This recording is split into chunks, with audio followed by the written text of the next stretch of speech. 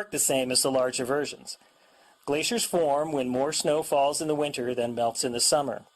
As snow accumulates over many seasons, ice forms. And the weight of the ice and snow causes the bottom layers to compress and become more flexible and less brittle than the top layers.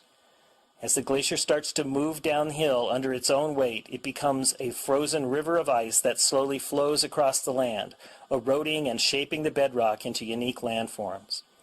When less snow accumulates and less ice is created, the glacier's forward movement no longer keeps pace with melting, and the glacier melts back and retreats up the mountain. That is what is currently happening to all the glaciers in the park. In 1850, at the end of the Little Ice Age, it is estimated that there were 150 glaciers in the park. By 1968, they numbered only around 50. Today, there are 26 glaciers, many of which are just small remnants of what they once were. For many years, scientists have been studying global climate change, and it is clear that ecosystems like Glacier National Park are undergoing dramatic changes.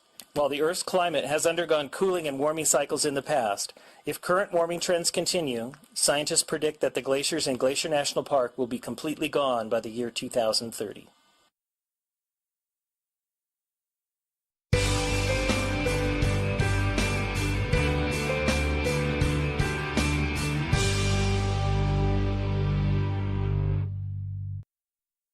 Hi, we're Al and Kay Aguilar, and we're hosts in Apgar Campground, Glacier National Park. We hope you'll come see us. Apgar is the largest campground in Glacier and makes a good location for a base camp. Like most other campgrounds in the park, it has restrooms with flush toilets and cold running water. Picnic tables and fire grates are located at each campsite, and water spigots are located in each loop. Bear boxes are available throughout the campground for campers with no way to secure their food. Bears do wander through from time to time. Help us help bears by keeping a clean camp and never feeding any park wildlife. All food and any item that might attract a bear must never be left unattended and tightly secured in your vehicle or one of the bear boxes when you leave your campground for any length of time. Just across the road from the campground is the amphitheater, where rangers present evening programs in summer, and also where one of the shuttle stops for Glacier's new free transit system is located. A short walk or shuttle ride away is Apgar Village, where you can find a host of services including lodging, a restaurant, gift shops, and the Apgar Visitor Center. Stop in at the Visitor Center and let one of the park rangers help you plan your trip as you discover this magnificent national park. The legislation that created the National Park Service specifies two main missions: preserving the natural and cultural resources unimpaired for future generations, and also making them available for the benefit and enjoyment of the people. Well, one way to make parks available for people to enjoy is through the building of campgrounds like the one here at Apgar. Campers frequently comment that their first introduction to a lifetime love affair with the National Park System started with a childhood camping trip to a nearby park. The memories of chilly mornings gathered around a campfire and the smell of bacon wafting through the campground can remain as vivid decades later as they were on that first camping experience. The excitement of seeing a deer walk through the campground never fades. Somehow, a roasted marshmallow, a piece of chocolate, and a graham cracker just don't taste the same back home. Apgar Campground is a great place to relive old memories and make some new ones as well. Headwaters is brought to you by the Glacier National Park Conservancy. Our purpose is to tell unexpected stories about how Glacier is connected to everything else. But today's bonus episode will be a little different. Instead of telling a story, I'm hosting a debate between Michael and Perry about the best activities to do in Glacier. Ooh. Hi, I'm Sophia. You're listening to Headwaters, a podcast from Glacier National Park. I'm Perry. I'm Michael. Here in my hands, I have a ranger hat full of little pieces of paper with different activities you could do in Glacier National Park. Okay. I will pull one of these pieces of paper, and on it will be an activity, and whoever speaks first, that's their stance, and the other person has to argue the opposite. Okay. Here Michael and I can get in a fight about anything. That's the easy part. It's winning the fight. That's the hard part. I'm ready.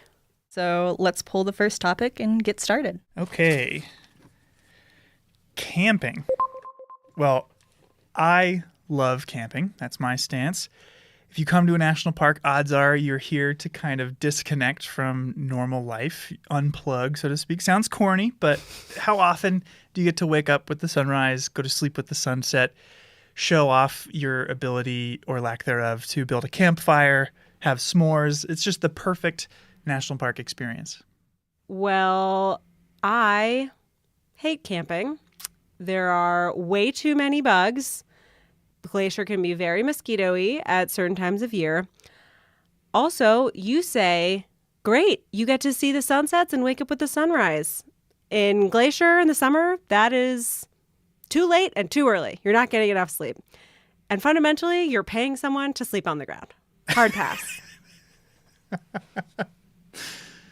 I would give that one to Michael. I feel like bug spray's a thing. If I'm in my tent, I'm relatively safe from the bugs. I'm going to enjoy the great outdoors occasionally. I don't have to do it all the time. Okay. All right, floating/tubing. Love it. Floating the stretch of Lower McDonald Creek from Apgar to West Glacier is right outside my house and really easy to do after work. And I love that I get to see a part of the park that's right by my house, but from a totally different perspective than I would see it otherwise. Also, great birds. I hate floating and tubing because it requires you to have two different vehicles. You've got to put one in where you start, and you have to park one where you get out, and you have to spend all that time, waste all that time, I would say, shuttling back and forth. Whereas hiking, you can start and end at the same place, no problem. There are loop hikes. There are not loop rivers. Anti-floating. You're just baking in the sun the whole time. Personally, I didn't grow up near rivers, so I am loving them here. So I'm sorry, Michael. I have to side with Perry. Floating and tubing, it's pretty fun. Too bad. All right, what's next? Stargazing. Well, I love stargazing, and here's why. I don't know the names of almost any constellations, and that doesn't matter. I can pick out the Big Dipper, the Little Dipper. Beyond that, it's just like Earth's screensaver. You can stare at it. It's mesmerizing. It's special to look for comets. What's better than staring up at the night sky? Okay, night skies, thumbs up. Stargazing, thumbs down. You have to stay up way too late. Here in Glacier in the summer, it's not even fully dark till well after midnight. There's too much to be doing during the day. We don't have time to be stargazing at night. It's my bedtime. During the daytime that she's so excited about, it's been like 95 degrees. Nighttime, cool 70s. Beautiful skies. And also, coffee exists. So I'm siding with Michael here. Yes! Yeah, love the stars here. You could see the Milky Way in Glacier National Park, which is pretty special. Yeah. I'm glad I drew first on that one. Okay, fishing. I don't have a lot to say about fishing. Those who've listened to season 2 will recall that the last time I went fishing, I was 6 and an alligator ate my bobber. So it's just adding work to another activity I'd rather be doing. Like, I'm floating down the river on a boat. I just want to enjoy that. It feels like a lot of work to be standing there waving a fishing rod around. Or if I'm like fly fishing, standing in the shallows, like I could just be swimming or eating or picnicking, I don't need it. Well, I love fishing. It is one of the most meditative ways to gain a deep understanding of an ecosystem in Glacier. The park only encourages you to catch or touch one type of animal in the park, and it's fish. You're allowed to catch them. There are some that you aren't, but it's just such a unique experience in the park to be able to get to know the aquatic wildlife and have an excuse to just go stand in a river for 2 hours. Michael, how many times have you been fishing in Glacier? Twice. Maybe I need to become a fish girl. I've never been fishing before, which is surprising for being from Texas. But your argument's pretty convincing, Michael. I know you can find out more information about fishing regulations on our website. So if anybody else is interested in hopping on the fish train, check it out. Fish train. No.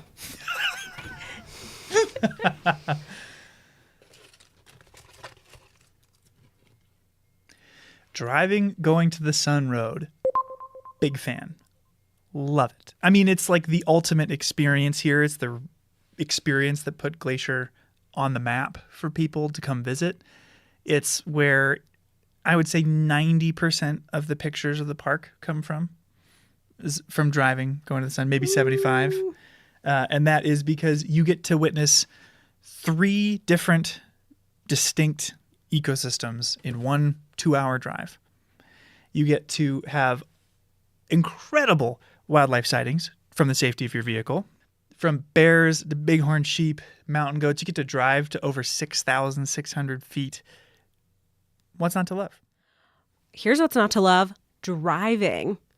What if you take a shuttle so you don't have to drive going to the Sun Road? You can see all those things, but you can spend way more time actually looking at them instead of having to spend all that thought and energy looking at the road, avoiding other cars and said bighorn sheep and mountain goats.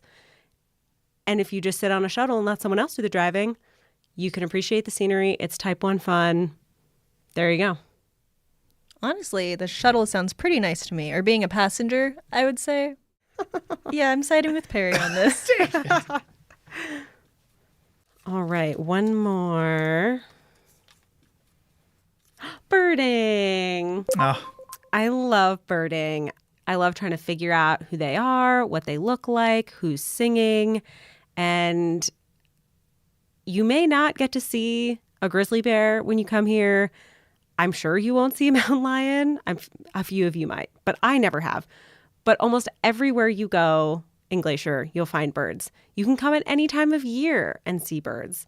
And especially if you come in the spring, they're constantly singing and calling and just making this place richer and more beautiful. well, here's my hot take on birding. I love birds. I mean, they are the soundtrack to our mental image of nature itself. But as you said, they are everywhere. I could see birds where I grew up in Ohio, and I can ID them and have a very similar experience. If I wanted to see a grizzly bear, I'd have to go to the zoo. So, birding in Glacier, it's fun to hear birds as you go out and hike, but it's not an activity in its own right. Birds are the background to experiences you could only have here and that people are coming from across the country to have because they can't have it at home. So that's my hot take on birding. I'm never taking you birding again. Honestly, Perry, your passion for birding speaks to me. There's hundreds of birds you could see here, and that's a very special experience. So I have to side with Perry here, Michael. Okay. I disagree, but it has been decided. It's okay. I won. You just accept it. I feel like we covered a lot, but there are so many other activities that we didn't talk about. What's another activity? I would say berry picking. I Yeah. love picking huckleberries. Classic. It's an iconic part of a glacier summer. Just wouldn't be the same without it. If you are trying to plan a trip to Glacier and interested in what sort of activities you can find here, check out our website at nps.gov/GLAC, and it can help you plan a great trip. We're hard at work on the next season of Headwaters. Stay tuned for bonus content like this and more episodes about your favorite national park. Headwaters is made possible with support from our nonprofit partner, the Glacier National Park Conservancy. We are so grateful for all that they do for us. Check them out at glacier.org. And if you have a moment to leave us a review in your podcast app, that helps us so much. Thanks for listening. You know what activity we missed? Podcasting. I mean, there are more activities here than we could cut up and put in a ranger hat. I like them all. Me too. Despite everything. Hello again, you rockin' Rockyites. We are not going to do any announcements this week. We are going to get right into that sweet, sweet podcast action. If you have ever visited Rocky, chances are you've interacted with a volunteer.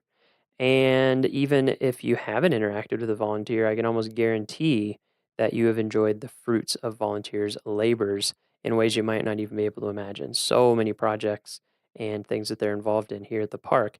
And they're so involved, in fact, that we couldn't do what we do without volunteers in this day and age. It would not be possible.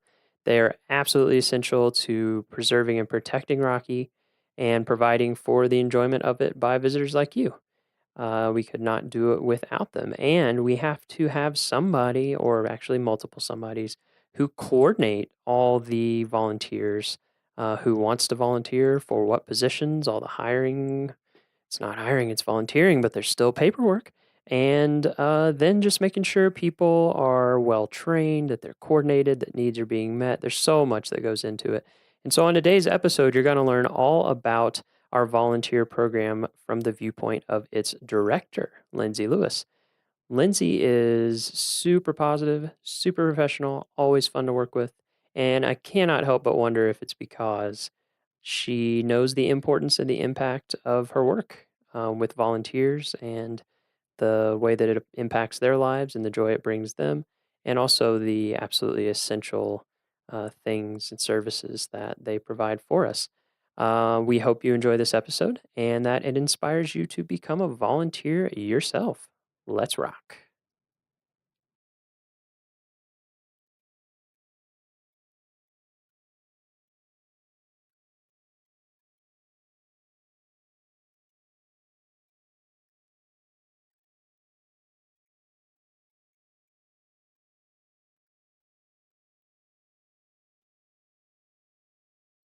Sounds great.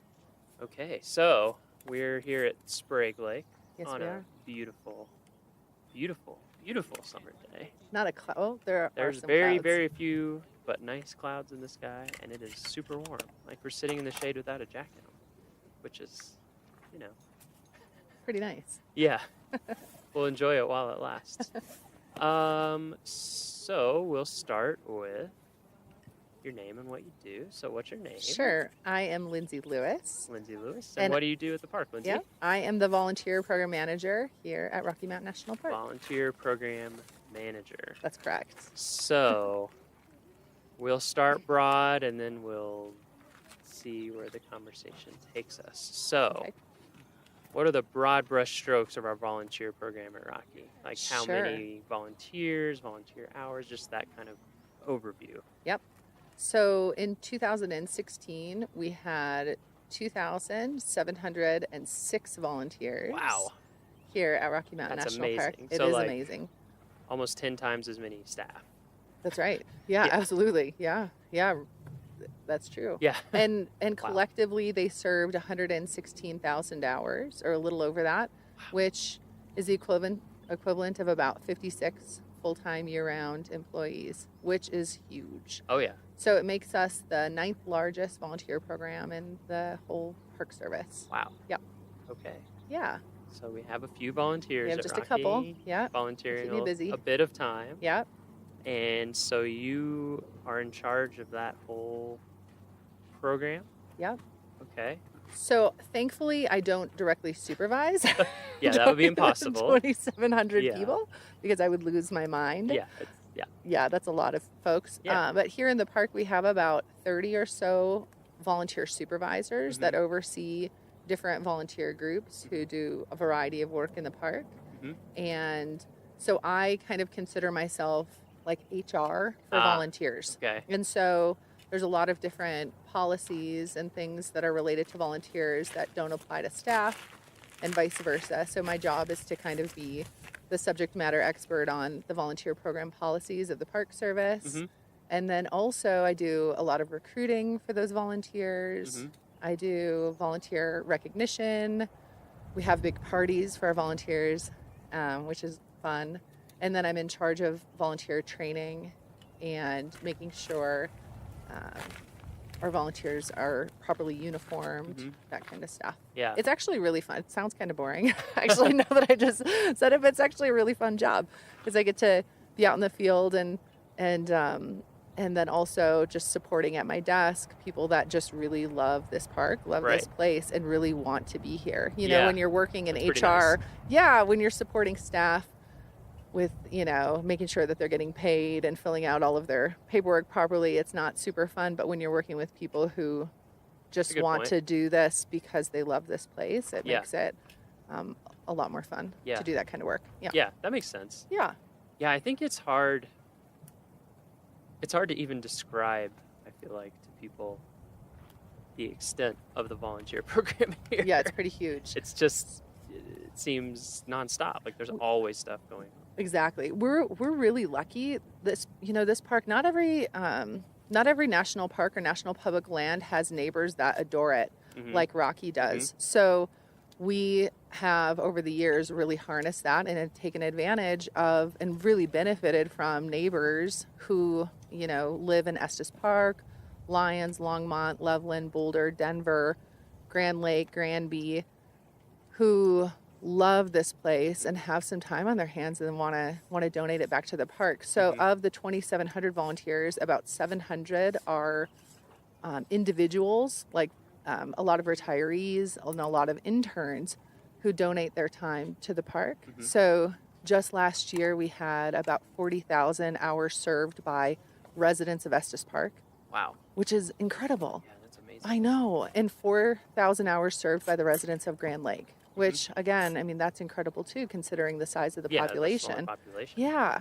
And so then they do a little bit of everything from, we recruit for volunteer positions like we recruit for paid positions. So we have really specific openings. People, that have an interest in science can go out and support scientific researchers in the park. They can work at visitor centers if they like that sort of interaction. They can go out and count elk for us or monitor raptors.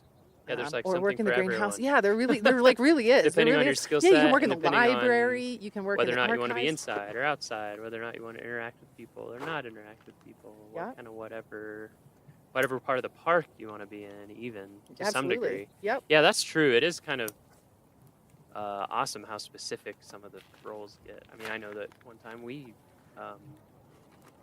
recruited for like a digital asset management person and had multiple people apply that all had database skills and photography and all these specialized skills. And it's I almost feel like there's a culture in Estes Park of some people, like they retire so that they can come here and be a volunteer, like at least half-time, some of them full-time. Yep. That's what really blows my mind is people I meet and I'm like, you're working full-time. I know. You're volunteering full-time job. One of our volunteers, it is amazing. One of our volunteers, when he moved away, and before he moved, I calculated his hours, and he had served on average of 43 hours a week for an entire year. So I know it is pretty wild. It's amazing. I know we are really lucky.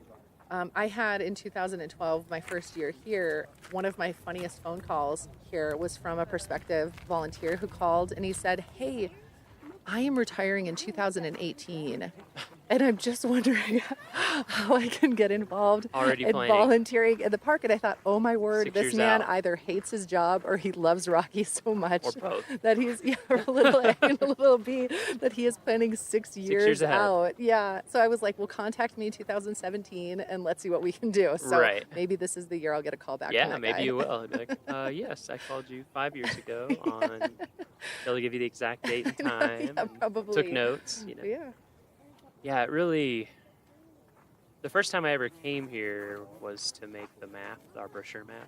Oh, yeah. And so we kind of got a grand tour of Rocky to get a feel for the whole place, to figure out what we want to put in the brochures to give people an overview of the park.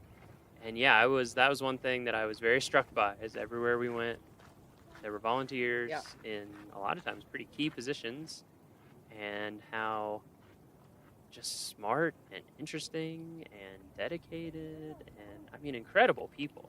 Like, I feel like every person, if I talk to them enough and get their story, I'm just like, what? Your stories? What? Yeah, oh yeah. I mean, I'm sure that you know that way better than me. Tons of people. Maybe we can touch on some of that in a little bit. So how did you get into volunteer coordination? That is a great question, and I'm so glad you asked me.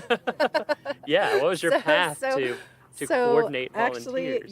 So I actually started, like a lot of the rangers here, I started as an intern myself. So when I was in school, I was in college studying geology in Wisconsin, in one of the flattest parts of the state of Wisconsin. Yeah, where, what school? At University of Wisconsin at Oshkosh. Okay. So, and I went there for a couple of years, 2 years, and I had finished, 2 years. I'd finished my second year, and I thought, oh my word, is this really what I want to do? Do I really want to do geology?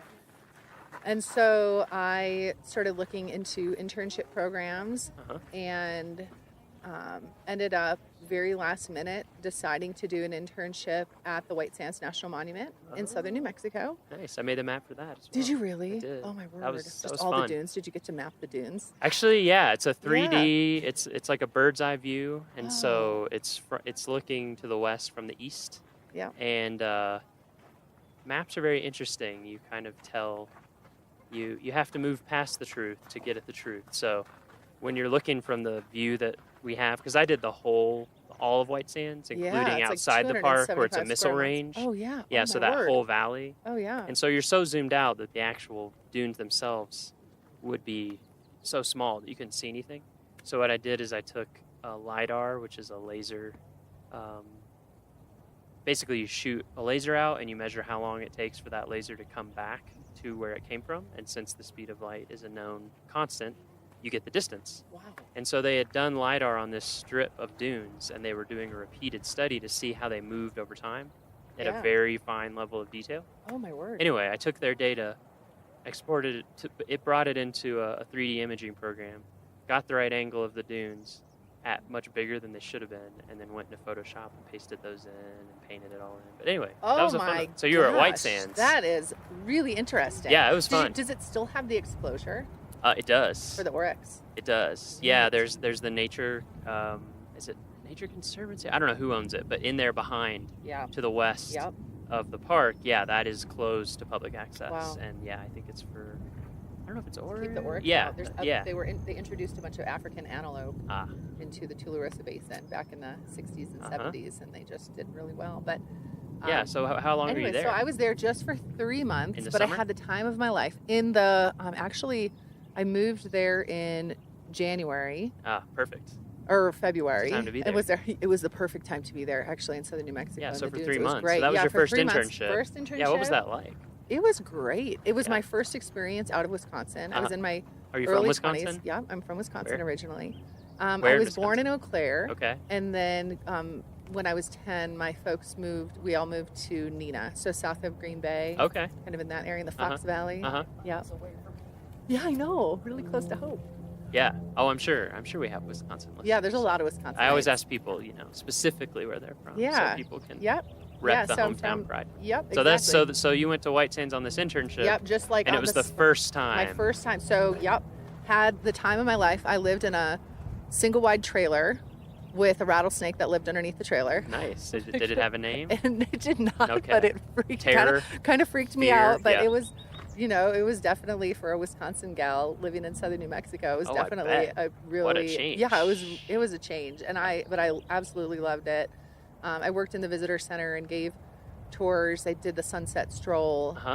So I did a walk in the dunes with folks, and then the stroll ended with the sunset in the white sand dunes, which was Sounds magical. Yeah, I was about to say. It really that was. Sounds magical. It really was. And so I had such a good time that I ended up applying for more internships for the summertime, that coming summer, and ended up moving to the Petrified Forest National Park, where I did yet another internship. In Arizona? In Arizona, in northern Arizona, kind of in the between Albuquerque and Flagstaff. Yeah, I stopped in there one time when I was driving as much as you can of Route 66. What's left. And went right through there. Yeah. That's a really interesting place. It was really unique. The Petrified Forest stuff is interesting. Yeah. For sure. But I was surprised at just all the other stuff there, like Blue Mesa? Yeah, well, there's all the there's different Pueblos formations too. Yeah, Exactly. I mean, it's a really cool place, and so my job there was I did interp as well. So I worked in the visitor centers, and then I also did half-time with resource management and helped to do a little work on some endangered plants in the park. But then also they had me going out and trying to catch people that were stealing petrified wood, which is a big problem there. Yeah, and it is. So I would go. Did you scare them with the curse? Well, or? I would go out hiking, and I would never find anybody that would be stealing petrified wood because, They're sneaky. they were I don't know. I think they're kind of sneaky. And then one day, some of my coworkers were laughing at me saying, you're probably just going out and hiking, you're not really trying. And I was like, no, I'm really trying to catch people. And so one day I was like, I'm going to sit out by this rock and hide on this trail until Put on I a ghillie find suit. somebody. And, I'm just kidding. Yeah. So I had some good binos and I sat at a rock Yeah? and I just sat and I watched Scoped? and I scoped. Yup. And there, sure enough, from a distance, I saw somebody who bent over, picked up a rock, looked at it, showed it to their friend, and put it in their pocket. And then I radioed it in, and law enforcement met them at the trailhead, and I felt kind of terrible and guilty, but it was also they learned the lesson, and they knew when they went into the park that they can't be taking that stuff. So anyway, so that was my internship at the Petrified Forest. I enjoyed when I visited at the visitor center. The case they had that was like notes from people with the curse. Yes. And people would write letters and they're like, ever since I stole this petrified wood, everything is going wrong in my life. Yeah. Please take it back. Please make it stop. Yeah. And so basically. so people feel guilty eventually, which is nice. So like their conscience gets to them. And then they mail these pieces of wood back, and the park can't put them back because they don't know where they came from. Yeah. And so in the visitor center too, there's this big log that somebody had sent back. Oh, that's right. That thing's huge. It must weigh like hundreds of pounds. I know. And so, so anyway, and then I ended up doing another internship where I recruited possible interns through the Student Conservation Association. I toured around to college campuses to tell them about my internship. So you were an intern. You were an internship doing recruiting for interns. Exactly. For SCA. Exactly. For the Student Conservation Association. Right. For listeners who don't know about that organization. So I toured around in Illinois, Indiana, and Ohio for a month, driving a little red pickup truck, going from college campus to college campus. Though. It was a blast. Yeah. And such a great organization. It was. And then we went out to Massachusetts and recruited. I went out to DC to recruit for a few weeks in the DC area. On the road constantly. Universities. It was fun. And then one of the internships that I was recruiting for was to work on Capitol Hill. It was a partnership between the Student Conservation Association and Unilever, and they were sponsoring internships 5 months in Washington, D.C. on Capitol Hill, and then 3 months out in a national park. And so I was recruiting for it, and I was like, well, this sounds pretty good. I'm going to apply. And I applied, and I ended up getting the internship and interned out in D.C. working for Congressman Ron Kine of Wisconsin, the 3rd District of Wisconsin. Really great guy. And then the second half of my internship was out in Yosemite, and I did backcountry patrol. Oh, wow.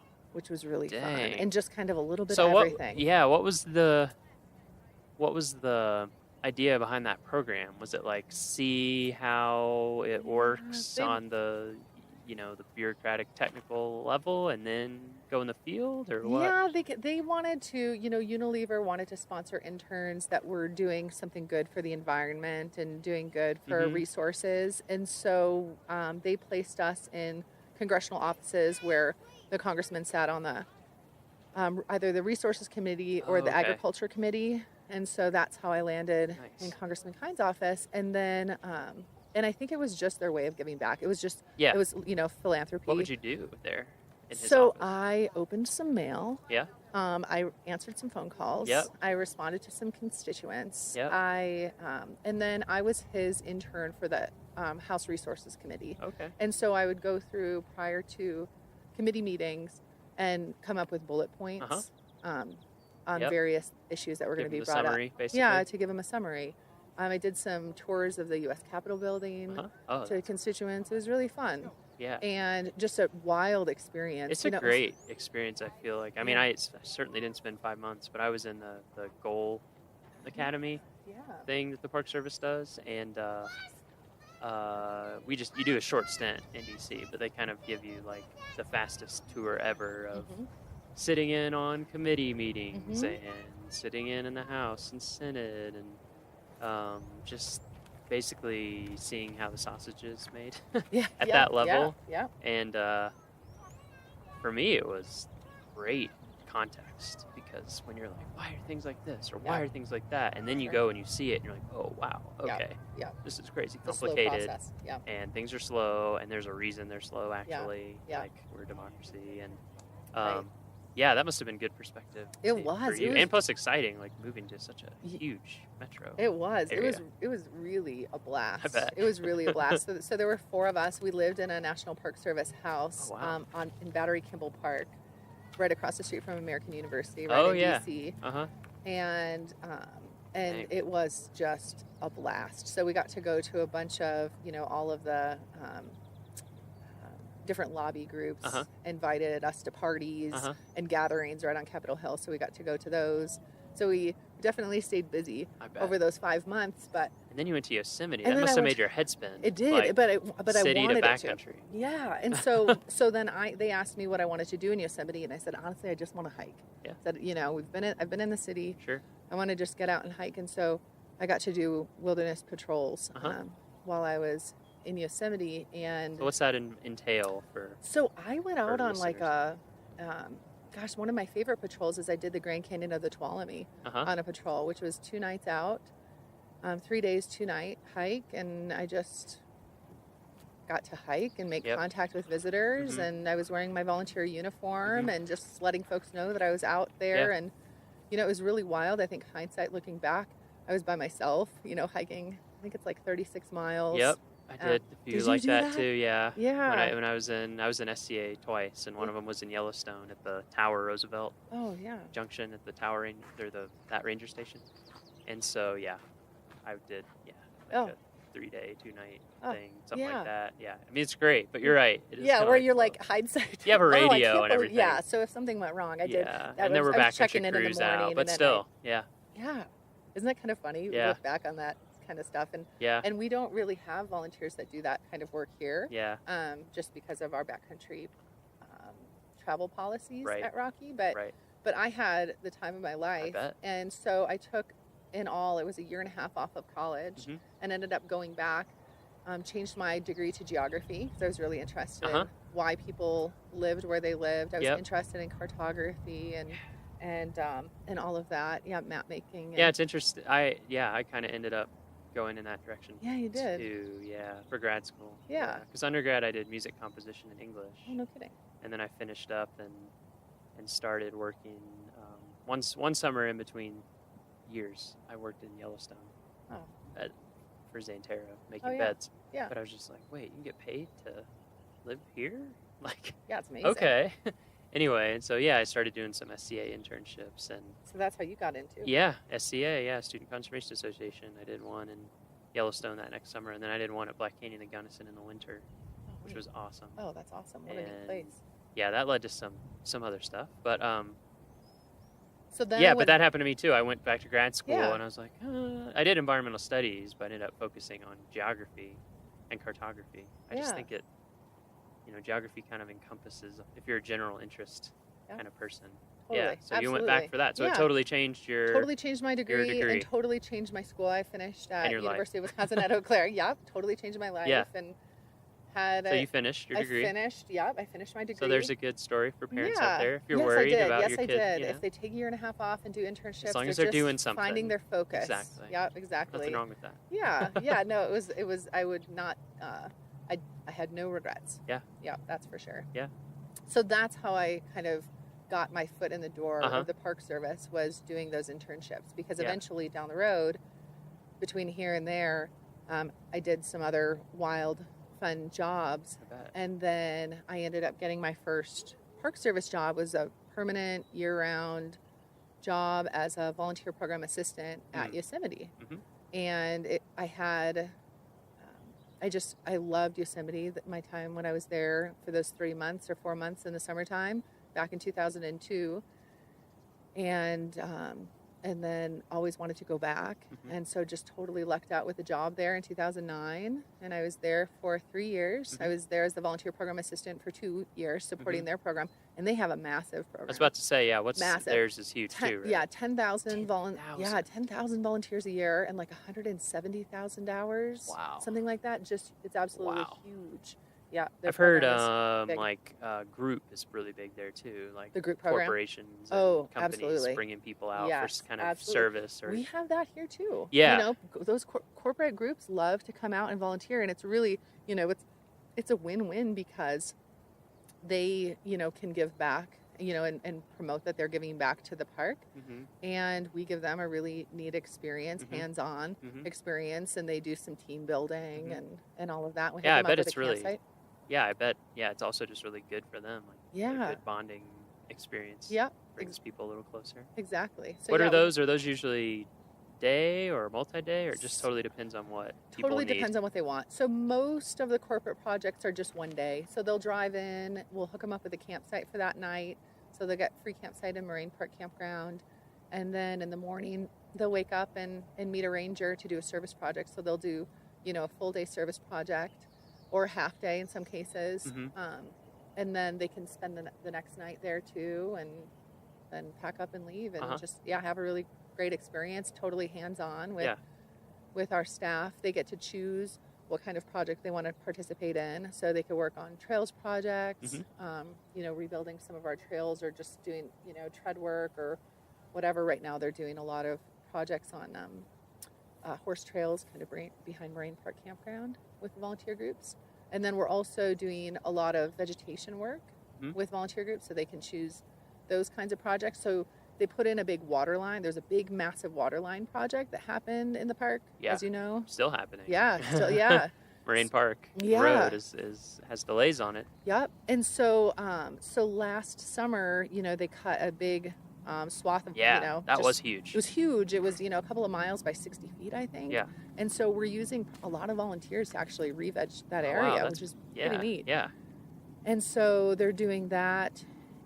Or they can build, the big burn piles that look like big, huge teepees in the park. Yeah, actually, that's a good one to bring up, just because I know a lot of people wonder about that. So for our listeners, when you see these big stacks of wood out in the woods, big piles, they look like big teepees or like huge campfires or something. Those are burn piles where we go in, remove fuel from the forest, stack it, and then at a safe time we burn it. And what we're trying to do is create like defensible lines, things that would keep a fire from growing out of hand or crossing certain areas. So they help with that. Yep, exactly. They do. And so that's hard I know. work. Yeah, it is. And so the firefighters will go out and they'll take down the trees, like a lot of the standing dead trees that are pine beetle killed. They'll take them down and then they'll buck them and limb them into pieces that can be easily carried by volunteers, and then the volunteers run around and make burn piles. Wow. Yeah, it's really pretty incredible. Yeah.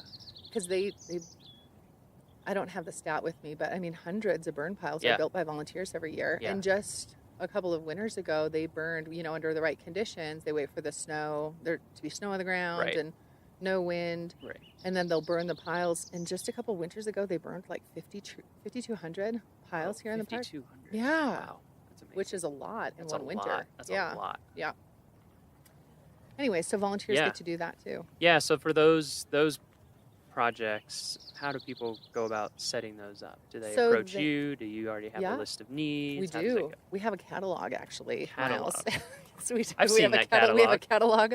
Yes, you have seen the catalog. You've helped us with it. Yeah. So it's on our website, so people can, just find us on the web. And like if you search for Rocky Mountain National Park Volunteer Program. You'll find our webpage. Here's a special shortcut for our listeners. We're giving you the inside knowledge. Every park has a 4-letter code that we use for shorthand. So if you ever want to shorthand to search about your favorite park, like Rockies is ROMO, Rocky Mountain, ROMO. So if you search ROMO Volunteer Program, that will also come up. Isn't that nice? Either way. Yeah. So that'll take you to the volunteer page. Yeah, so it'll take you to the volunteer page, and you can, if you're an individual person who wants to volunteer here in the park, you can search for opportunities just for individuals, or you can search for opportunities for volunteer groups. And so that's one way to do it. Another way is to just give us a call, and we can walk you through the process and tell you what we have available. But we have a lot of projects that we're still recruiting for, actually, for this summer, for late in the season especially. Nice. So if anybody's out there and wants to come out and volunteer with us, we can hook you up. Yeah, you can with a volunteer become opportunity. a VIP. Yes, you sure Volunteers in parks. That's right. So clever. Yes, I know, it's pretty slick. It is pretty And good. actually, if you guys, if those who are listening come out, sometime during the summertime, pick up a copy of the paper, and we advertise for a very cool drop-in program that is just 1 hour long. It's on Tuesdays, Thursdays, Fridays, and Saturdays in the summertime. There's no minimum age requirement, so you can bring young ones or, whoever wants to come out and volunteer with us. We'll tell you a little bit about the volunteer program. We'll tell you a little bit about Leave No Trace and the importance of leaving this place pristine and as you found it. And then we get you signed up as a volunteer, and you go out and do a litter cleanup with us. Oh, nice. And then afterwards, we weigh the litter. And whoever has the guesses, they win the bag of trash. No, just kidding. Just kidding. Get to take this home with you. That's what we say. Yeah. And anyways, then they get a little fun giveaway gift. Yeah, everybody as a gets thank a you little gift, right? Yeah. And then you can go on with the rest of your vacation to the park and feel good that you were able to give back a little bit. It's pretty nice. Yeah, it's a great program. I've heard from people who've done it that they really enjoy it. Yeah. I think some people are like, oh, why would I go work for an hour? But you get to learn a lot. You get to meet other visitors. Yep. If you have kids, you get to set that great example of like, we're here enjoying this. We're going to give back just a little bit. Absolutely. Make it better than when we found it, which is a big thing. Yeah, just on the And you get a little swag. Yes, you do. Yes, you do. And this year, it's some really cool sunglasses. Ooh. Really cool. They're called Risky Business sunglasses, and they say Rocky Mountain National Park VIP on the bow. They're really cool. That's pretty They're awesome. pretty slick. So you'll have to come out and volunteer. Yeah, there's with only us, one way to Miles. get those. That's right. Gotta volunteer. Exactly. Show your cred. Yep. And actually, so just this 4th of July, this past Tuesday, I led a volunteer group doing the litter cleanup at Beaver Meadows Visitor Center. And we had 11 people show up, including a 1-year-old with his family. Really? That's great. Yeah, and so he got to wear a little safety vest and go out with his mom. He held the bucket while she held the litter picker and cleaned up. It was really cute. I have some really cute pictures. That's awesome. And then there was another gentleman who was out there with us who, I shook his hand afterwards, and I was like, oh, thank you so much. I thank them over and over. And he's like, no, thank you guys. He said, I've had such a great trip out here. It's the least I can do is to give back. And so that's pretty cool, that people have such great experiences out in the park and feel like they want to do something to give back to this place. And so it's really fun to help them find that avenue to give back. Yeah, for sure. Yeah. So you were in Yosemite for 3 years, you said. Yep. And then here? And then here. And then I moved out here in 2012. Yeah. And I've been here since. So I've been here for just a little over 5 years. Wow. Now I can't believe it. Yeah. I know. So this It's is a long time in one place. It is. It's the longest I've been in one place, and it pretty much since I lived at my parents' house. Yeah. Honestly. Yeah, I was the same way. I think that map making job I had, I was there for like 3.5 years. Yeah. Wow, this is the longest I've lived in one place in a long time. Yeah. But it's a nice place to be. It is a nice place to be. Yeah. Yeah. How does the so it sounded like the Yosemite volunteer program was bigger. There's a little muskrat over there. Oh yeah, we got a Right? muskrat in the lake, I think. Right? Maybe. What is that? No, he's Oh, fishing. it's a lure. Oh. It's a muskrat. Darn it. I thought we had a moment. I thought we were having a moment. We might still, we might have a moment. Here, I'll keep looking. Is that a submerged moose? It has to be. It's gotta be. It's just doing the famous submarine technique. This is a good place to see moose. It So we is. might luck out, actually. That would be if nice. If we're out, keep looking. So Yosemite's program a bit Yeah, bigger. bit how bigger. how does Rocky So in compare, comparison, yep. Yeah. So so Yosemite is a really strong group program. So a lot of groups come out to serve in the summertime. So they'll serve for a day or two or even a full week, and they have a volunteer campground, specifically a volunteer campground in Yosemite Valley, which not a lot of people know about. And so it allows them to, bring in and accommodate a lot of volunteer groups. So they have a really busy group program. And then additionally, they partner with the Yosemite Conservancy and who also has a really neat volunteer program. And all of those volunteers are considered Park Service volunteers as well. And then Nature Bridge, which used to be the Yosemite Institute, they bring kids out on service projects too. Yeah, I met some people that did Nature Bridge stuff in Golden Gate National Recreation Area, like just north of Golden Gate Bridge. They have a camp out there. Yeah, they do. Yeah, that was a neat program. It's a really neat program. And then they have a lot of interns. And so again, their group program is massive. And then here at Rocky, it differs in that we have a lot more individuals that serve. So of the 2,700 volunteers, we have we have 700 individual volunteers Mm-hmm. who are retirees and interns, and collectively they served over 99,000 hours just last year. And so it's just, so our individual program is massive Huge. here. It's huge, you know, and it's just those people that drive, they commute literally an hour and a half one way.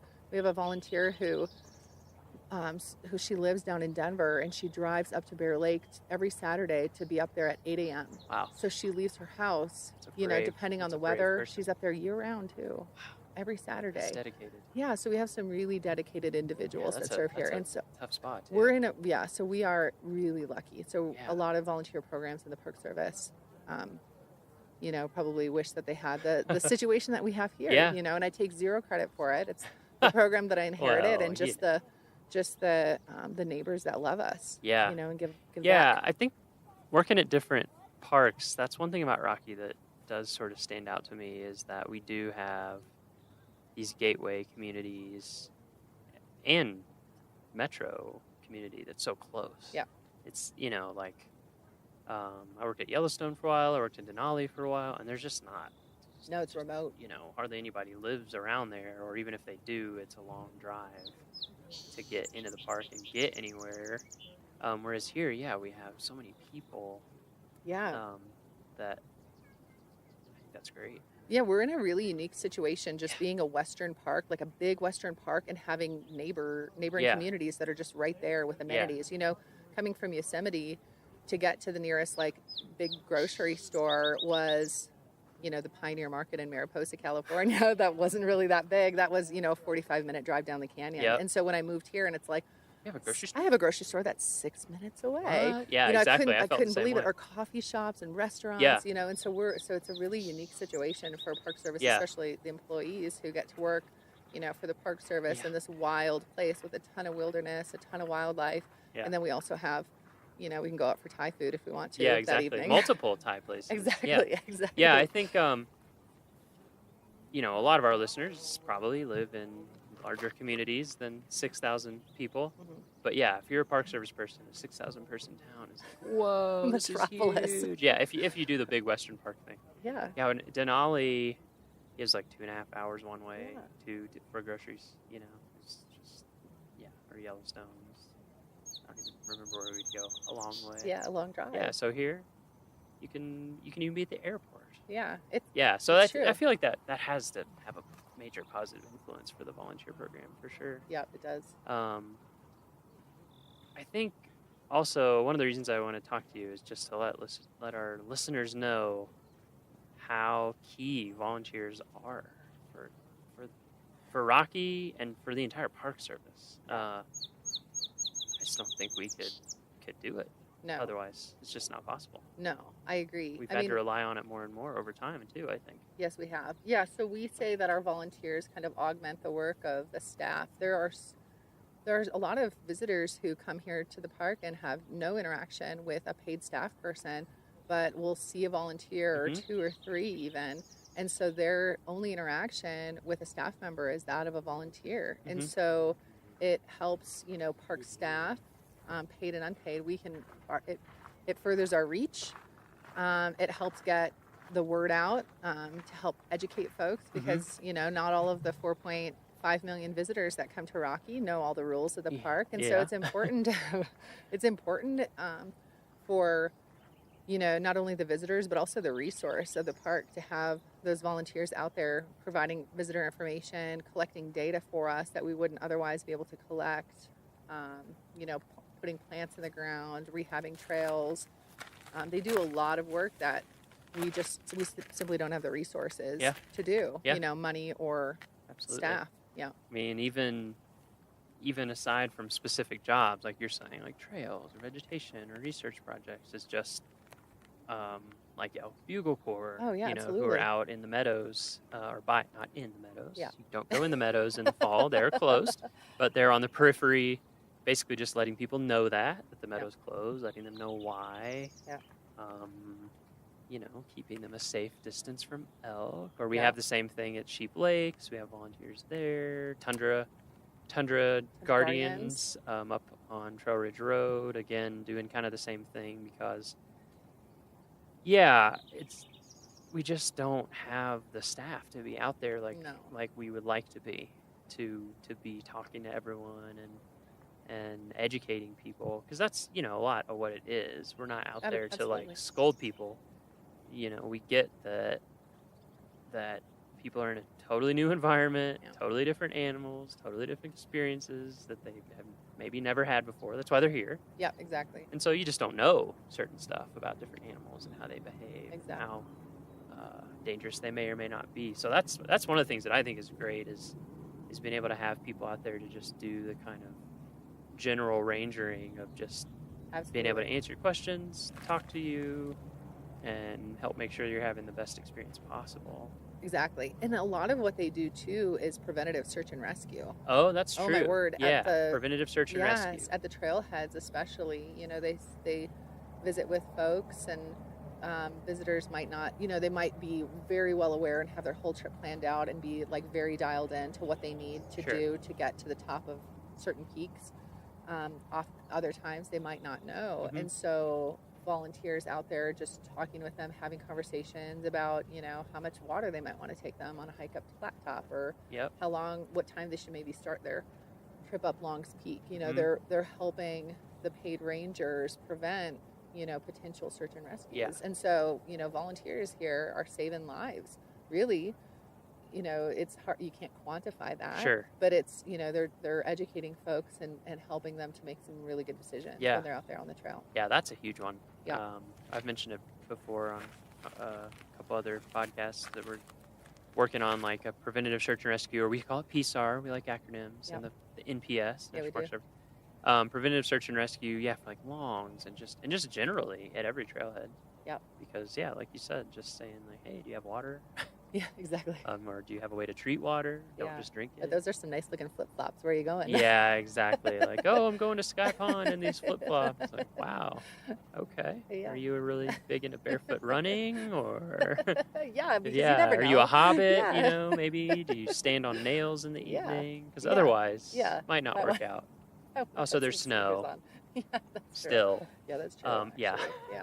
Good that's point. another big one too. I think is a lot of our volunteers, they just love the park, and so they're out in the park. Yeah. Like they have.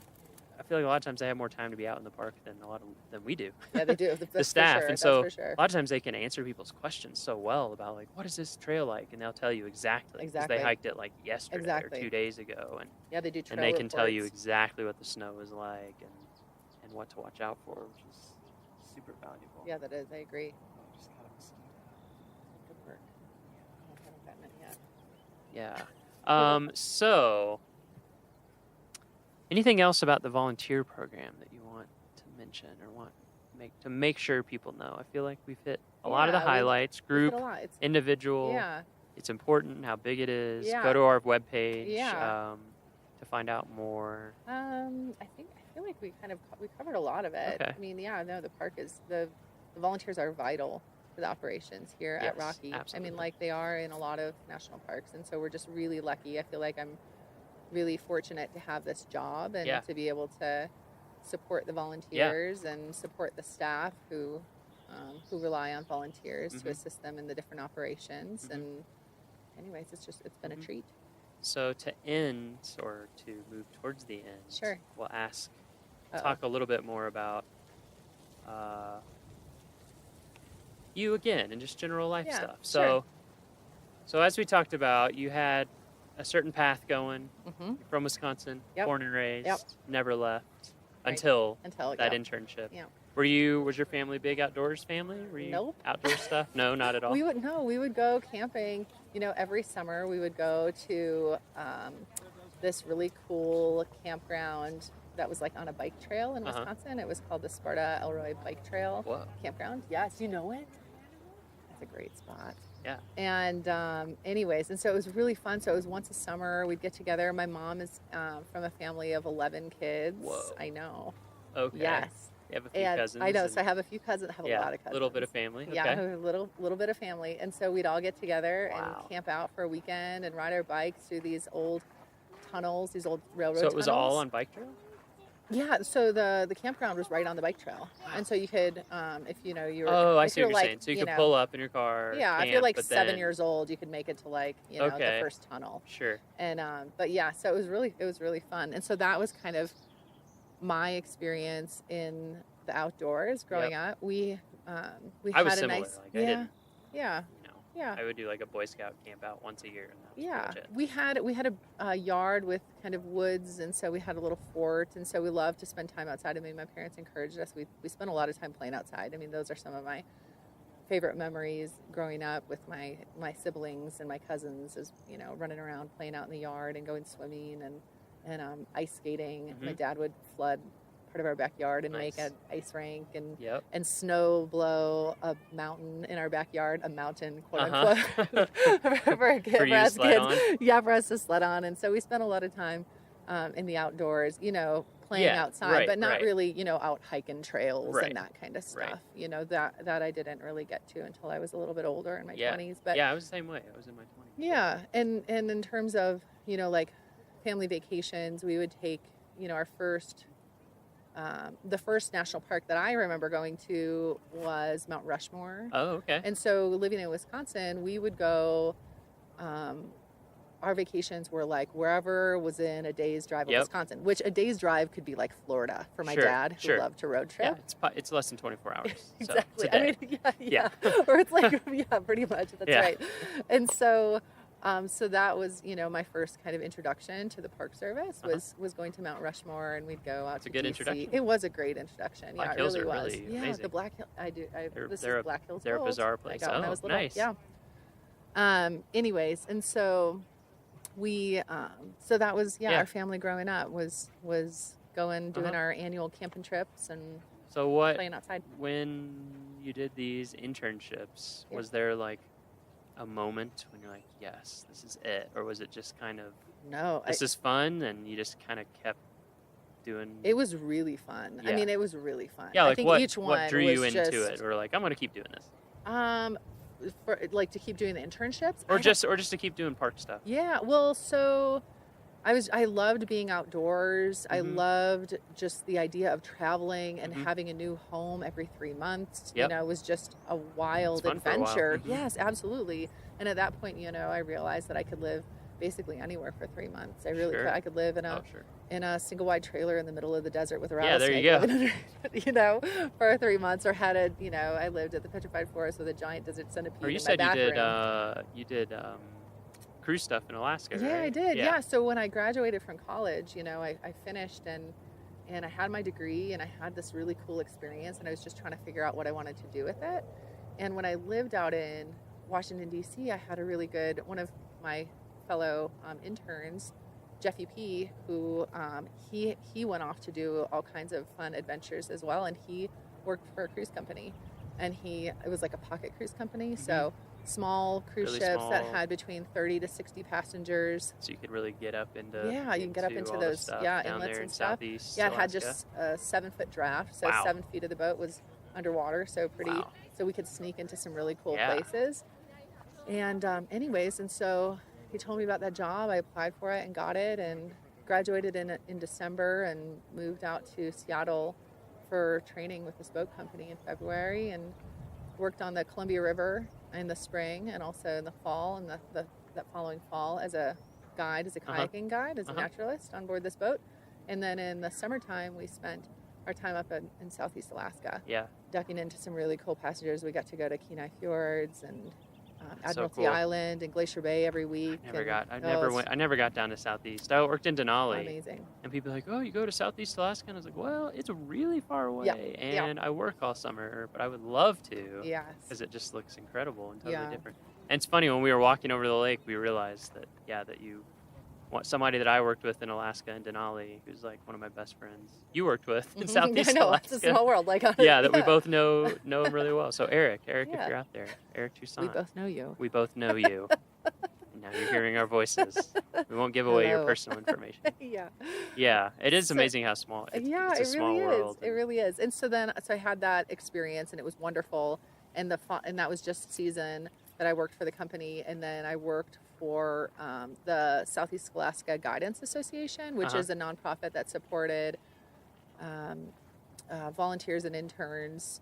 It was an AmeriCorps program for the state of Alaska. So I moved back to Alaska the next year, and I lived in Juneau for a few months. And then I spent the summer in Girdwood, Alaska. Yep. You know, Girdwood, Oh, yeah. which was awesome. Yep, You know, I that know was Girdwood. that was a great place to live. And supported 70 AmeriCorps members building trails Wow. in the interior of Alaska, Wow. which was really fun. Very cool.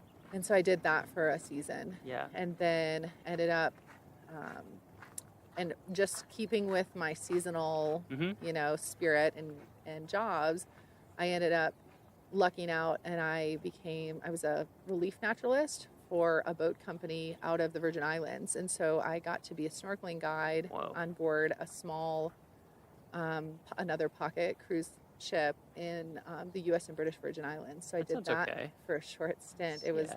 not bad, Yeah, not sounds too tolerable. shabby to go Yeah. from Alaska, to the Virgin Islands was pretty Yeah, it nice. must have felt nice. Yeah, Yeah, I was feel like really after about great. my third summer in Alaska, I was kind of like, I sort of miss summer. Yeah. Oh, it felt really You great, know, like being actually. able to swim. Or, Oh yeah, I know. I was like, maybe I'm bored because I thought for a while I was like, oh, Alaska's it for me. And then when Yeah. I went down, I was only in the Virgin Islands for like 6 weeks, maybe Uh-huh. like 2 months tops. Made you wonder, like, And I was like, hmm. maybe I'm more of an island gal. So, but I haven't been back to the Virgin Islands. Yeah, since. now you live at Been to 8,000 Belize a feet, couple of so times, who but knows? Yeah.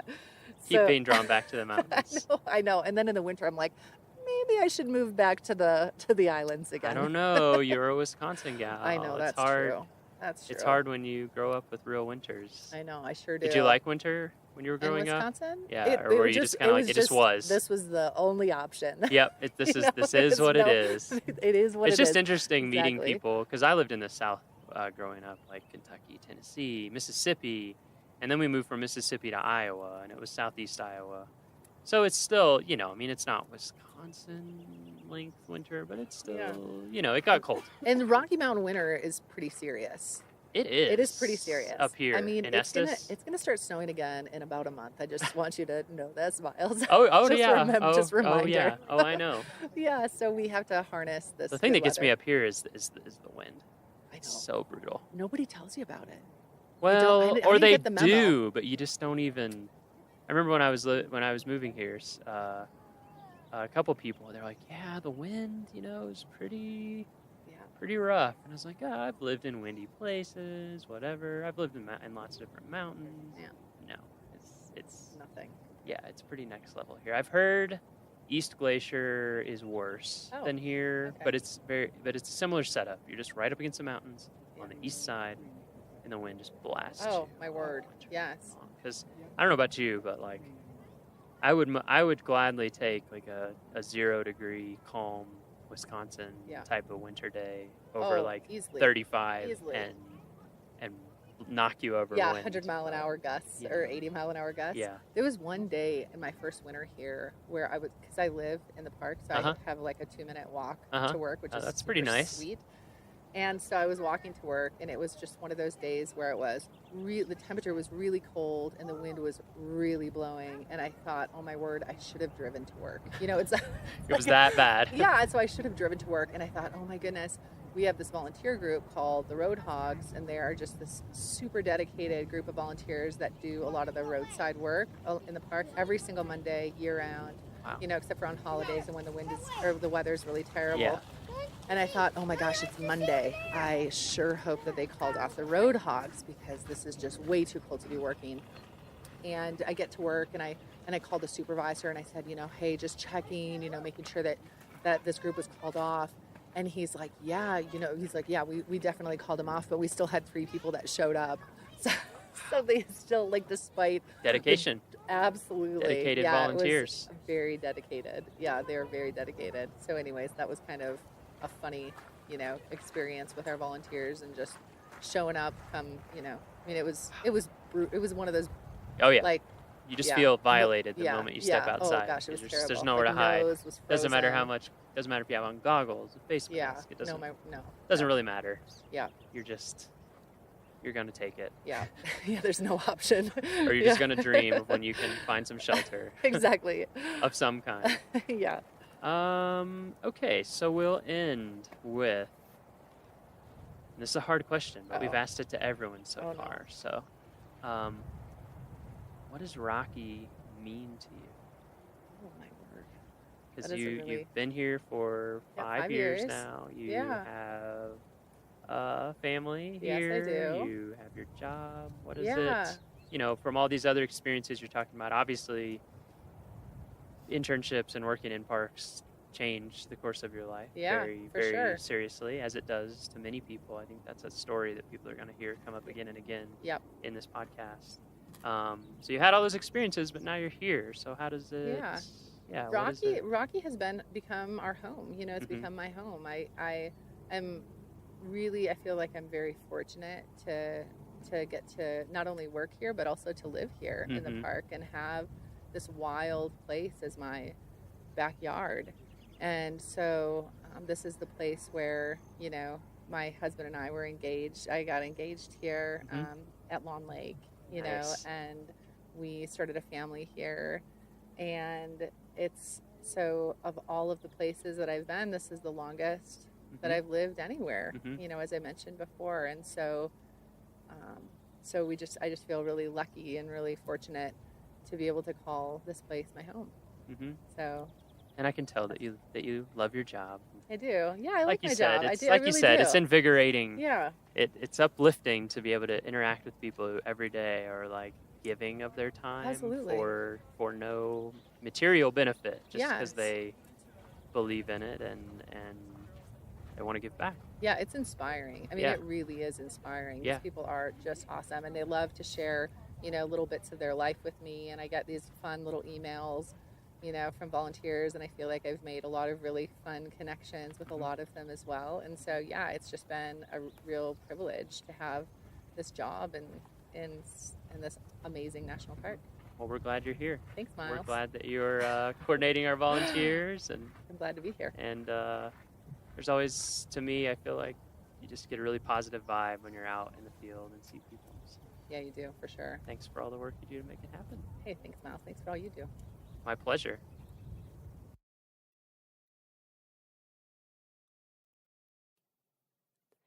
Our next episode will be released on Friday, September 8th. For show notes, transcriptions, and to learn more about our show, visit our homepage at go.nps.gov/RMN-pod. That's go.nps.gov/RMN-pod. When you go there, there will be a blog post for each episode where you can leave us comments. You can also leave us comments on iTunes where you can give us ratings, leave us feedback, all that kind of stuff, and we appreciate it. The Rocky Mountain National Podcast is a product of Rocky Mountain National Park, one of 417 units of the National Park Service that preserve America's heritage for all, forever. Stay classy, Rocky Rangers.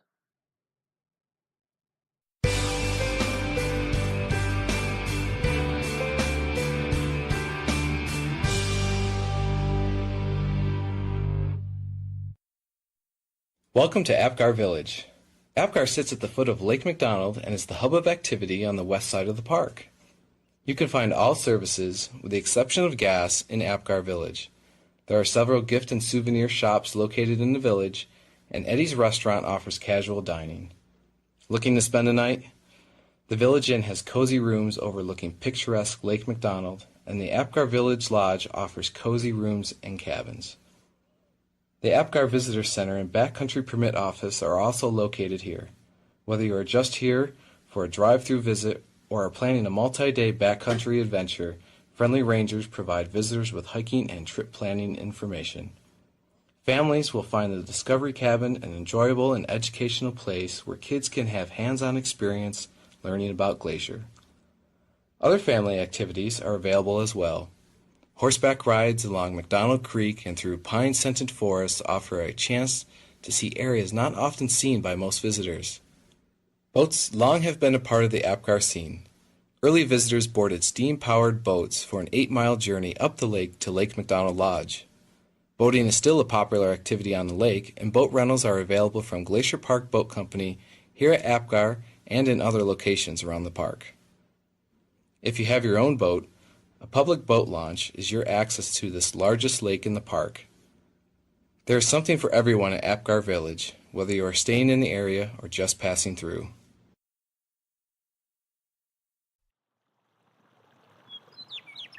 For Yellowstone National Park and the Acoustic Atlas at Montana State University, this is telemetry. It's a cold October morning on Yellowstone Lake. Heavy frost covers the dock and the last few boats in the marina, while fresh snow blankets the Absaroka Mountains in the distance. Yellowstone National Park Fisheries Supervisor Todd Kuhl starts up a cold aluminum boat and scrapes frost off the windshield. Cold? Yeah. We'll let it warm up a little bit, huh? We're headed out to join fisheries crews working on the lake. Along the way, Todd is thinking about the history of the native Yellowstone cutthroat trout. Really, the park, and especially Yellowstone Lake, lies right at the core of the distribution, the range-wide distribution of the Yellowstone cutthroat trout subspecies. Yellowstone Lake is huge, roughly twice the area of Washington, D.C. It is the largest high-altitude lake in North America, and it is thought to have held the single biggest population of Yellowstone cutthroat trout in the world. Estimates were in the range of about 4 million or so catchable cutthroat trout in Yellowstone Lake. I mean, that's a lot of cutthroat in a system. This was back in the early 1990s. And in those days, people used to say that there were so many fish you could walk on their backs across the Yellowstone River when they spawned. Tourists and anglers gathered by the thousands just to see the fish moving up spawning streams. One year, over 300,000 people visited Lahardy Rapids and Fishing Bridge to watch the brightly colored cutthroat trout. Fishing Bridge got its name because there used to be so many people fishing from it. When I worked there in 1969, you had to roll your windows up as you drove across there to keep from getting a lure in your ear. That's Bob Gresswell, research scientist with the U.S. Geological Survey in Bozeman, Montana. Bob has studied Yellowstone cutthroat trout in the park for over 40 years. Well, there would be thousands of cutthroat trout at the mouth of Yellowstone Lake that could be observed during the peak of the migration. Lots of fish everywhere. But then, in just one decade, everything changed. By 2005, cutthroat had practically disappeared from Yellowstone Lake. Biologists estimated that the Yellowstone cutthroat trout population plummeted from over 3 million fish to less than 300,000. Some big new factor had to be causing the decline. Again, Todd Kuhl. I mean, for probably 10 to 15 years, we really saw very little recruitment of small cutthroat trout. Why? Because they were getting eaten by the lake trout. That's why. And here was this big problem. Lake trout had invaded Yellowstone Lake. A native of the Great Lakes in Canada, lake trout had been introduced to some large bodies of water in the western U.S. as a sport fish early in the last century. But not Yellowstone Lake. Yellowstone Lake was a high mountain stronghold of the cutthroat until... The first lake trout was first verified in 1994. We know some were probably introduced in the mid to late 1980s and early 1990s. It was theorized that anglers had illegally dumped the lake trout into the lake, but the theory couldn't be verified. No matter how they got there, Kuhl says that the invasive lake trout were uniquely suited to have a huge impact on the native cutthroat. Lake trout do great harm to cutthroat trout. Lake trout are predatory fish. First and foremost, essentially just big predatory fish-eating machines.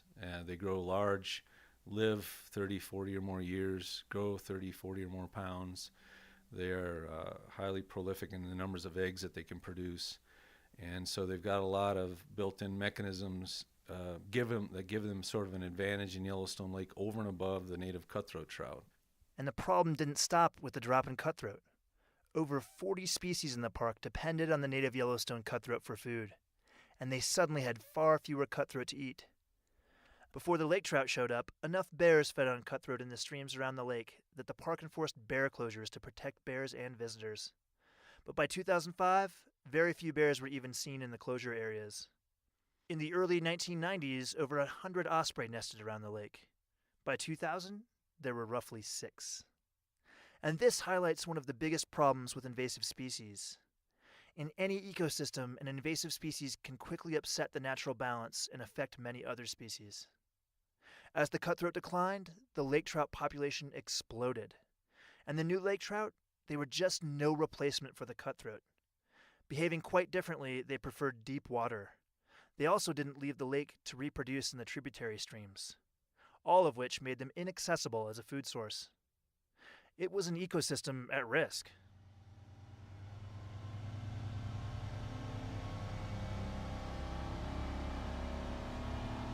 Todd Kuhl drives the workboat out of the Bridge Bay Marina headed towards the southeast arm of the lake, over 15 miles away.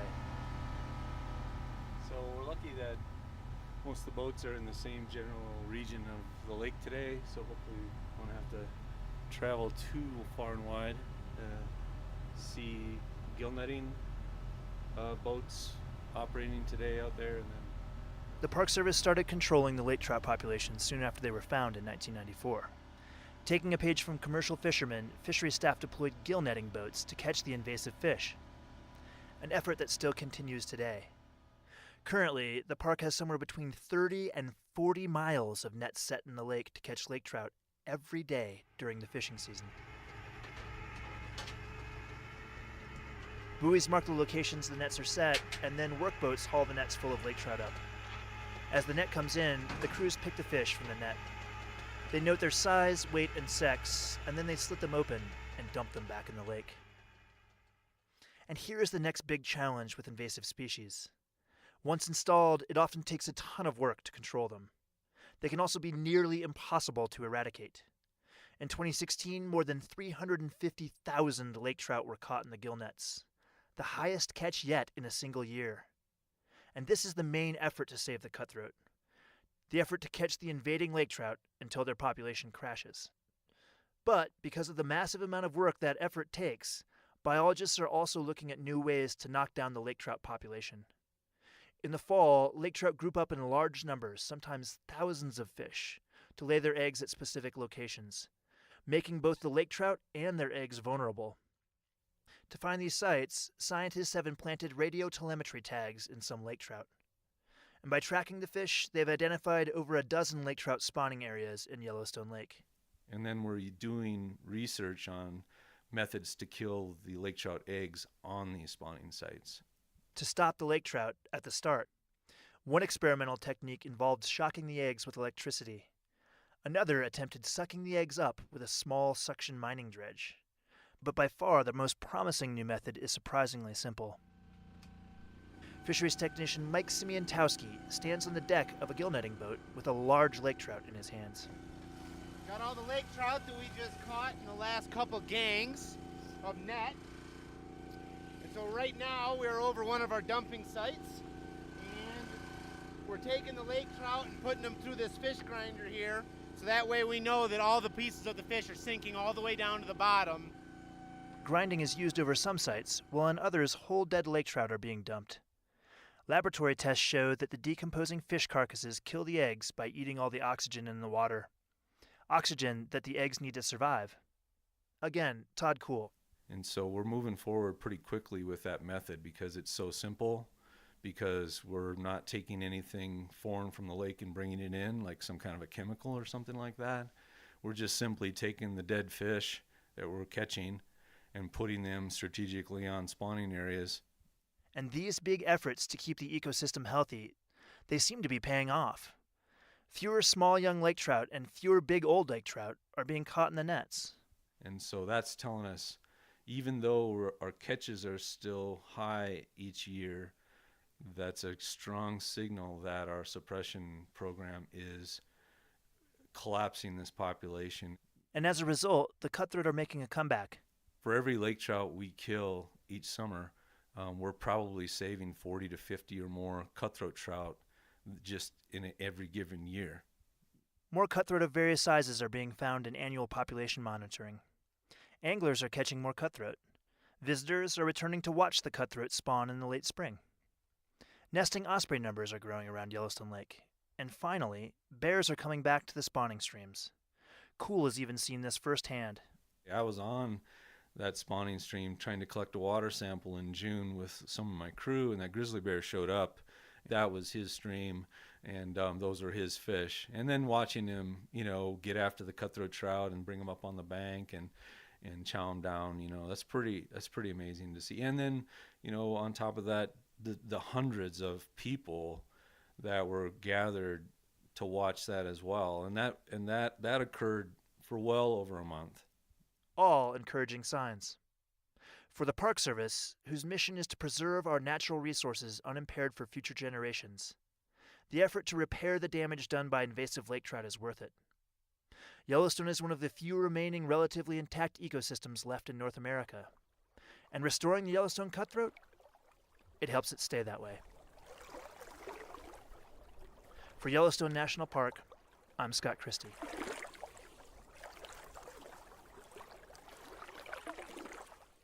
This podcast is supported in part by Yellowstone Forever and the Eyes on Yellowstone program. Eyes on Yellowstone is made possible by Canon USA. This program represents the largest corporate donation for wildlife conservation in the park. This is telemetry.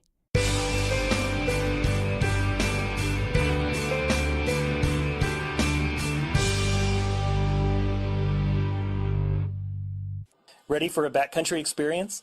The Gunsight Pass Trailhead is the starting point for one of the best two-night hikes in the park. This 18-mile hike has always been a great trip, but in the past, getting from the end point of the hike at Lake McDonald Lodge on the west side of the park back to your car over here has always been a hassle. Now that the new shuttle system is in place, hikers have free transportation back to Gunsight Pass Trailhead to retrieve their car. Or, an even better idea is to leave your car at the end point of the hike and take the shuttle to the beginning point here at Gunsight Pass. That way, when you're done with your hike and tired and dusty from the trail, your car is there waiting for you. However you arrange it, the hike from here to Lake McDonald Lodge provides a classic Glacier National Park experience. The trail winds in and out of dense forests for the first few miles to Gunsight Lake and continues up subalpine meadows to Gunsight Pass. Dramatic views of Gunsight Lake on one side and Lake Ellen Wilson on the other are your reward as you stand on the Continental Divide and enjoy the scenery. The trail then drops down to Lake Ellen Wilson before climbing Lincoln Pass over to Sperry Chalet and the Sperry Glacier. Sperry Chalet is one of two remaining backcountry chalets still in operation today. From the chalet, the trail drops steeply down to the McDonald Creek Valley below and ends across the road from Lake McDonald Lodge. Backcountry campers are required to obtain a permit prior to their trip. Stop at one of the permit offices or visitor centers and Ranger can give you guidance and assist in trip planning. Along this route, backcountry campgrounds at Gunsight Lake, Lake Ellen Wilson, and Sperry Chalet provide a range of choices for camping, and the chalet provides overnight accommodations that include meals as well if you want to experience the backcountry with just a touch of rustic luxury. Reservations for the chalet is a must, and reservations are recommended for backcountry campgrounds as well.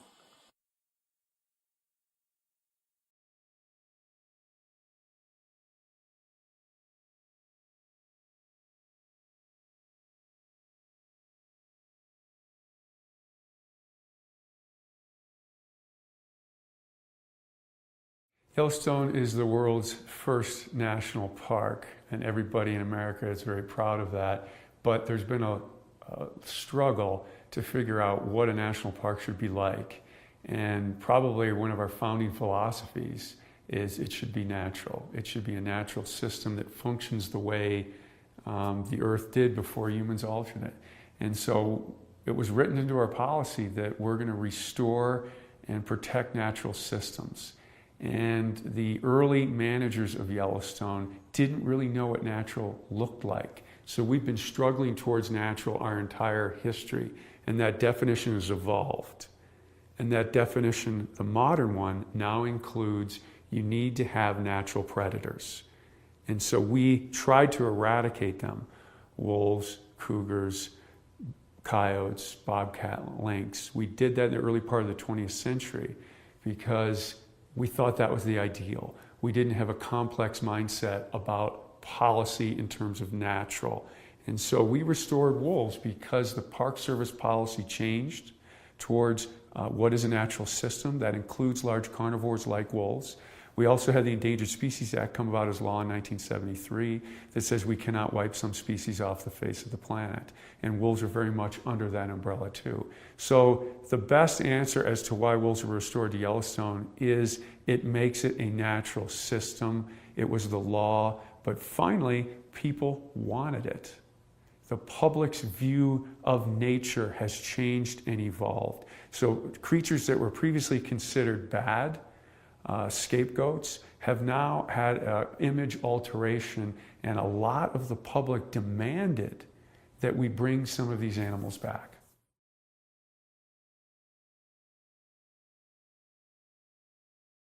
Well, most ecosystems are best when they're balanced. And I think it's safe to say that Yellowstone, without wolves and other carnivores, now keep in mind, cougars were also eliminated and they came back on their own, and bear numbers declined, and that affected the balance of the ecosystem. And so ecologists refer to this as biodiversity, but emphasize the word diverse. Having a lot of different kinds of things at moderate numbers is better than having a lot of any one thing. And prior to wolf recovery, we had a lot of elk, we had a lot of coyotes, and we had very little things like willow and aspen and songbirds and beavers. And so the entry of wolves and other carnivores, because bears have increased and cougars have come back too. So now we're a carnivore-rich system, and we've restored that top layer of the system. So really the simplest way to look at it is all the parts of the system now are in place, and they're interacting differently. And I hesitate to use a value judgment-laden word, but it's healthier this way than we had certain parts of the system before that were absent. So all those things functioning together has made nature look like it used to before we started managing it. And those management intentions were good. We just didn't know enough about it. And so we have this makeover in Yellowstone now. We've brought carnivores back, wolves being the most high profile, and it's changed the way Yellowstone looks.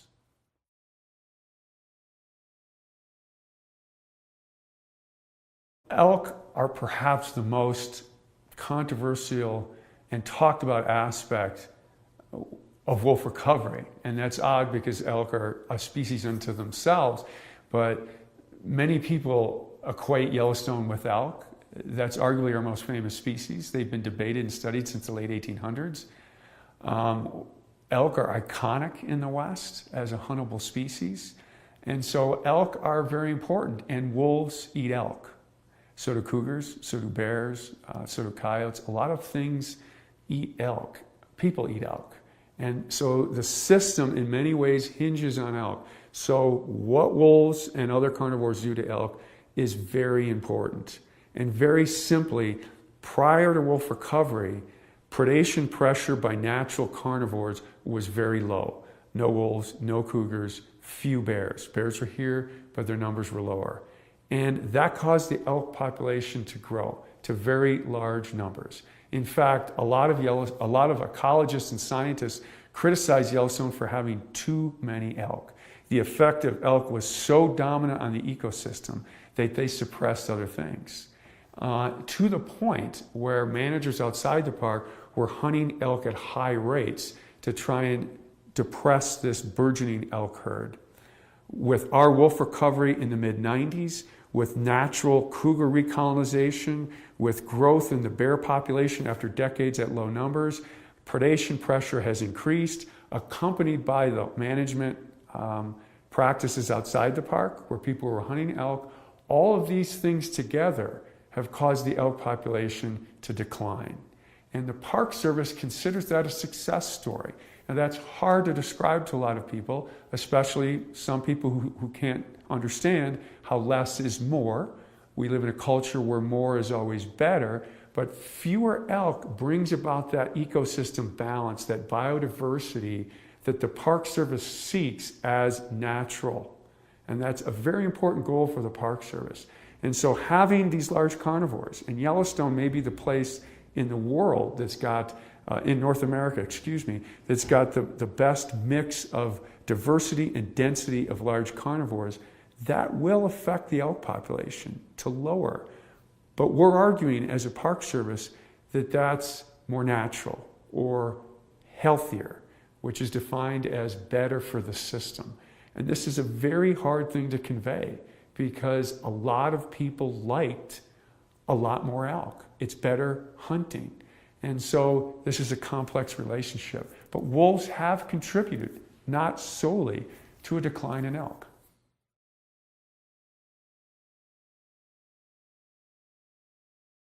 Perhaps the most commonly asked question about wolf recovery is that, did we reintroduce the wrong wolf? And this is a long answer, so I'll try and make it as short as possible.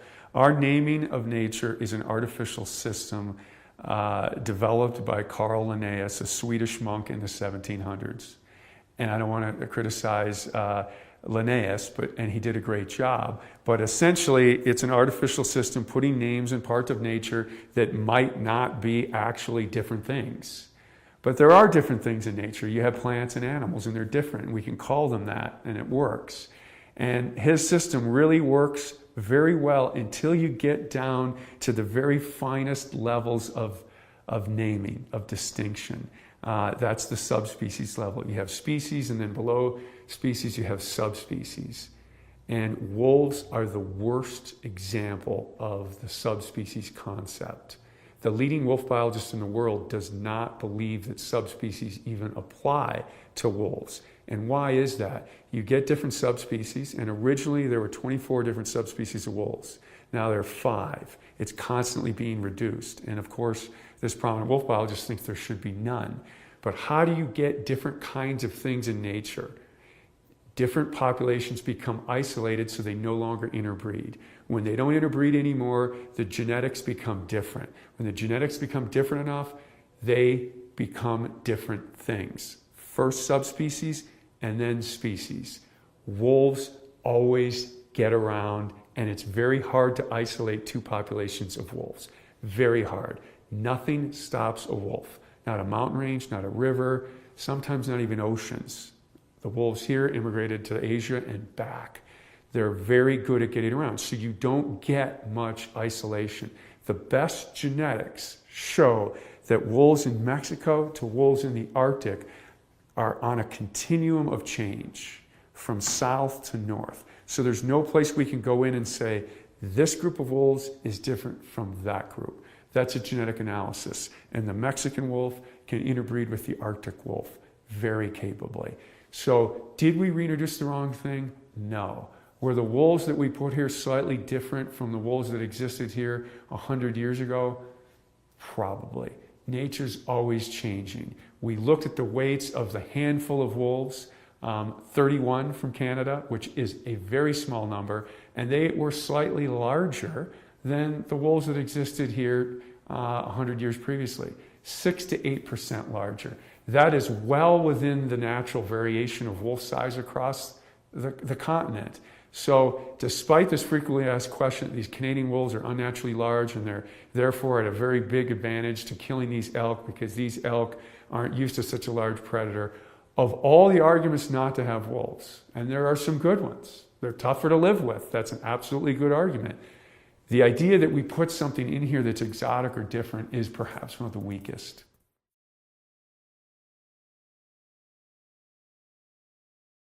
Wolves do not kill for sport.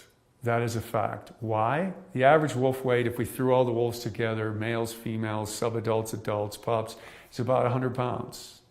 The average cow elk's 500 pounds, the average bull elk's 750. They risk injury or death. When you attack something 5 to 7 times as large as you, that ain't a fair fight. So they risk tremendous injury or death trying to take something on bigger than them. So they prey on things in a risk-averse fashion. They only kill what they need to exist, and we've got great data on this. Will they kill more than they can eat? If the risk equation balances out in their favor, they will. What does that mean? Late winter, belly-deep snow, elk are weak, they'll kill more than they can immediately eat, but underline the word immediately. We had a situation in March 1996 where one pack of wolves killed 5 elk in one day. And they cycled back and ate everything on those 5 elk in over a 2-week period. Now they were competing with ravens and coyotes and magpies and eagles because they were trying to consume it too. Because as everybody knows, the bounty of nature is shared and competed for. So they went back and they tried to eat it all. But that is common predatory behavior.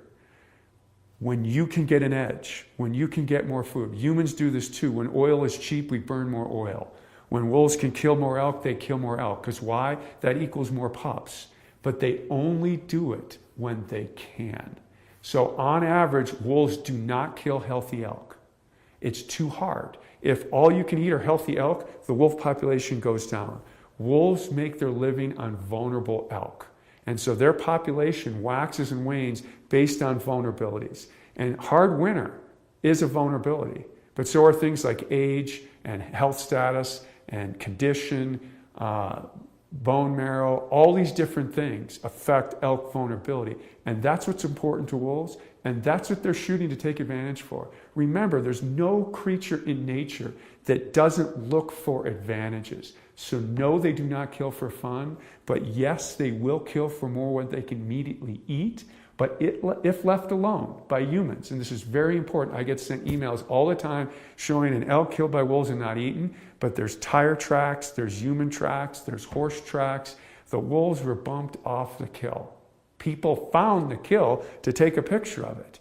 Left alone, as we've demonstrated here in Yellowstone, and we've seen it more, killing a couple elk sometimes is fairly common. If they're not disturbed, they'll eat everything. They won't do it immediately because they have a capacity on their stomach. So very, very important point. Killing for fun or bloodthirsty reasons is not true.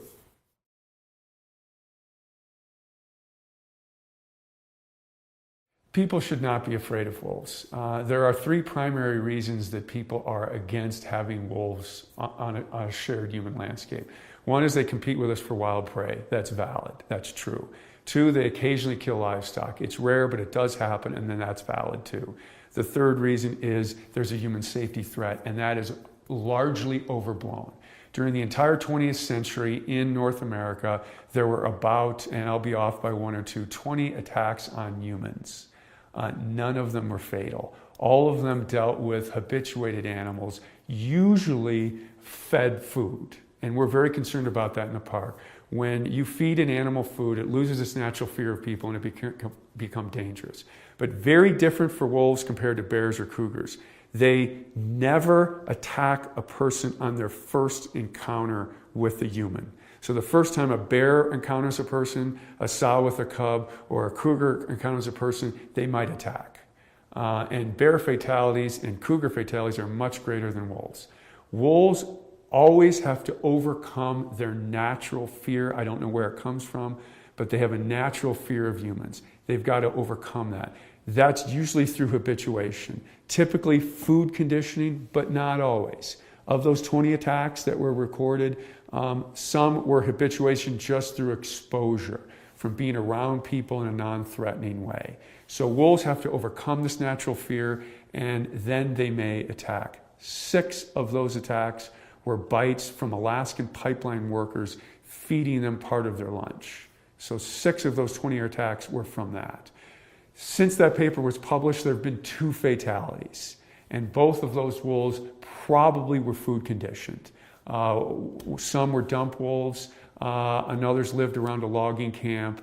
And so those animals, those are examples of wolf fatalities. So it can happen, but it's extremely rare and less likely for other carnivores.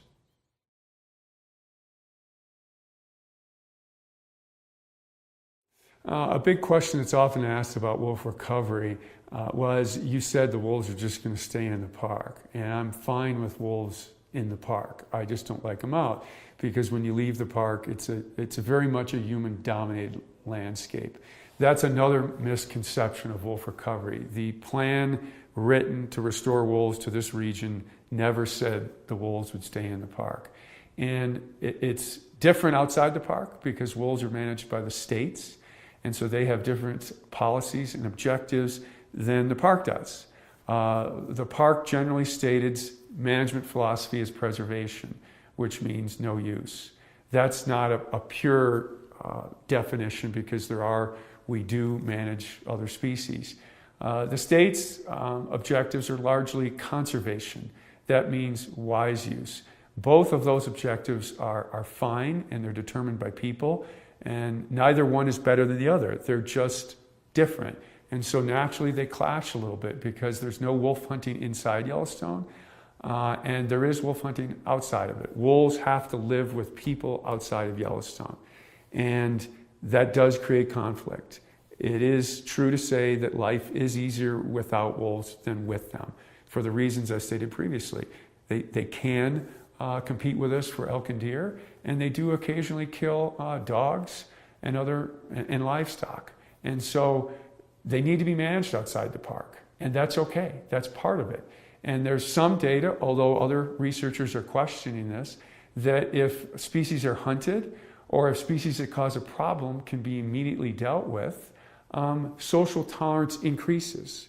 So inside Yellowstone, we don't have to deal with those issues. We don't have to deal with issues of predation on pets or livestock, or taking elk inappropriately because I wanted to get that elk. So we have a different approach, but both approaches are okay and occur in different areas. So this is a very common situation for wildlife management across North America.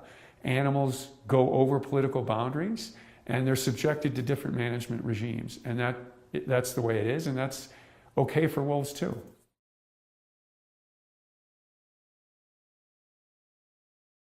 Yes, wolves that live primarily in Yellowstone have been killed outside the park.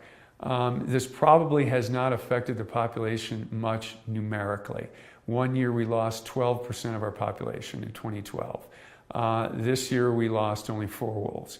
Last year we lost none. So the number of wolves taken is highly variable and generally below 3%, except that year 2012 where it reached 12%.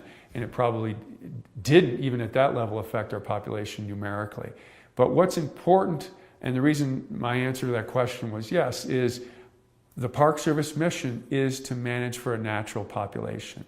Wolves are very social animals, so they have a social network that's important to how they function as a pack or a family.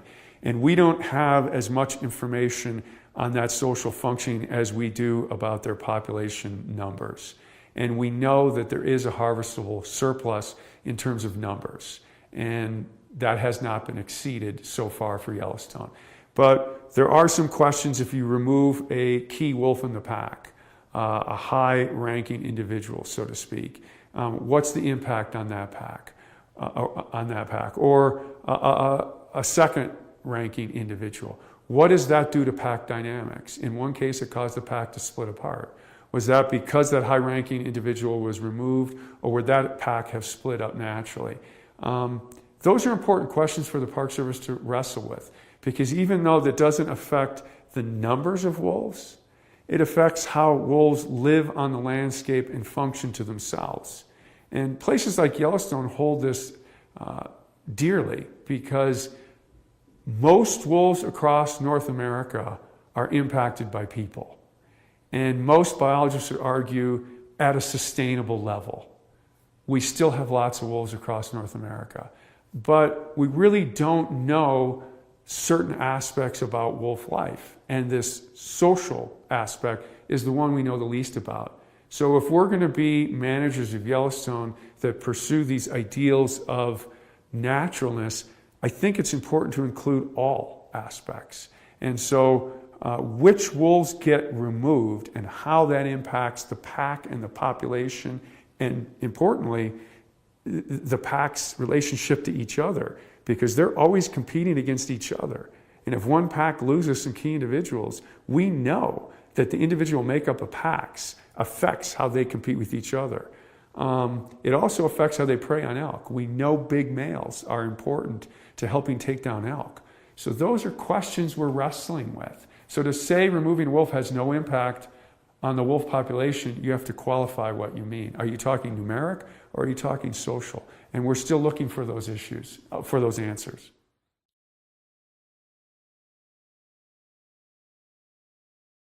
Wolves are one of the most studied species in the world. Beginning in the late 1950s, they weren't. And because of the problems that are associated living with wolves, a lot of studies were kicked off in the 50s and 60s. And now they're one of the most studied animals on the planet. And so it's hard to advance your knowledge in that kind of arena. But Yellowstone has. There was a book published in 2003, which was a review of all the science done on wolves up to that point.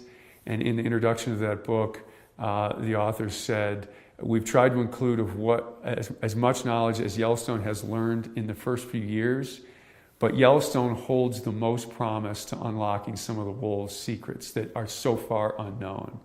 And I think Yellowstone has done that, and that's because, and this is somewhat controversial, we've had a good radio collaring record, so we're able to follow individuals and packs. The park is big, but it's more accessible than, say, Northern Canada or Alaska. And about half our population is viewed daily from the road. And this is an odd feature of recovery that I didn't think would occur. I thought wolves would be more secretive and shy, but we're getting information about pack dynamics, about individuals, about predation, about interactions with other species on a daily basis.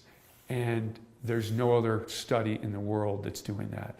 And then we do the traditional things, radio tracking, airplanes, genetics, drawing blood, looking at disease exposure, that all the other studies do.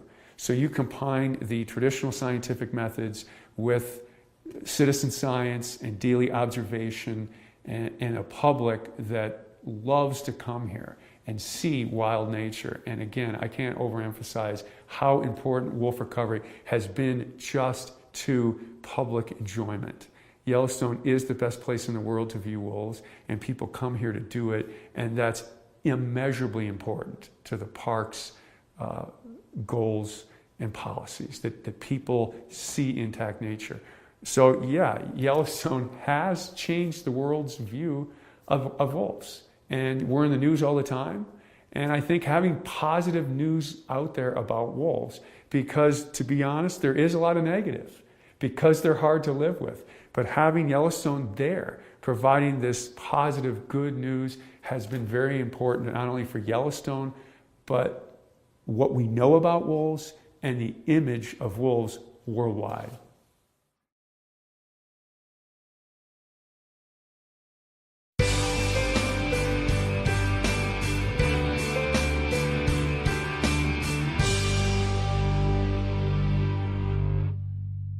Located at a prominent bend on the Going to the Sun Road, the Sayee Bend shuttle stop marks the transition point between higher elevation subalpine vegetation and the forests of the east side. Mount Sayee towers over the area with Going to the Sun Mountain to the right and Cataract and Piegan Mountains to the left. Two popular day hikes depart from this location, Piegan Pass and Sayee Pass. A portion of the trail over Piegan Pass to Mini Glacier is visible from the road. This long, 12.8-mile but rewarding hike passes through many ecological communities and has fantastic panoramic views, including spectacular mountain summits, Piegan Glacier, and Morning Eagle Falls.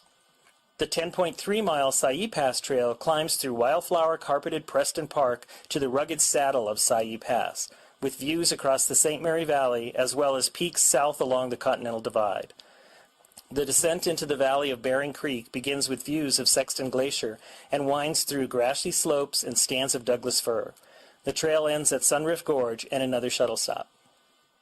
While hard to appreciate while standing next to the Going to the Sun Road today, this area presented a real challenge to the builders of the road.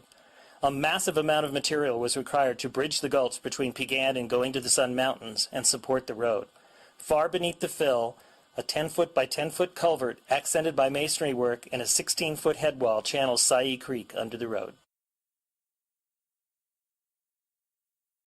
One spring, shortly after I first came to Glacier National Park to start working as a ranger here, I made my first trip up the Going to the Sun Road. In spring, while the plow crews are still working on clearing the winter snow from the road, the area past Avalanche Creek is closed to cars. At this time of year, it's popular to bicycle up on the closed part of the road. One afternoon, I took my bike up to Avalanche Creek to ride. Only planning to bike a few miles, I was outfitted in just a t-shirt and carrying only a simple repair kit, a small water bottle, and of course a can of bear spray. When I reached my intended destination, a switchback in the road called The Loop, I was still feeling strong. The sun was bright and the sky was that deep blue color you only really get in wide open country. From that spot, there's a spectacular view of a mountain called Heaven's Peak. I just couldn't turn around. I eschewed my original plan and kept pedaling up towards Logan Pass. I couldn't stop. Those miles above the loop are home to some of the grandest mountain views you'll find anywhere. As I came around each corner, a new and breathtaking vista came into focus. The effect was magnetic. As my legs became leaden from the miles of climbing up towards the pass, the mountain views compelled me forward, foot by foot, the beauty of the scenery practically physically pulling me up. If you've ever ridden the Going to the Sun Road, you know exactly what I mean. The feeling was ineffable and unforgettable. Eventually, I reached the high point of the road, Logan Pass, and by then I was in a complete euphoria. As I looked around, I relished the alpenglow lighting up the mountains, the evening light shimmering in the snow, and the glacier lilies pushing up through the fresh soil. The pinkish orange of the sunset was so beautiful I screamed. I couldn't react except primordially. I breathed the crisp mountain air, and the place became part of me. I turned the handlebars of my bike back towards the car and began to cruise down the road. But as night started to close in on me, my bliss quickly turned to worry. The sun dropped behind the tall peaks, and the temperature plummeted. The road was coated with frigid water from the melting snow, which was kicked up by my tires, and soon saturated my green t-shirt. My stomach growled with hunger. I had cycled much further than planned and missed dinner. But worst of all was the wind. The air itself was still, but biking downhill and picking up speed, I would generate my own wind faster and faster. I couldn't decide whether to descend slowly, staying warmer but dragging out the experience, or to just let go and frigidly descend as fast as possible. Gravity and the thought of my warm car were irresistible. I let loose. As I picked up speed, the cold wind turned my hands numb. They slumped over the handlebars, pale and useless. Suddenly, I regretted that decision. In the fading light, I saw a herd of bighorn sheep jump down into the road from a rocky outcropping above, directly into my path. I squeezed my brakes as hard as I could with my unfeeling hands, not knowing if it would have any effect. With a shriek, my tires locked up, and my bike came to a halt. I was a little too close for comfort to the curly horns of a large ram. He seemed unmoved. Slowly, I made my way down to the car, arriving safely, but well after dark. At home, I cooked up fried eggs, refried beans, anything caloric and warm I could find in my cabinet. Since then, I've biked the Going to the Sun Road many times, and the views still capture my heart.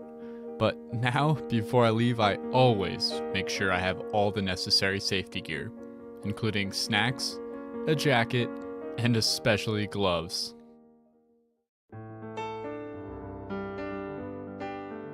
Welcome to Headwaters, a Glacier National Park podcast, brought to you by the Glacier National Park Conservancy and produced on the traditional lands of many Native American tribes, including the Blackfeet, Kootenai, Salish, and Gillespie people. We're calling this season The Confluence, as we look at the ways that nature, culture, the present, and the past all come together here. I'm Michael. I'm Andrew. And we're both rangers here. And today we're at Logan Pass. And after a brief description of the place itself, we'll hear some stories about what makes it so important. As the highest point on the Going to the Sun Road, Logan Pass is a place of extremes. One extreme is visitation. This is the starting spot for two of Glacier's most popular trails, the Highline and Hidden Lake, and has some of the most coveted parking spots anywhere. To get one of the 234 spots here on a summer day often means arriving before 7 a.m. Logan Pass is also home to extremes of weather. Once, wind speeds of at least 99 miles per hour were recorded for 12 hours straight. It can snow any month of the year here, and often there's still 10 plus feet of snow on the ground into July. As crazy as this may sound to listeners from warmer areas, if you show up to hike at Logan Pass in July, don't wear your sandals. You'll likely be walking on snow. Because of the extreme geography and weather here, there's really only a short window to visit. Crews start plowing the Going to the Sun Road every year at the beginning of April, but it's a monumental task. The plows will have to maneuver through avalanche chutes, manage extreme weather, and finally tackle a section simply called the Big Drift, where snow often blows into a pile 80 feet deep. They do all of this on extreme terrain, and it all has to be finished before the road can open to the public. Typically, the Going to the Sun Road opens for the season in late June or early July, but the opening date will depend on conditions. So if you're planning to drive to Logan Pass, don't plan your trip any earlier than that. If you want to bike like I did, the road will be available for biking before it opens to cars. But you're not allowed to bike in the immediate vicinity of working plow crews for obvious reasons. To reach Logan Pass, you'll need to bike after hours or on the weekend when crews aren't working. Once Memorial Day hits and car traffic really ramps up, there are more restrictions on when and where you can bike on the Going to the Sun Road. You'll really want to consult the park website or newspaper to read all the details. It's only a few short months before winter makes its return to the pass. Winter storms have ended the Logan Pass season as early as September in recent years, but mid-October is more typical. It's a narrow window, and that's not accounting for wildfire or other natural events that can lead to unplanned closures. But Logan Pass is a magical place, full of wildflowers, wildlife, and unsurpassed views. The wild and rugged nature of this place, which makes it so appealing, can also make it unpredictable. It's good to keep in mind that some things you plan to do just might not be available. Be flexible and have a backup plan. There's always something fun to do if you're creative and prepared. With all that in mind, let's move into our first story of the day, about how workers in the 1920s and 30s were able to build the engineering marvel that is the Going to the Sun Road.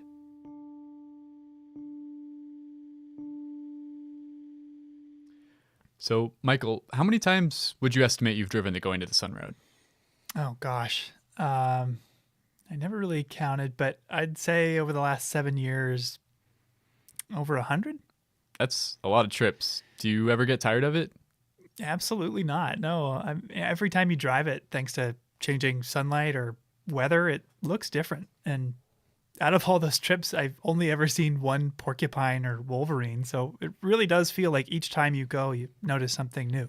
Yeah, we're pretty lucky to live in this place and to get to drive that road all the time. Yeah, you can say that again. When I'm driving the Going to the Sun Road, as it climbs along those sheer cliffs and hugs the side of the garden wall, I always think about the engineering that must have gone into it. I mean, they constructed that thing in the 1920s and 30s. Yeah, and the road would still be impressive if it had been constructed today.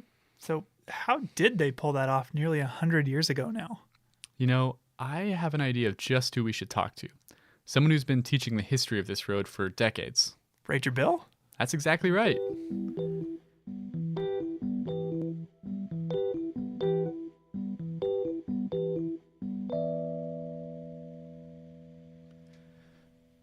Bill has been working here for a long time.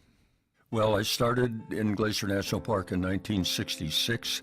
I worked for the boat company, and then in 1988, I was lucky enough to score a job with the National Park Service, and up until this year, I think I had 32 years in. If you're lucky enough to meet Bill, you'll find that he's got a ton of stories about the park throughout the years.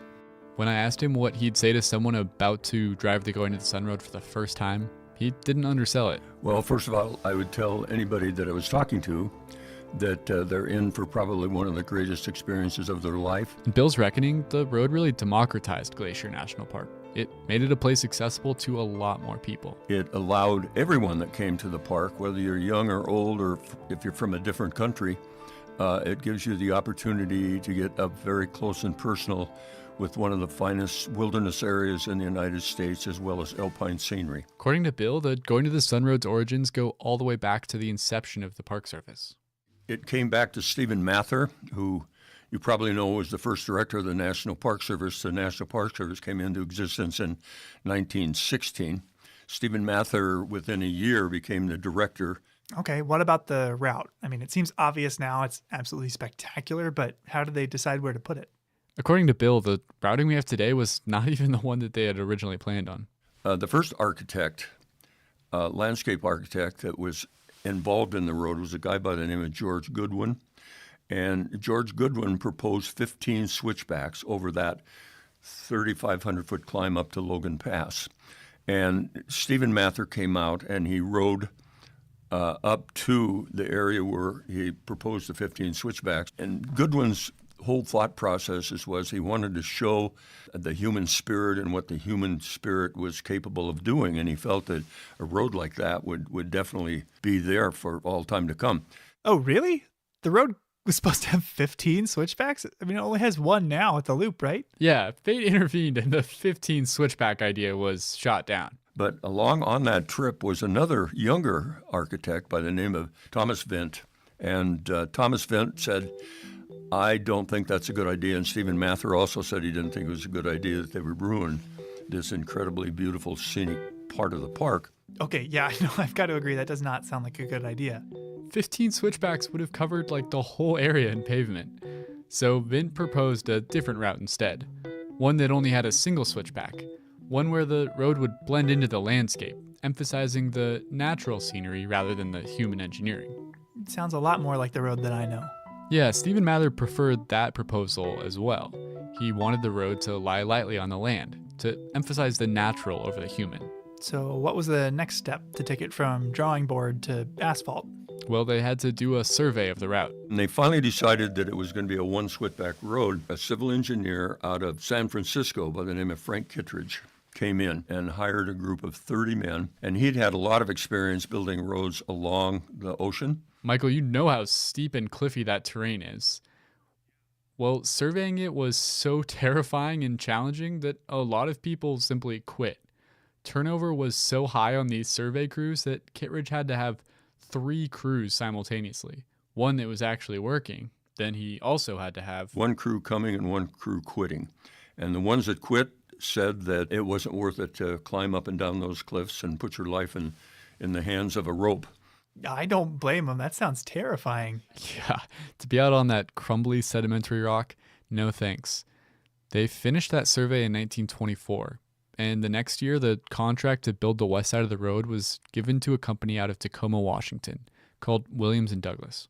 When they came in 1925, instead of starting from the bottom and working up to the high point, Logan Pass, what they did was they established along the west side 5, maybe 6 different camps, and they would work from there. They would work in both directions until they ran into the other camp that was coming their way. Oh, that's clever. So they were able to work on a bunch of different sections of the road all at the same time. They estimated that there were 300 men that worked on the road. And, there was no OSHA, there were no hard hats, and there the kind of clothing they wore, that wasn't such a big consideration. And the amazing thing about that is there were only 3 deaths.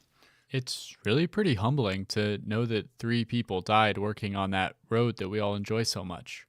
I can't even imagine what it'd be like to be part of those crews. No, I don't want to either. Yeah, I asked Bill what some of maybe the biggest challenges they were facing were. I think the biggest thing was safety. You can see guys rappelling down off the sides of very steep cliffs, with a 1,000-foot drop below them.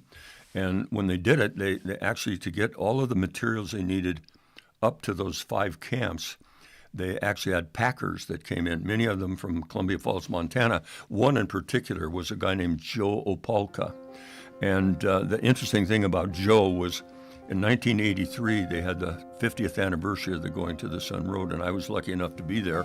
They had a lot of the civil engineers, a lot of the people that were responsible for building the road were there, and they spoke, and they were eloquent. They were eloquent in the fact that this is going to be a National Historic Site, which it is, and it's actually obviously a civil engineering National Historic Site, and said all this big flowery stuff about it. And Joe Opalka turned around to one of his old buddies that were sitting there, 50 years later, and says, "Oh, hell, they can talk all they want about that. It was just one dangerous, damn hard thing that we were involved in, and a lot of hard work, and it was scary." Joe Opalka passed in 1991, so we're pretty lucky to still have people like Bill who knew those involved in the original construction. How long in total did it take to build the thing? While a few small sections had been built in earlier years or even decades, the bulk of the construction was done in just 8 summers. Because of the limited working season, it's really only about 3 years worth of working days. The road was finished in 1932, and then in 1933, they dedicated, I think it was on the 15th of July, and there were 4,000 people that showed up. Now today, it would be an environmental disaster because 4,000 people, and they camped out all over in the beautiful meadows and the wildflowers. That is a lot of people at Logan Pass. Yeah, so I guess some things haven't changed that much. Bill emphasized to me that hearing about the road and learning the history is great and all, but... If possible, people need to come here. You can ooh and ah at the pictures, but when you're on that road, oh my God. There's something irreplaceable about really being there. It's just like now where I live, they're rebuilding my road, and now they're digging. The guy that runs that excavator, he is phenomenal. The way he handles that great big bucket that's got to be like this, and he just, like he's just got it in his hand and he can put it here and there. And I just actually took a chair out last week and just sat out there one kind of sunny day and just watched him work. It was just so much fun. But I was there and I was part of it. And to me, that's what education is all about. You got to be able to, hell, you can talk about wildflowers, but when you can actually see it happening, it's just so much more effective. That's such a great image of Bill sitting out in his lawn chair watching the excavator. Yeah, it actually does sound pretty cool to watch. Yeah.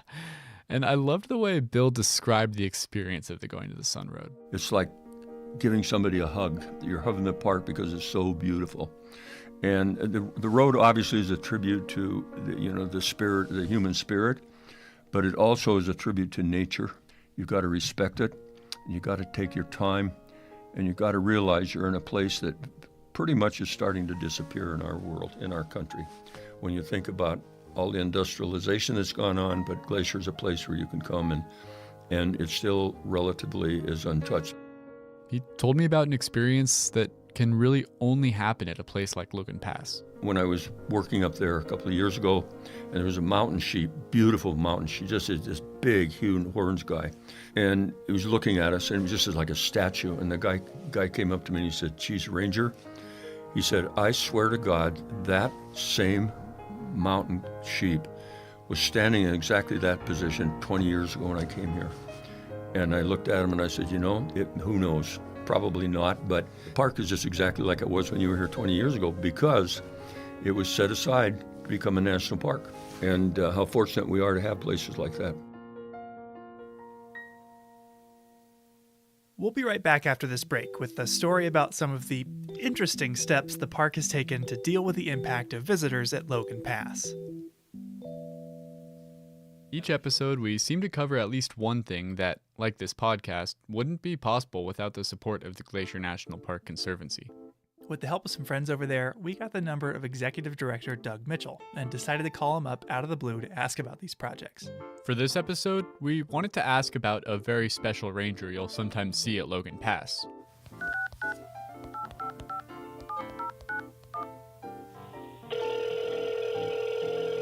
Glacier Conservancy, this is Doug. Hey Doug, it's Michael and Andrew. How are you doing? Michael and Andrew, what a treat to hear from you today. Likewise. Well, we're calling because Andrew and I have both worked at Logan Pass as park rangers, but no matter how good a rangers we are, most visitors who come up to us are asking for a different ranger, one special ranger. Do you have any idea what ranger that might be? I have a feeling that it is our own four-legged ranger, Gracie the Bark Ranger. Would I be correct? You're absolutely right. Can you tell us who Gracie is and what she's doing up there? Yeah, sure. So Gracie is an amazing addition to the team at Glacier Park, an especially trained animal who helps separate the public from wildlife. Gracie and her handler, Ranger Mark Beal, have won a bunch of national awards for the work that they've been able to do in Glacier to be able to keep wildlife and people interactions safe. So basically, Gracie the Bark Ranger is a specifically trained wildlife dog that the park uses to mitigate human-wildlife conflicts at Logan Pass. When you say Gracie's helping maintain a safe distance between animals and visitors, is it usually visitors approaching animals, animals approaching visitors, or a little of both? It's a little bit of both. So, obviously, as unfortunately we know, animals are attracted to salt, which can come from the bottoms of our cars, and so they can end up in the parking lot, and either people can get too close to them, in which case Gracie will gently nudge her way around both the people and the animals, and generally shoo the animals back to the other side of the road where they are safe and sound and out of harm's way, as are the people who may not know that you just don't get within 5 feet of a bighorn sheep. That would be a bad idea. Yeah, bighorns have a few big reminders on their head to keep that distance, but it's nice to have a charismatic ranger doing the extra work.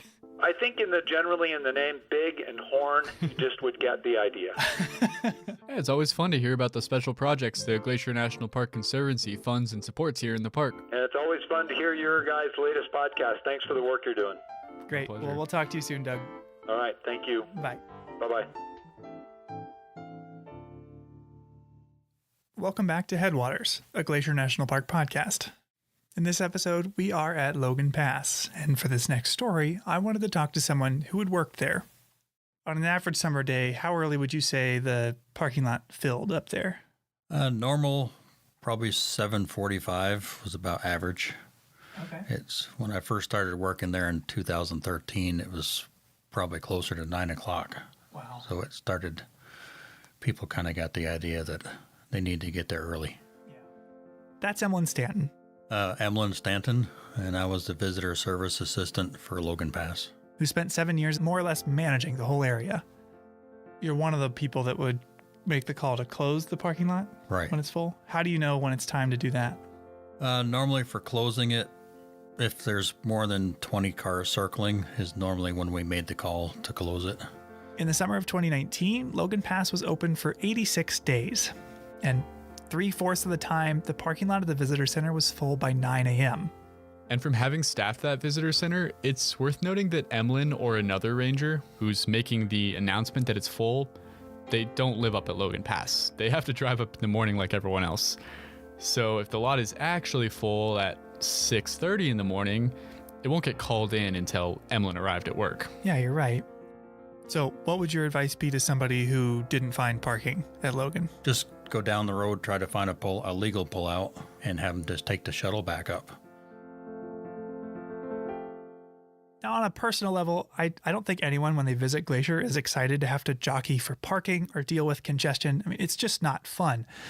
But there are some other concerns that park managers have when they see crowds like this at Logan Pass. Yeah, you've got to think about, can an ambulance get up here? Are people going to be forced to walk on the vegetation?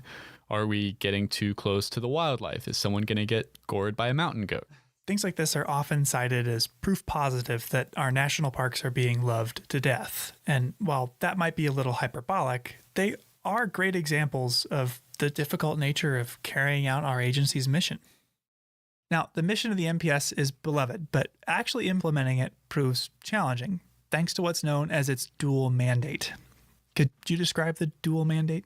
Sure. Well, the mission statement says that places like Glacier are to be preserved unimpaired. But you're not going to set a glacier aside in a museum or hermetically seal it only to be viewed at a distance, because the mission also states that they're to be preserved for future generations to use, for people to enjoy and learn from. Yeah, and that balance between protecting something as it is and allowing for others to enjoy it, that's a tightrope walk. Too far to one side and you'll preserve it so well that nobody could ever see it. Too far to the other, you build enough roads, resorts, and attractions that you built a theme park. Yeah, you've got to find a middle ground somewhere. Logan Pass, as we've said, is a place of superlatives. It's the highest point on the Going to the Sun Road with some of the park's most extreme weather and abundant wildlife. But it's also a case study in how, in the face of extreme visitation, Glacier has grappled with this dual mandate. And none of these concerns are unique to Logan Pass. Destinations all along Going to the Sun Road seem to grow more and more popular each year. But as the literal and figurative high point of many people's visits here, Logan Pass has been at the center of both the visitor experience and park management for a long time. And if you look at its history, you'll find some of the most misguided, controversial, and just downright bananas attempts the park has made to define our relationship to this place. Today, I'm going to share 3 examples of times that our favorite alpine playground was nearly loved to death. Now, the Logan Pass Visitor Center was built as part of Mission 66, a massive National Park Service program to expand and standardize infrastructure at park sites all over the country in preparation for the 50th birthday of the NPS. Andrew, could you describe the Logan Pass Visitor Center? Sure. It's built into a hillside, and it's got this big sloping roof that kind of matches the contour of the hill. It's made with stone walls and big windows everywhere to enjoy the views. Yeah, it's beautiful, it's visually striking, and I think really complements the scenery well. But as with any construction project, it disturbed the ground it was built on. This is my first story of management foibles and folly at Logan Pass, and I'm calling it The Cover-Up. But first, Andrew, could you describe what the meadows are like? There's all those subalpine meadows with glacier lilies, monkey flower, all sorts of grasses. Exactly. By the time construction had finished in 1965, pictures of the building show barren dirt all around it. But the same photo just 2 years later shows lush green vegetation all around the building. Wait, what? This seems impossible. Yeah, no, look at it. Things don't usually grow that fast up at that elevation. They don't? Those meadows are covered in snow for like 8 months of the year, so I would expect it to take decades for all those plants to grow back. Yeah, you're right. And here's how they did it, if you could read this excerpt from a newspaper article at the time. Sure. Okay, park officials decided to gather alpine turf elsewhere and transplant it around the visitor center, exactly as one might in developing a new lawn in the city. The source of the alpine sod, unfortunately, is a short distance from the visitor center, just out of the line of sight. Collectively, the sites represent an area as large as a football field. Wait, they just stripped away plants from another spot and replanted them there? Yeah, and they didn't try very hard to hide what they were doing either, because hikers on their way to the Hidden Lake Overlook just behind the building immediately noticed patches of barren dirt like 200 yards from the visitor center. Oh no, that's pretty egregious. Yeah, and so management caught some flack for that, as seen from that article you just read from. But what came next was an attempt to actually protect the meadows. Okay, that seems like a good thing. In a story I'm going to call The Toxic Trail. Well, that doesn't. The hikers that noticed the sod stripping were on their way to the Hidden Lake Overlook, a mile and a half southwest of the visitor center. Now, today, if you were to hike there, what would you be walking on? It's mostly on a boardwalk. Yeah, a raised wooden boardwalk. When the visitor center opened, it was just a regular trail. So let me guess. After they built the visitor center, it got a lot more crowded up there, and the park was worried that all these people would start to stray off trail and walk on the plants. So they built a boardwalk to try to keep people on the trail. It's almost like you work here. But you're right. A boardwalk was proposed for that very reason, but it wasn't a popular proposal. It was widely criticized, notably by the trail crew members that would be tasked with its construction. In a letter to the editor of the Hungry Horse News, they opposed the boardwalk for 4 reasons. Now, I have them here. Can you read them? Yeah, sure. Okay. Obvious damage to the aesthetic value of this alpine area, nothing short of an atrocity. And their second complaint? We do not feel that this boardwalk will fulfill the purpose for which it is intended. Third? There are a good many well-used trails in Glacier Park that are in dire need of repair and maintenance, and this money could be put to much better use. And finally, we feel, as do all park employees, that visitor impressions are important, and so far, all comments from visitors viewing this project have been negative. A pretty thorough rebuke. Yeah, but there actually is a boardwalk up there today, so they must have changed their minds? Well, park management actually dismissed both the feedback and the employees who gave it. The trail crew members who spoke up were actually fired. Wait, really? Yeah, the park superintendent at the time, William Briggle, was so insistent on finishing this project despite widespread concerns that the trail crew was replaced and work began immediately on the boardwalk. And this haste led to additional complications as well. The wood initially used was treated with pentachlorophenol, a petroleum-based solvent that pretty much right away began to leak out onto plants. Oh, no, that's not good. Yeah, and folks that were there at the time observed the death of trees or grasses growing alongside it, but it also made it slippery and toxic for us to walk on. What a mess. Yeah. Needless to say, they got a lot of flack for that as well, and replaced all the wood with environmentally friendly wood at great inconvenience to visitors because it stayed closed for longer and at great cost to the park. But I saved the best for last. The most absurd story of visitor management, in my opinion, anywhere in the park, centers around the toilets at Logan Pass. Oh no, this can't be good. We often advertise that the park is home to over 1 million acres, but we don't advertise that we've got over 300 toilets. 300? Not including lodges or hotels. Does that count all the backcountry campground toilets too? Yeah, vault toilets, pit toilets, flush toilets, outhouses, lowriders, visitor centers, campgrounds, you name it. Waste management is kind of a great unspoken truth of civilization. When you've got to go, you've got to go, even if you're miles into the backcountry. And remote restrooms like some of them here are met with a unique set of challenges. Sperry and Granite Park chalets, which you reach after hiking thousands of feet up from the trailhead, get enough traffic that their pit toilets rely on barrels that are sealed and flown out at the end of the year by helicopter. And I think I've heard that there used to be a solar-powered composting toilet somewhere. Yeah, there was, until it was destroyed by an avalanche. That sounds like a huge mess. And I even ran into a backcountry toilet this summer that had been completely torn off its foundation by a curious bear. Oh no, that also sounds messy. So one of the reasons we don't advertise that we have over 300 toilets is because they're kind of gross, but it's also because nobody seemed to know the number offhand. I had a series of really humorous emails with facilities management to try to track down that estimate. But the whole reason I started looking into toilets and waste management in the first place was because I learned about our third and final story. A story I'm going to call The Fleeting Fountains. Coinciding with the new visitor center, a new waste treatment facility was installed at Logan Pass, one that promised to capture and treat waste with a septic system that filters out liquid waste in a 17,000-gallon tank before spraying clean water out of nearby nozzles. Nearby as in out onto the meadows at Logan Pass? Yep, watering the plants, so to speak. The only problem was, after this 17,000-gallon septic tank opened to the public, it got 5,000 visitors and 20,000 gallons every day. Oh no. That's what, 3,000 gallons over capacity? Yep.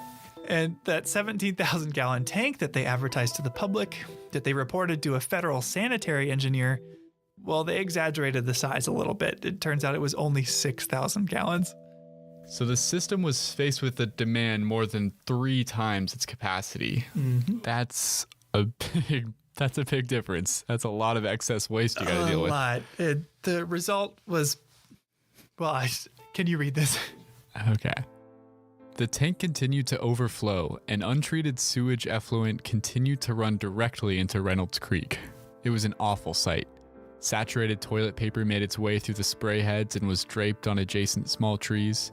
Undecomposed fecal matter was sprayed onto the subalpine vegetation, killing some of it, with the liquids then flowing into Reynolds Creek. Oh, that is a terrifying description. I mean, it's just horrific. Yeah. Some people began referring to them as the fecal fountains of Logan Pass and suggested the best way to solve the issue of people seeing and being disgusted by them was to only set off the nozzles at night and light them up with a colorful light show that rivals that of Disney World. Oh my God. Isn't that nuts? Oh, that's, yeah. Luckily, these 3 examples of management fiascos at Logan Pass weren't all for naught. Each scenario has new management solutions today. Take the sod stripping. What do you think we'd do in that situation today? Well, rather than pull up plants that are already doing fine in the park, we'd grow new ones in the native plant nursery. Yeah. In the case of disturbances like construction, we can replant vegetation using local seedlings collected and raised by our nursery staff. Now, in the case of the boardwalk, there are systems in place now to evaluate potential development or construction before it happens. Yeah, and it's not unique to national parks, but any project like this boardwalk would now require an environmental impact statement. Or assessment. Which would detail all the ways that the project would impact the environment. And finally, the toilets. Yeah, I don't think we use that system anymore. No, we don't. We've got a new system. Wow, it is a beautiful day. And one morning this summer, I drove up to Logan Pass to meet with one of the folks that helps this system work. I feel absolutely puny in my little sedan behind this thing. The fecal fountain fiasco was a huge black eye to the park, ultimately attracting national attention. In a letter to the then senator from Montana, the assistant director of the National Park Service wrote the following. Here, one last thing to read. Okay. Sprayfield on Logan Pass is being eliminated, and there will only be holding facilities. Next summer, Logan Pass sewage will be pumped into tank trucks and hauled to lower elevations for disposal. This will make unnecessary any additional engineering improvements to the existing system and will obviate further intrusion on the natural environment. What's your name and job title then? Jeff Hoyt, equipment operator. Awesome. I met with Jeff outside these vault toilets at Logan Pass after he drove one of those tank trucks all the way up here. Do you have a name for this thing? No, it's the bigger one. Either the big pumper or the little pumper. That's which one you take. And they are as noisy as they are enormous. How big is that tank? Huge. You know how big this tank is? It is a 3,500 gallon. Wow. 3,500 gallon. That tank could hold 18 hot tubs and when full would weigh as much as 7 bull moose. Now, all of the waste at Logan flows into a storage tank, which is periodically vacuumed up into tank trucks like this one before being trucked down to a waste management facility near the entrance. On a busy season, we're usually 3-4 loads minimum every day. Wow. 3 to 4 trips every day? Yeah. That's like, what, 28 bull moose worth of human waste? Yeah, that's just Logan Pass. There are at least 3 more vaults like it along going to the Sun Road alone that get the same treatment. It's an incredibly labor-intensive strategy. Today, it's worth noting, we get more than 3.5 times the number of visitors that they did when the visitor center opened in 1965.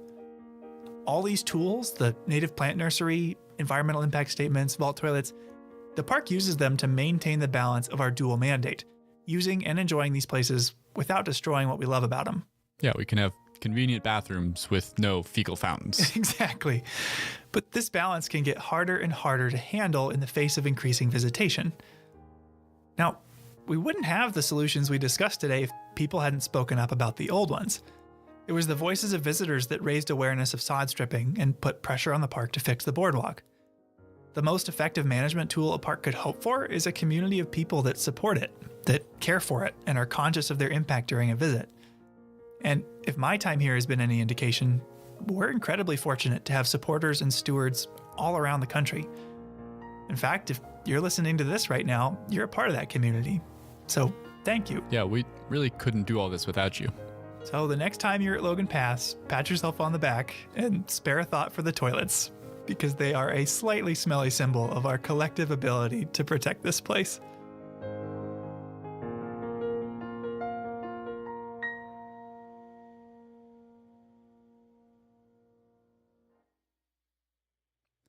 Okay, all this talk of toilets has got me thinking about the smells here.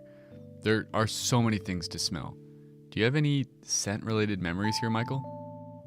Yeah, I remember the second summer I came out here to work, I noticed how much I associated the smell of the forests around park housing with the park itself. I remember calling my family to let them know that I made it safely to Montana and mentioned that I realized how much I missed that smell. My sister Katie thought it was hilarious. Like, what do you mean you miss the smell? Bringing it up on phone calls from time to time. But when they finally got the chance to visit, I remember her apologizing. I know what you were talking about now. It smells great. Yeah, that's a great story. And you're definitely not the only person who's ever been teased for their interest in the smells here. I want to play you a clip from a conversation I had recently. I got so much grief from my colleagues, just like kind of jabbing at me, like, smellscapes, are you still like doing this? Like, what are you talking about? Smellscapes, that can't be real. And I was reading Aristotle for a class at the time, and he called smell the lowest of the human senses. And it's like, even he's beating up on smells. We've never given smell its due, whether it's in the parks or just in culture. I mean, that sounds a lot like what happened with me and my sister. Who is that? That's Will Rice. He's an assistant professor at the University of Montana's Department of Society and Conservation. Did I hear him use the word smellscape? Like, what is that? When Will was doing his graduate studies at Penn State, he worked on a survey about what motivations people had to visit an especially busy part of Grand Teton National Park. One visitor told him, "Well, I'm here for the smellscape." And initially it was kind of funny, like the smellscape, that's kind of an odd term. We hear soundscape a lot in national parks, and a lot of the research I do surrounds soundscape. So I was just interested, well, is this even a thing that's being studied in any capacity? He realized the same thing that you were just talking about, and that your sister realized when she visited, that smells play a big role in how we experience national parks, but we hardly ever talk about them. So he wrote a paper. Here, you can check it out. Pungent Parks, Smells Growing Relevance in Park Tourism by William Rice, Garrett Hamilton, and Peter Newman. Luckily for us, since Will now just works down in Missoula, he was willing to drive up and take a walk with me around Apgar here and talk about the smellscape.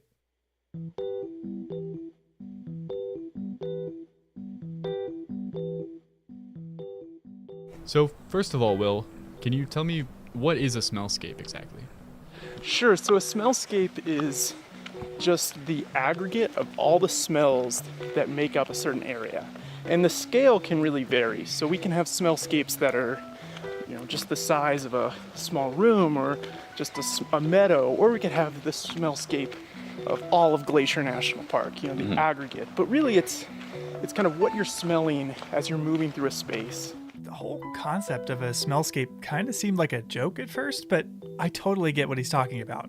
If you're at Logan Pass, you're going to have a very different experience if the main scent you smell is the pit toilet versus wildflowers. And interestingly, Will told me the biggest threat to natural smellscapes is not toilets, but actually climate change.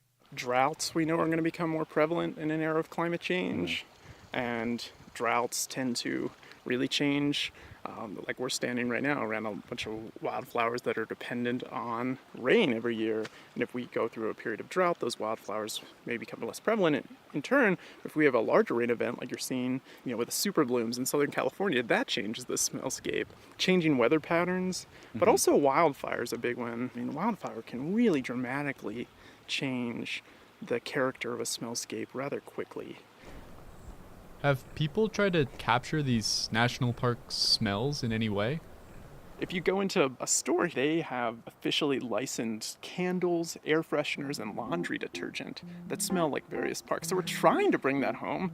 I would say, like if you open up the candle for Rocky Mountain National Park and you get this hit of lavender, maybe that's not exactly what it smells like. But we're trying to authenticate it somehow. Yeah. But we're really failing because it is so unique. Why should people care about smells? They're vitally important from an ecological standpoint, but also from the standpoint that I study parks from, the social experience, the visitor experience. Imagine walking into Glacier, with your nose pinched. It's really going to affect your experience. And as we noted in the paper, there's so much about your park experience that you can curate, that you can, really make your own. Now it's taking pictures and putting them on Instagram. You can share this experience. You can record the soundscape, as some people are starting to do with microphones and taking those home and mixing that.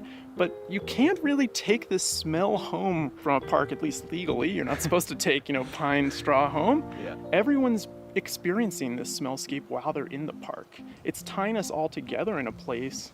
And so we're left with this really authentic experience. Thanks so much for joining me today, Will.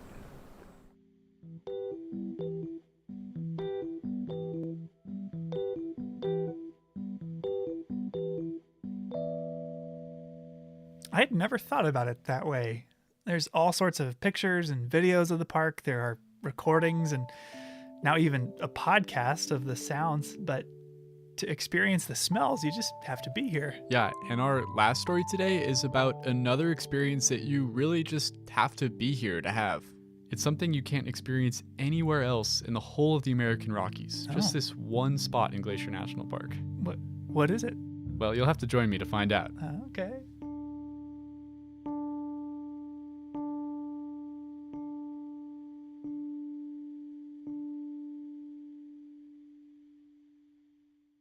Okay, you've really got me on pins and needles here. What is this experience you were talking about that's rare? Well, I think we should replicate the journey of one Marcus Jones. Who's that? Jones was a botanist. He worked in Montana in the early 1900s. He was pretty prolific. In his career, he documented and even named a ton of plants. So he was a really great botanist, but he's actually best known for his roasts. Wait, so he's a botanist that moonlights as a roast comic? In a sense. He was a pretty prickly guy, and in fact his views were so unorthodox that by the late 1920s he was shut out of most of the botany journals. So he just took matters into his own hands. He bought a printing press, taught himself to typeset, and he started putting out his own botany journal called Contributions to Western Botany. With no one to edit or censor him, Jones just took to excoriating those botanists he disagreed with. I had a friend dramatize a few of his comments for you. It is a common comment of workers in the gray herbarium that Fernald is becoming a common scold. He needs to be taken out in the woodshed and given a spanking. It is to be hoped that this will be done before he gets to the Bronxian position of seeing nothing good in the work of outsiders. Wow, he really doesn't pull any punches. Yeah, and the next one's probably even worse. There have been several notable deaths in the botanical world since my last contributions. Green, the pest of systematic botany, has gone and relieved us from his botanical drivel. They say that the good that men do lives after them, but the evil is interred with their bones. I suspect that his grave must have been a big one to hold it all. Green was first, last, and at all the time, a botanical crook and an unmitigated liar. Holy crap. Yeah, he was not afraid of speaking ill of the dead. Wow. Now, to be fair, Jones was just as likely to praise those he agreed with as to nail those who he felt had crossed him. So, okay, you can't deny that he was witty, if a little bit temperamental, but what does that have to do with Glacier? Well, Marcus Jones spent the summer of 1909 all around Glacier National Park. During that time, he spotted a rare plant, the Glaucus gentian. And to this day, over 110 years later, it's never been found anywhere else in the American Rockies besides this one pond along the Continental Divide in the Alpine of Glacier National Park. Oh. I think we should go see it. I'm game, but what was it called again? The Glaucus gentian. Okay. Where is it? I'll have to show you. It's near Logan Pass, but it is a bit of a hike. Yeah, okay.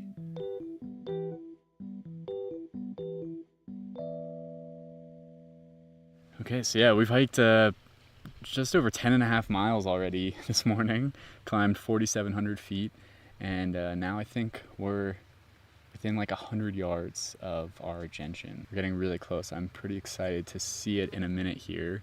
So when we get up to the pond, there's some water kind of seeping out the bottom of it, and you can see there's these mossy patches that have started growing in that wet area below the pond.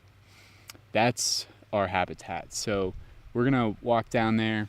I think that's where we're gonna find our flower, and we're just gonna be looking for something just a couple inches tall.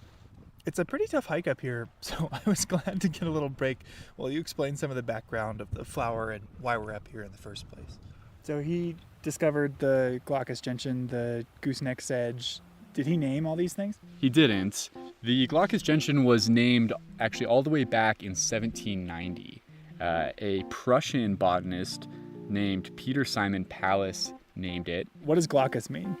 Glaucus is, I think it's a really interesting word. It's not one that people use very much these days, but it's actually one of the oldest color words that we know about. Glaucus goes all the way back to Homer. In the Odyssey, Athena is described as glaucous-eyed, and so it became a descriptor of a kind of blue-green color. So what is special about this Glaucus gentian?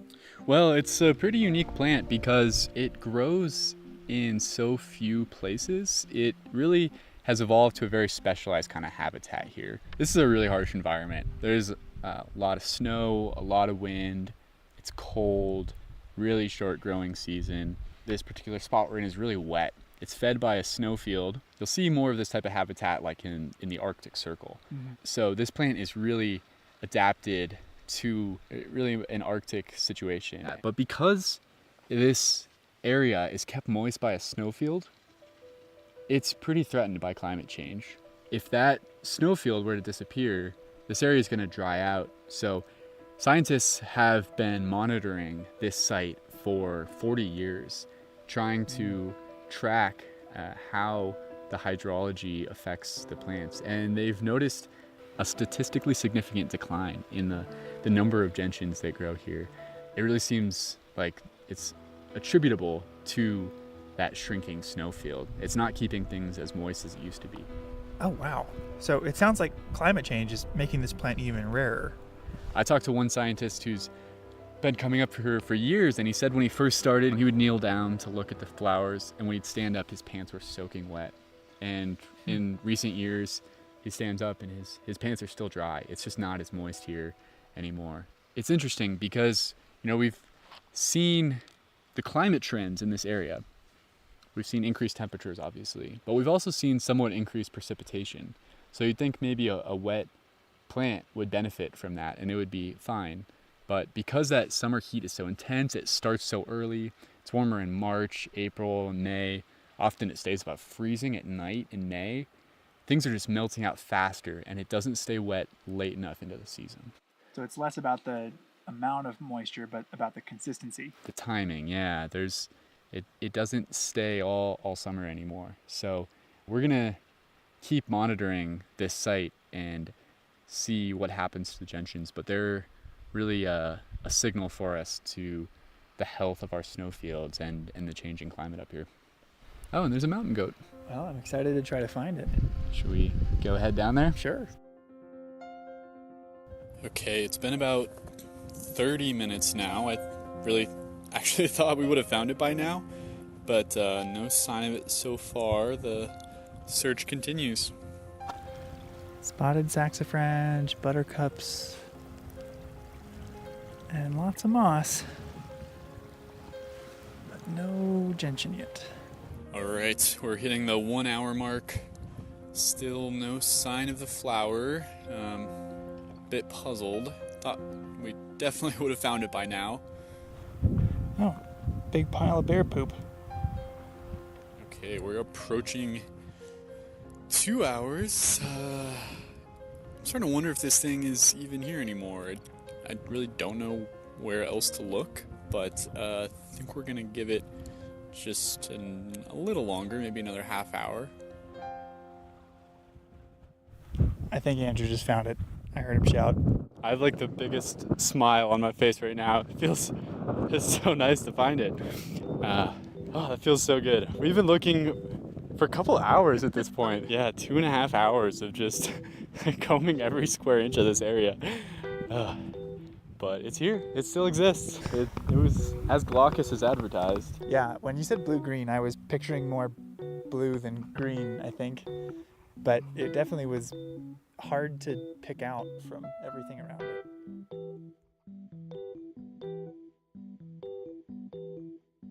I can only imagine the insults Marcus Jones would have hurled at us after that performance. Hey, all's well that ends well, and it was pretty exciting when we finally found it. One of the coolest and most special things about Glacier National Park is the easy access to these wild alpine habitats. I mean, you could just drive right up to what is basically an Arctic habitat zone at Logan Pass. That's pretty incredible. Yeah, it's really great, but it comes with some responsibility as well. These alpine environments are really sensitive to disturbance, like from climate change, as we discussed, but also our small individual actions, like walking on or picking the flowers. It's never worth stepping on one flower to get a better picture or view of another one. But despite the toilets and the cars and all of the people up there, Logan Pass is still one of the best places in the world to get close to nature. And together, if we leave no trace, we can be sure to keep it that way for a long, long time to come. That's our show for today. If you're interested in learning more about visiting Logan Pass or how to leave no trace when visiting any natural area, you can find links in the show notes for more info. Thanks for listening. Headwaters is a production of Glacier National Park with support from the Glacier National Park Conservancy. The show was written and recorded on traditional native lands. Andrew Smith and Michael Feist produced, edited, and hosted the show. Ben Cosgrove wrote and performed our music. Alex Stilson provided tech support. Quinn Feller designed our art. Renata Harrison researched the show. And narrated the credits. Lacey Kowalski was always there for us. And Daniel Lombardi and Bill Hayden were the executive directors. Support for this show comes from the Glacier National Park Conservancy. The Conservancy works to preserve and protect the park for future generations. We couldn't do it without them, and they couldn't do it without support from thousands of generous donors. If you want to learn more about how to support this podcast or other awesome Conservancy projects, please go to their website at glacier.org. Of course, you can always help support the show by sharing it with everyone you know, your friends, your family, your dog, and also leave us a review online. Special thanks this episode to Bill Schustrom, Emlyn Stanton, Will Rice, Darren Lewis, and Jeff Hoyt, along with the entire facilities crew here at Glacier.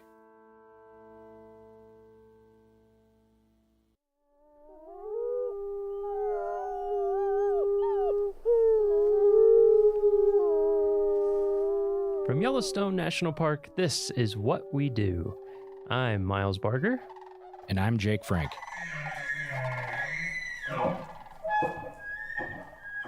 Hey, Jake, how's it going? Miles, Mustache is looking super good today. Yeah, our podcast listeners can't see my new magnificent mustache, but guys, it is spectacular. Got to use mustache wax. That's the tip. Yeah. Today we're going to be talking to Heather Basak.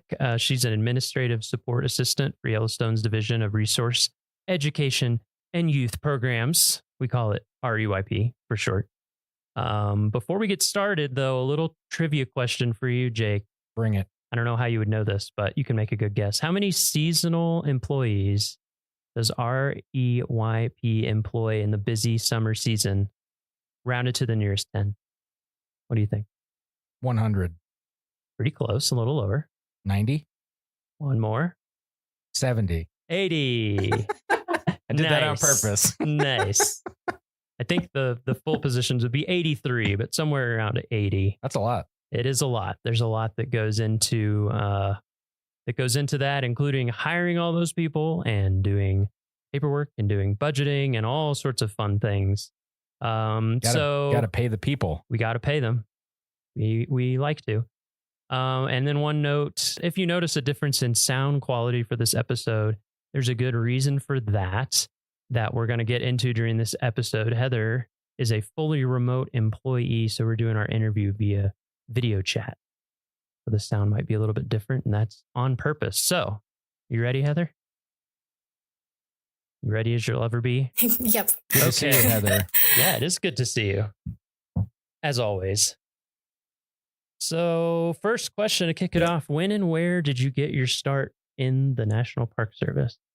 Or if you got started in something that led into the Park Service, you could even start with that. Sure. So I never thought I would actually be working for the National Park Service. When I grew up, my family, we didn't really visit national parks. We didn't really do that type of thing. We did other types of vacations, but never the parks. So that was never on my radar.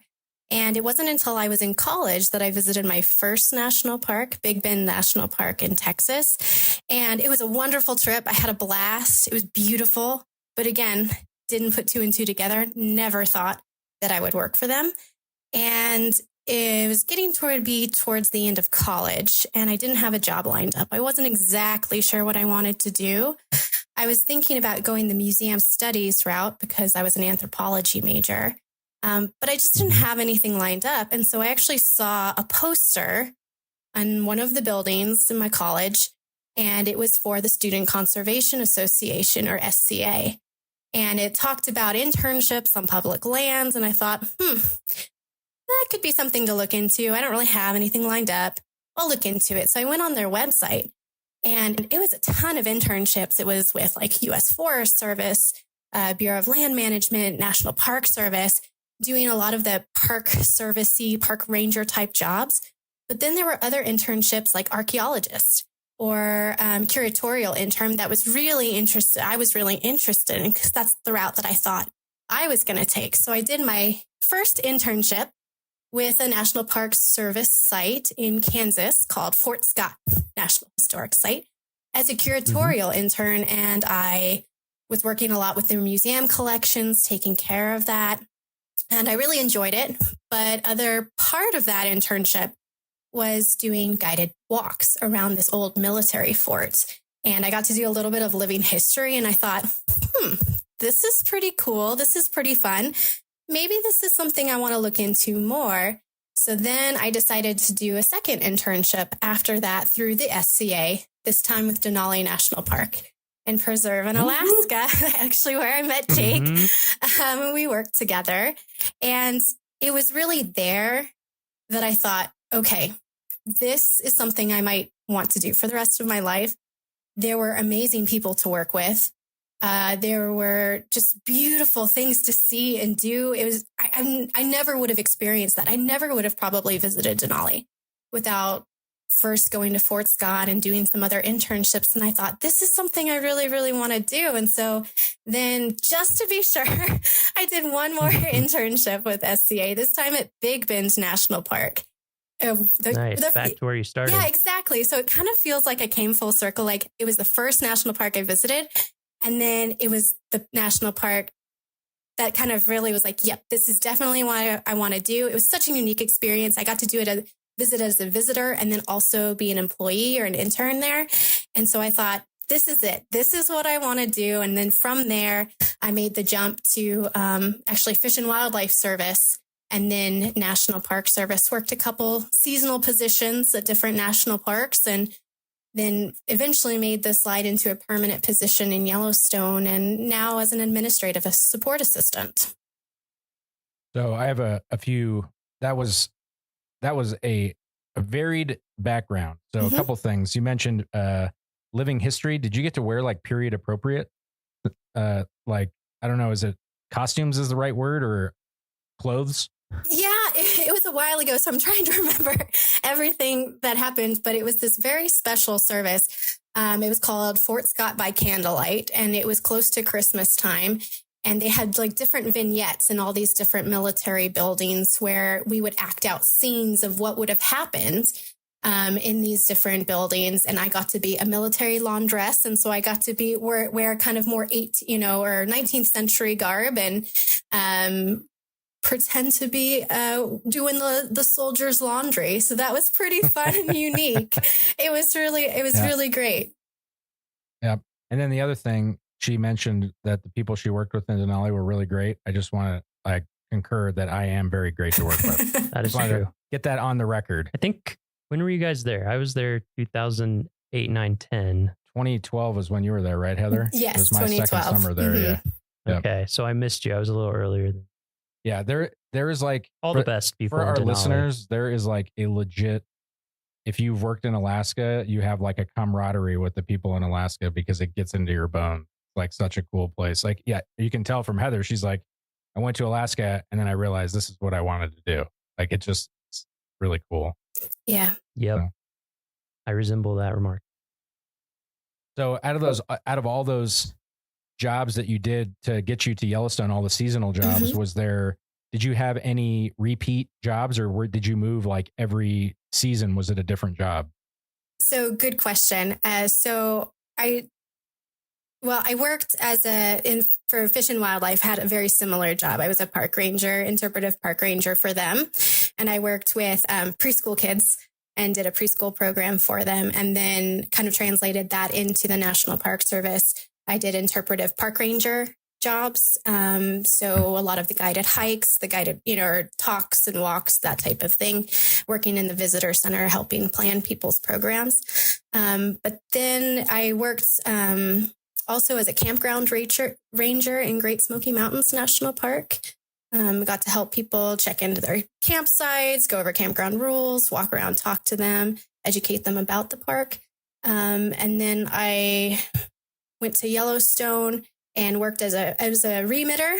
So I worked in what's called the cash room and counted all the money that comes in from the entrance stations and the visitor centers, reconciled all that money, and then got it ready for deposit. And then also worked in the visitor services office in Yellowstone, helping people plan their trips and then work on some special use permits. So I did move around a little bit, but I might have been in a little bit different boat seasonally because I was with my husband who had a permanent job at some of these places. Yeah. So I stuck around in some of these parks probably a little bit longer than other seasonals do.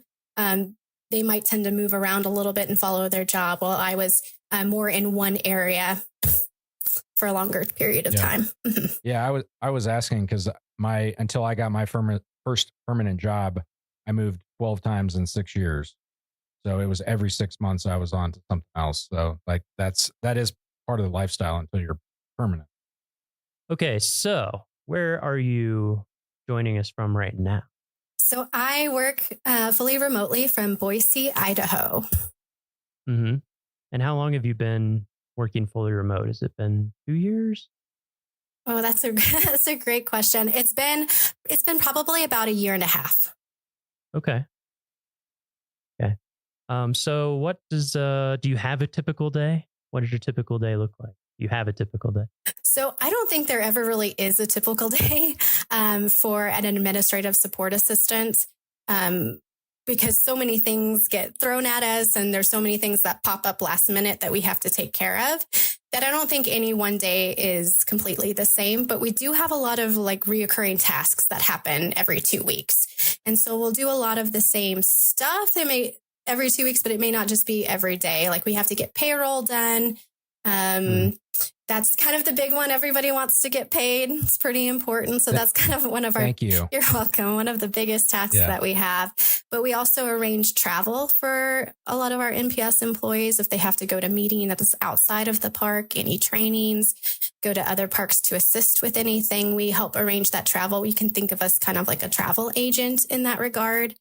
We deal a lot with HR.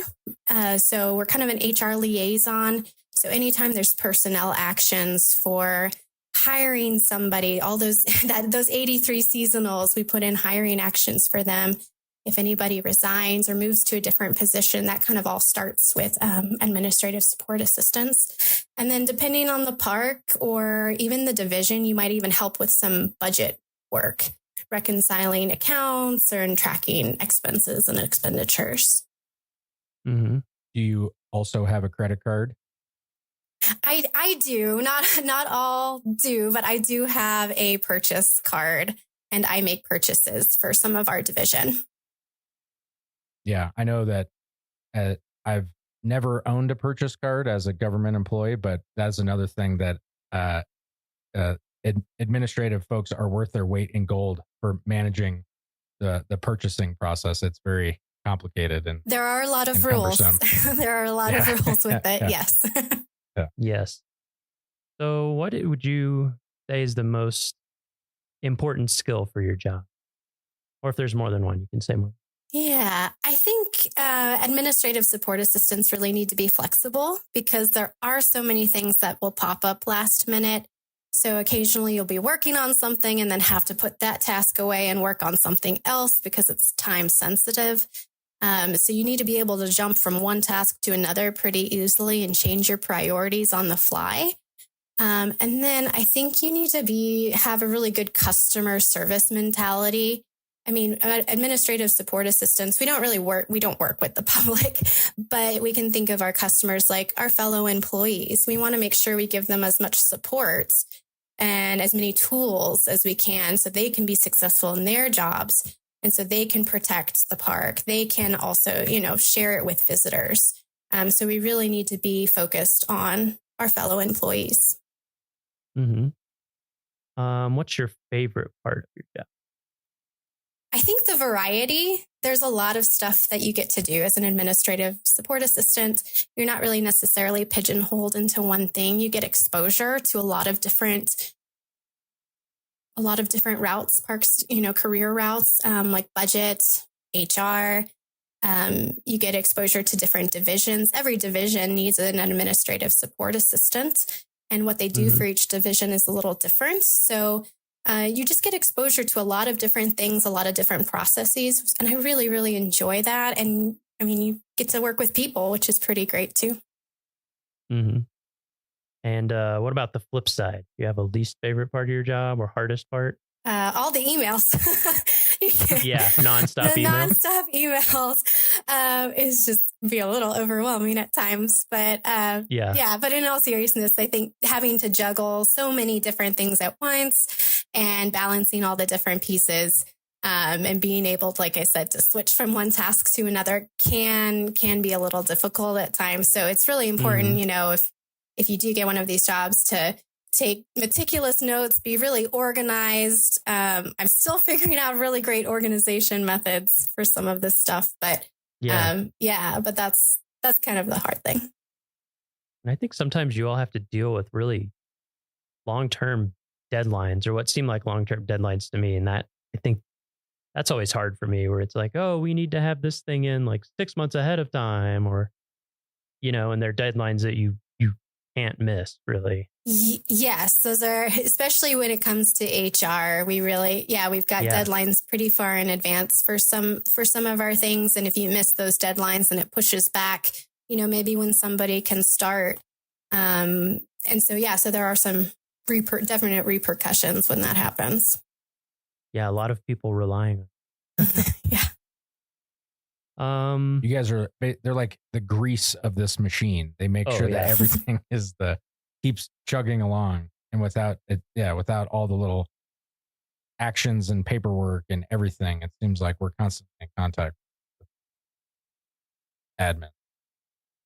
Yeah, and you all know all the little things and the tricks and the say, wait, what do we do? How do we do that? Let's ask Heather. Oh, she knows. Well, a lot of research. You do have to be a researcher, I feel like, in this job to look at some of this stuff and know who to ask when you've got some of those questions. Because there are a lot of rules. There are a lot of things and I'm still constantly learning. And that's also why I really like this job too, is like I feel like you never really stay static. You're constantly in motion. You're constantly learning. Mm-hmm. So you mind if I ask you about when you're talking about moving with your husband and everything? Mm-hmm. Just because I think that would be interesting for people who are thinking about NPS as a career. It can be challenging, I think, for, long-term partners to work in the service. Like, I've known people who are married and live apart for a long time, sometimes like a really long time, or they date and are long distance for years before finally and things like that. So I don't know, just like, how did that play into your career and your husband's career, and how life has gone for you guys so far? I mean, it seems like that's probably part of the remote position or some of the flexibility, but I don't know, just anything you would want people to know about your experience with that who might be thinking about the Park Service. Yeah, that is a great question, because there are different routes that people can take, because I have also known couples who have had to be apart for a little while, each working separate parks, and then making their way to each other. We've been fortunate enough that where my husband has gone, I've been able to pick up seasonal work. I know that's not necessarily in the cards for everybody, but thankfully I was able to. And that's kind of also the reason why, I didn't just stay in one career path. Like, I've done a couple different things, and that was to really, I kind of took a job where I could, but I really liked it. I think that's made me a little bit more well-rounded.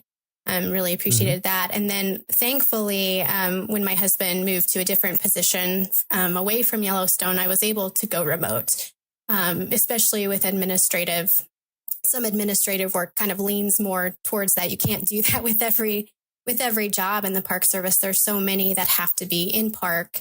But thankfully, this job allowed me to have that flexibility, and my supervisor was very, very supportive. And I was able to get a remote job that way. So that's really helped with us. Yeah. Yeah. Yeah. It's I mean, not that we need to dive too deeply into it in this episode, but it is interesting. I think a lot of people would be surprised to learn that, number one, if you work for a national park, it doesn't mean you're going to get like housing in the national park. In fact, it generally means you're not going to.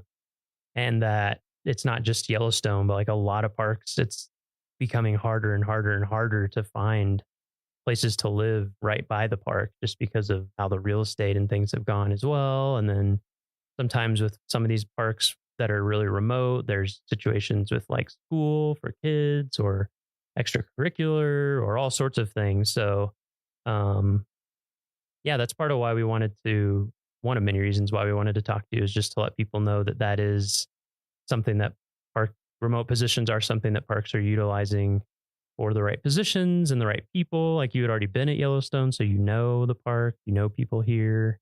I just think it's cool that that's been able to work out well for you, and it has worked out well for us as well. Well, kind of I'm not a very big fan that Heather is remote, but other than my personal opinion that we don't get to see her in person. Yes, I agree with tease that. her in person. Thanks. So, even with the, I'll say, difficulties or challenges of, managing relationship and career and all different parks and the tough things about jobs and the good things about jobs, what has kept you working for the National Park Service? Like, what has kept you knowing that your decision, this is what you're going to do, is the right one for you? I think that's a good question.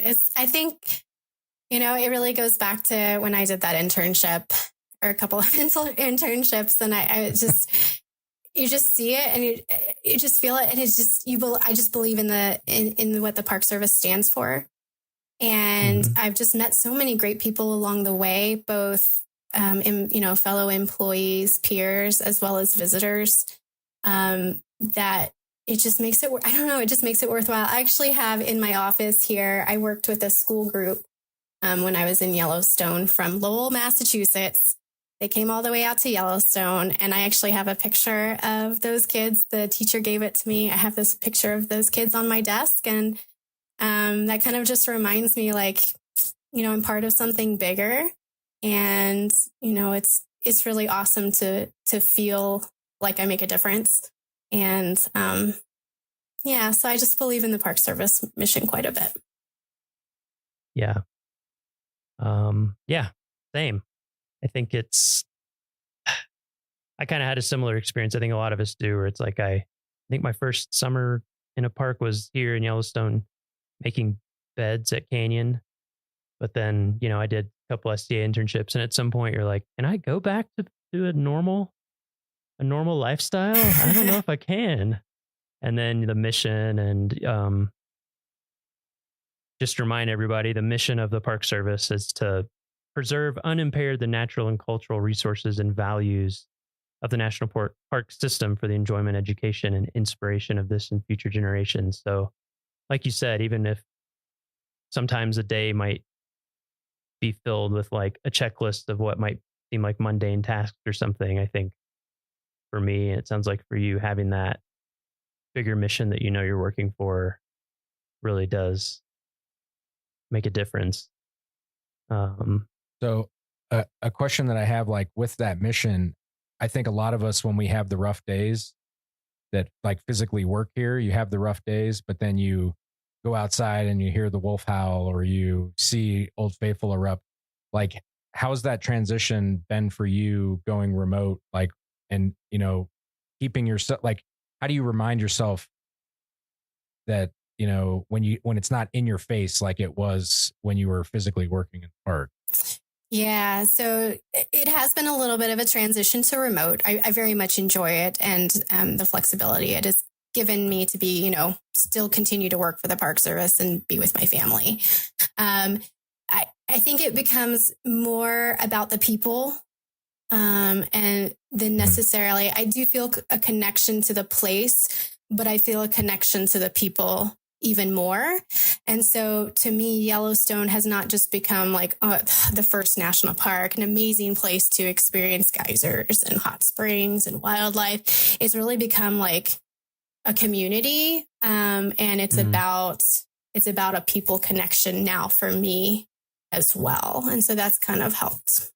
Yeah. Yeah. Hashtag Team Yellowstone.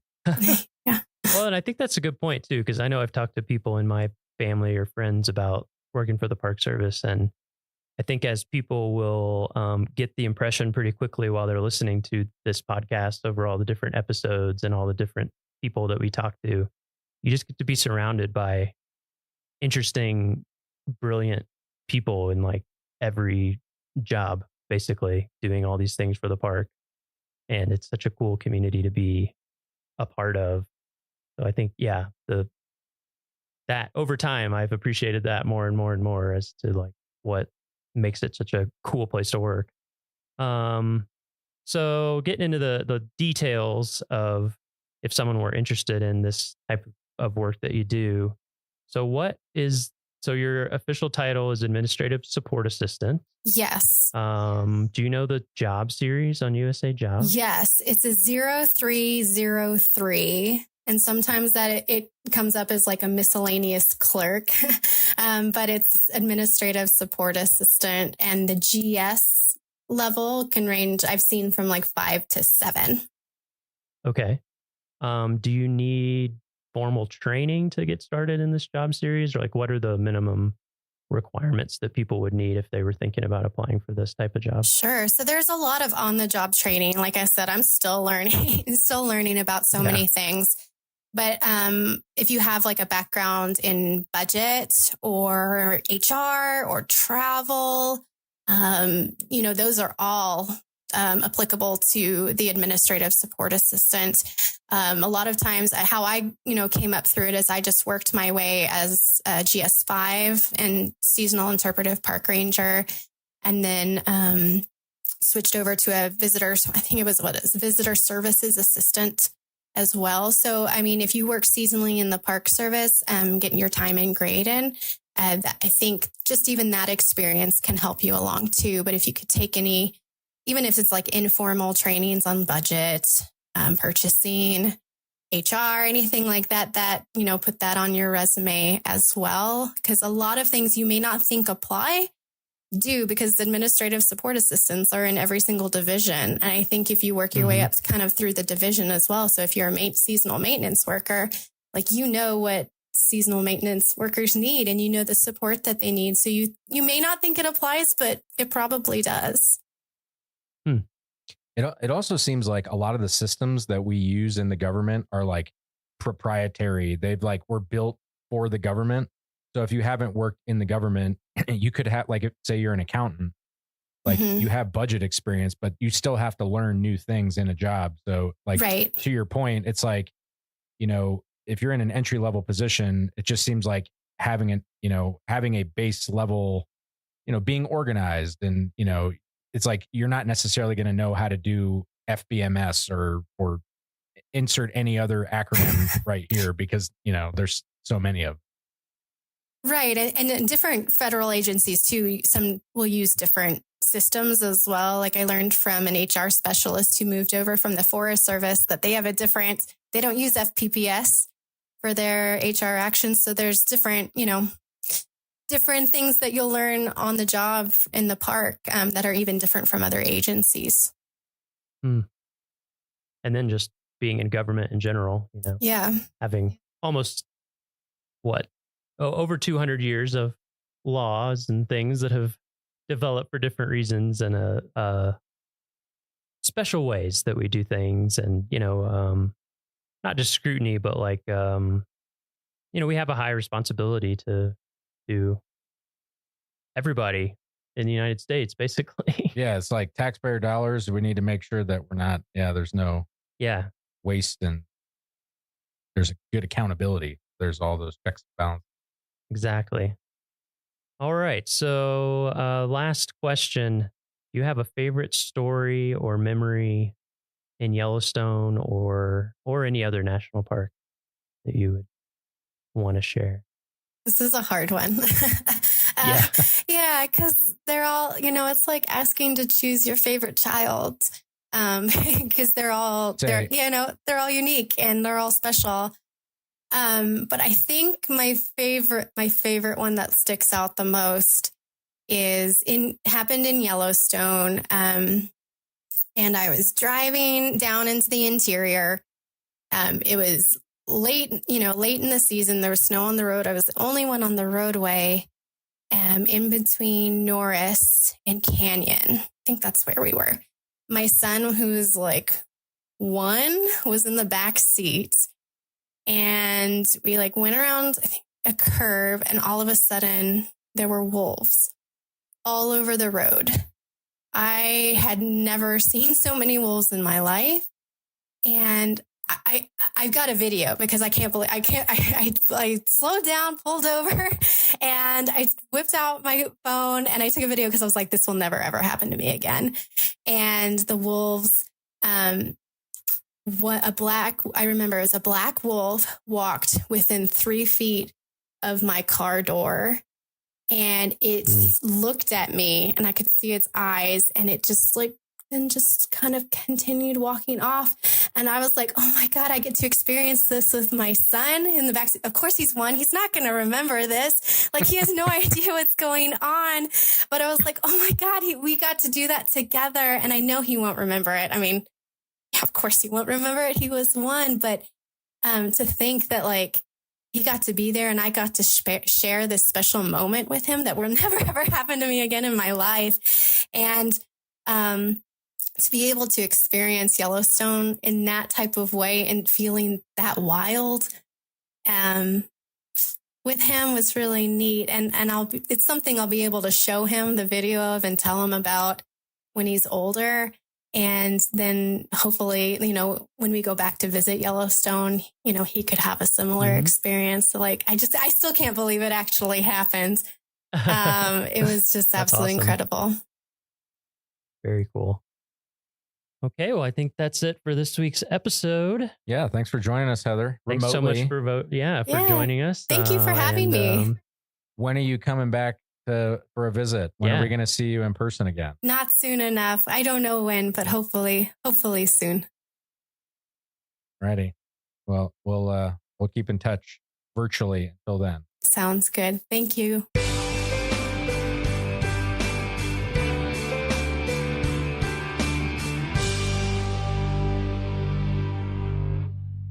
Triple Arches is probably one of the most recognized features along the Going to the Sun Road. Built to span several large gaps in the mountainside, engineers had originally planned to create a large retaining wall and use huge amounts of fill to build up the roadbed. Designers came up with a more elegant solution by constructing a series of 3 arches to span the gaps. It is a reflection of the care and dedication evident throughout the original construction of the Going to the Sun Road. Probably, as you've been driving the road, you really didn't notice most of the bridges, guardrails, and structures along the way. That's because the original designers of the road worked hard to create a road that blended with the environment rather than competed with it. As you continue on, however, give them a second glance. Even simple culverts in many locations are beautiful creations constructed of the same multicolored rock from the surrounding mountains. The Going to the Sun Road is one of 6 National Historic Landmarks in the park and one of a very few roads in the country to make that list. Today there is a massive rehabilitation project in progress along the entire length of the Going to the Sun Road. Engineers and contractors are working hard to ensure that the historic features of the road are maintained while creating a road that meets modern safety and traffic requirements. It's a challenging job and will take several more years. Hey, you rockin' Rockyites! Finally, our theme song matches reality. We have started hearing the first elk bugles around Rocky, which means the bulls are back in town, and the rut is on. A few things to keep in mind if you're visiting us this fall. Fall weekends are super busy, like our busiest weekends of the year. Surprising, I know, but true. If you can come during the week in the fall, I highly suggest that you do that. It is noticeably less busy. But if the weekend is your only chance, which totally makes sense because you work, I'm the same way, then try to arrive before 10 a.m. or after 3 p.m. Those times are less busy. And also consider using our park shuttle service. Until October 31st, our popular meadow areas are closed to entry from 5 p.m. to 7 a.m. That means you cannot be off of designated roads or trails between those times. This is for the betterment of the elk during the rut, to give them the space that they need to live their lives. They're not being taken care of. They're being protected, but they have to live out in the wild and do their thing. So that's to help give them time to have a successful rut. This closure includes Moraine Park, Horseshoe Park, Upper Beaver Meadows, Harbison Meadow, and Holsworth Meadow. There are signs posted out there, and we appreciate you for following those signs and helping our elk live the best lives that they can. And finally, do not approach elk or any other wildlife. This goes all the time. We like to emphasize it in the fall. They are big animals. They are especially hyped during the fall rut. They're looking for a fight, and they're feeling amped up, and they can hurt you. They're very big. The minimum legal distance is 25 yards. That's about 2 school bus lengths, so you need to stay at least that far away. But any distance that causes an animal to change its behavior is too close. So if an animal starts moving when it wasn't, or because of your movement, or starts staring at you, or just starts acting differently because of how close you are too close. So thank you for keeping those things in mind. It will help keep you safe, and it will help keep our elk safe. And now let's go on to today's episode. For today's episode, I hiked to Sand Beach Lake with Mary Johnston, historic structures technician for Rocky Mountain National Park, to talk about what the heck a historic structures technician does, the kinds of historic structures we have in Rocky, and the importance of preserving our past. Let's rock.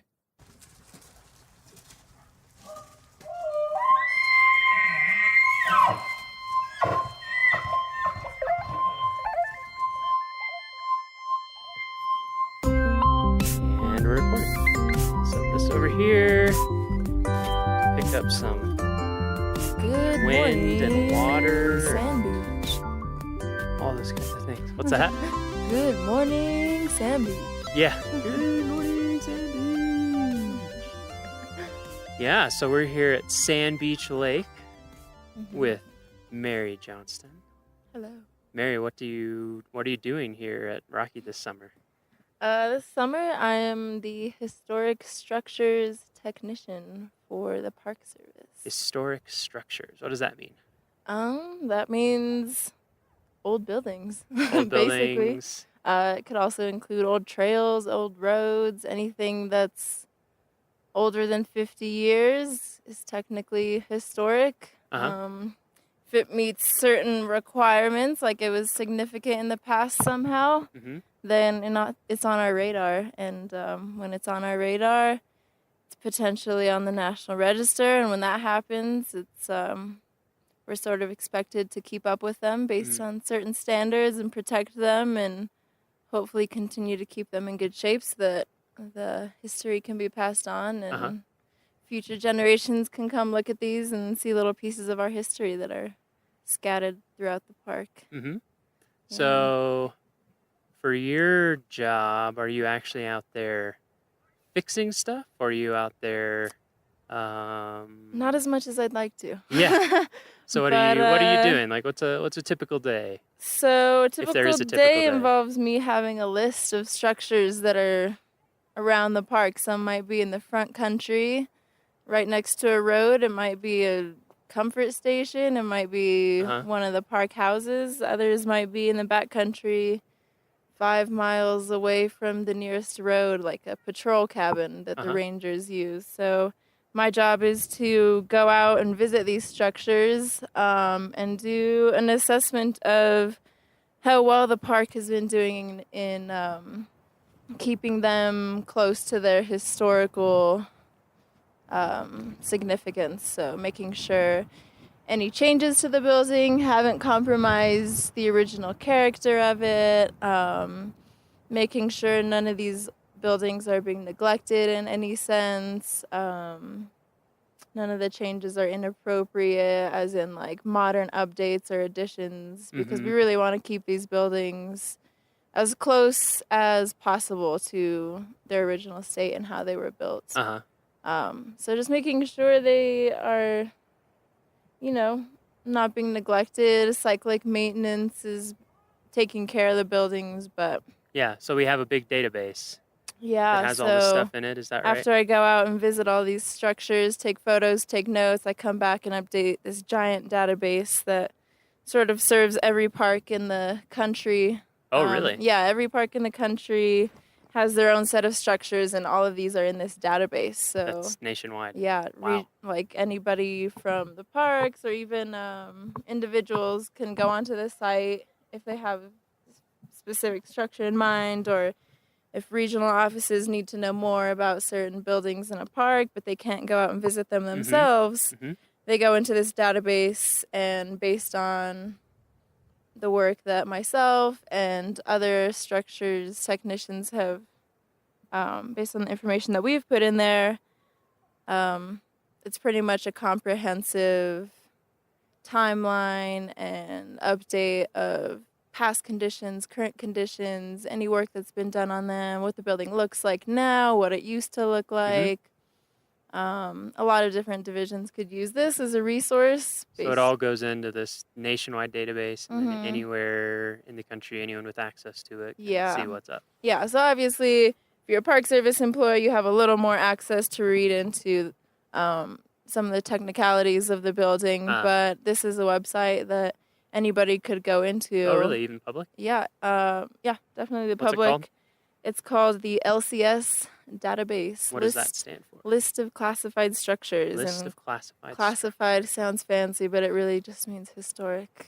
So they've been classified as historic. Is everything on there on the register, on the National Register? Yeah. So most of them are on the National Register, which And is could we why they kind of have. Explain what the National Register is Yeah. for folks. Yeah. So the National Register, once a building has been sort of deemed as special in history, as in it had some sort of association with an important event, whether that's a local event or a national event, period in time, or it's related to some significant person, and that could be on a local level as well, or even a certain style of architecture that's been deemed unique or significant.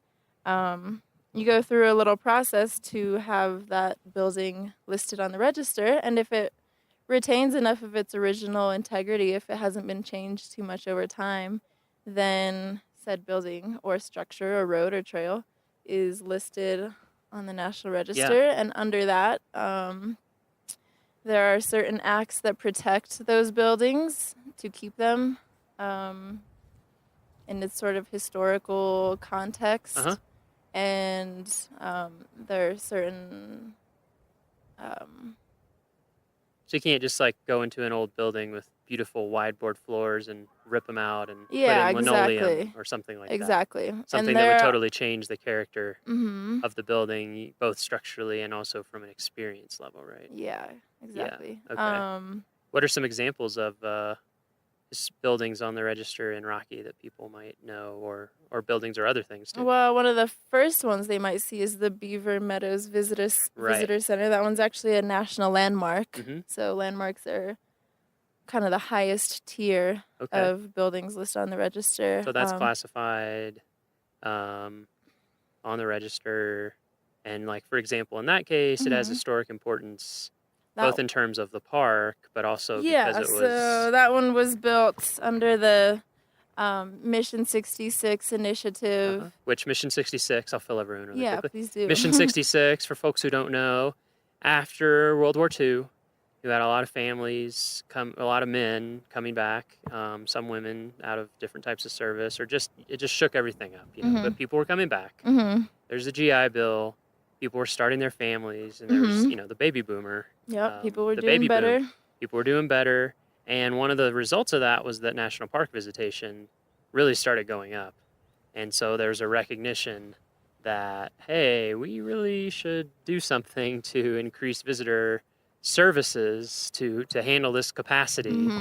And we want to get it done by 1966 because that was the 50th anniversary of the National Park Service. The existing park facilities were subpar. Yeah, and there just weren't enough. Yeah. You know, the level of visitation had grown so much. Yeah. So for the 50th anniversary, all sorts of stuff got built. And I don't know how we would describe it, but it's somewhat characteristic once you start seeing it. It kind of has a 60s look to it. And it's kind of angular and things. So this was built as part of that push, right? Beaver Meadows Visitor and in Center. addition, it was designed by the Frank Lloyd Wright Taliesin West School. Little somewhat famous architect. Yeah, I would say. In his school, yeah.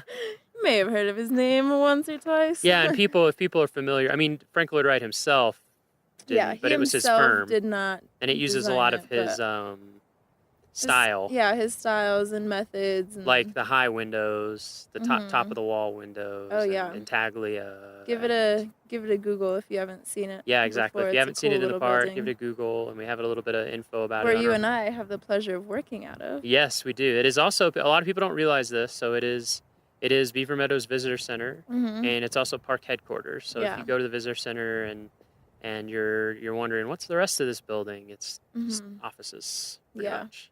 Yeah, it's a really cool building. Stopping and getting out and looking at the building. And there's an interpretive sign outside that talks about the architectural importance of the site. Yeah.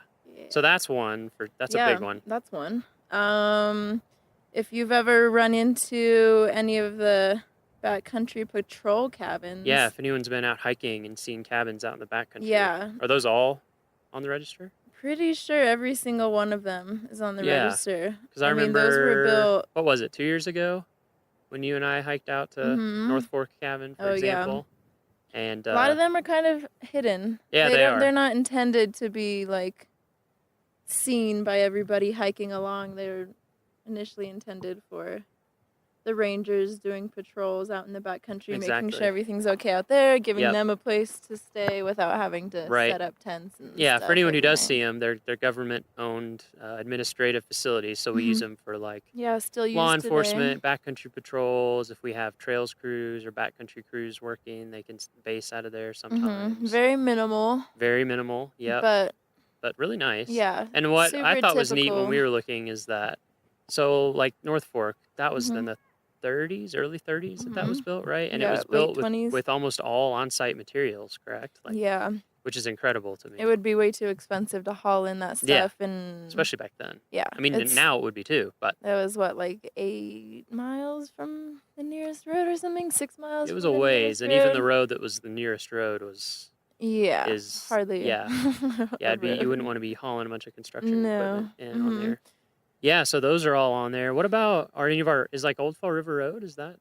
Yeah, so many of the roads that you're driving on are actually quite old. Those were built late 1800s to early 1900s. So, like, honestly, some of the trails predate the roads because people were using the trails to get from the west side to the east side or vice versa. There was no really...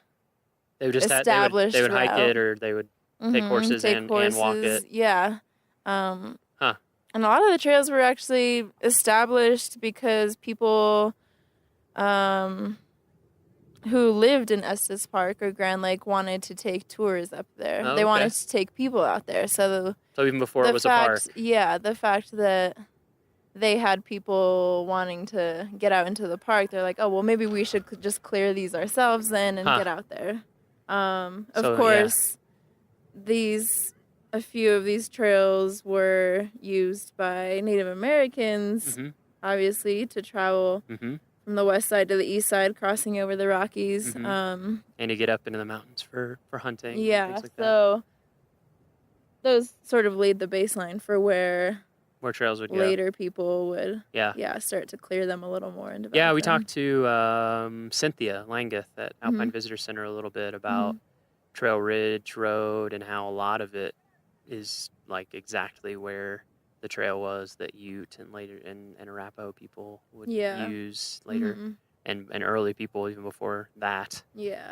So I think that's pretty cool that a lot of the routes we still use have. I mean, they make the most sense, as that's what we talked about with her. One thing that surprised me when I first went out with you on one of these trails was just that a lot of the trail work itself, like rock work, so like the rock walls that people see when they're hiking that support elevated sections of trail, or some bridges, or bog walks, which are elevated either dirt or wood or something through really marshy areas that help you hike through them without getting your feet soaked and mucky and boggy. Those also can count, right? Because those were created using, they're historical. They're using old techniques. A lot of them were built back in the 30s, and you can kind of start to see CCC, right? Yeah, Civilian the Conservation Corps. CCC. They had a really beautiful way of building some of those little rock walls that hold up the trail. Yeah, I remember when you showed me some of the details. I was like, wow, you're right. This is pretty if you're immaculate. On a ledge where there's a bunch of stacked rocks below you and lichen and moss growing on them, it's pretty likely that those are some of the original. It's amazing how well they fit together. Yeah. You know, that they're just doing like dry. They're sort of characterized by, no cement or anything, nothing like that, just dry laid stacked rocks, but you can tell each course, so it's in layers, and they kind of squared them off like chisels at the rocks to make sure they would fit together really well, and just so it's like really nice and tight, and some of those. Yeah, I'm continually amazed awesome. As I go to more and more parks and work in different parks, and my career goes on, how essential the Civilian Conservation Corps was to the parks. Like, we still rely so heavily on so many things that were built during that time. Yeah, we're and basically we're kind just of repairing and we're just kind of upkeeping repairing those. and maintaining them. Mhm. But without them, They pretty much laid a huge amount of groundwork for tons of parks, even parks that you wouldn't think of. I remember, like, I did the map for Andersonville Prison, which was Mhm. a Confederate prisoner of war camp in Oh, wow. gosh, it's in Georgia. It's kind of near Americus, if people know that town. It's kind of near Plains, which is where Jimmy Carter is from and where he still lives, and he has a historic site.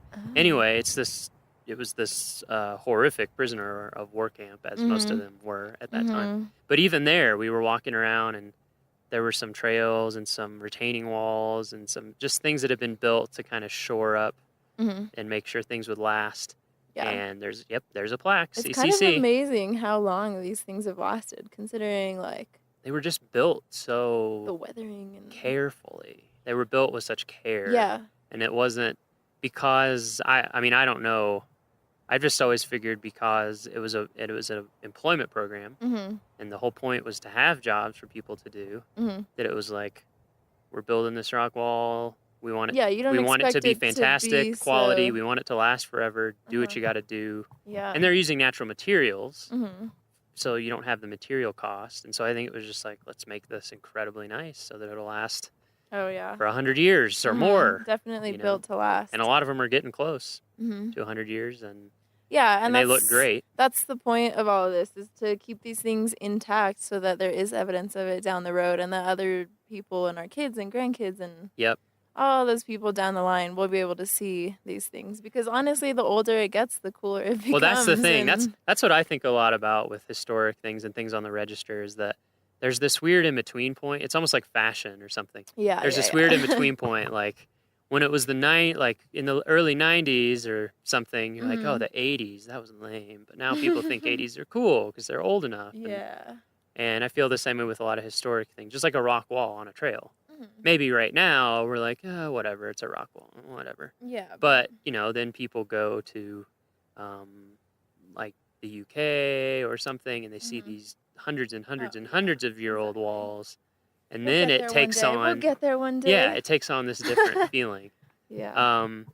Okay, that's so the- we have a giant national list of all this stuff, Mhm. and you are here at Rocky in the summers Yep. to go around Mhm. and basically look at all of it. Yep. And Document keep track of it, keep document track it. of the condition, Yeah. and make recommendations for how the park could Yeah. be doing better, or how they're already doing great, Yeah. and ways that they can sort of mitigate any problems that I see. A lot of times there's one issue that's sort of affecting a lot of different buildings, Uh-huh. where it's like, Yep, they just need to, just something we need to work on. yeah. hmm Um, And it's so cool to me how there's so many specialized techniques for maintaining these things.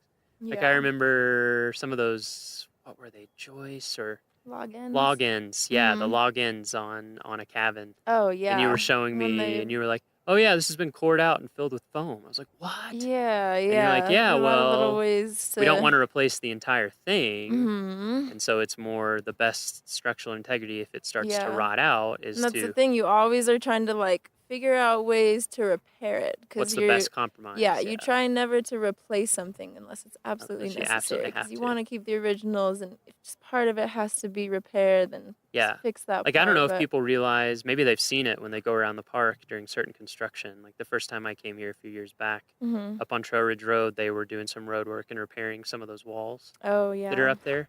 So And yeah, I don't know if meticulously. people realize, like, they take those, they photograph Yeah. very meticulously, take Photograph them the apart, wall. they number every Yeah. rock. Uh-huh. And keep diagrams, and when it's Yeah. done, they put every rock back, and they use the where it same used to be. techniques. And we even have, you might know this. It's a training area and like a facility that the Park Service has that's specifically for learning techniques for Mhm. maintaining historical structures, and then Yeah. they send crews out for really hard specialty jobs. Yeah. It's called like remember the what it's PAST called. program, I think. Something, yeah. I'll have to Where, look it up. Yeah, they send different like historians and Mhm.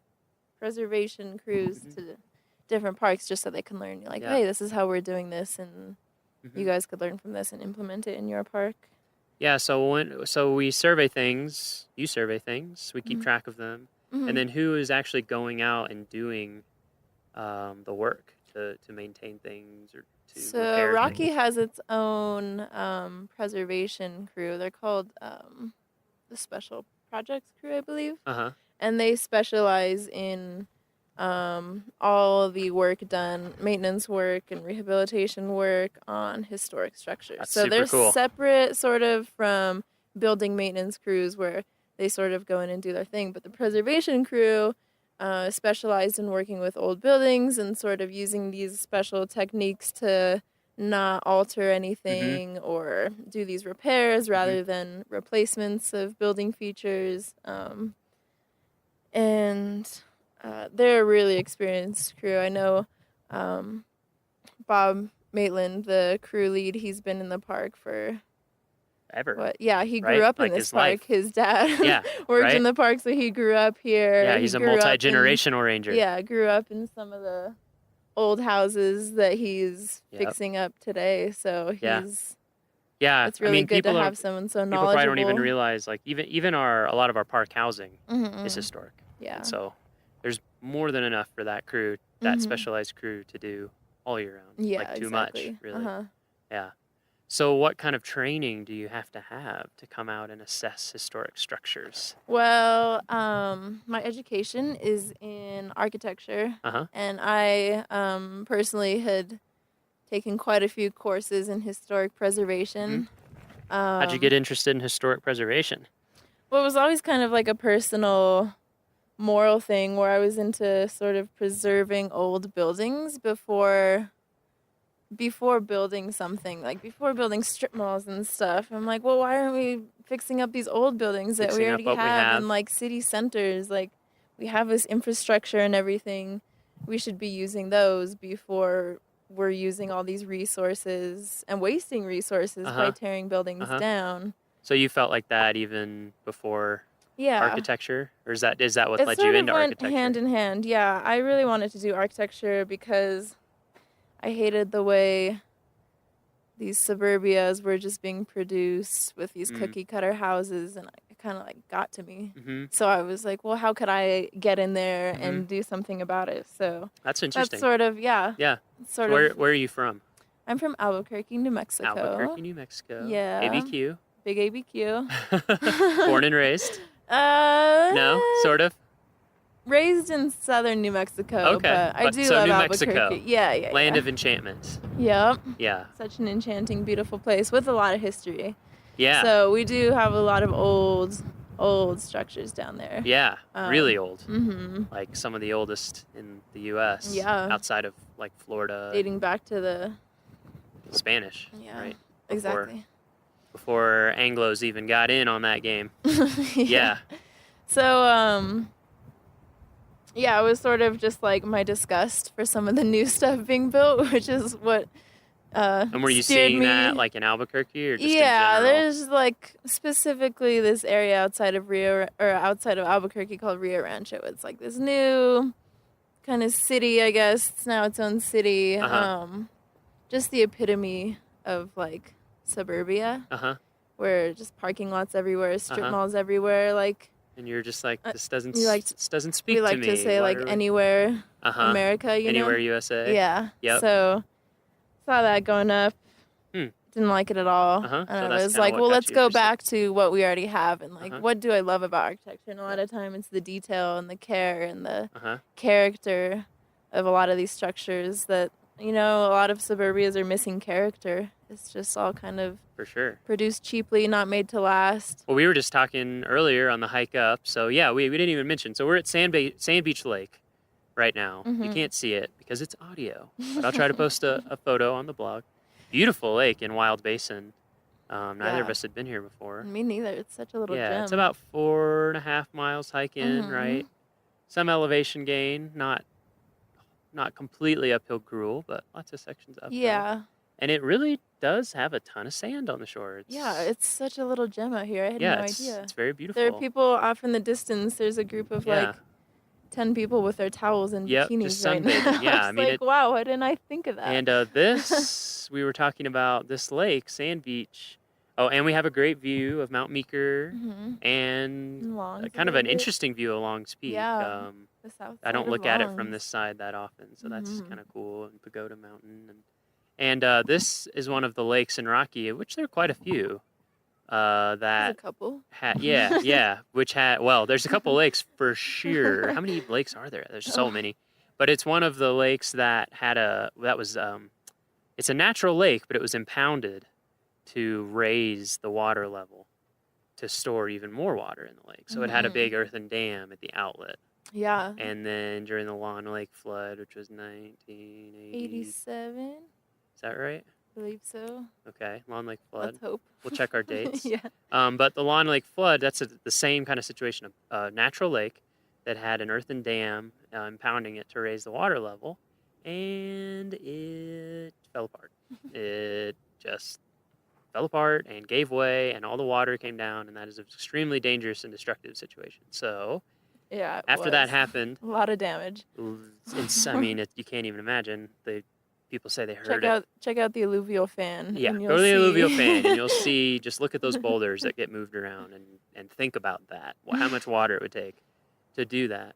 And so when that happened, some of our other lakes, like Sand Beach Lake is one of them that had the earthen dams. There was a process of going in and Yeah. taking them out Mhm. to both return it to a more natural state and to get rid of that danger. So anyway, that's where we're sitting, and we hiked up the trail to look at historic trail structures, right? Mhm. So we had some bog walks, we had a little bit of rock wall. Yeah, some built rock things like walls, a that. few bridges. Obviously, like the bridges have been replaced. Yeah. Wood structures, those have to Yeah, be they replaced. don't last forever.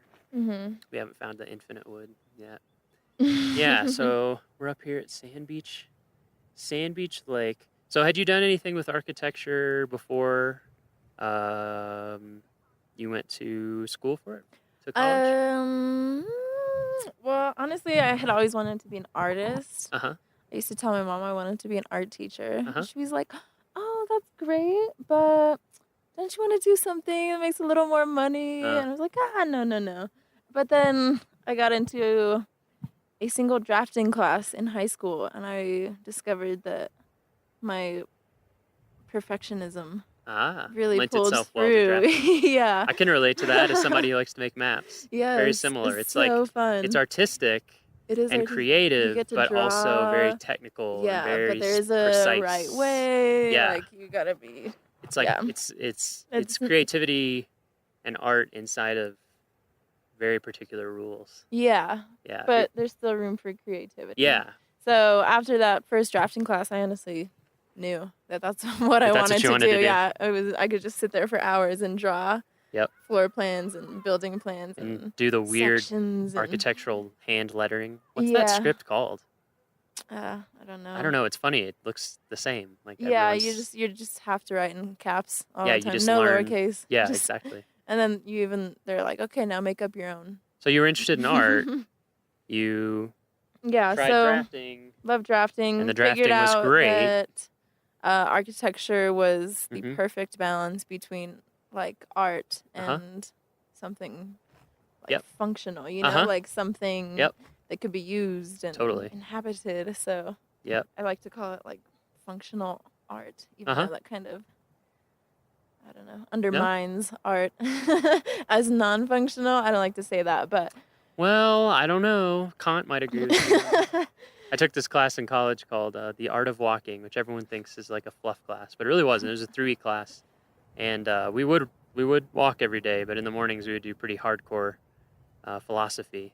And one of the main things that we focused on was Kant's critique of judgment. Oh. And one of the things he says is that for something to be truly just a piece of art or an aesthetic object, or at least when you're perceiving it as an Mhm. aesthetic object, Mhm. that it has to be without purpose. The there you go. translation, I don't know what the German for it is, but the translation was purposelessness. So in his opinion, only one very extremely famous and important philosopher's opinion, Yeah. that if you're thinking of something in its functional way, it isn't like art in the same way. Yeah. I mean, it is, but it's not the same. Yeah. So anyway, I And don't think you should be. That's feel always bad. the challenge, though, is like trying to like mesh a beautiful form with its like basic function or something like. Well, and especially in architecture. Yeah. Because yeah, I mean, you're dealing with appearance and form and how you want it to look and operate on an aesthetic level. But also, it has to stand up. Yeah. and be And affordable. People can't be running into each other all the time. And be repairable. Yeah. And be efficient. Yeah, and allow for good air circulation and heating and cool. So it is Relationship creative. to the It's kind of similar. sun and, all creativity these inside exterior of tons of constraints. Yeah. That's why when you do, and for me, when I do see a building that is like, wow, this is a beautiful building. It's just like a work of art, but it works and it's fun to be in. Only then has the architect succeeded. Yeah, it happens. It happens. Sometimes I've had the opposite too, where you're like, I see what you were going for. Yeah, no, there's some really this isn't the most terrible pleasant stuff building. out there. Yeah. So you did the drafting. Yeah, you got kind of into realized that was architecture it, and then you got an school, architecture school. applied, got where? in, went to school at University of New Mexico Still in keeping Albuquerque. it New Mexico strong. Yep. Was on a budget, so Hey. in-state Yeah, was the man. way to go. No, it was a really great school, though. Yeah. Awesome professors, Yeah. really good facilities. And when was your first? Is this a job that you're in or an internship now? This is a graduate assistantship. Oh, that's right. Or it's like a program. Yeah. Right. So when was the first time that you did this here at Rocky? My first year in Rocky was 3 years ago. 3 years so ago? in 2014. Had you done a summer thing before that? Yeah, the summer before that in 2013, I was doing the same position in Yellowstone National Park. Nice. So it's really interesting to see the difference in areas, difference in parks, like both the magnitude Just of the the size, yeah. structures, the quantity. Yeah, I mean they're 8 times bigger in area. Yeah. Than us. Exactly. So it's yeah, just crazy. and how even much- just like here, actually maybe a little like more than Rocky doesn't have any hotels or lodges or anything in the Yep. park, whereas Yellowstone has a ton of Yes, those and they're in big. the park, and a ton of restaurants and a lot of concession-run facilities. Yeah, whole other scale. Yeah, so definitely different, like entire little towns in the park. Yes. Where here, Yeah. we've managed to keep those out. Yeah, the of towns park. the towns are at the entrance. Yeah, you're right. In Yellowstone, it is. It's like a few really small towns. Yeah. Although Grand Canyon, not Grand Canyon. Old Faithful, not that small, but yeah, pretty big and they're all inside one national park. It's kind of amazing. So you did that for a year. That's pretty awesome. Yeah. I worked in Yellowstone for 2 years. Oh, nice. Yellowstone has a special place. In my heart. I would go back anytime. Could really only explore like Oh yeah, it's a 50th of the park It's in crazy. one summer. It's huge. Yeah, I mean, my first summer there, I was a room attendant for Oh. Zane Terra. Oh, at I'm Canyon. sorry. I'm just Yeah, it was kidding. okay. It was chill. It was laid back, no stress. Yeah. So I would just make up rooms, and sometimes you'd have to wait for bison to move off of porches. And things Yeah. Like that. Yeah. But the nice thing was, because it was no stress in terms Mhm. of like, it was not a lot of thought went into it. Yeah. We just hiked Oh, all the yeah. time on the weekends. Those are the kind of and people after who get those work and- jobs. yeah, exactly. That's why Like, we're what all else there. are you doing there? Yeah, If not and going so around hiking and being I hiked outdoors. around a lot, like all the time, and yeah, I saw Mhm. just a fraction. Yeah. It's so big, Mhm. including like some areas like the southeast and southwest corners, Mhm. where you're never gonna see them unless you have time to hike, 50, 60-mile Yeah. round trip, Mhm. because it just takes so long. Like the thoroughfare, getting down in there. Yeah. Or, Isn't it like one of the most remote places? I think that somewhere way down in south Just east. in terms of being farthest from roads. Yeah, and I think stuff, somewhere like, way down in southeast Yellowstone is Yeah. the spot in the lower 48 that's the farthest from any Mhm. road. I don't know if it's paved road or town or something, but I think it's Mhm. by some measure the Yeah. most remote spot in Yeah. the lower 48. Right. And then the one up in One Alaska, point. there's one up in the one in Alaska is on a whole other scale. Oh, yeah. It's like 300 miles from the nearest thing instead of 30. But yeah, that, they win by that's a long different. shot. But yeah, Yellowstone's huge. Yeah. So you did that, and then you came Yeah. here Mhm. year 2. What's the name of the program that you're in? Is it a defined program, or was it just a it's relationship with like with an the university? internship through my university and Yeah. through my architecture school Yeah. specifically. Mhm. So students from either the School of Architecture or the School of Landscape Architecture or historic preservation or regional planning, Cool. they can all apply to this, and then they hire a handful of us, anywhere from like 4 to 6 of us, Mhm. and then we're each sent out to our own park for the Mhm. summer. So there's pretty Yep. much just one of us in the park. Our specific program is just the Intermountain region. So Mhm. pretty much from northern Montana up in Glacier to like southwest Texas. Yep. Is it Intermountain region as the Park Service defines it, or just? Yeah. Yeah. Okay. Mhm. Okay. Yeah. Yeah. For folks who don't know, the Park Service, we're divided into geographical regions, Mhm. mostly for management purposes. Yeah, It's I just think and so. Intermountain is huge. I Mhm. mean, it has so many parks. Mhm. If you go online and search like NPS or National Park Service region Mhm. region There's what, map, like it'll come 8, up. 7, 6? Gosh, there's Northeast, Southeast, Midwest, Pacific Pacific West. a Alaska little used to be rusty. included in that, but I think Alaska is its own. I don't know. I would Okay. have to look at a map, but Yeah. and then Intermountain. So you were there, and then you went back to school for a year, and then came here. Mhm. So you already talked a little bit about how Rocky compared to Yellowstone in terms of just Yeah. the scale in terms of buildings is very different. How else did Mhm. it compare? Had you been to Rocky before? No, I'd never been to Rocky Yeah, what'd you think before. when you first got here? I was bewildered. I was like, this has been What'd you think my about this? neighbor Yeah. my And whole yeah, life, 'cause and I've never that's been true. here. It's not that far. No, I mean, it it's a really day's isn't. drive. Yeah. Yeah. What'd you think about it compared to Yellowstone in terms of like the scenery?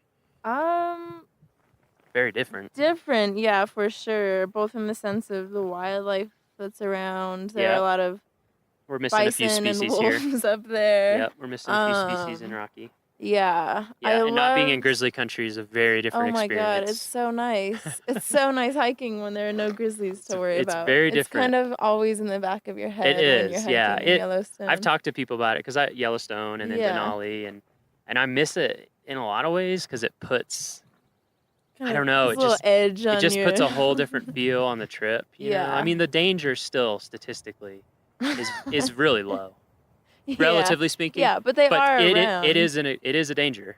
Yeah, You know, I remember just taking a walk around my dorm building in Yellowstone. It was like sun had already gone down, walking back to my dorm, and this ranger rolls up. He's like, "Do you guys have your bear spray on you?" And we were like, "No, we're just taking a little stroll." He's like, "Okay, well, someone just spotted a grizzly by your dorm, so Yep. Where did you live? Mammoth? yeah, Mammoth Hot Yeah. Springs." Yep. So that was a fun Yeah, walk you home. always. Yeah, I always had bear spray on. Yeah, from then Always. on, you're like, Just- okay, it's worth it. Because It's- even like when it's I was worth in the peace of Denali, mind. even walking to the hangout spot for all the employees. Yeah. Even there, you would see Because bears. they are around everywhere. They're They're like, everywhere. yeah. They can go wherever they want. They and they can do whatever they want. Exactly. And no that's one what can say That's what puts a boo. different feel on it. Is when you're Yeah. out there at some level, you're just like, Mhm. okay, yeah. So that's definitely a big difference. Also, there's, I would say, over 1,000 historic structures in Yellowstone. Wow. Whereas here, there are probably around 300 total. So still a lot for the size, but Yeah. way less. Yeah. And a lot of them way smaller. Mm-hmm, Because exactly. like Yellowstone Lodge, that counts as one, right? Yeah, that took me like a whole day and a half That's to huge. take It's photos an of amazing and building. take notes of. Yeah, really cool. Yeah, I can't believe that when who's the architect on that? Oh gosh, I'm forgetting his name now, but he was The so Yellowstone young. Lodge? He was so young when he designed that. It's just kind of mind blowing. Anyway. Yeah. And then the other thing that surprised me when I went to Yellowstone for the first time, because I'd never been out west, Uh-huh. so I had this thing in my head of just like mountains, and there Yeah. are mountains for sure. Yeah. There's a lot of mountains, Mhm. but there's a ton of it that is not. mountains. It's no. kind of flat. Mm-hmm. Lodgepole forest as far as the eye can see. Yeah, you're like Glacier up base- in the or glacier mountains, basins. but Geyser basins. once you're there, I feel like the mountains here feel more prominent. Yeah, they dominate. Yeah. Everywhere. No matter where you go, you don't get away from them. Whereas Uh-huh. there, depending on what part of the park you're in, it's very Mhm. mountainous. But you Yeah. can be, like, if you're in the center of the park or Mhm. down, like, southwest corner, Mhm. it's not mountain. Yeah, and I love the alpine country up here. Yeah. It's one of my favorite parts. Yeah, About it's the beautiful. park is just Yeah. the hikes through the Yeah. alpine country. So this is your third year Third year here. doing this. Yes. What keeps you coming back? Everything. Yeah, everything. Have you seen Rocky Mountain National I have seen Rocky Park? Mountain National Park. I definitely have. It is very amazing. Yeah, It's I don't know. It's a blessed place to be Honestly, for sure. if you study architecture, you're probably going to end up getting a job in a city, Sure. Yeah. in an urban area. Vast majority. So just the fact that I get to come out here and be surrounded by wilderness and Yep. forests and lakes and stuff, like I consider that a rare opportunity. Uh-huh. And the fact that I get to sometimes come out and look at old trails Yep. for work and be go out- into the yeah. backcountry and find these little cabins. Sometimes I'll go find little cabin ruins that nobody has really looked at for years just because it's not something that the park maintains. Mhm. But we sort of have to keep account of those things. Like, so just, it's a combination of all those things, and then being able to stay on this little historic ranch called Oh, that's right. Good Old McGraw. You live at McGraw, don't you? Yeah, it's this Oh, wow. historic dude McGraw ranch is amazing. made for, or rehabilitated for researchers Yeah. to stay in when they need to come into the park Mhm. and stay for a week or 3 months or something. Forgot that you live out there. Yeah, So so nice. it's It's so peaceful. yeah, gives me a good appreciation for all things natural and built and just how those interplay with one another. And it's also interesting just to note that this park has really pulled back in the amount of built structures in the park. Like, I would say Good point. now it probably has maybe a third to a quarter Of what it once had. of what it once had. Yeah, I don't think There people is- realize. I didn't realize that when I came here, that there were Yeah. tons of lodges and Yeah, and real big facilities. lodges, restaurants. In Moraine Park, there used to be a golf course and 9-hole some golf course, swimming right? Swimming pool. pools. Yeah. Yep. So And over time, the park has acquired those things. and there's removed just a them. period of time too when it was, fortunately, pulling back from all of its developed areas and realizing, hey, we need to really protect this and sort of convert it back to its natural state, which is why it's so beautiful and undeveloped today. Mhm. And in hindsight, like, some of those buildings were really cool and great, but there has to be this balance. You obviously, nowadays, I think it's really great that we don't have any lodges in the park and too many campgrounds or swimming pools and golf courses, like that just takes away from what a national Well, especially park a park is. like this, where, like we were talking about, you're never that far from town. No. You're never that far from Yeah. a gateway community. So Exactly. it's And not you have like big cities around. If you Right. want to, if you want those amenities, exactly. they're close. It's not like Yellowstone, where it's like, well, if there weren't Yeah. any lodges in Yellowstone, Yeah. then everyone would be driving like Yeah. 3 hours plus a day Yeah. to get anywhere. 3 hours just to get through the Just to park. get in, Another like 2 hours and to the then nearest just city. to get out. Exactly. Yeah. Yeah. So, yeah, that is It's an interesting dynamic, but yeah, that surprised me when I first learned about that when I Mhm. came here, that so many things had been removed Yeah. over time, and that it's just one a day, decision you have. one day soon, maybe I want to make a map of all of the structures that used to exist. That'd in be the really park, cool, just yeah. So people can gauge like what it Yeah, used, what it to, used to be, be. and then what it That'd be is really cool. now. That's Yeah. a great idea. Mhm. There was a student group from CSU, I think, or something like that, that did one of those just for Moraine Park. They mapped where everything had been to kind Mhm. of explore the history of it, and it was Yeah. really cool. It'd be neat to see that for the entire park. It's a big undertaking, but Yes, there are a lot of definitely. like resources and places to pull from, but Yeah. not one big comprehensive. Yeah. So as Map an of everything. architect and as someone interested in historic structures and keeping things repaired and using what we already have and all those things.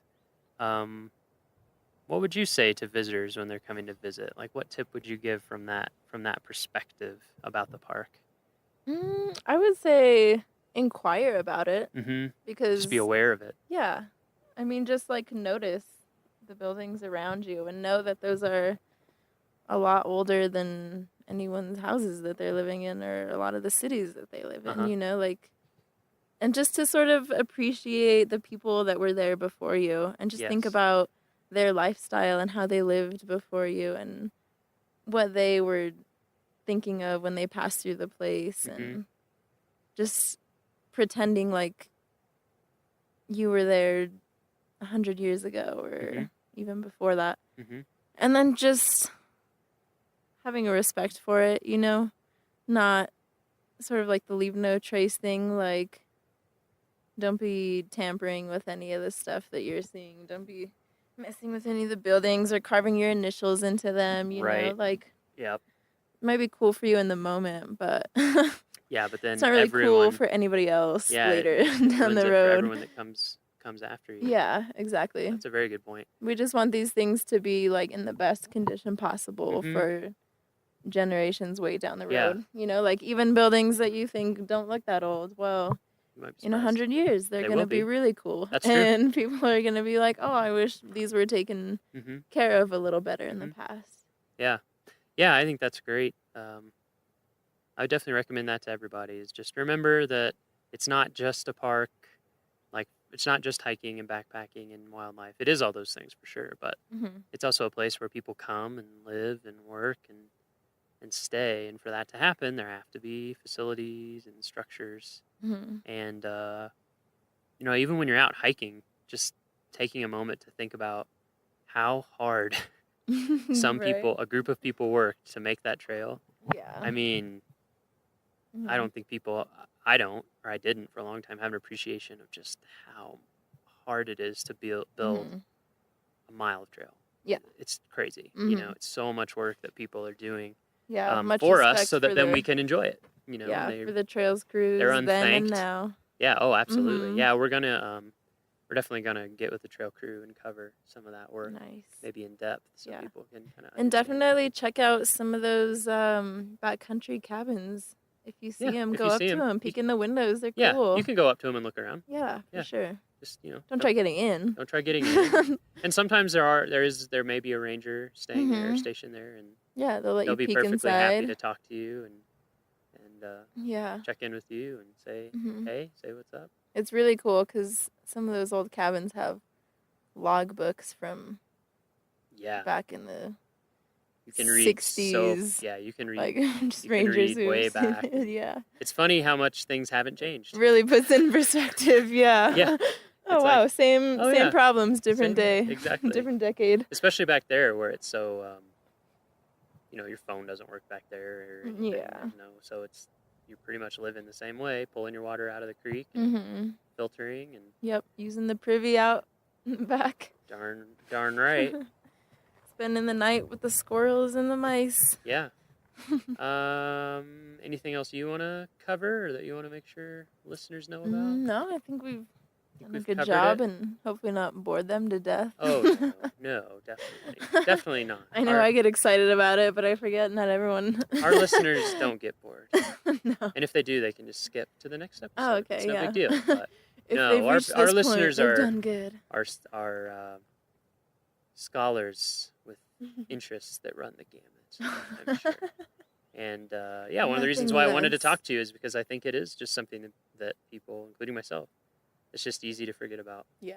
The cultural side, the all the resources that we have in the park, and plenty just of think natural, about also like last year we had 4.5 cultural. million people come to the park, Mhm. and so it is a place that it's like It's a destination. a destination with a lot of history. Yeah. Yeah, so A lot just of history. think about that and remember it, and think of our cultural resources folks who are out there surveying and working on things and maintaining things, so that hopefully they'll be there, 100 years from now, 200 Yeah. years from now, 300 years from now. Yeah. hopefully forever. At least that's what we're going for. That's our goal. You have to have high goals. Yeah. So one final question before we sign off from Sand Beach Lake. We've been asking everyone this question. Oh. It's a pretty open question. Okay. What does Rocky mean to you? Oh my God. Yeah. Like in your life or... Rocky has honestly become like my second home. I don't know if I'll be back next year because the work I'm doing is kind of getting wrapped up this year, but it's kind of where I feel. And you recently graduated. Yeah. I kind of just feel like more human out here. Yep. That's interesting. Yeah, I feel more human when I'm around less humans. For some reason. I can very much relate to that. And we've heard that from a lot of people already on the podcast we've talked to. They're like, I don't know, I just feel more myself, or, you know. Yeah, you just like, it's very introspective. It's inspiring, it's humbling, just the scale of the mountains around you and the vastness of the trees and the power of the water that you see, like, really puts you in your place as a human. Like, we tend to get on our high horses and just get stuck in the bustle of the city and think that whatever we're doing that day is the most important thing in the world and nothing else is as important. But then you come out here and you're like, this is what's really important. Absolutely. It snaps you out of it. Yeah. Like, you don't have a choice. If you get out in it, it's going to happen. Yeah, and I love feeling like less powerful than nature and like, I don't know, at nature's will. The mountains are really good at that. Yeah, so Rocky has become this place that I think about all year until I get to come back. And do you think that your time here, even if you don't come back, is going to influence your career and life going forward? I knew like nothing about the Park Service until my first year as an intern. And I was like, oh my gosh, there's that much that goes on. Like, there's people doing this stuff and entire divisions dedicated to this. So it really opened my eyes and gave me a new respect for the Park Service. Like, I always tell my friends, like, okay, yeah, I'm going out to my internship for the park. And they're like, oh, you're a ranger? Like, everyone just assumes there's just rangers out here. And I'm like, no, that's like one little part of what the Park Service is about. Yep. But that's one of the reasons why we're doing this podcast. Nice. Just to talk to people and let people see all the amazing folks, interesting folks doing stuff that you would never even know about. Yeah. So even if I don't come back as a historic structures tech intern next year, I'm sure I'll be back in my future. We'll always be here. Yeah. Rocky will always be here. Aw. Great. Yep. Well, thank you so much for talking to us. I guess we'll pack this stuff up and doesn't look like thunderstorms, so that's good to go. Not pack yet. up and head back down the trail. Yep. Great. Thanks. Yeah. Thanks, Miles. Bye, Mary. Bye. I love that. Isn't it fun?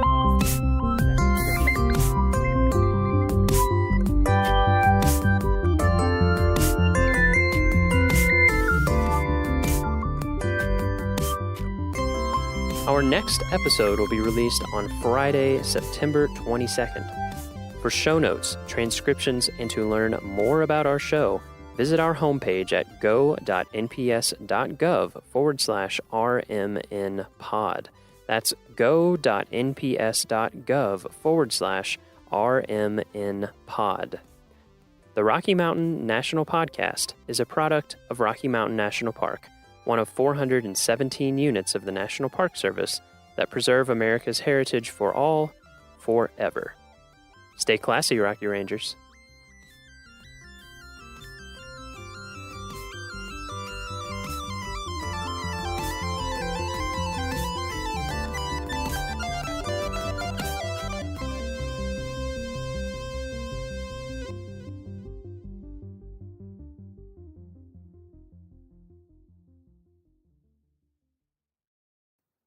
What's up, Rocky Podcast listeners?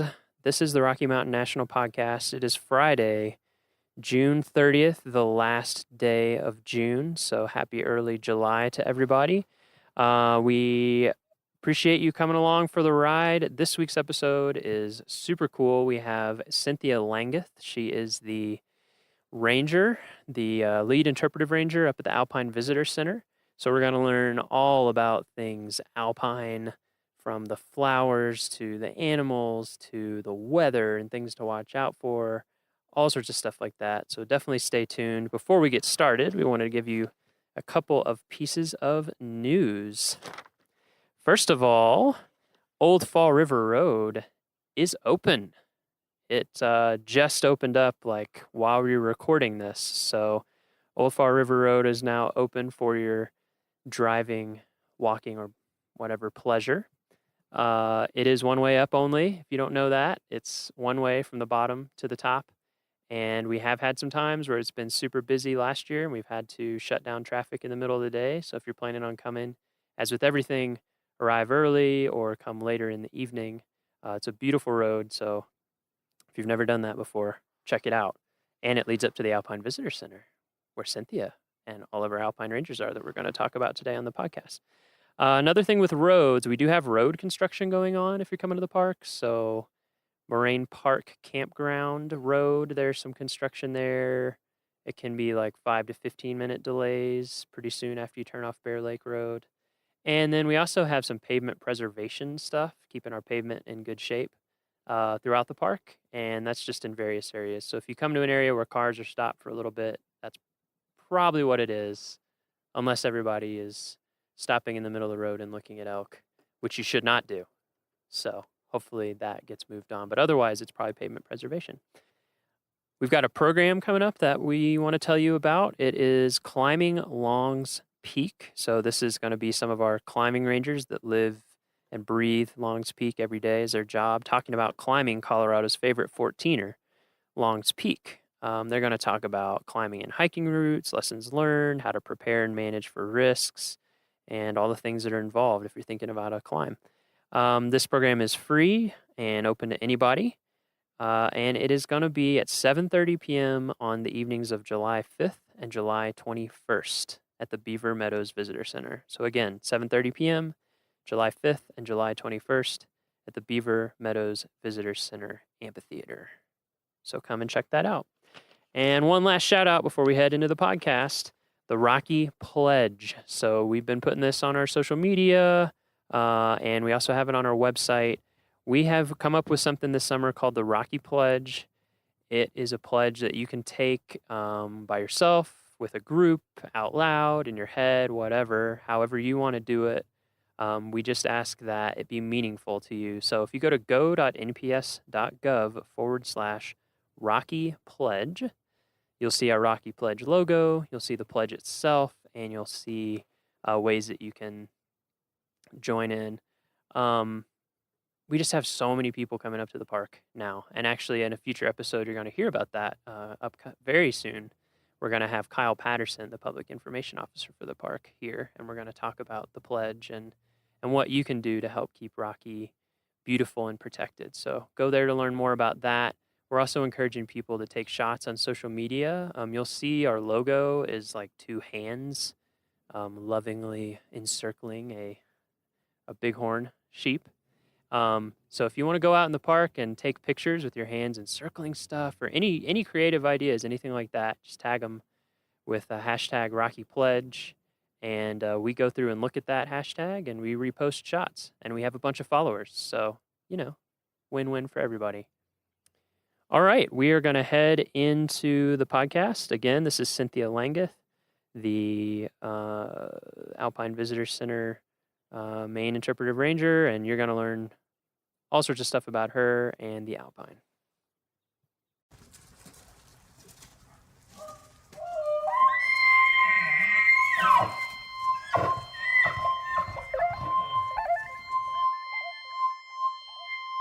You need a Britney Spears mic. Yeah. That'd be awesome.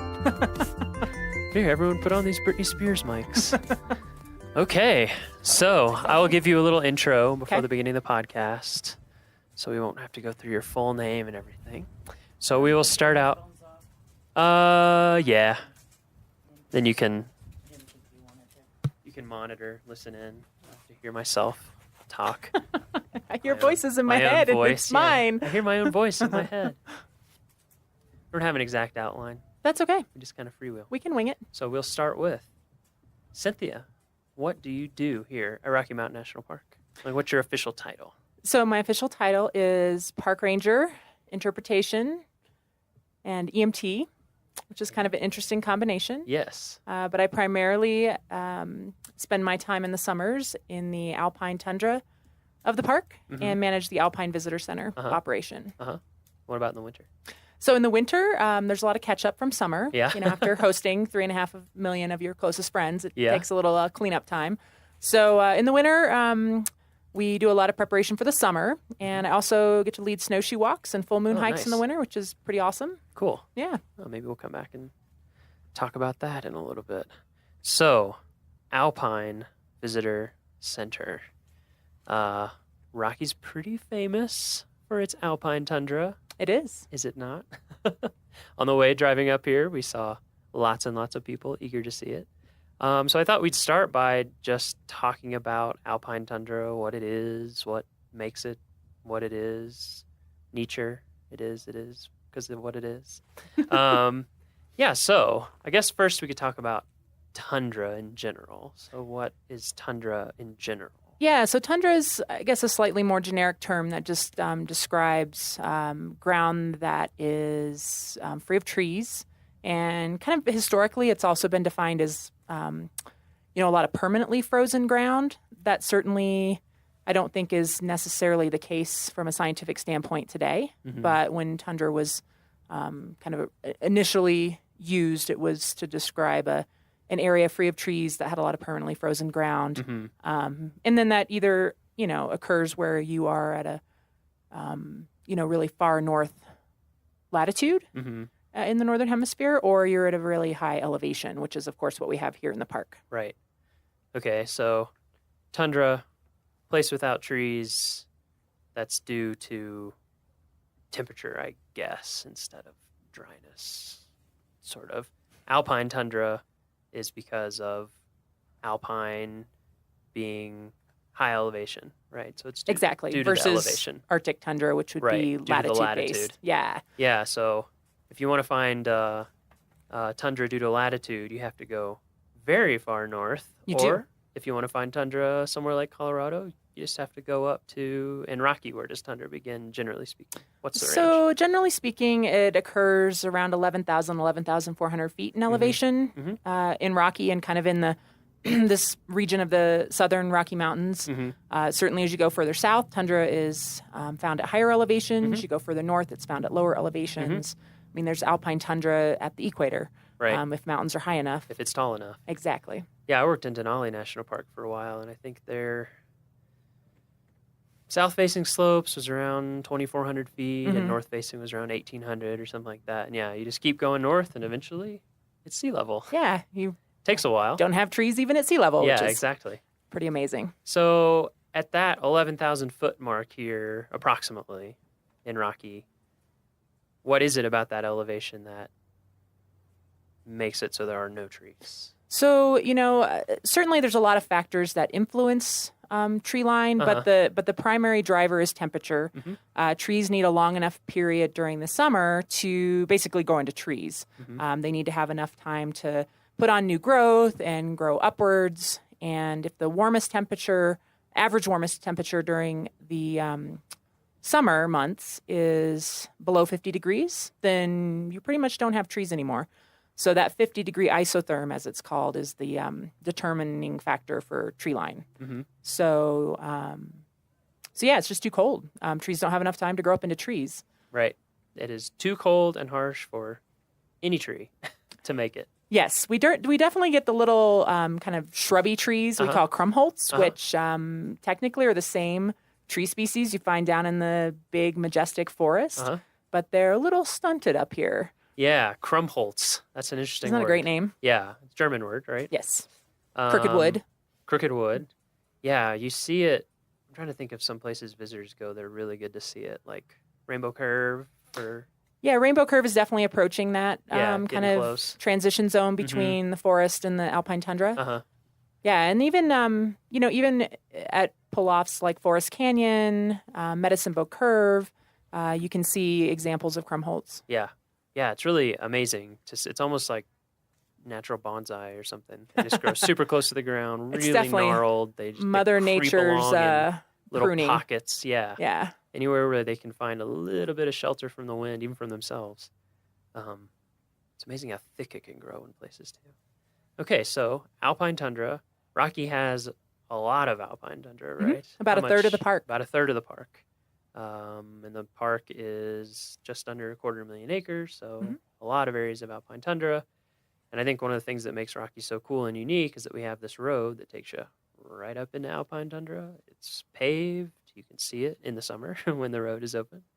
And so when people are driving up, that's what they're seeing. One thing that I want to make sure we talk about, so we'll talk about it now with the alpine tundra.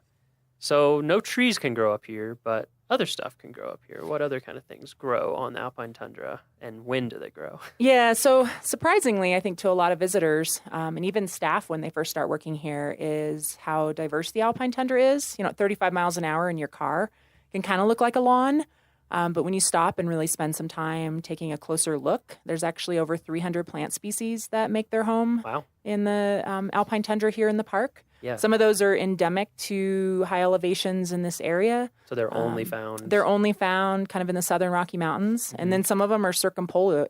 You'll find them in tundra up above the Arctic Circle. You'll find them in other mountain regions in the world. So it's a pretty cool mix of plant species, a lot of flowering plants, which certainly is what draws a lot of people that come here up into the high elevations in the summer is to see the wildflowers. Yeah. And then it's just amazing how tiny and slow growing they can be.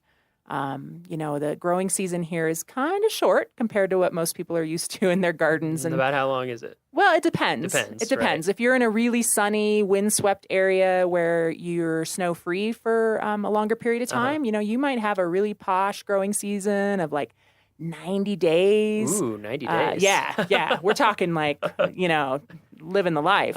And then other plant communities, other areas in the tundra where there's really late-lying snow may only have a 35 or 40-day growing season. Wow. So you don't have a lot of time to do business as a plant. So you kind of have to have some, tricks up your sleeve in order to start growing at lower temperatures and put your flowers out into the world a little earlier than a lot of lower elevation plants. So it's pretty interesting. Yeah, what are some of the tricks? Well, certainly being able to photosynthesize at much lower temperatures than your counterparts down low. So a lot of alpine plants will start growing when temperatures are still, 32, 34 degrees Fahrenheit, just above freezing, really. Yeah.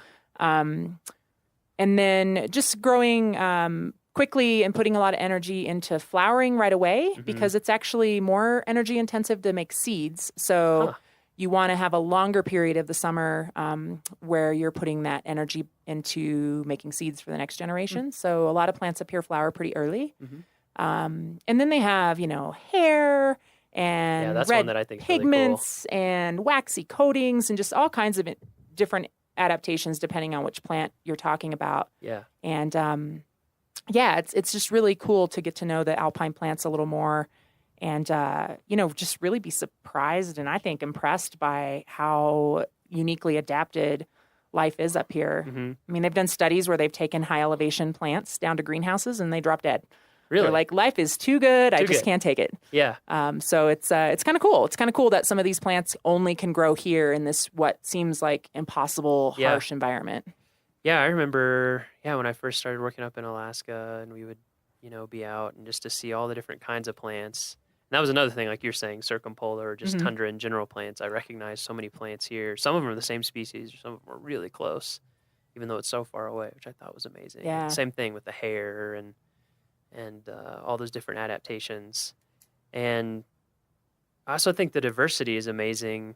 I guess, is that because, like you're saying, conditions vary so much from place to place, and it is so on the limit of where it's possible to grow that just small changes in, like you're saying, snow freeness or sun exposure or moisture retention or soils, is that what drives that amazing amount of diversity that you can sometimes see? I think so. It's really interesting up here. You can walk just a short distance and transition from one very kind of specific plant community into another that's very different, from a super dry, rocky, windswept fell field into a more lush meadow. Another 100 yards down a trail, you might come to a wetland. So it really is, it's like a big city that's got all these really unique neighborhoods, ethnically and architecturally and, economically. It's just, it's the same thing, but it's, the natural world doing that on a smaller scale. And I think the point that you made is really, really good, is that I think this happens too a lot of times in desert parks or just anywhere where the conditions are difficult, is that when you're driving through, even at 35 or 25 miles an hour, it kind of looks like, there's not that much going on out there.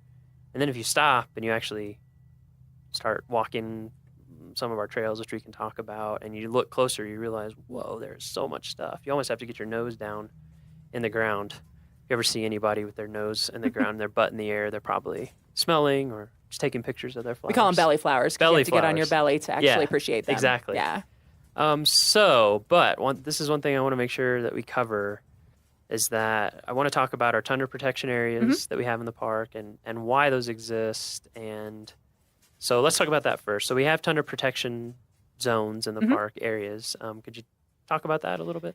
Yeah. So I think one of the things that I really kind of admire about the alpine tundra is its incredible ability to adapt and overcome this really harsh environmental conditions, but at the same time, because of the harsh environmental conditions, it's also really fragile. So because plants grow so slowly up here, a few careless, footprints can wipe out decades worth of growth for some of these species. So we learned from a lot of research that was done back in the 1960s that tundra is really slow to recover from trampling. And because we get so many visitors and we have kind of, localized the impacts up here with our major viewpoints and parking areas in those particular spots, it's just not feasible to let folks kind of wander around on the tundra itself, right? Because there's too many feet and they're going to cause long-term damage that is going to take, 50 plus years to recover if no one continues to step on it. Right. So so in those areas, we've created tundra protection zones where you actually are required by park regulation to stay on paved trails or in parking areas. And that's simply to limit the impacts of thousands of people, daily during our peak visitation months, from really causing, almost irreversible damage to the tundra plant communities in those areas. So it's really important in those high visitation areas that folks are staying on those paved trails and really allowing the tundra to thrive. Yeah, I think that's something that surprises tons of people. Is like it takes a really long time for these tiny, tiny plants to grow. And when they get trampled, it can take so long for them to grow back. There's species that put on like 3 leaves in a year. Yeah, that's amazing. And then next year they put on 3 more leaves, or they're like a dinner plate sized plant when they're, 50 years old. So you can wipe out quite a bit of growth just by accidentally grinding your foot when you're walking across the tundra. Yeah, that's amazing.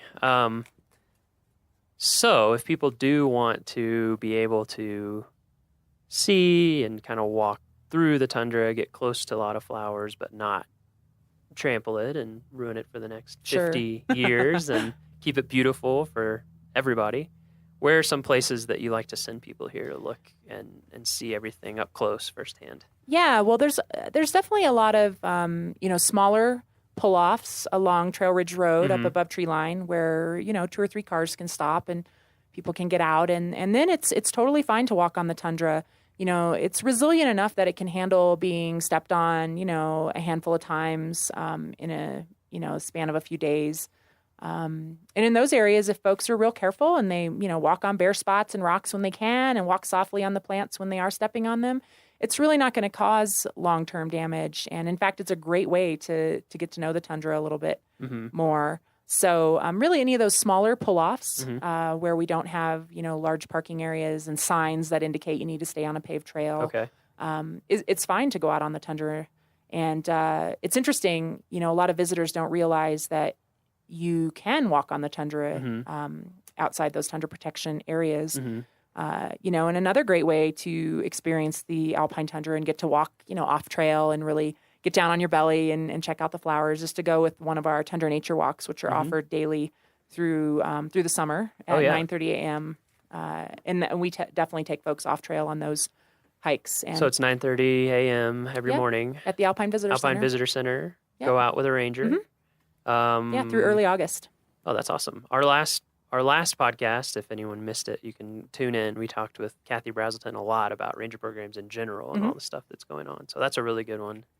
Up here, what are some other ranger programs at Alpine Visitor Center that people might be into? So in addition to the Tundra Nature Walks, which we offer every day, we have a talk about the human history of the area, kind of specifically around the roads and routes people have taken through the mountains over time. We call that Road to the Top, and that one's offered twice weekly. And then we also offer all about lightning talks 3 times a week, and that one is really good just to learn a little bit more about how to be safe in the park, not only above tree line, but just when you're out exploring and adventuring in general. But certainly, you know, big reason behind the All About Lightning talk is lightning is one of our environmental hazards in the summertime. So we like to educate folks as best we can about how to, you know, how to plan ahead and how to, you know, make good decisions when they're in the park so that we don't have anyone injured or killed by lightning.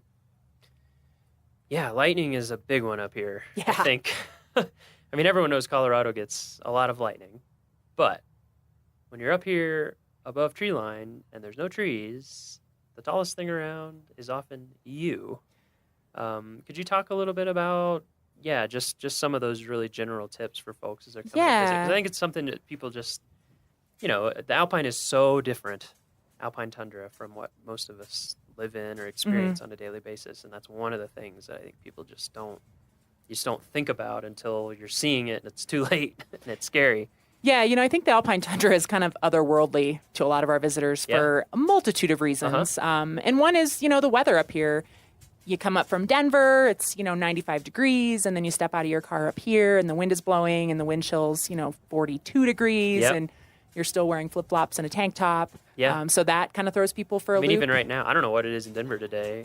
I think it's in the 90s. Yeah, it's supposed to be real hot today. And right now, it's in the low 60s up here. With a breeze. I'm glad I have on a wind jacket. I've got on a vest. And this is a hot day. Yeah, this is a really nice, This is a really warm day yeah, up here. So yeah, definitely. That's a great tip. Yeah, and then I think too, you know, when it comes to thunderstorms and lightning, you know, so many of our visitors, and myself included, you know, growing up, you watch storms build from a distance, and then they are, you know, they're coming your way or they're moving away from you. But you kind of have this this almost like theater experience when it comes to weather a lot of times. And when you're in the high mountains, the weather often builds right where you are. So you don't see it coming. You are in it as it's developing. And so I think it takes people by surprise sometimes. Happens so fast. It really You'll does. see something off in the distance. And like you said, when you're like, oh, you know, look at that storm. It's coming. And then... Or those puffy clouds are getting a little darker at the bottom. It's there in minutes. Yeah. Sometimes. So I think it does take people by surprise. And then,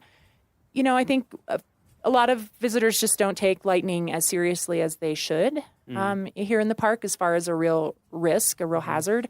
So, you know, definitely just getting out and playing in the high elevations early in the morning when there's less likely to be thunderstorms is always a good idea. You know, check the weather forecast ahead of time because we certainly can have thunderstorms develop in the morning. You know, we've had thunder and lightning at 10 a.m.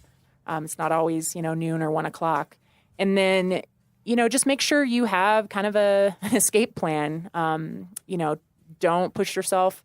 If you think the weather is changing, turn around. The only safe place to be in a lightning storm is in a substantial building or in a, you know, hard-topped vehicle. You know, even outdoors, if you get below tree line, if you get into the forest, you're still not as safe as you would be inside. So I think it's really just about making good decisions ahead of time and choosing wisely about how you're going to recreate and how you're going to spend your time in the park so that you don't put yourself in one of those situations that can become dangerous really quickly. And then I guess since we're on the topic of safety, the other thing I wanted to talk about, make sure that we hit is altitude. So, yes, we're at Alpine Visitor Center right now. Mhm. We're at what altitude?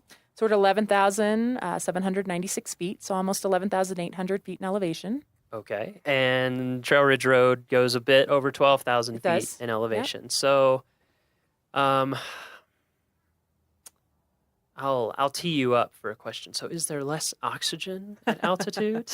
There is not There less is not. oxygen percentage-wise Okay. as far as the amount of oxygen in our atmosphere. Uh-huh. However, there's less available oxygen to you Mm-hmm. because the molecules are more spread out. So if you kind of think about a box of air at sea level Mm-hmm. and a box of air at elevation, Mm-hmm. the percentage of oxygen is still the same inside that box, but there's less oxygen molecules Right. at elevation. So you're getting less oxygen as you breathe. Yeah, for sure. Significantly less. Yes. So your body is working a lot harder to get the oxygen it needs. Mm-hmm. And, a lot of people think like, oh, I'll be acclimated after being here a couple days. And for a lot of visitors, they do feel better after they're here for a few days, especially if they're taking care of themselves, they're getting sleep, they're eating probably more than they're used to eating. They're drinking a lot of water. Caffeinated beverages do not qualify as fluids when you're coming to altitude.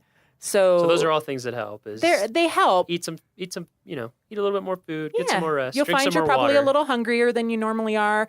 You need to drink more water because one, the environment here is very dry. Mm-hmm. And then two, your body's just working harder to get what it needs. So Mm-hmm. you're using up more energy, more, liquid in your system. So those things can help. They definitely can help. But you don't fully acclimate until about 3 months, right? Which is the bad news, right? Because your red blood cells have about a 3-month life cycle. So you don't get rid of the old low elevation red blood cells, all of them, until the 3-month mark, and create those nice new red blood cells that carry more oxygen. So. Yeah. While most people will often feel better after being here for a few days or a week, physiologically, you're not going to be acclimated for quite some time. And how does it make people feel? What are some of the some of the basic symptoms? So, for a lot of people, they feel short of breath, Mm-hmm. a little lightheaded, a little fuzzy. Folks will often get a mild headache. Just kind of feeling blah. Yeah, you just feel kind of. Yeah, just kind of run down. And that's honestly pretty normal for most folks. Yeah. But what will happen is a lot of times it freaks you out, right? Like, why can't I catch my breath? I just did a short walk across the parking lot. Yep. So now I'm freaking out because I can't catch my breath. So Yep. now I can't catch my breath more. Right. And so I'm freaking out even more. And now I'm getting a little dizzy. And, it's kind of it's a, it's like a self-fulfilling prophecy. I hadn't thought about that. So just that feeling stresses people out. Yeah, a it totally little bit, stresses people out. It compounds causes itself. anxiety. Okay. So, so if people are coming up, especially, I know people. I did this when I first came here. I flew in from DC area, drove up Destis Park. Oh, we have a few hours before dinner. Let's drive up to Alpine Visitor Center. So you're basically going from sea level to almost 12,000 feet in no time. Yeah. And just standing around, you can feel dizzy, even if you're a perfectly healthy person. Mm-hmm. So one thing is, just recognize that those are some normal symptoms. And then what if you're up here and that they do start to get, like if your headache starts to get really acute, bad, or it starts hurting, or you're just feeling crappy. Really bad headache. You can't catch your breath no matter what you do, no matter how long you rest.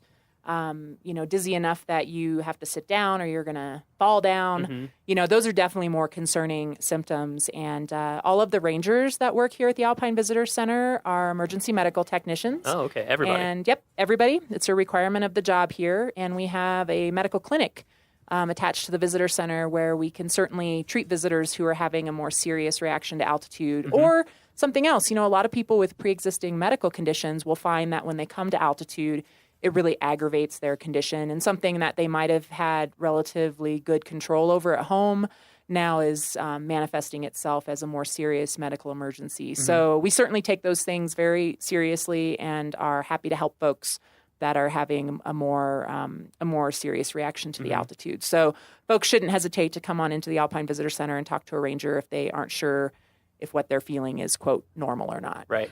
Good. That's great. And then even if you're having mild symptoms, the best cure is? The only cure is to go down. The best and only cure. Yes. Go down in elevation. Yes. You'll be getting more oxygen. You will feel better. Descend. Yes, descend. Good. I think those are a lot of the safety things that I just wanted to make sure that we covered from the get-go. So we'll come back to Alpine stuff, Alpine Visitor Center, Alpine everything. But let's talk about you. Are you excited? I'm excited. I can tell how excited you are. So Cynthia, where are you from originally? So I grew up in Missouri. Missouri. Where in Missouri? Midwest. For our Missouri listeners. So kind of the west central part of the state. Okay. Small town near Warrensburg, Missouri. Uh-huh. And when you were growing up, were you guys big national parks travelers? We were. Mountain folks? Went out to the mountains? Yeah? Yeah, my dad was pretty opposed to going east of our home. Yeah? So we always went west and we visited national parks. That's just kind of what we did. We had family that lived near Yellowstone and Grand Teton National Park, near the Redwoods in California. So about every summer, we took some sort of family road trip for a week or two and hit national parks. So, that was just kind of normal for me growing up. That's where we went on vacation. Yeah.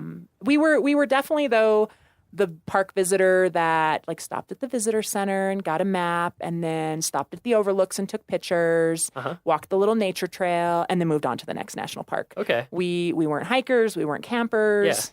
We never went to a ranger-led program, which I find kind of ironic since I turned into a ranger that leads programs. Yeah. And I knew I wanted to be a park ranger by the time I was about 12, even though I Really? had no clue what they did. I just knew How they did had you know? to.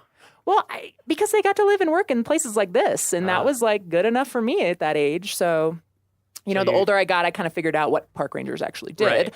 and But it at still first, sounded it was cool. just you went to a lot of parks And I wanted to and you thought, be wow, there that is cool. all the time. I want to be there more. Yeah, I think it was really the landscapes, the the aesthetics of Western landscapes that really hooked me, and that kind of spoke to me on a level even as a preteen and teenager that was really meaningful, and I knew I need to be in these places. So, Do you have any siblings?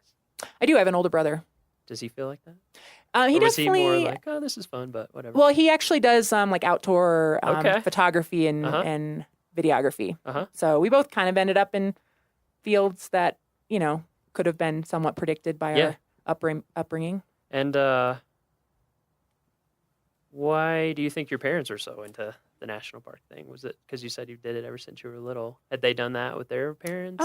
My dad did. Okay. He grew up, well, kind of, to a certain extent. They traveled a lot to Florida, so he grew up going to the beach in the winter months. He lived in Michigan. And then my mom grew up on a farm in Nebraska, so kind of wide open spaces have always been special to her. And yeah, I think that was just kind of their thing. Yeah. And then I think a lot of it had to do too with where some of our close family lived and was situated as well. It was Sure. like if you go to Jackson, Wyoming, of course you're going to visit Grand Teton National Park and Yellowstone National Park, and You would that's where I had relatives and Right. So I think they both just were really drawn to the same kind of Western landscapes. I remember them really being into photography. And What's the first park you remember visiting? the first park I remember visiting is probably the Redwoods. In California. And I remember the big trees, and then I also remember falling in the ocean and thinking I was going to get sucked out to sea. And then my mom having to shake out my little pink pants in the parking lot and sitting in my underwear in the back seat of the car was very embarrassing. So Okay, so that sealed it in that your memory. did. That's a very Yeah. vivid memory Yeah. for me as a child. Were there any smaller parks or like less well-known parks that you remember going to that stick in your head? I remember Craters of the Moon. Oh, okay. In Idaho? Yeah, that one was really cool as a kid. The whole, lava fields, but then ice caves, was just really, really interesting. I remember kind of, skating in my tennis shoes in the ice caves, in early June when it was pretty warm outside. Yeah, so hot. it was really, that was a really interesting. It's kind of site. southeast Idaho, is that correct? Yeah, southeast, south central, Craters yeah. of the Moon. Yep. For folks who don't know about that, I'm asking people these things because I'm trying to highlight some of the units that people might not know about other than Rocky. Yeah. And that's a really amazing, like you said, just bizarre place. super just cool. Fields of volcanic rock and Mhm. ice caves and pretty remote. Yeah, really interesting. Yeah. That's a cool one. That's definitely one I remember. And then I remember as a teenager visiting Fort Laramie. Oh yeah, that's National Historic Park, like and I really liked that park. I was kind of into history at the time. Yeah. And just found kind of Western history really fascinating. And yeah, I thought Fort Laramie was really cool. Yeah, so that's down in southeast Wyoming, past Guernsey, which I'm sure many of our listeners are familiar with Guernsey. Just look it up, Fort Laramie. It's really neat how it's been, as different buildings restored to different time periods, and they've done a lot of work restoring it. And unlike Rocky, which is a very busy park, it is not a super busy park. So you really have a lot of things to yourself. Yeah. And at Guernsey State Park near there's a visitor center created by the CCC with exhibits from the WPA, and it is like in original condition. Wow. Yeah, so all the exhibits you can go in there and see, and they're all hand calligraphy, painted. It's really incredible. It's almost like cool. it's almost like a WPA museum. And it's kind of, it's just in this little park, and the building is very park rustic type architecture, huge stones and timbers. Guernsey State Park. Yeah, Guernsey State Park. Yeah, shout out. We didn't hit that on our family Yeah, a lot of people road don't know trip, about it. so- I don't know if they want me telling people about it or not, but now they know. Now they know. It's really worth seeing. So you knew you wanted to be a park ranger when you were 12. Mm-hmm. How did you go about making that dream a reality? So when I was looking into where to go to college, I definitely looked for programs that, were known in the kind of parks field, had parks and recreation majors, tourism majors, those sorts of things. So I quickly kind of narrowed it down to just a handful of universities. And of course, dreamed big about going out of state, but then financial reality set in, and I ended up going to the University of Missouri, which has a good parks, recreation, and tourism program. And so I kind of went into it not knowing exactly what I would focus on, but pretty quickly realized kind of the interpretive educational side of things was what I was most interested in. And why did that interest you the most? I think I definitely was an extrovert in high school, loved drama and, kind of being in the thick of things all the time. And so that appealed to me, like being the educational ranger, being the one giving the programs, kind of, entertaining visitors to a certain extent. And just also learning about these places. I grew up in a rural area, and I just, I always loved just exploring the creeks and forests near where I grew up and trying to figure out how things in nature worked. So I think that was appealing too. Like that was my job, figuring out how things in nature worked and then explaining that to park visitors. So, yeah.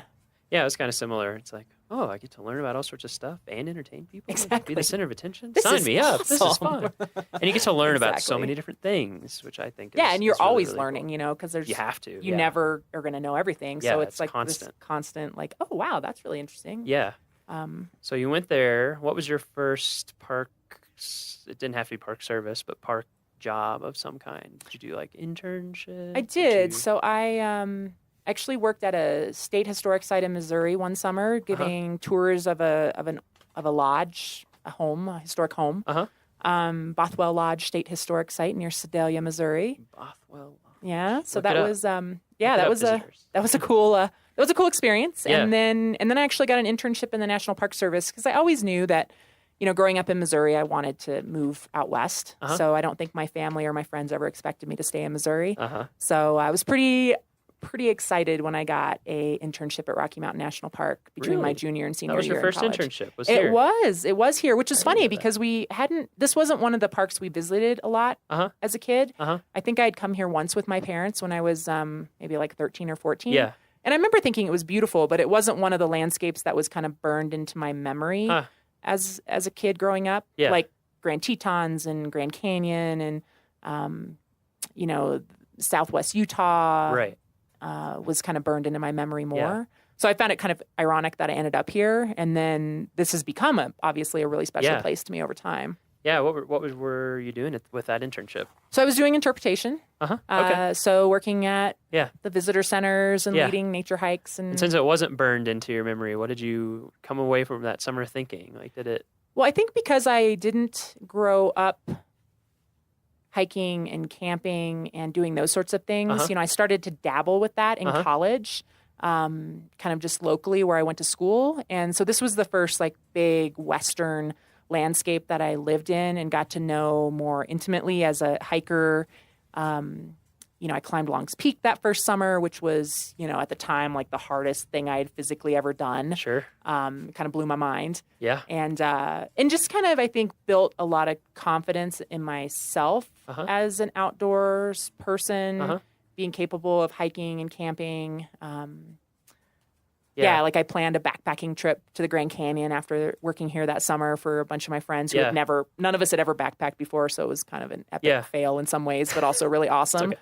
That's how you learn. Exactly. Yeah, it was kind of the same way. I was in Boy Scouts, but didn't do like backpacking or that kind of stuff. And then, I had an internship in Yellowstone one summer and just got after it, started backpacking and hiking and learning through great success and great failure, shivering nights and where you forgot something important or those things like a sleeping pad. Yeah, like a sleeping pad. Oh, it turns out they're not just to pad you; they're to keep you from being freezing cold. Yes. Yeah. That's interesting. That this is the first place that you came. Yeah. So, what about after that? What was your first Park Service job? Did it take actually, a while? Or? It didn't. Okay. The next summer after I graduated from college, I actually got a job back at Rocky Mountain National Park working at the entrance stations, collecting fees and selling passes. So that was my first, paid job in the park ranger uniform. And it was a great summer. It was super fun. I was fresh out of college, working with a lot of other folks fresh out of college. So it was kind of like summer camp. And it was, it was a really good experience. And then I was able to transition into more of an interpretive position the following summer here at Rocky Mountain National Park. And then I started popping around a little bit more to other national parks, which was kind of one of my goals when I was a seasonal park ranger. So I worked a summer in Olympic National Park. And I love Olympic. Oh, man. Talk about an amazing backcountry park. Yeah, that's a crazy place. Just ocean to glaciers in no time. Yeah, Rainforest. 12 feet of rain to 12 inches of rain. Yeah, exactly. A year. Yeah, really cool park. Yeah. And then I worked winters in Death Valley for 3 years, which I Also love amazing. the desert. Your comment earlier about the desert and the alpine kind of having some similarities. Yeah. I definitely have always Tons. seen that and felt that. And I think it's one of the reasons I'm drawn to both environments, both landscapes. Yeah. But Death Valley was incredible. Talk about just, I don't know, just such a vast place that just, I guess for me, the desert, you either love it or you don't. Yeah, that seems to be the case. There's not a lot of in between, and I absolutely love the desert. So that was a really cool experience. Yeah, I do spending too. winters there. And I found that too because I also love alpine. I mean, that's one of the reasons why I was up in Alaska for a while, and I went to Death Valley, I guess a little bit before I started working here, so a few years back, and to make their new map. And so we got to go all over the park for 8 days. I mean, we didn't get to go back on all the dirt roads because we didn't have time to ride on washboard for 4 hours, 8 hours on a day, And change 2 flat tires. Yeah, exactly. Yeah.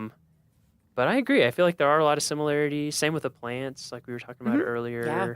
Just lots of hidden treasures. It's an amazing place. I feel like a lot of people end up just driving through there. You kind of live in Southern California, like on the way to Vegas or somewhere. Yeah, it's what you travel through to get from point and A the to speed point limits B. are kind of high, and you kind of blow through there. And in the summer, it is brutal. Ridiculously hot. At least down in the lowlands. Up high, it's nice. But yeah, an amazing place. And that's the largest National Park Service unit in the lower 48, right? It is. Yeah, it's around 3 million acres. So it's huge. 1.5 times the size of Yellowstone. I think a lot of people don't realize that either. Yeah. And it has an amazing map. I'm just kidding. It is a pretty cool map, but that was a really fun one to make. It's a pretty cool place. I believe it has a pretty cool Yeah, it is. It is a really cool place. And then what about after that? And then I came back here for several seasons. I actually worked as a seasonal park ranger at the Alpine Visitor Center, which was really fun. And then eventually decided that, if I was going to make a career of this, I, needed to have year-round work. Yep. And it took a few years, but I eventually got a permanent year-round job with the National Park Service at Point Reyes National Seashore, which was a really cool change from working in desert parks and mountain parks to go to a seashore and learn marine mammals and marine weather and pelagic birds and, you know, all of the really cool things about, you know, kind of coastal California. Yeah. And I was there for a couple years, and it was really a neat area to live, to visit a lot of other National Park Service sites, you know, everything in the San Francisco area. It's amazing how close it is to San Francisco. Yeah. So much stuff. Yeah. Did you work out at it was the really cool. lighthouse ever? I did. Did you live out there? I did not. Okay. No. That always seemed hardcore to me, the people. Yeah, the wind. It's like the Alpine. The wind is It's pretty just brutal. nonstop. Yeah. And fog comes through there too, right? A little bit. Not too much. A little bit. Yeah, Point Reyes is awesome. Yeah. So I worked there, and then Joshua Tree National Park. Ooh, man. In Southern California, and then back here at Rocky. So you've hit a lot of great places. Yeah, I'm kind of picky. I have to, you know, I have to be in a place that kind of feeds my soul. Yeah, it speaks to you, right? You know, I like to visit a lot of, you know, everything in the National Park Service I feel is, you know, valuable and important and inspirational and really cool to visit, but not all of the National Park Service sites are places I would want to work just because I need to be really personally kind of excited about. Yeah, I think that's the place I important. live. When I was doing that job where I was making maps, I traveled to all kinds of sites from like, you know, big parks like this down to tiny little Revolutionary War battlefields and everything in between. And it's, you know, the people that were at those sites were excited about those sites. So I think Which is great. Yeah, it's like there's niches for lots of different people. And in fact, I think a lot of people end up in these little subcultures of the NPS, which is what I've kind of learned. Like I remember when I was down at some Civil War parks in the South, you know, they're like, yeah, the Cannonball Circuit, you know, it's like people who just they love the Civil War. And I feel like especially in interpretation, like you have to love. We have to love the stories you're telling. Yeah, you have to. Yeah. If you don't love it, you'll either get bored of it or whatever, and then it shows for the visitors. You're not going to be as effective at actually doing your job. Yeah, that's great that you're able to be in so many places that worked for you. And so since you've been back at Rocky, have you always been at the Alpine Visitor Center? You know, the first couple years I was back here, I was not up at the Alpine Visitor Center. Yeah. I was down on the east side of the park helping run the Sheep Lakes operation, which is another really cool place in Rocky. A lot of great people that dedicate their time to working there and helping protect the bighorn sheep and tell that story to the visitors. Yeah, so that's down in Horseshoe Park. Fastest way is from Fall River entrance, right? Yeah. Yep. Just, you know, for our visitors, look it up on our website, Fall River entrance, Sheep Lakes information. So you did that for a little bit. I did. But, you know, honestly, one of my dreams in coming back to Rocky Mountain National Park was to work at the Alpine Visitor Center and to kind of manage this part of the park from an interpretive standpoint. I just love the high elevation. It's really for me what makes Rocky really special. Yeah. It's the part of the park that I love the most. And yeah, so when I was able to come back up here and start, you know, managing the Alpine Visitor Center and you know, recruiting volunteers and park staff that were also really excited about this environment. It's been awesome. It's going to be hard to leave. Yeah, man. It's hard to top this, no pun intended. It is the highest elevation parks visitor center in the National Park Service, for those who might not know. Yeah, surprisingly, the second highest elevation visitor center, I'm pretty sure, is in Hawaii. Really? Yeah, I think it's on Haleakala, yeah. That makes sense.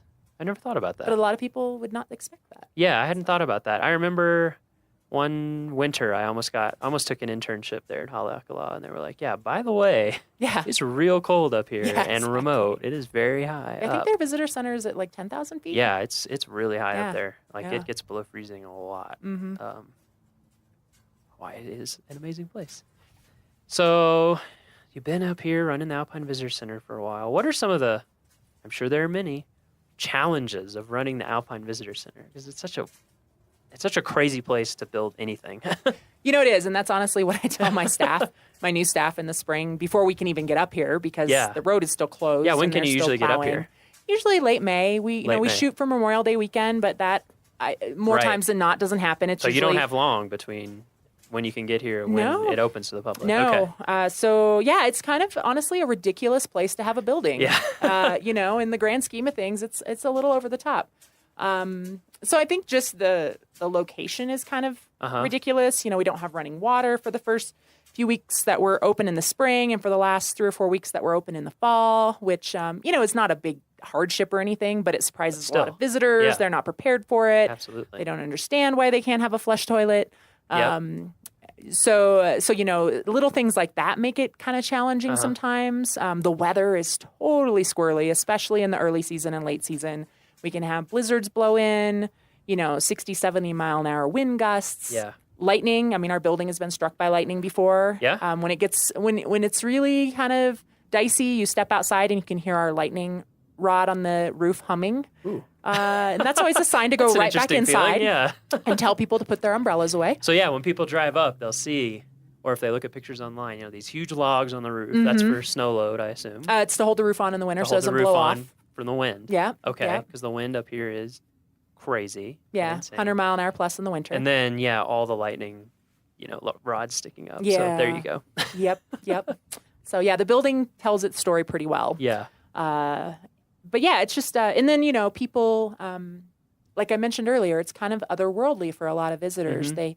They pop above tree line and it's like no other place they've ever been. Yeah. And the road doesn't have guardrails and their heart's pounding a little faster and they can't quite catch their breath and the road doesn't have guardrails and they're freaking out and they pull into the parking lot and they're having a full-on panic attack. And, we calmly and confidently reassure them that the road is just as wide here as it is in Kansas. And, it can be really scary though. Yeah, and it does scare a lot of people, understandably. So just the kind of the visitor dynamic, people coming in not feeling well, people coming in freaked out about the road. Yeah. People coming in just super, blissed out because this is a pretty incredible environment. Yeah. So you get the full gamut. So you never quite know what your day is going to bring, Right. which is one of the reasons I love it. Mm-hmm. But yeah, it can be an interesting place to work for sure. Yeah. What is it about the alpine for you that speaks to you? I mean, I certainly can relate to that because I find the same thing. The first time that I went above tree line, I guess probably was in Yellowstone, and I was just like, this is it. This is it for me. I just immediately loved it. And I think as many people as there are who are kind of freaked out by it, there's a lot of people who have that feeling. But what is it for you that keeps the magic going? I kind of think it's a combination of the just the visual landscape, the incredible views, the fact that you can see mountain ranges that are, 40, 50 miles away. Mm-hmm. That it's such this wide open expanse of a landscape. And that kind of combined with the really hardy, cool, quirky adaptations to the plants, interesting animals that are only found in the high elevations. I'm definitely a plant person, Mm-hmm. so I geek out on me the too. alpine flowers, totally. And just the fact that it's like such a harsh environment and the weather and the climate really shape it on some super in super nuanced ways that I just find really intriguing, and I'm always discovering something new. And it's just an incredible landscape. It's my happy place. It's where I go in my head when I need to be in my happy place. Yeah, that's a good point about one thing I always like is kind of the rawness because things are so on the edge that you can like see natural processes fairly clearly compared to lots of places. There's not trees covering up or there's complexity, of course. There's a lot of complexity, but there's also a certain straightforwardness about it. It's pared down a little bit. Yeah, you can just see like how, even looking out here, you can see how on steeper slopes, like grasses will kind of shift down and you can see how frost affects things and you can see how slope affects things. Right, exactly. That's a big one is, seeing like north facing versus south facing or east or west and how that has an effect. And you just see all these natural things kind of laid out in front of you. And then, too, the power is like you can't ignore it. You can have no illusion that you're in charge. It's just because every day that illusion will be shattered by something. Yeah. And to me, also, it feels a little bit like going into space because it's like you get a little bit of the year where you can come up here and be relatively comfortable as a biological human. And then most of the year is just completely unsurvivable for a person. Basically. Super harsh. Yeah, I mean, it's just crazy. One thing I wanted to come back to, because you mentioned a little bit earlier, and I think a lot of visitors may not know the kind of human history of Trail Ridge, and before it was a road, just Trail Ridge. Can you talk about that a little bit and what it was used for, and the role that it played for different cultures? Yeah, so the human history here goes back at least 12,000 years. Wow. We found archaeological evidence in the park of people using the high country, especially, way back. Yeah. And, kind of seasonally, of course, just like you just mentioned, it's not the kind of environment that humans can live in year round, but, it's a very rich environment in the summer as far as animal migration. Of course, 12,000 plus years ago, there was different species here than there is today. But, prehistoric people used this area for hunting, for gathering, for travel between kind of intermountain valleys. And the routes that they used continued to be used down into more modern native peoples. The Ute people used this area for a long time. I think at least 500, 600 plus years, and they used those same travel corridors that the prehistoric people used. There wasn't this big break. It was kind of a continuous use of this area. And once again, archaeological evidence of camps in the high country, of spiritual significance, and places of really powerful religion for the native people. We found archaeological evidence of that, as well as areas where animals were captured and butchered for food. So there's a incredibly rich human history in this area, and even today we're learning more about that human history and how different spiritual sites in the park might be tied together and might have ties to the seasons or to astronomical events. Or to other sites at lower elevation and how they might be linked. And then kind of the late arrivals on the scene, the Arapaho, in the 1800s came into this area. And, the Arapaho and Ute are still consider this a very significant place in their culture. A lot of spiritual significance still here. The rivers in particular here, the fact that so many rivers start in the park is really significant. And then these high elevation areas, some of the kind of spiritual sites are still considered really sacred to Ute and Arapaho even today, which I think is cool. I think, a lot of our visitors feel a spiritual connection to this landscape, and that's not something new. That's not like, oh, they made it a national park, and now people can, have this incredible spiritual experience and connection to this place. This has been a significant place for humans for a long, long time. Right. Yeah, it's been speaking to people for a long time. Yeah, and I think that's really cool. We're very latecomers on the scene in the grand scheme of things as the National Park Service goes. Absolutely. And I think it's interesting too that, I mean, just when people come to visit, or if you're not coming to visit but you want to look online, go to our park website, see a map, or look it up on any map, and just look at Trail Ridge, not Trail Ridge Road, but just Trail Ridge, and you'll see it just makes sense as a place to travel. And so we have the Ute Trail that you can hike on that follows pretty closely the foot trail that was used, and even Trail Ridge Road doesn't stray too far from that. It doesn't for many miles. Trail Ridge Road follows that route that was used by prehistoric and Ute and Arapaho people. Yeah, it's just I always enjoy thinking about that when I'm here. That like you said, the park itself, it's been here now over 100 years, which seems old, but is a very small drop in the bucket that people have been here for a really long time. What are the most common visitor questions that you get up here? Well, certainly about the building. Yeah. Why are the logs on the roof? Okay. It's So kind of an we've- interesting architectural Yeah. component. Yeah. And So we covered that. We covered to that. keep the roof from getting ripped off Exactly. by insane wind. Yep, keeps the building Okay. from blowing away.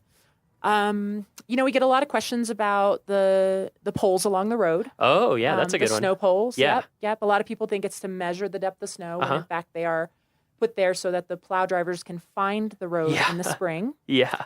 Which is pretty mind-boggling to think about. Yes, if we've been for the past few years posting pictures every spring when the road crew are up here. So go on our Facebook and scroll back a little bit into May and look at some of those pictures, and you'll see why the snow poles exist. You cannot see the road. So that's what those are for. Yes, that's what those are for. We get a lot of questions just about hikes and, the wildlife up here sometimes is new for folks. Marmots and pika and some of the bird species like the white-tailed ptarmigan are unique to high mountain areas. So we get a lot of questions about that. Mm-hmm. And then because people have traveled, from the low elevations of the park to get here, they'll make note of things along the way, and we'll get questions about the dead trees that people see from the insect outbreaks that we've had in the last couple decades due to warming temperatures and longer summers and warmer, shorter winters. So we definitely get questions about that. Yeah. And and just people wondering where they can go to explore more. Right. Folks, they are intrigued with this landscape, and being on a mountaintop is a pretty awesome experience. And so we get a lot of, what's a good peak to hike, or where can I, get out and explore the tundra a little bit more. And what about critters? What are the critters people wonder about? Well, people definitely wonder about the marmots, the Okay. yellow-bellied marmots. Even though they're not exclusively found in the alpine tundra, people seem to notice them and see them more up here. So people wonder, what was that animal? Mhm. Was it a beaver? Uh-huh.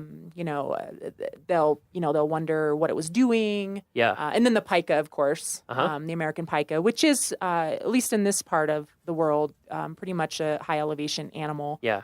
And an animal we're definitely really watching. We mentioned how this is such a harsh environment. It's kind of like life on the edge. And, because things are so fine-tuned to the environment up here, changes in the environment definitely can have Right.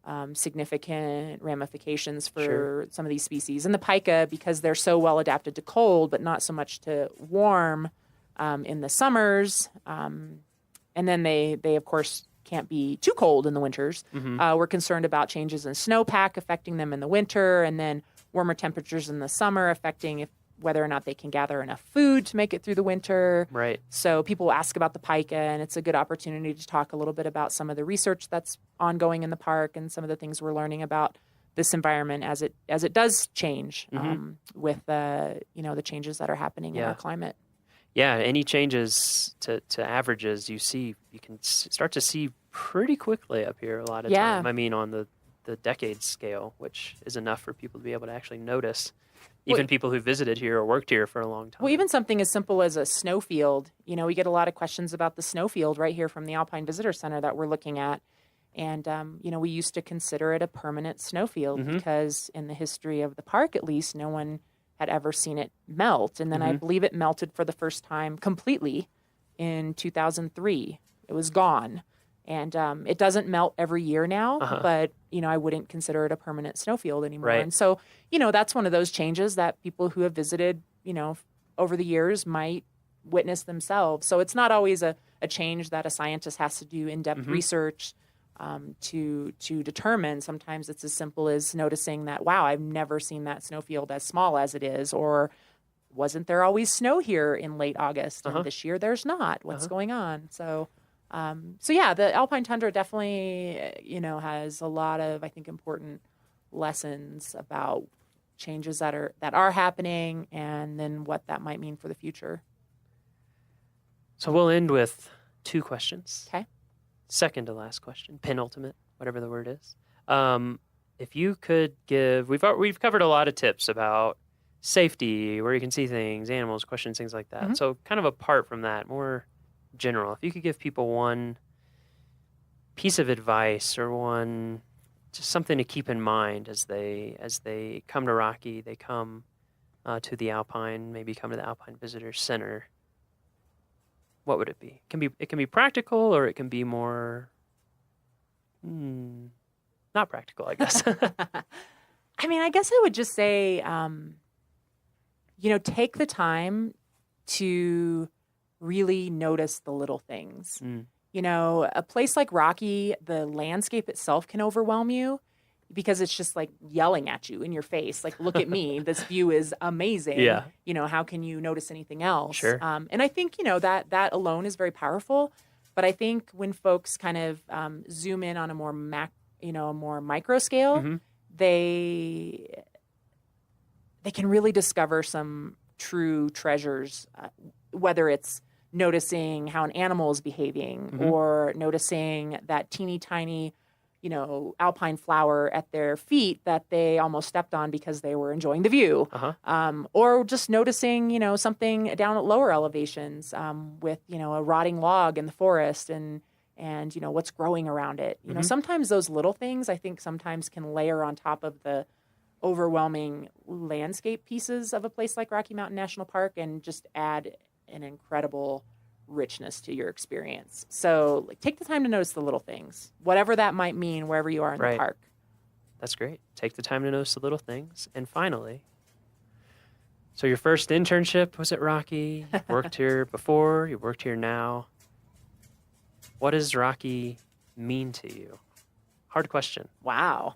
Tough That is question. a hard question. What does Rocky mean to me? Kathy had a hard time with it too. Probably everybody will, but I'm going to ask everybody anyway. I think it's changed over the years. When I first came here as kind of a, wide-eyed intern, it meant, just this really wild landscape, that I had to kind of prove myself in and figure out,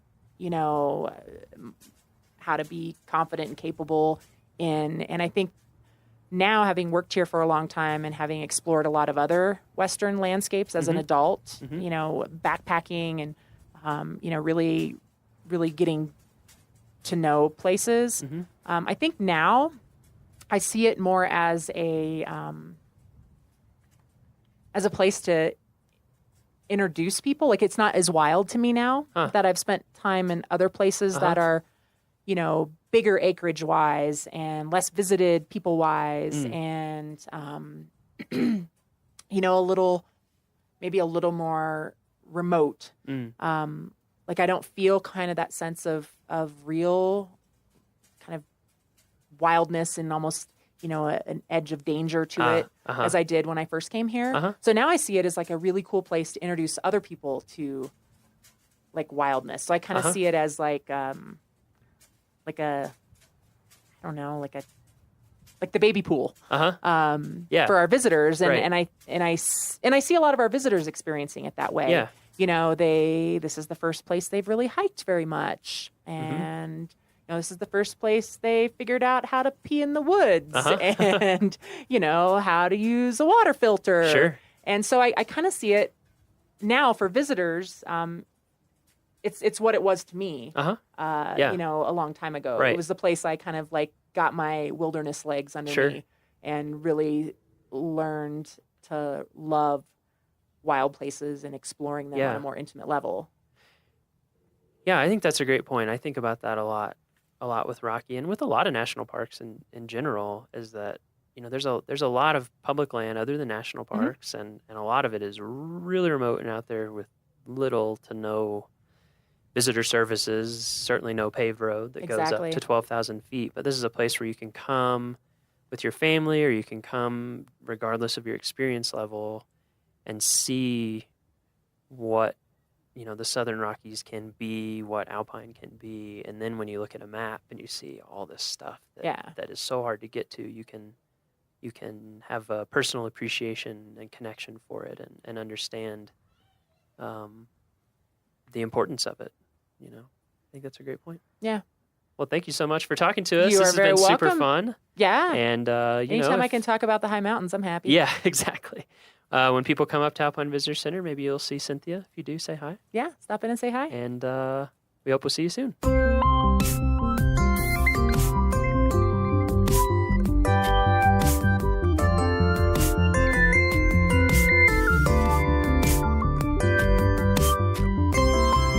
And that's our show.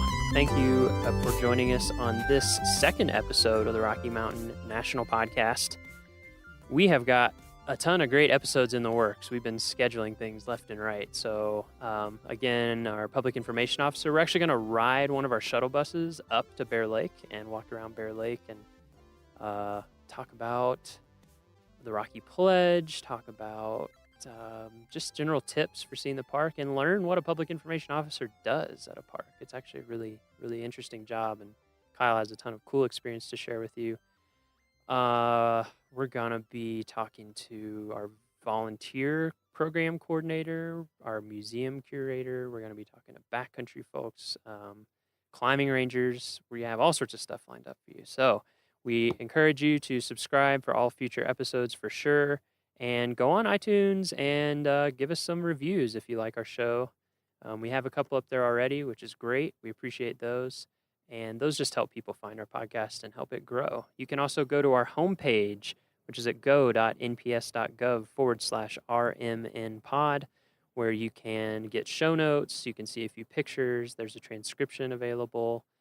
And you can actually leave comments for any of our episodes. There's a little comment section at the bottom of each post. And we would love any feedback you have for stories you would like to hear, ways the podcast could be improved, anything you have that can make this be the best it can be.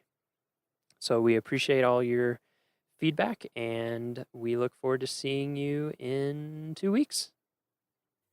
The Rocky Mountain National Podcast is a product of Rocky Mountain National Park, one of 417 units of the National Park Service that preserve America's heritage for all, forever. Thank you so much, and we'll see you in a couple weeks.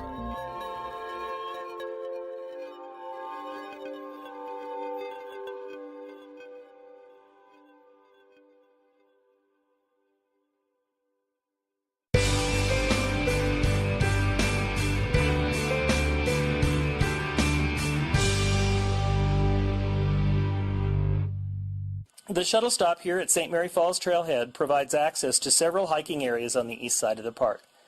Visitors are encouraged to pick up a free copy of the Day Hikes in Glacier newspaper. The maps and trail information inside the paper will help visitors match their interests and abilities to the mini hikes in Glacier National Park. Here, the St. Mary Falls Trail, one of the more popular hikes in the park, is a 2.4-mile round trip which can be extended to 3.6 miles by continuing on to Virginia Falls. The hike offers a short and pleasant stroll down to the valley floor, crossing the stream below the roaring St. Mary Falls. After St. Mary Falls, the forest opens up a bit, and those continuing on to Virginia Falls will be treated with views of Little Chief and Dusty Star Mountains, as well as one of the best waterfalls Glacier has to offer. Please remember, water-related accidents are the #1 cause of fatalities in the park. Use extreme caution near water and remain on the trail. Moss-covered rocks and wet logs can be extremely slippery, and falls into swift, cold streams, rivers, and lakes have been tragic. Never walk, play, or climb on the slippery rocks and logs around this or any other stream in the park. Headwaters is supported by the Glacier National Park Conservancy. My parents met working at a camera store, so we always had a lot of camera gear around the house. But when I was 13, my parents gave me my very first DSLR with a big chunky frame and a zoom lens. I had a tiny point-and-shoot camera before that, but I was convinced something that could fit in my pocket would not be enough camera for our family vacation to Rocky Mountain National Park in Colorado. The Rockies were unlike anything I'd ever seen growing up in the Midwest. And armed with my new camera, I took pictures of everything. The view from every scenic pullout, every wildflower, photogenic cloud, or notably large pine cone. But one picture from that trip that stands out in my memory is a photo I took of a moose.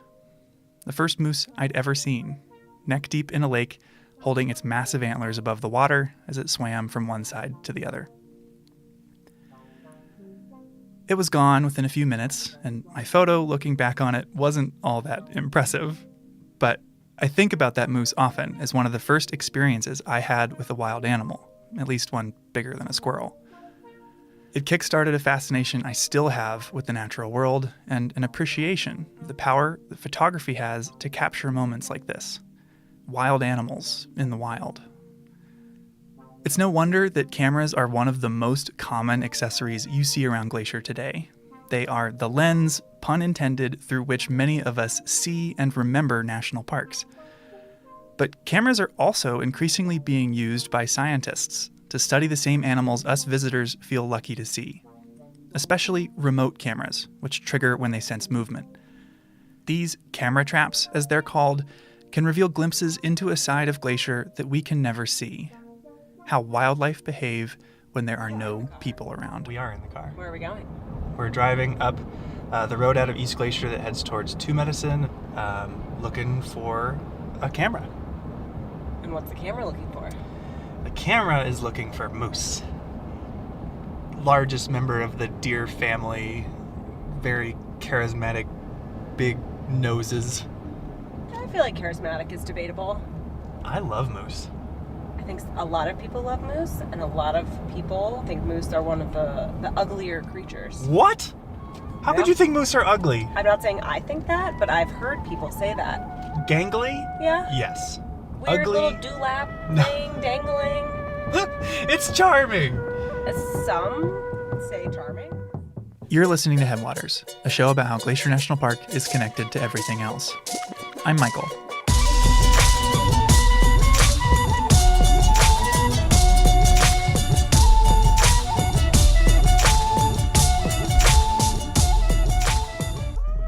In this episode, we're zooming in on two different animals, one big and one small, one you may have seen and one you may have never heard of.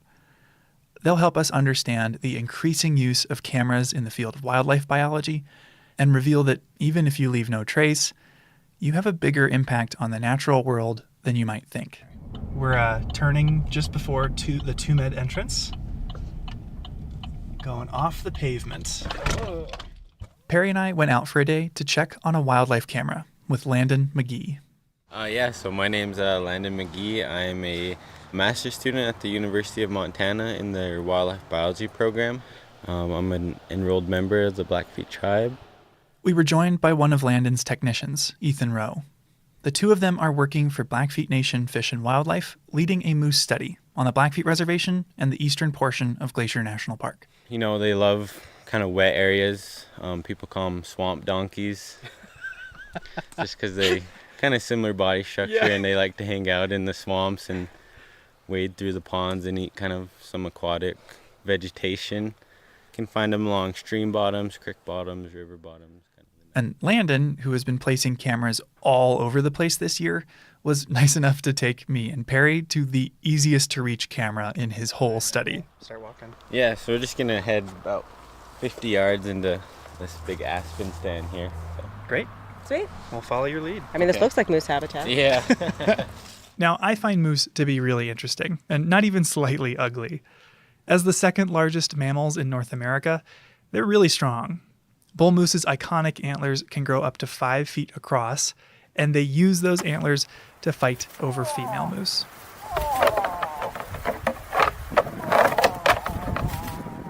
Which is a great excuse to remind folks to stay 25 yards away from moose and other non-predator wildlife in the park. Like any other animal, give them their distance, just let them do what they need to. It's, the added stress of people trying to get up close just puts more stress on them that they don't really need. But at the same time, moose are seen as gentle giants. We see them as being so friendly that they usually have Canadian accents in movies. Like the Disney movie, Brother Bear. Look, I am sorry. If I was driving, this never would have happened, just stop You never it. let me drive, you never let me do nothing. I'll trample off, eh? I said I was sorry. Let it go. I can't believe you totaled a mammoth, And maybe this blend of strength and friendliness can help explain why moose are so popular. We ran a People's Choice Awards contest on Glacier's Instagram a few years ago, and moose were voted the most popular animal in the park, beating mountain goats and grizzly bears. But despite all their charisma and their massive size, we don't actually know much of anything about how they're doing as a species around Glacier. We really didn't know what their status of the moose population was on the reservation, and then the park hasn't done any kind of moose study, I think somewhere close to 60 years.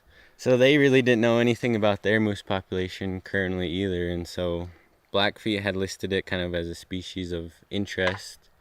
And yeah, I guess snowballed into this project. I checked. There haven't been any moose studies in the park in 60 years.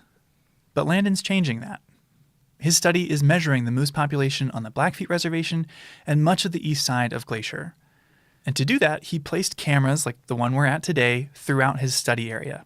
And all of the cameras were placed at random.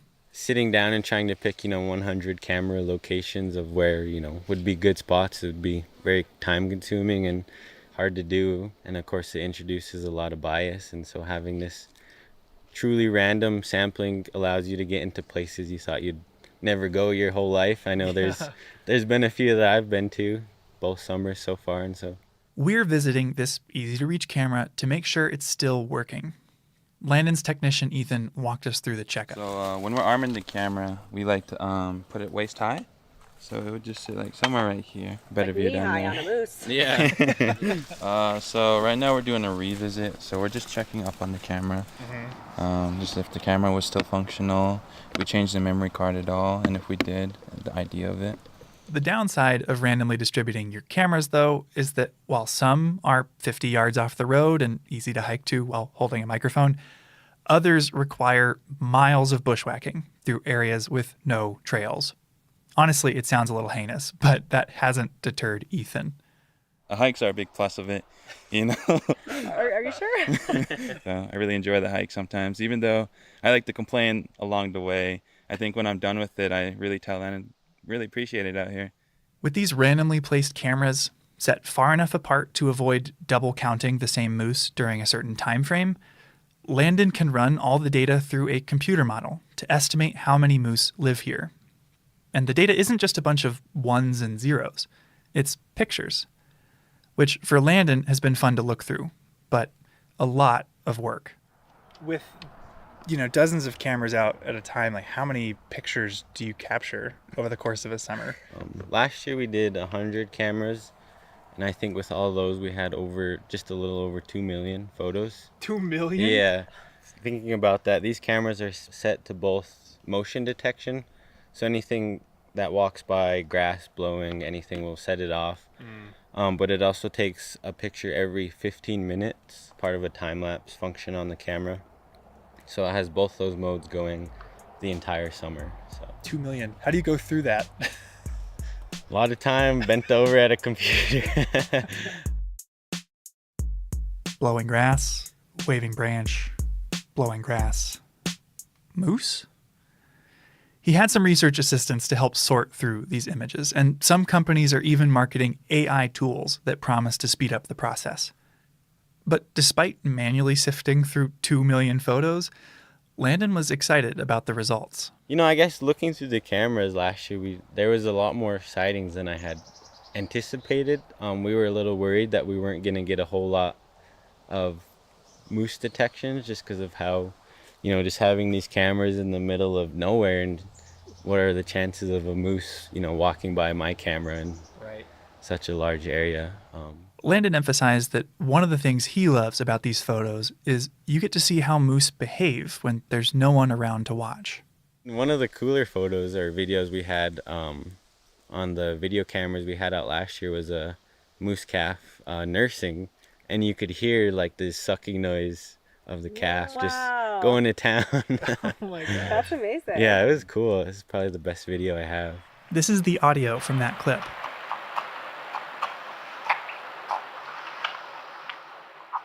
To paint the picture, the calf is mostly hidden by thimbleberry bushes as it reaches up to its mom. An adult female moose can easily be 6 feet tall and weigh 1,000 pounds, while a newborn calf weighs as much as a small dog, like a corgi. And just getting, that first-hand view into, what their life looks like when nobody's out here. There's probably been some areas where they've never seen a human or big gray block strapped to a tree, and so seeing what they do and how they interact with that's been pretty cool. I guess just as a baseline, why use cameras as a tool in the first place instead of going out in the field and sitting around all day? Well, I think, a lot of the stuff that I'm trying to do can be accomplished with more invasive techniques like collaring, capturing, chemical mobilization, helicopter.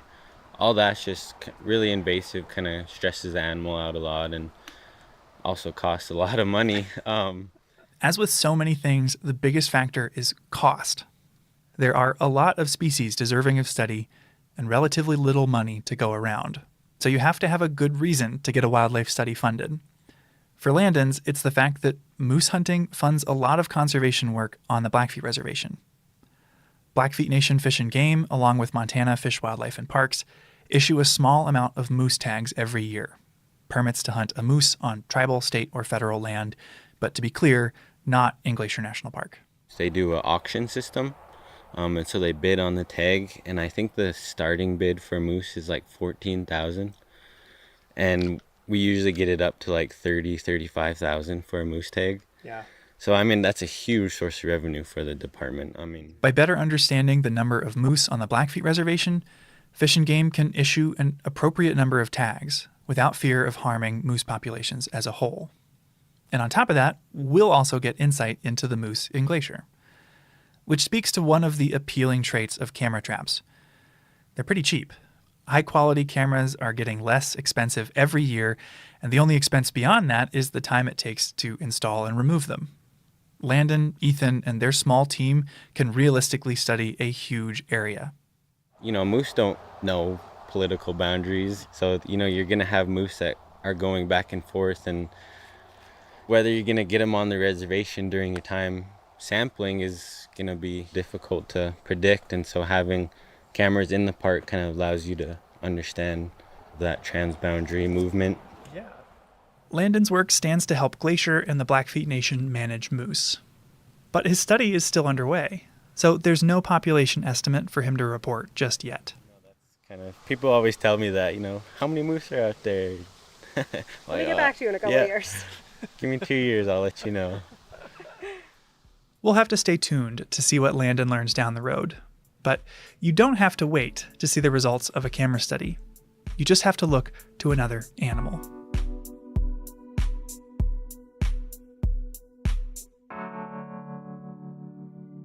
So they have these very specialized adaptations for living in the deep powdery snow environment.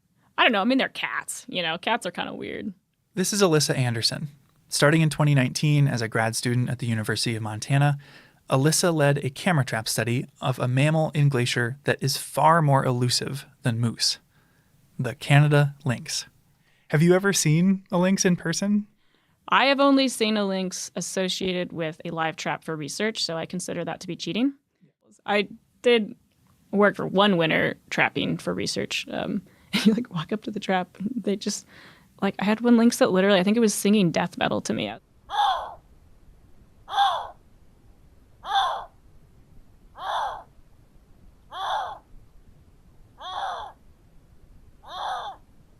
It's rare to see any wildcat in Glacier. This summer, after 10 years of working and living here, I finally saw my first mountain lion. And they're 4 times bigger than lynx are. It's funny, and then you get all these tourists who go to Glacier for one day and send you these videos, and they're like, hey, is this a lynx? And I'm like, oh my God, I've hiked that trail 10 million times.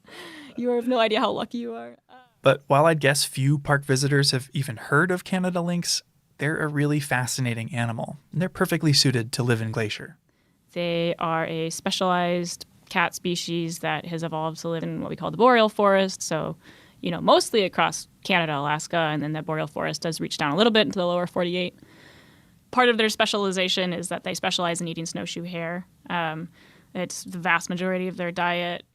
Lynx and their favorite food, the snowshoe hare, both have huge feet relative to their body weight, which allows them to run on top of deep snow.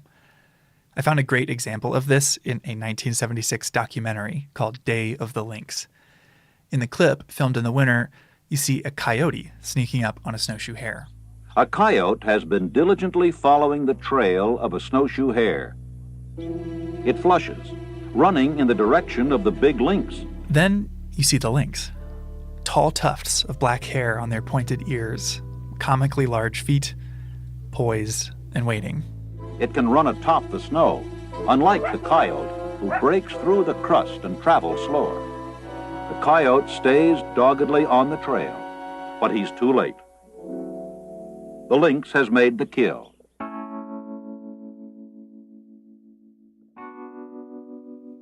Glacier has seen less and less snow over the years since the park was established. The park gets 30 fewer days each year of freezing temperatures compared to 1980, the equivalent of a month that used to be freezing cold that now isn't. So for lynx, this cold-adapted animal, climate change is a huge concern, big enough that they were listed under the Endangered Species Act.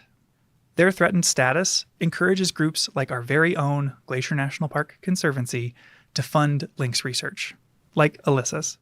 The main facet was what we call an occupancy survey. So where are we detecting them? What kind of areas are occupied by lynx? Landon is studying moose by counting them, since he's doing a population estimate. In contrast, Alyssa's study wasn't designed to count lynx, but to figure out where they live and where they don't. And she focused her cameras on park trails. Like a lot of carnivores have been found to use human trails. Mm-hmm. You'll have a higher probability of detecting by putting cameras on trails. They can get anywhere much faster on trail. Yeah, and so having cameras on trail means that you can put cameras out without using any kind of bait or lure, and still have, decent probability of detecting carnivore species or these like more rare elusive species. Landon's randomly placed cameras make sense for his population estimate and works well in part because moose are 6 feet tall. Lynx, on the other hand, are just 2 feet tall and would disappear in a lot of Glacier's brush. Focusing on trails is a great way to spot lynx. It works great for Alyssa's occupancy study and helps her avoid most of the bushwhacking that Landon has to do. But she still used a lot of cameras. So we used 305 cameras for the lynx occupancy study, 4 cameras per cell across the whole park, basically. And searching through these images, it wasn't just lynx she got pictures of. I think my favorite was porcupine. I think we got, 13 porcupine. Wow. Which is the same number that we got bobcat. We got hardly any bobcat, more porcupine than I expected. Porcupines are another poorly understood animal in Glacier. Ever since the 80s, they've been an increasingly rare sight, and nobody's really sure why. Data from Alyssa's lynx-focused work could contribute to separate research on porcupines or other species in the park. So we also have this big trove of data on every other species of wildlife that happens to use trails in Glacier, which is a really cool and powerful part of cameras, I think. But of course, she also saw a lot of lynx. In total, they captured 404 images of lynx, and the cats showed up on 25% of the cameras she put out throughout the park. Many images were simply lynx walking by, but others were more unique. We did get one set of photos of a lynx walking by with 3 little kittens running around in front of her with their little tails sticking up and just looking cute. So that was cool. We got one photo of what looks like to be a juvenile snowshoe hare of the year running in front of the camera being chased by a lynx, which was super crazy.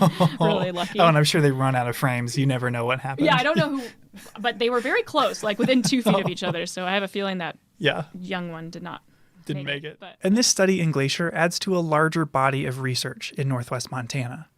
The audio of a lynx vocalizing that we shared earlier came from a monitoring project looking for rare carnivores in the Swan Valley south of Glacier. It was shared with us by the Southwest Crown Collaborative and Swan Valley Connections. Knowing where lynx live now allows us to notice when and how they're impacted by climate change and other stressors. And that'll help the park manage for their success. And these photos have also been exciting for park visitors and employees because they're a window into the hidden lives of our wildlife. We got a handful of wolverine, I think maybe 12 or something, and that's always fun. You never see so many of these animals, or very rarely, and it's just a really cool way to just, see what all is around you and using the same trails that you're using. It's sort of funny. There were a couple times when you'd just going through the photos, blah, blah, blah, blah, blah, and organizing and be like a grizzly bear. Or even once, I think, a lynx, within minutes of a human. Really? Like on the exact same spot. You're like, wow, I wonder how that worked out. Yeah. The Day of the Lynx, during what we call the Day of the Lynx. But Alyssa's research also revealed another, more surprising conclusion. Yeah, so basically more or less half of the east side of the park stayed closed to the public in 2020. Because of the timing of Alyssa's study, 2019 through 2021, Her work overlapped with the arrival of COVID-19. And because of the pandemic in the summer of 2020, half of Alyssa's study area was closed to the public. As a precaution to limit the spread of COVID, the Blackfeet Reservation shut down, and the park, who shares a boundary with the reservation, closed its eastern entrances to support that precaution. Areas west of the Continental Divide remained open, but eastern entrances like St. Mary, Many Glacier, and Two Medicine were closed. This posed a roadblock for Alyssa's research, but there was an agreement that allowed for limited administrative use, so long as nobody stopped on the reservation, even for gas. And Alyssa's research made the cut. So we were very fortunate and grateful to be able to continue our work on the east side during the summer of 2020, and it did provide a really unique opportunity, sort of more of an experimental design. It was a perfect setup for an experiment she never could have arranged otherwise. 1 year of data with wildlife and people, and 1 year with wildlife and no people. We had cameras out in the same exact location during the same time period, different years, but June 15th till August 15th or whatever in 2020, and also in a year when the park was open to the public and there were thousands of people and hundreds of people every single day walking in front of those locations. Mm-hmm. So we were able to compare wildlife activity and presence and detection in those two different scenarios. Right away, comparing the open and closed years revealed a pattern. For the most part, most of the findings were that when there's fewer people around, the animals were being detected more frequently or at more different places. I think some of the ones that were strongest were elk and coyote.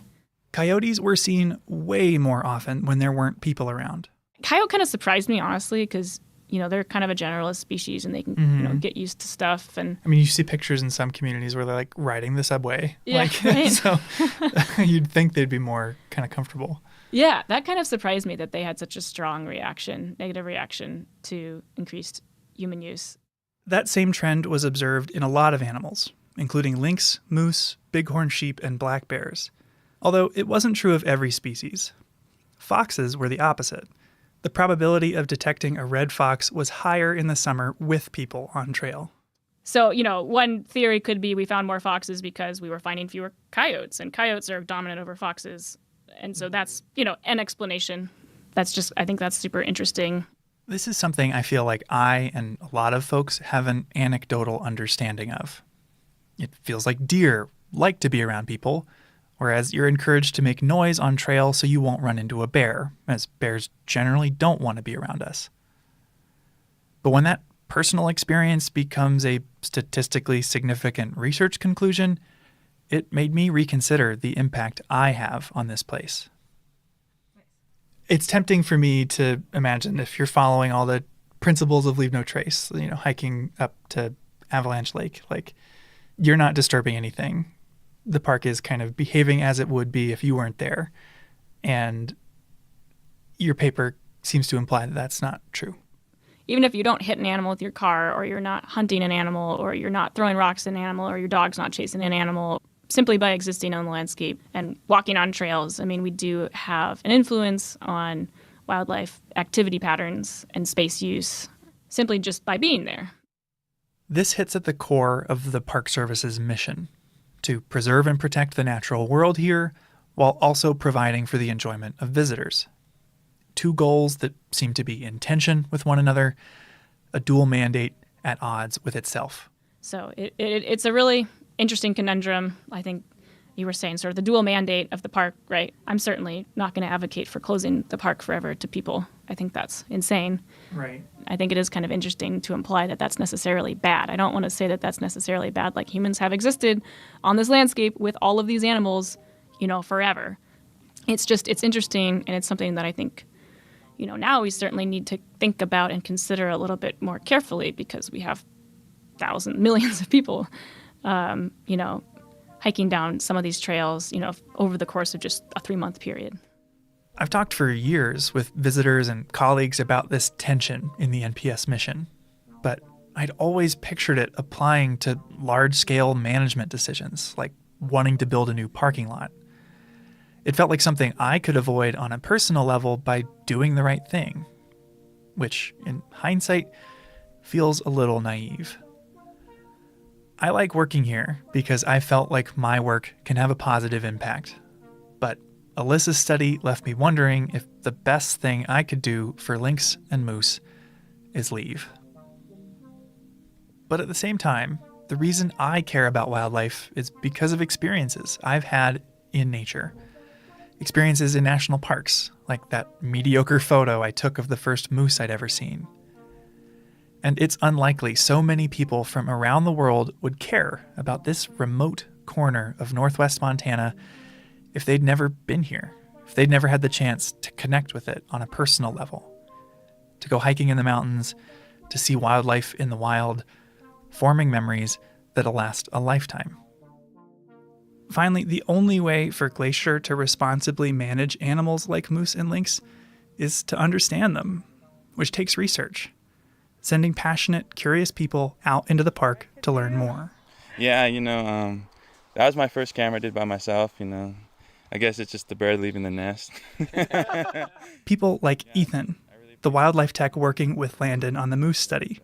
After 2 summers with Landon, Ethan is pursuing a degree in wildlife biology this fall at the University of Montana. I always wanted to be out here and doing this type of work, and I think that's a big motivation for me is that, not a lot of people are out here, and that, as me and him just trying to make a new step into history. Moose pioneers. I guess it's the idea of, do we only care about species for the viewing enjoyment of the public, or do we care about them for their intrinsic value on the landscape and also for their important ecological roles? And if you care about that, then you care about every species.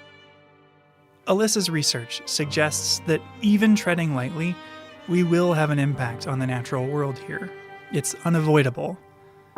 But if we can accept that, it encourages us to think about the kind of impact we would like to have.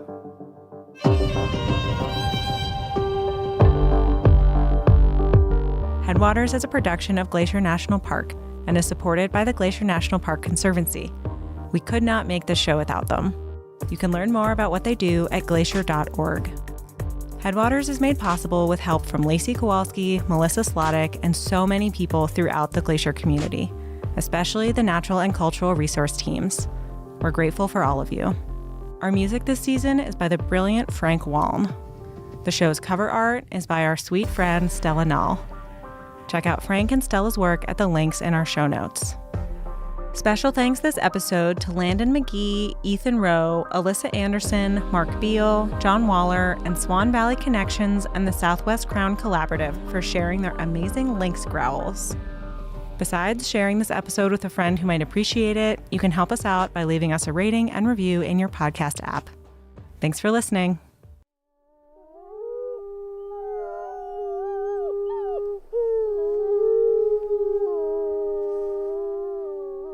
From Yellowstone National Park, this is what we do.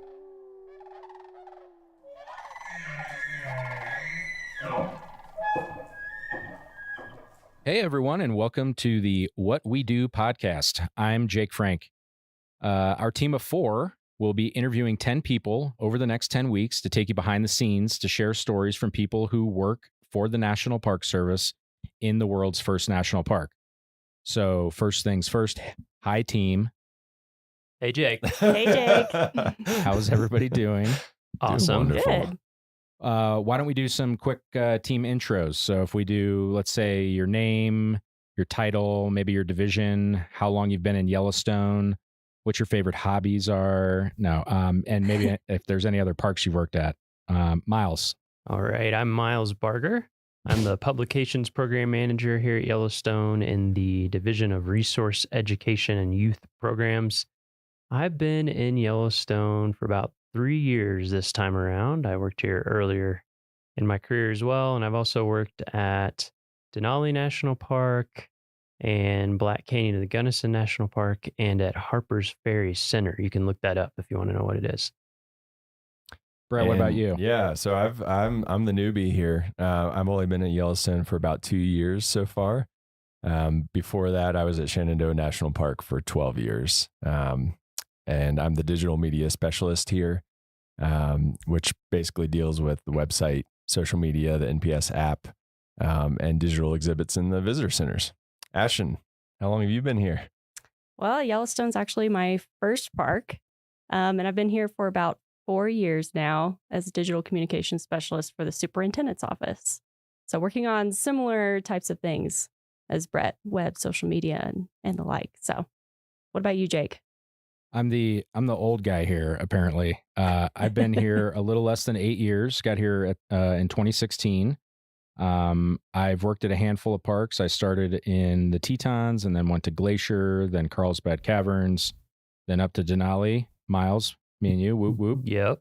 And then worked for Rocky, also Miles, whoop whoop. That's right. So Miles is I've been following Jake. Yeah. And then Yellowstone, and then I got my first permanent job in Glacier doing media, and then came here permanently. I also am a digital communication specialist like Ashton. I also work in the superintendent's office with Ashton. But it seems like everybody here on the team, we're all involved in media, web, social, photography, videography, kind of a little bit of everything. Podcasting now. Our resume is getting longer the longer we're here, so it's good stuff.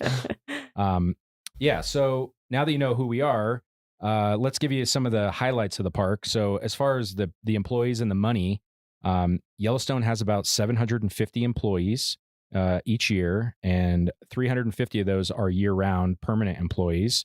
And in addition to our paid staff, we also have about 450 volunteers that help with various things throughout the park.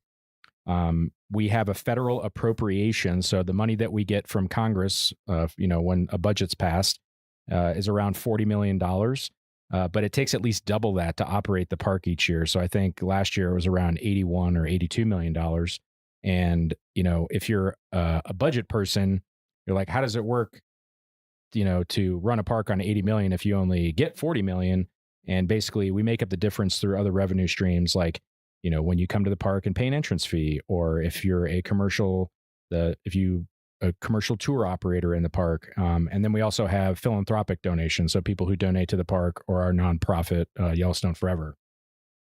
And all that money is not even including the major infrastructure project dollars, because some years with projects included, we spend upwards of like $125 million each year. Yeah. And let's talk about Yellowstone's resources. Yellowstone itself is a pretty big park. We're at 2.2 million acres. Not the largest park in the lower 48. I think we're second. Death Valley is 3 million or something, but we are pretty big, 2.2 million acres. And even more than that, Yellowstone is at the heart of the surrounding area, which is known as the Greater Yellowstone Ecosystem, which is, if we didn't have these made up straight line boundaries of the park, it's where our wildlife migrate and where we share a lot of our processes and things like that. So it's a huge area. Geologically speaking, Yellowstone is an active volcano, and it sits atop a cooling magma chamber. And when water is heated by the cooling magma chamber, we get hydrothermal features like geysers and hot springs. So that's, I'd say, wildlife, and those are what we're most famous for. And the geysers and hot springs are what Yellowstone was originally set aside to protect. And Yellowstone's actually home to 10,000 hydrothermal features and over half the world's active geysers. Yeah, so if the volcano goes off, we'll be the first to let you all know. I don't think we'll be able to let them know. We'll broadcast live as soon as that happens to let you guys know. So make sure that you subscribe so that you can find that out.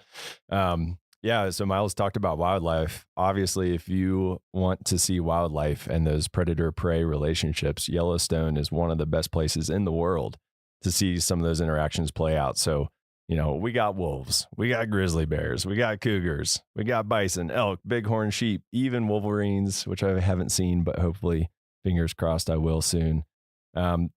All sorts of wildlife. But it's also, this is a super special place because of the history. So for over 10,000 years before Yellowstone became the first national park, which happened in 1872, it was a place where American Indians lived and hunted and fished and gathered plants and quarried obsidian and used the thermal waters. And even today, there are 27 tribes with historic and modern connections to the land and resources within the area that we now know as Yellowstone. Yeah, and in addition to tribal history, Yellowstone is also home to a combined 25 historic sites landmarks, and districts on the National Register of Historic Places. There are a lot of really neat historic buildings and landmarks and things like that all throughout the park. So we have a lot of cool natural and cultural resources, and that's what brings a lot of people to visit the park. On average, we receive about 4.5 million visits every year, and about 95% of that is in a 6-month period between May and October. So a lot of visitation in the summer, not so much in the winter, but I think that's the best time to visit, in my personal opinion. I concur. Yeah, winter is pretty awesome. Yeah. A report showed that tourism to Yellowstone contributes about 6,000 jobs in our gateway communities. So those are the communities that exist at just outside the park at all our entrances, and about $600 million to the local economy in 2022. That's a lot. That is a lot of money. A lot of money and a lot of people. And so we, of course, have to have all the infrastructure that you need for all that huge amount of people. And because of that, we have tons of stuff in the park. Of course, we have over 400 miles of roads. We have lots of lodging, buildings, places to eat, bathrooms, of course, trails, all sorts of stuff. And our portfolio of all that stuff totals over $4 billion worth of infrastructure. Billion, Roads, like with a B? Billion with a B. That's a lot. Roads, bridges. Then there's the things you don't even think about, like water and wastewater systems. Of course, campgrounds, hotels. Then there's all the employee housing and all the facilities needed for the employees. So we're basically our own little mini state up here. Since 2020, we have invested over $1.5 billion with a B dollars into improving Yellowstone's infrastructure for you and also for future generations of visitors. And there's even more projects in the pipeline. Yeah, so that is a lot going on, and obviously we can't manage all that alone. So we rely a lot on tribes, elected officials, nonprofit groups, local communities, states, other federal agencies. They all help us to take care of Yellowstone. And when you think of Yellowstone National Park, you think of the natural features, the cultural features, but there's also really important things like hotels, restaurants, gas stations, general stores, and our concession partners run all of those. And our nonprofit partner, Yellowstone Forever, offers educational programs and runs the park stores as well, the bookstores that you see at the visitor centers. So they also support the park through philanthropic dollars that are really important to us. Yeah, so as you can see, there's no shortage of things to talk about when it comes to Yellowstone. We could go on and on probably all day. There's a lot to talk about. And there's a lot of content about all this stuff and more on natural and cultural resources in the park. And you can find a lot of that information on our park's website, which is nps.gov/YELL. Yeah. And then, with all of that great information about the natural and cultural resources, we realized that there wasn't really any content around the non-historical human resources of the park. Obviously, we have a ton of history of the people who, were here in the past, but not a lot about the people that are here right now who do the work to keep the lights on in the park year round. And that's when we came up with our idea for our What We Do Wednesdays social media campaign in 2019. And since then, we've been highlighting our employees and what they do through photos and stories on our social media platforms. It's been really well received both internally and externally. We have coworkers all the time. They're like, wow, that was cool. I didn't know that so-and-so did that. And so we thought, hey, why don't we, try to develop some longer form content, and boom, now we got a podcast. What We Do podcast is our new brainchild. Yes. And it's a pretty awesome brainchild, I think. So with this podcast, we're operating under the assumption that if something is interesting to us, then it'll also be interesting to you, our listeners. And that being said, one of our intended audiences is current and future NPS employees too. So we intend to cover some information that may get a bit jargony, like how to get jobs in Yellowstone and, all the things that make Yellowstone work. And if you know anything about government agencies, we love acronyms and special terms. TLAs. That's right. Exactly. TLAs. Yeah. 3-letter acronyms. So to help you out with all those TLAs and other terms, we've created a web page with a glossary of terms and definitions. And you can find that at go.nps.gov/whatwedopodcast. Yeah, I'm probably going to be referencing that sometimes. I think so literally too. had a meeting yesterday that was a BMA IDT. That was that was the calendar invite. No, but generally speaking, here are 3 things that we think that you should know about jobs in the federal government. So this is kind of the insider's look into getting jobs in the federal government from those of us who have done that a few times. And the first thing that you really need to know about is usajobs.gov. This is the website where all government jobs are posted to. So if you're interested in applying for jobs at Yellowstone or in the National Park Service or in any federal agency, really, you need to get familiar with that website. So after you listen to this episode, after you hit subscribe, go to usajobs.gov, create a profile and check out what jobs are on there, because there is a lot going on there, especially across not just the National Park Service, but the federal government in general. So highly recommend that you use the resume builder if you've never applied for government positions before. Resumes are a little bit different than they are in the private sector. They're not the one pager that you often use in the private sector. They're a little bit longer because you have to prove why you're proficient in all the skills required for the position. So that's why I recommend that resume builder. It kind of helps get you started when you haven't applied for a government job before. And I'd also recommend that you set alerts for saved searches for positions that you find that you're interested in. So if you listen to an episode and we interview someone that is doing a job that you think is really cool, go on usajobs.gov and maybe set an alert so it'll email you anytime that job comes up. We could go a lot more in depth about writing resumes for government jobs, but that would take way too long here. Boring. We're not going to do that. But just know about usajobs.gov. That's a huge first step. Yeah. And the second thing that we think you should know about jobs in the federal government is there are 3 main types of positions. So you'll see seasonal positions, term positions, and permanent positions. So first, the seasonal positions, those usually last for a specific amount of time during the year. So for example, in Yellowstone, we hire seasonal workers for the summer and winter seasons, and those can last about 5 or 6 months or so. I think it's 1,039 hours is the max. So Yes. 1 hour short of 6 months. Mm-hmm. And then the second type, those are term positions, and those are usually project-based. So maybe a park needs to hire someone to help with a specific type of project going on in that park. They'll hire this person, and that term position usually lasts for like 1 year, but it usually will not exceed 4 years. And then lastly, permanent positions. And those are your typical year-round permanent jobs, which is what all 4 of us who are on this podcast today have here in Yellowstone. We're very lucky. Very lucky.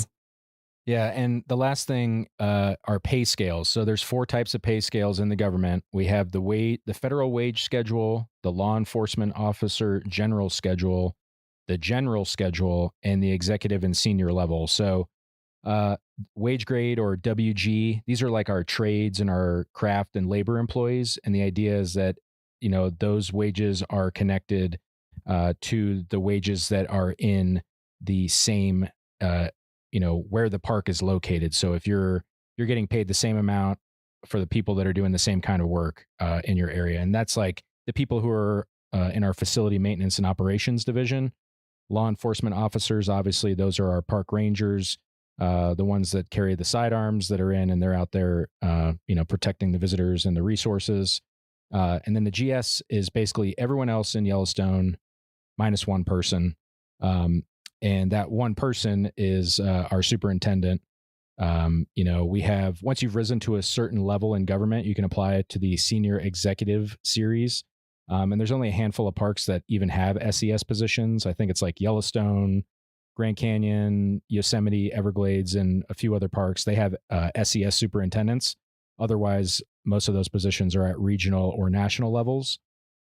But within the first 3, each pay scale, so whether you're wage grade, GS, or LEO, there's 15 grades, so 1 through 15, and then each grade has 10 steps, 1 through 10. So for example, you might hear someone say like, I'm a GS 11-4 or 11 step 4. And that means they're on the general schedule, grade 11, step 4. And the reason we explain all this is because all of this information is public knowledge. So when you apply for a job, you can actually see what you'll start at and what you can max out to. It's all public information on the Office of Personnel Management site, or OPM. I don't want to get out of this without using an acronym. All right. So Yellowstone is a big park. It's got a lot of employees and a lot of important issues going on all the time. That's part of the fun of this podcast. Even the people who work here, we don't know everything that's going on. That is definitely true. I feel like I learn about new projects or jobs or things on a regular basis. Absolutely. Yeah, and with 750 employees, I've already met a few coworkers that I didn't even know I had doing this podcast. So it's been a lot of fun. We hope you enjoy those conversations as much as we have, and kind of develop an appreciation for what it takes to keep Yellowstone, this huge national park, up and running. And, maybe some of our listeners will be our future coworkers. Who knows? That would be awesome. That would be cool. Anything else, team? I don't think so. Nope. No. I think that does it. All right. Well, thank you for listening, and we hope you.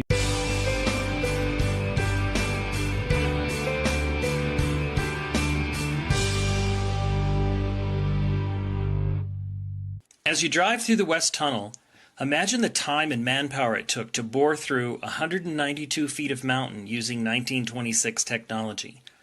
Dynamite and jackhammers were used by men working double and triple shifts tackling this monumental task in October of 1926.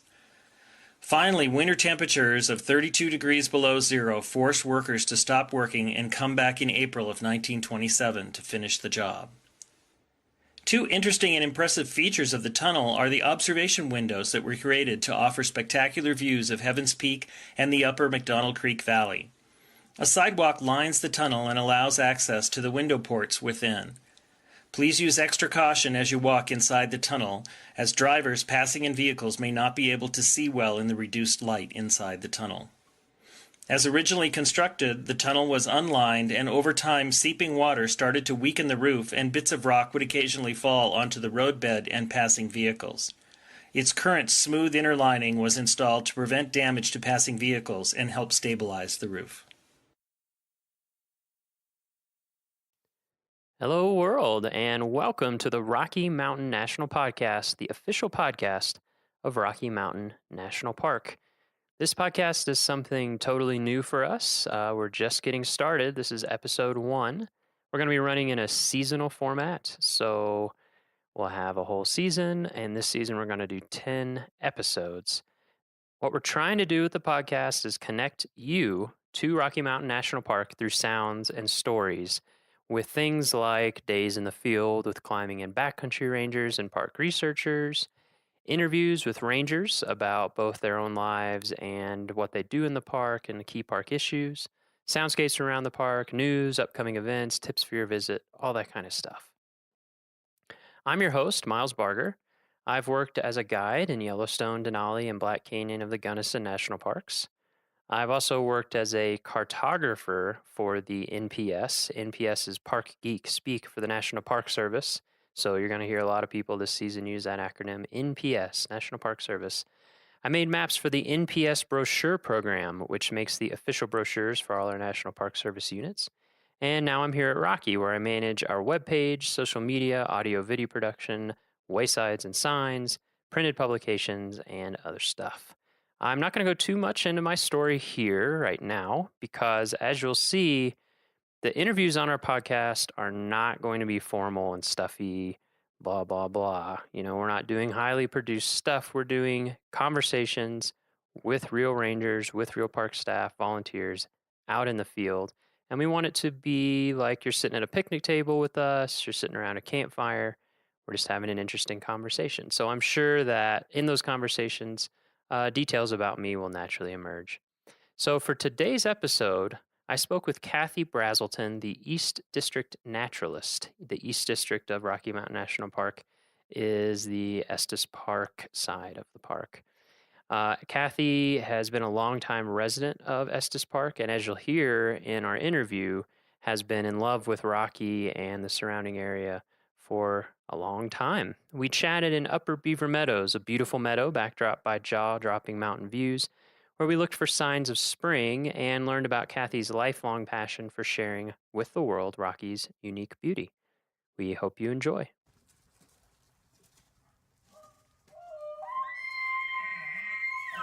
Welcome to the Rocky Mountain National Podcast.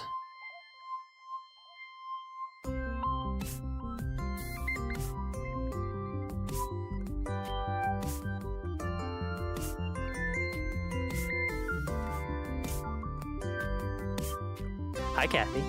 Hi, Miles. Thanks for joining us out here. Where are we right now? We're in Upper Beaver Meadows in the picnic area. I like Upper Beaver Meadows. I think it's a beautiful place. Good birds up here. Yeah.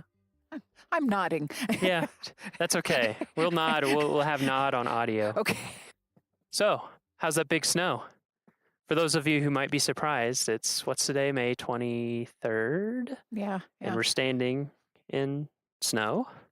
Because it's springtime in the Rockies. Exactly. It's springtime in the Rockies. We just a few days ago had, gosh, my house we had over 3 feet. Yeah. I think in the park we had over 34, 3 feet, something 34 like that, or yeah, something yeah. like that.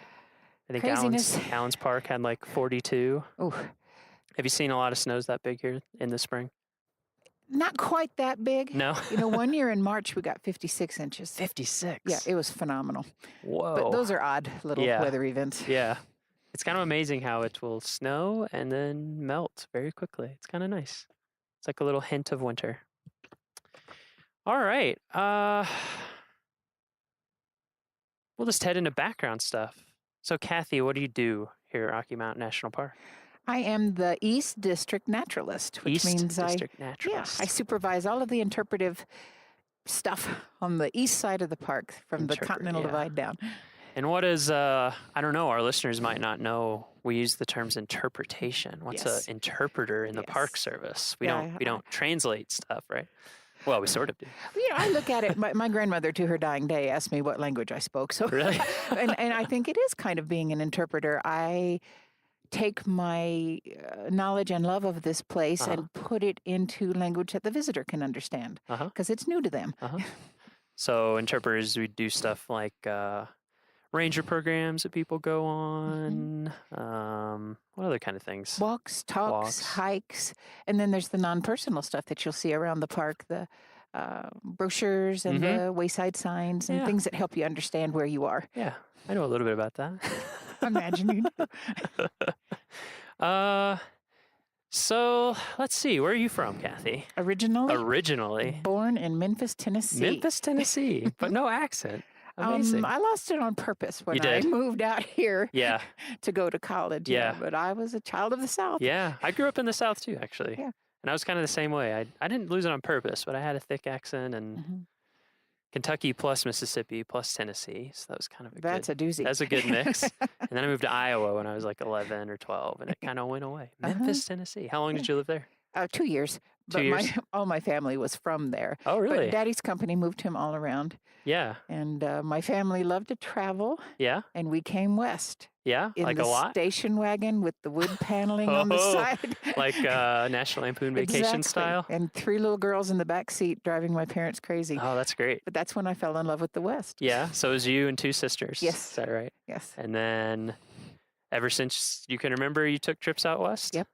How did your parents get into that?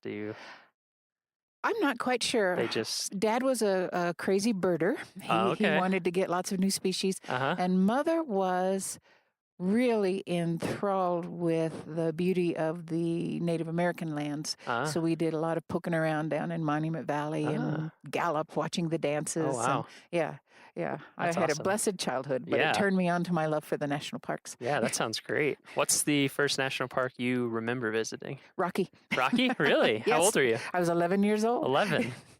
Wow. And I fell in love with these mountains. That was a family trip? It was. Huh. It How long were was. you here? Did you camp? No, we didn't camp. We hiked in the snow. We Yeah? all fell through. We had on our cotton jeans and our cotton boots. And it was May, though. We, coming from the south, we thought it would be warm. But Oh, no. yeah. No, we had so many good experiences here, and then later we camped and backpacked and hiked all through the park. But so you came here a lot. We did growing up. Like how often would you come? Yearly or every few years? I think we came once a year for probably 8 years. Wow. Yeah. Okay. And then once I came out here and went to school, my parents kept coming back to visit. So was their excuse. You went to college here? I went to Colorado State. Colorado State. Did you come? Was that because you loved Rocky so much, or do you love this area so much, or was it coincidence? It was a combination of things. I adored the area, and I was going into forestry and natural resources. And CSU was the best school for that. Okay. So do you think? I guess it's hard to say. I mean, it seems like your parents and visiting all the national parks would make you like resources and all that. Were you into that ever since you can remember as a little? I wanted to be a ranger ever since I was a little girl. Really? We went on a hike at the Grand Canyon, and I remember trotting along behind my wonderful ranger, and I asked him, "Do you really get paid for this?" We still ask ourselves that sometimes, don't we? But I knew, and I was so lucky and blessed to have it happen. Yeah, that's great. So you went to school at Colorado State in Fort Collins? Okay. Mm-hmm. Did you work? When was your first job as a ranger? As a ranger? Yeah, or in a national park. Did you ever do an internship? Or I did internships. I worked for state and national parks. I worked for Forest Service.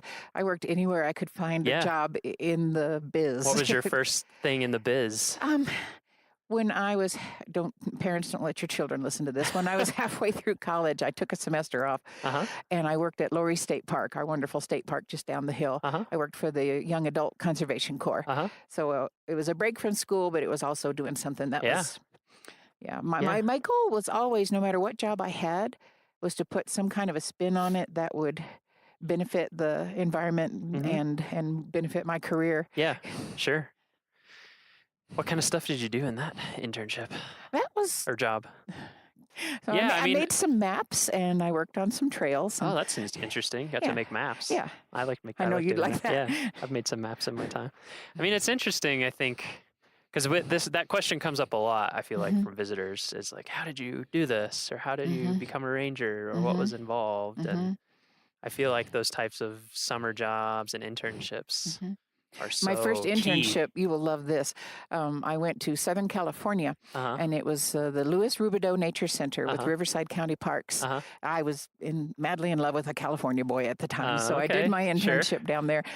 And the day that I got there, maybe within 2 or 3 days, my poor boss, who ended up being a wonderful friend of mine, was in a terrible accident and handed me the keys to the center and said, "Have a nice summer." Wow. So I learned, You learned a lot. from the kitchen sink on up, Yeah. but it was the best experience ever. I learned everything. Yeah.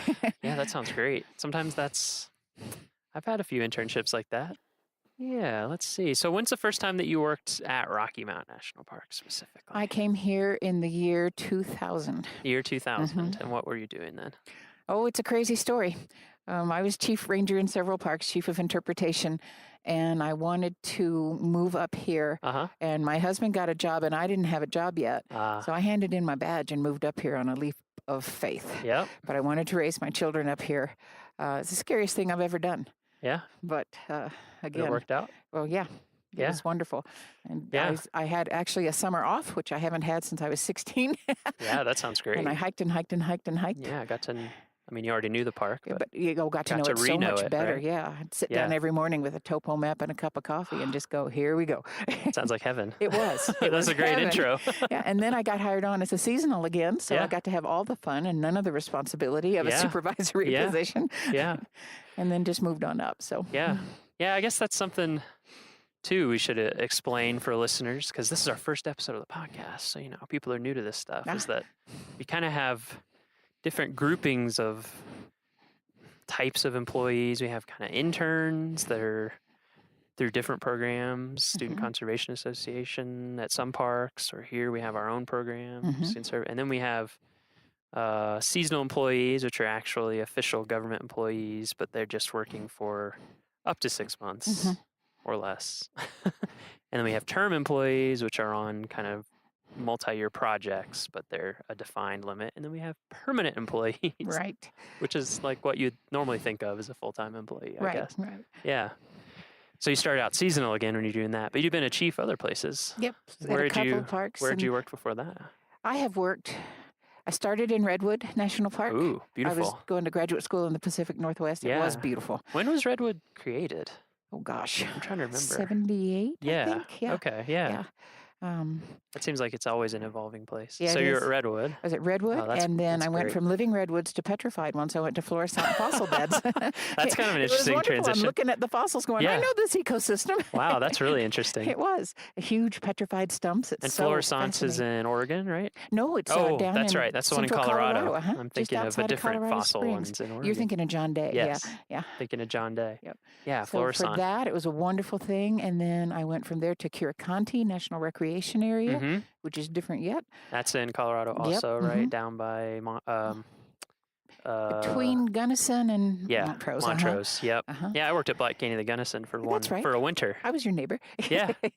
Yeah, I love that part of Isn't it gorgeous? of the state. Yes. Oh, I love And it. Curated is beautiful. It is. It is. Yeah, I think a lot of people don't realize that the National Park Service manages a lot of national recreation Yeah. areas. Yeah. So not all National Park Service units are called national parks. That's right. Yeah, we have tons. I don't even know how many types of units. Oh gosh, like the National 15, Historic 16. Site, National Monuments, National Battlefields, National Exactly. Seashores. Yes. Exactly. Yeah, and for people, if you're listening and you're curious about that, go to, if you search the terms "find your park," you can actually find a big map that has.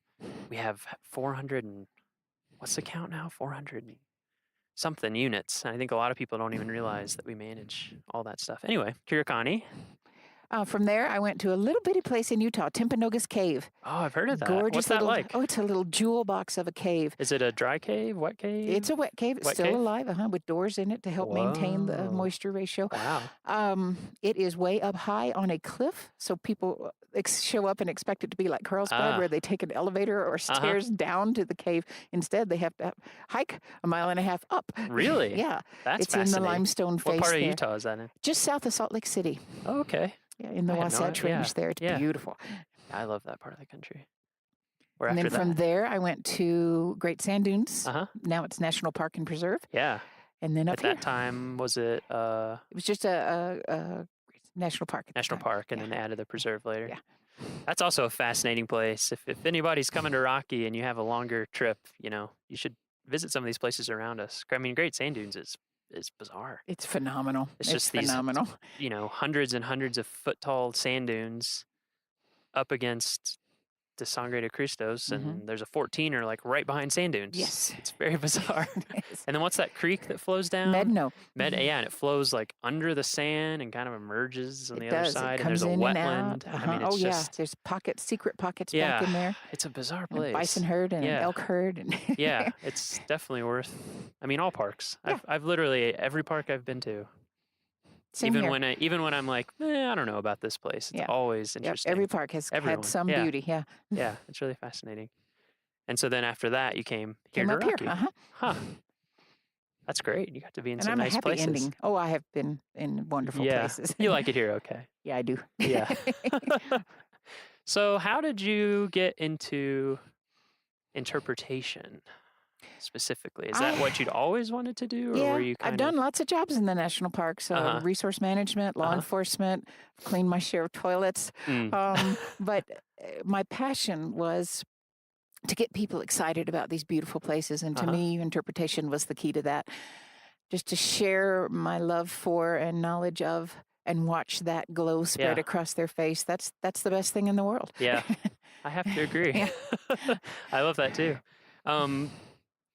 So you talked about taking trips with your family. Was there anyone specifically, like a specific ranger that you remember, or someone in your family specifically that really inspired that desire to My mom communicate was and inspire a professional Girl Scout, outdoor education. And I was okay. a scout myself, and that offered me many wonderful opportunities. Yeah. And then my dad being a birder, that's what we would do together. We'd go out on Saturdays and go birding when we could. So he taught me a lot about the different, birds and why they were there and the ecosystem idea. And I just loved science in school. I was a little science nerd. I just adored it. Yeah. But that's great. I had a hard time deciding whether I wanted to go into research. And because I just love immersing myself in resource knowledge, but I really wanted the other piece too, the communication of the sharing of. That's important to me. Yeah.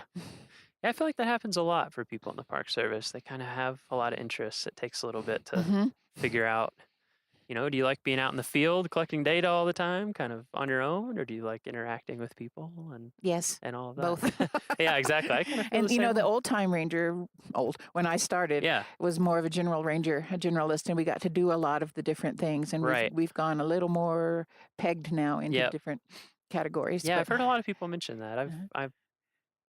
I guess I've only been doing park stuff for about 10 years, but I've heard a lot of people say, it used to be much more general, and it's just gotten more specialized over time. Why do you think that is? Well, a lot of my first parks were smaller parks, so you wear a lot of different hats because you don't have a lot of staff. Yeah, exactly.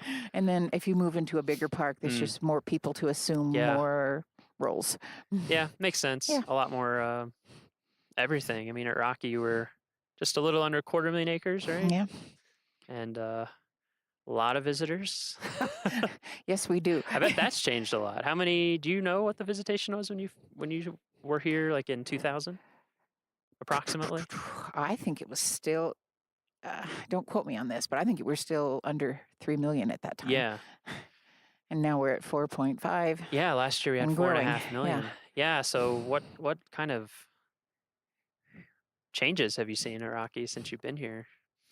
Oh, any kind of changes? I think the interpretive role becomes more and more important because we are trying to help people understand where they are so that their visit can be as low impact as possible and they can see the beautiful places and enjoy it, but still in the spirit of national parks, leave it for that next generation. So even though there's a lot of visitors, most of them really want what's right for the park. And we just help them understand how their behaviors can help the park.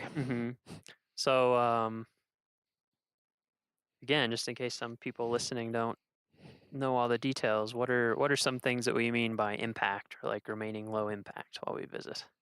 Oh, it can be as simple as going to the bathroom in the correct place or That's in true. the correct manner.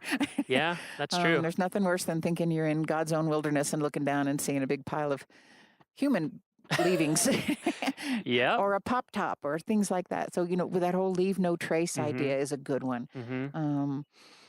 Yeah, I know that's a big one and one that we've been having to work with people on just because we do have so many visitors now. That's right. And it's understandable, That's right.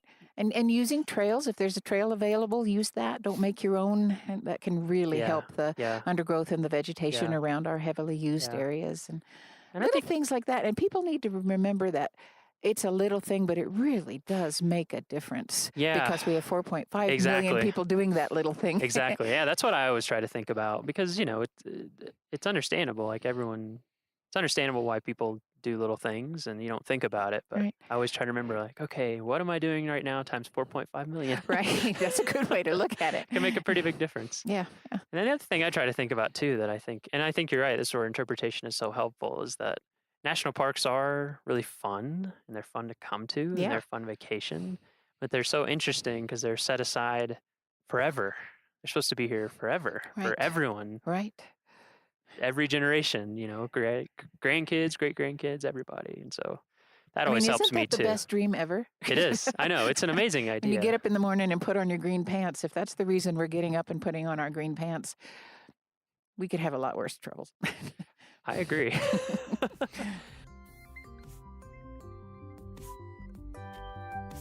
Okay, time for a little break while we give you quick news and announcements about things going on in Rocky Mountain National Park. First of all, summer is here.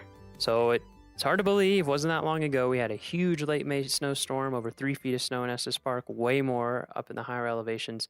But Trail Ridge Road is now fully open for the season. Roads are clear, but watch out for ice. It can get below freezing at night, and any water from melting snow on the runway can freeze.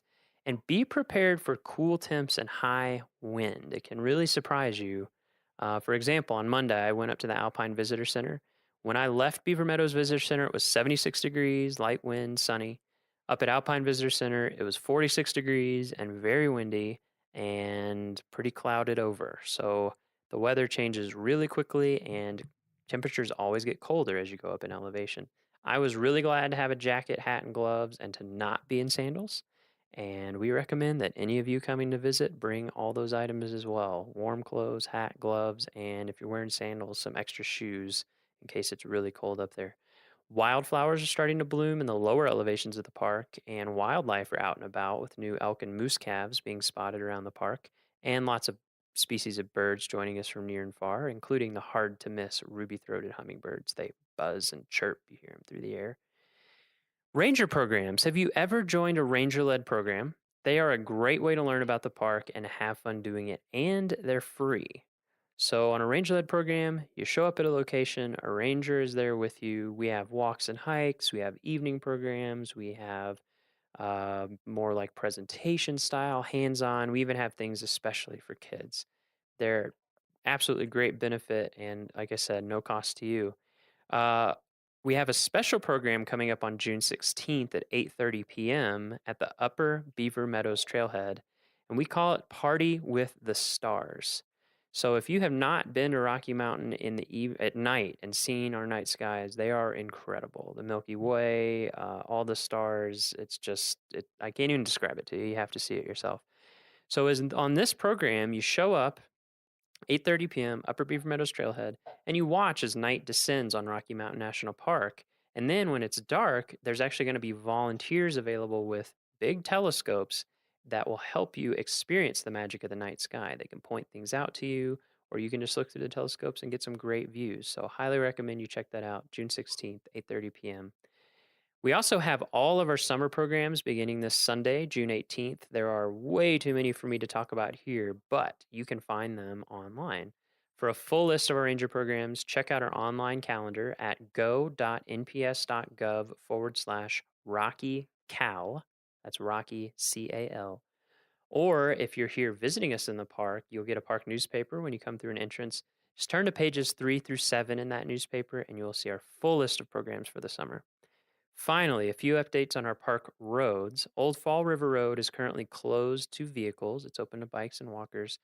It is set to open as usual in early July, weather permitting, so stay tuned on that. There's construction going on Moraine Park Road from the intersection with Bear Lake Road to the Moraine Park campground. You can expect delays of up to 15 minutes there during the day while construction is going on. And all throughout the summer, we have a park-wide project to repair and preserve pavement in the park, and that also might cause short delays in a few sections of road, and those sections will be changing throughout the summer. So just something to be aware of as you visit us. All right, there is all the news that is fit to speak for you this week, and let's get back to our interview with Kathy.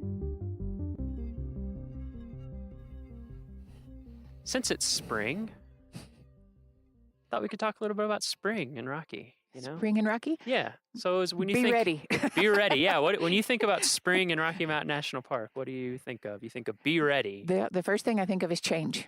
Change. Yeah, because it's going to be changing either by the minute or by the day, or you can have a 50-degree day one day and be sitting and getting sunburned on a rock, and the next day you are in 3 feet of snow. So be ready. Folks who come visit us, they have their shorts and sandals on and they're ready to climb longs, and we're saying, that's still a winter climb. They forget how far north we are and how high we are in elevation. It really makes a difference. Yeah, it makes sense to me. I totally get it. I remember the first time I came out west, because being from Kentucky, it snows a little bit. Yeah. May is usually warm. It's summer, basically. And I remember we came out here. I think it was early June. We went to Yellowstone, and the snowstorm was coming in, and they were basically like, you can either stay here for 3 days or you can leave, but you're not going to be able to get in or out. And we were just like, what? It kind of blew our minds. Yeah. So that's a good tip for everybody. Be prepared for anything, like you said, sunburn and 60, or 20 degrees and dumping snow, or 3 feet of snow like we just had in May. Yes. What else what other things are changing here? I think it's interesting when you live in different types of environments, there's always change happening, and we have spring, but I think a lot of people wouldn't maybe think of it as spring or recognize it as spring. It's not a long drawn out spring like other folks have. I I think of my senses when I think of spring. There's things you smell. You can smell the current blossoms or the current leaves. You can that's one of our shrubs. You can smell the willow catkins and that green meadow waking up smell. It's just really is strong sense in the spring. I think of sights. I think of the blue of the bluebirds coming in. They're in their breeding plumage, and they are an incredible color blue. Your eyes just can't register it. Yeah, it is shocking when you see one. You're like, whoa, is that real? Extremely pregnant cow elk. I've seen a lot of those around town. Yeah. Yes. I think of sounds. You have the red-tailed hawk coming in to build their nest, and they do a lot of calling back and forth, the breeding pair. I think of the broad-tailed hummingbird when he swoops down, the male, the wings vibrate, and you hear that funny little noise.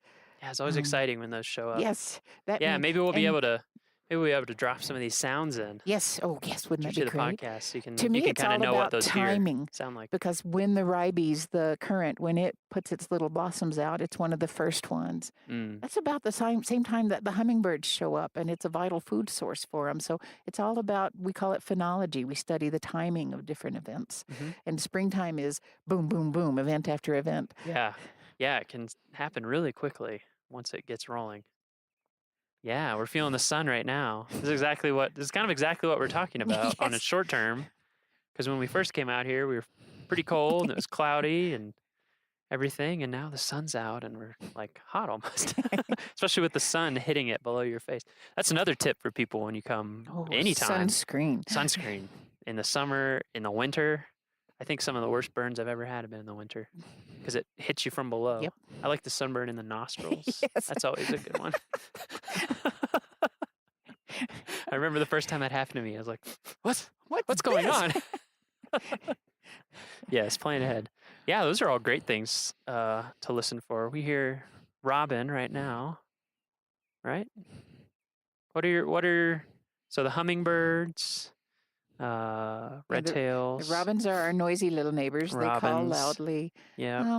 This time of year, you see a lot of juncos, finches, chickadees, white-breasted nuthatches, and the red-breasted nuthatch, speaking of sounds, who sings its beautiful little call. I always just say, okay, honey. Sounds like a trombone with a cold or something. It kind of does, yeah. Yeah, that's pretty good. And who else is here? Green-tailed towhees are doing their little dance. The magpies are nesting. They build that huge nest with a front and a back door. Magpies are fascinating. They are my favorite bird. They're so smart. Oh, and beautiful. Yeah, they are. They're beautiful. Yeah, when I guess on the blog we'll try to put up a picture of magpies for you to watch out for. They're pretty unmistakable. Yes. You know, they're big, white body, long, kind of blue-black iridescent tail. Yeah. And yeah, they build, if you see a nest, it's pretty unmistakable. They're just big dome. Big structures, big dome structures. And they're corvids, so they're smart. Yes, and exactly. Along with the jays and the... Yeah, our Stellar's jays. Ravens. All the corvids. So you like birds a little bit. I like birds a lot. I get the impression. I like birds. I like everything. That's why I'm a naturalist. Well, that's true. It is a generalist. I have a real plant obsession, and I love the trees, and I love the rocks, and it all works together to make a very nice world. Yeah. Have you always led spring bird walks in the spring here? Yeah. Tell people about that a little bit. Oh, it's a wonderful time to get out and see what's going on our calm spring mornings. There's no place more beautiful than out in the meadow, listening and watching, and again smelling. I love to smell everything too. Yeah, it's an important sense. It is. People forget about sometimes. It is. But you know how it's so linked to memory. It is. Yeah. So I think folks will come here and they'll smell something, and later they'll get a whiff of it and go, "Oh yeah, Rocky." So the spring bird walks are at 7. Or excuse me, they're at 8 now, and they'll be at 7 in the summertime. We have wonderful mix of rangers and volunteers, our wonderful skilled volunteers helping us lead these. And this is the time of year when the migrants, the bird folk who go thousands of miles away, come back up and come home to Rocky. So it's great to see them arriving. It's amazing. It's really amazing. Yeah, bird walks are one of many types of walks and talks. We have so much stuff going on, especially in the summer. When you arrive at the park, for listeners, you will get a newspaper when you go through the gate, and that will have all our programs. But if you want to look ahead of time or while you're visiting, if you're back in your hotel or whatever, if you go to our website, there's actually a little calendar up in the right-hand corner, and you can search for your specific dates, and it'll tell you everything going on those days. And all of our ranger programs are free. Yeah, you betcha. Right? All included in your price of entry. Exactly. And boy, I sure want to encourage you to plan ahead if you can. Yeah. Because we are getting so busy, and there's times when there's no parking, and I know how frustrating that can be. But if you plan ahead, you can be where you want to be before the crowds get here. Yeah, that is a really big thing as it gets more as Rocky gets more popular. I mean, it's great that we're more popular because that's what we want. We want more people to come learn about not just this park, but this place as a representation of, the Southern Rockies, the Colorado Rockies. But yeah, planning ahead is so key. Our website's great for that. You can do a lot of research, and we actually are going to have an article up there that you can go and see about planning ahead. And a lot of it is, look at ranger programs you might be interested in, see exactly what time they're going to be, kind of think about your day. Yeah. We want to give you all the tools so your visit will be very successful and fun. Exactly. Yeah, I mean, I think that's the thing. We want everyone's visit to be great. We really do. I mean, that's what I think about all the time. Sure. Is all of you who are coming to visit us, we want you to have a beautiful visit. I see people who get grumpy with the traffic in town. Yeah. And I always just laugh because I said, that's a mom and dad and 3 little kids, just like my car. And they're all having the adventure of their lives. I'm not going to get mad at them. Exactly. Yeah. You just think back to that time. Yep. What are some of your favorite visitor questions that you've ever gotten? Oh. Are there some that come up on a regular basis that are... There was one time that I gave terrible misinformation to a lady without thinking about it. She came to me at the front desk and she said, I've been here looking for elk and I can't see any of them. And it was a very warm spring day. So I said, oh, they're up in the trees. Their coats are so hot. And she said, I didn't know they could climb trees. So I misspoke. By being up in the trees, I meant taking shelter under the forest canopy. But I said it poorly. Yeah, she was very surprised. Yeah. It's there's so many animals and things here that a lot of people aren't familiar with. So maybe elks do climb trees. Elk. That's pretty funny. It was.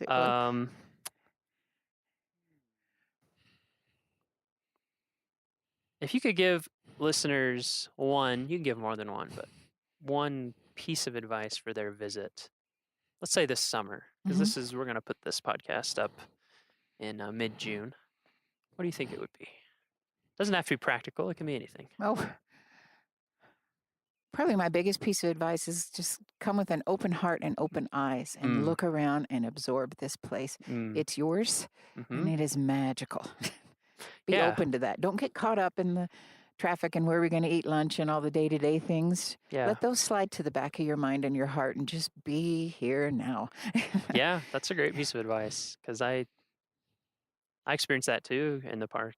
Sometimes you have an idea of I want to do this specific or go this specific place. Right. And yet everywhere you go in the park, anything you do, I always find beautiful and enjoyable. Yeah. It just kind of... Yeah.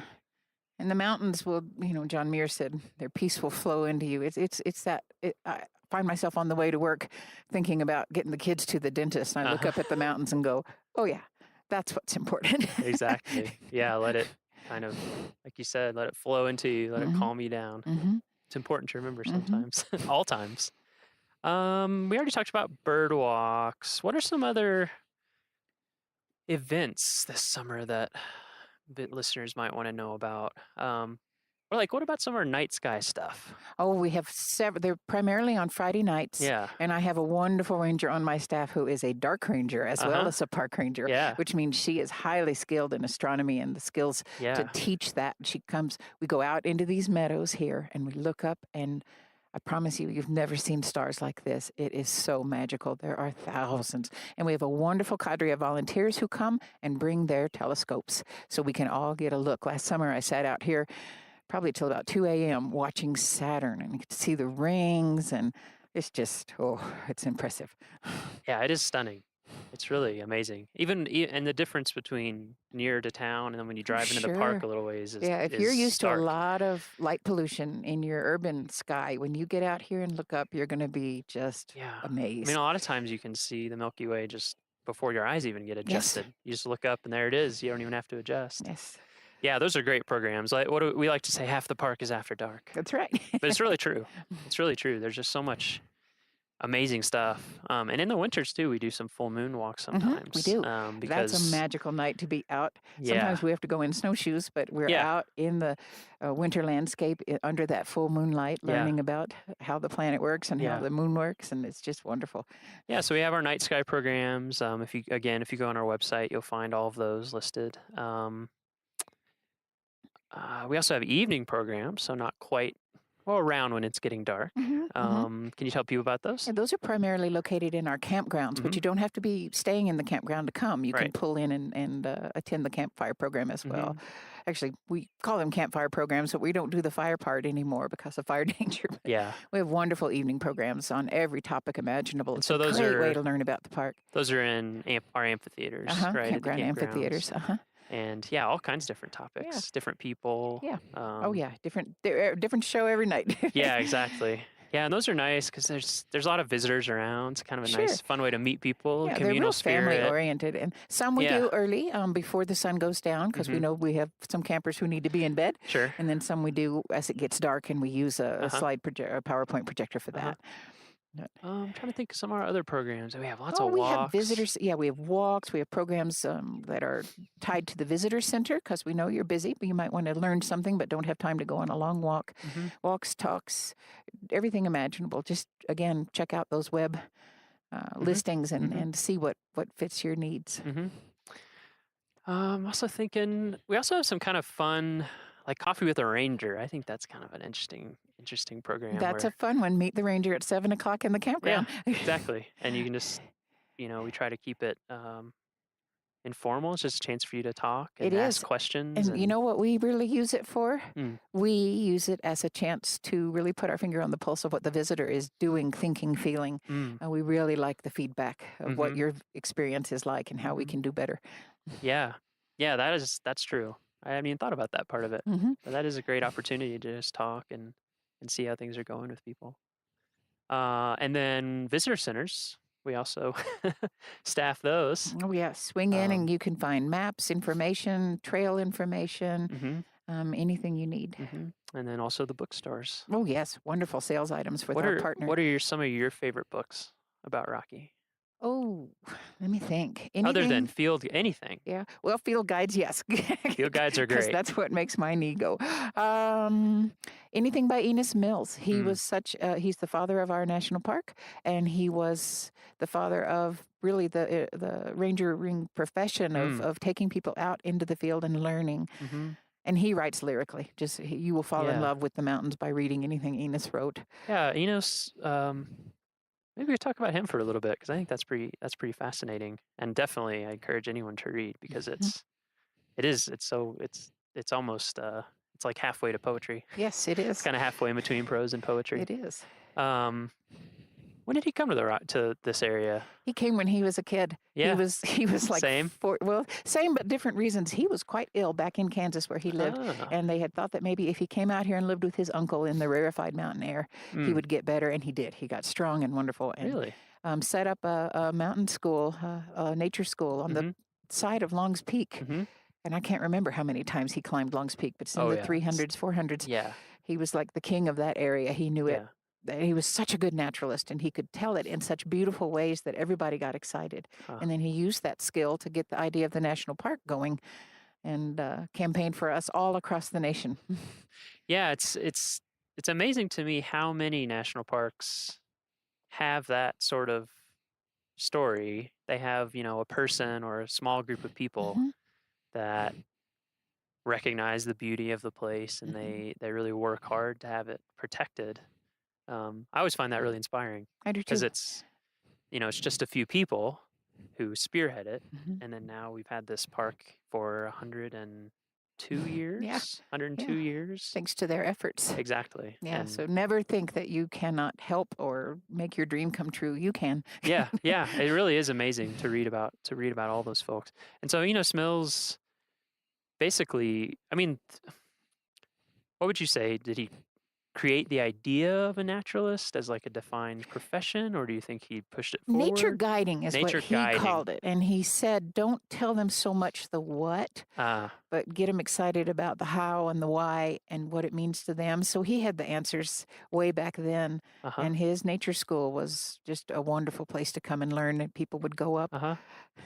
Yeah, I think that's an interesting thing for me that maybe surprises some people when they go on interpretive programs. And that's why I think that's part of the reason why we have our own term, interpretation, as opposed to education, because we're not just trying to bring people out and just throw facts at you all day. Could you talk a little bit about that? Oh, I think our main goal is, we know that people want to learn. Sure. We like it too. So we do that part, but we don't let it in there. We try to take it to that next step, which is something transformative, something inspirational. That's where people's hearts are touched. And our goal is to touch you in your brain with the intellectual and in your heart with the emotional. And we want you to leave this place a steward. We want you to leave this place a champion for national parks and for Rocky, and to do everything you can to help protect us. Yeah, I think,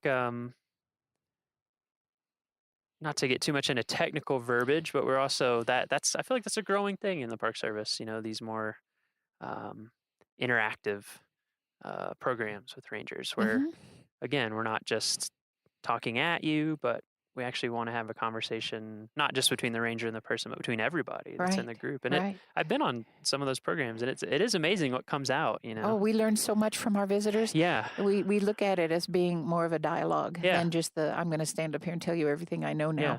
And through that dialogue, everybody is enriched. Everybody learns, and everybody has a chance to be heard. Yeah, I feel, on so many ranger programs, not just guiding them, but also being on them. It's amazing how you can have more energy and excitement when you're done. Yes. Than when you start. So it's very different than a class almost, because you're like, okay, I'm taking it all in. So by the end, you're like, oh, excited. Yes. I've had that experience at a lot of parks where you go on a ranger program and it opens your eyes up to things you hadn't even noticed maybe, or... And it's the same thing for the rangers. The visitors keep our pilot lights lit. They keep us excited and enthused and in love with this place. Absolutely. Seeing it through their eyes is just wonderful. And I love kids too. Oh, yeah.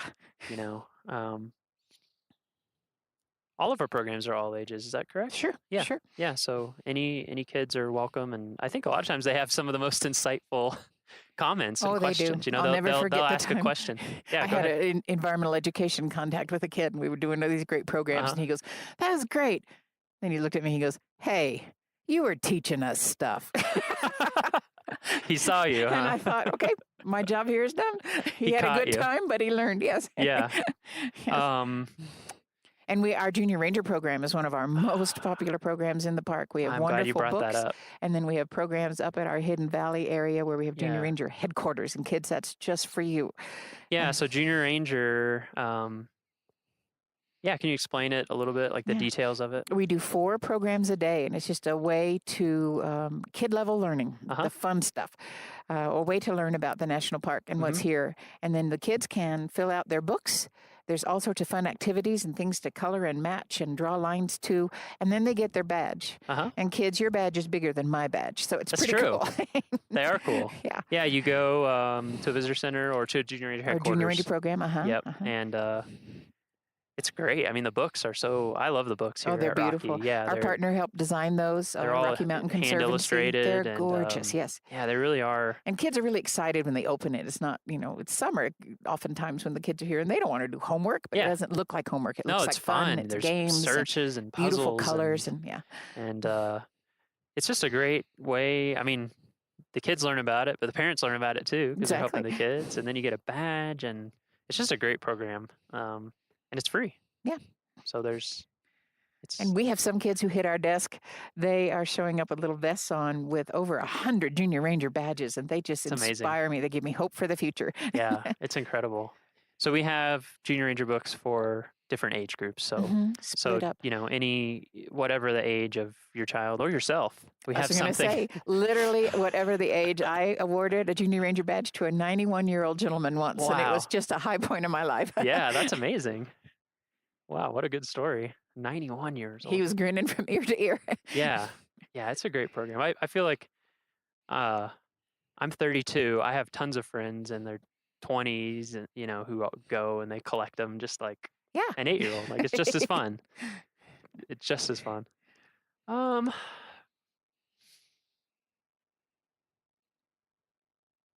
This is going to be a complicated answer, maybe, but that's okay. We can muse on it until we're done. Okay. You've been coming to Rocky for a long time.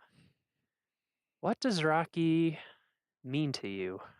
I know it's an impossible question, but so many. Rocky is part of the fiber of my being. Something, this is going to sound all woo-woo, but something physically, literally happened to me the first time I saw these mountains. Really? I just fell in love. I said, they are the most beautiful. And everywhere I've worked with the National Park Service, like I said, every park has been a gift in some way, but I always thought these mountains here in Rocky, the Never Summer Range, the tundra, it touched me in such a way. My mom and I spent so many happy days with our noses to the ground and our butts in the air up on the tundra, learning about the botany up there. And it's just such a special place. It's inspiring to me. It gives me strength. It grounds me. I have a real mountain fetish, and I love to visit any mountains I can find, but these are the home range. And our poet laureate, Thomas, you'll have to dub this in. I can't think of his last name right now. But he said, you can say that I loved a range of mountains so much that I could hardly breathe. And that's what this is. And to have the honor and the glorious experience of sharing this with the park visitors, that's the best thing I could ever do with my life, because they're going to help me protect it, and it'll be just as special to them. It's not mine. I just happen to love it. Exactly. I think that's such an important point for everybody, is that this park belongs to everyone. It's all of ours. Connect with it however it connects to you. Find the place that speaks to you. I had a similar experience the first time I went to Yellowstone. I mean, I'd never been in the mountains from the East Coast. I think I was 16 or 17. And I just was like, this is it. Yep. This is what I want to do. And I've been working in national parks, at least seasonally, ever since then. Yay. There's just something about it, And that's one of the biggest things I want to tell people. Their jobs are hard right now. But please don't let anyone tell you that you can't be a park ranger. If you want to be a park ranger, you can. And it's my job and the rest of the rangers to help you get there. People helped me every step along my career, and I'm so grateful. So if you have a real itch to do this, if it's really in your heart, get in touch with a ranger somewhere, whether it's out here or in the park that's closest to your home, and just say, what can I do? And you can start as a volunteer. I did. When I was a master's student, I was volunteering at Redwood. Just get your foot in the door, and this can be yours if you want it. I think that's a great message, and I totally agree. Every person that I've ever asked my whole career or as a visitor has always been so warm and welcoming and excited to have someone interested in it. So definitely, if it's something that you're interested in, for some people it ends up being a career. For some people it ends up being a few summers that they never forget, or winters if you work in southern parks, or Everglades, and or something. Just because you come out here doesn't mean you have to grow up to be a ranger. You can grow up to be a dentist, but you're going to be a dentist who loves national parks and will help protect them. Yeah, that's great. I think this has been great. Thank you, Kathy, so much for coming out and talking to us. It's super fun.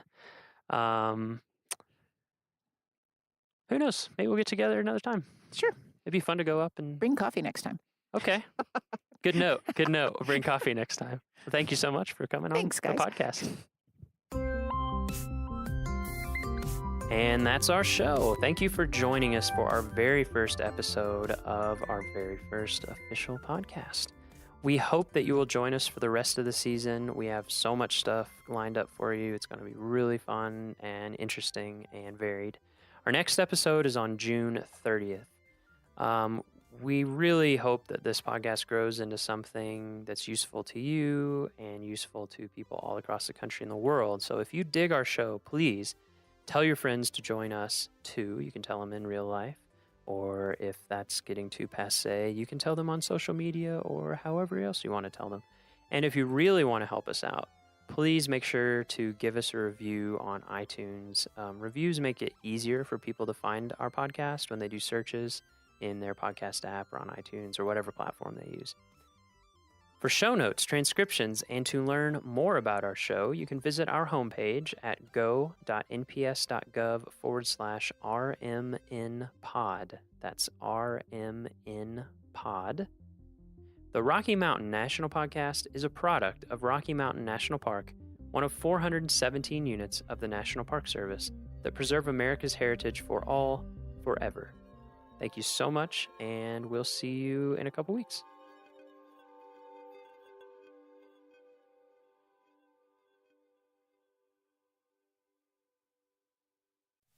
Okay, Andrew, it's summertime as we're recording this. Oh. But I want to rewind the clock to mid-May of this year. Think cool air, drizzling rain, spring. Okay, I'm with you. This May, I volunteered with the Harlequin Duck Project, and we were trying to capture ducks on Upper McDonald Creek. And as we talked about in the Goat Hunt episode, you catch them by stringing a net all the way across the creek and trying to catch them as they fly down. But with all the melting snow in the spring, that creek is flowing too fast to safely walk across. So a few people and one end of the net get carried across to the other side in a raft. So did you get to go across the creek? Well, no, I stayed behind to help spot the birds with binoculars. But at the end of the day, everyone on the other side had to come back, and I volunteered to help catch the raft and pull them to shore. The raft, really conveniently, has a handle on the bow that helps you grab it. And I leaned over to grab it, totally missed, and fell face first in McDonald Creek.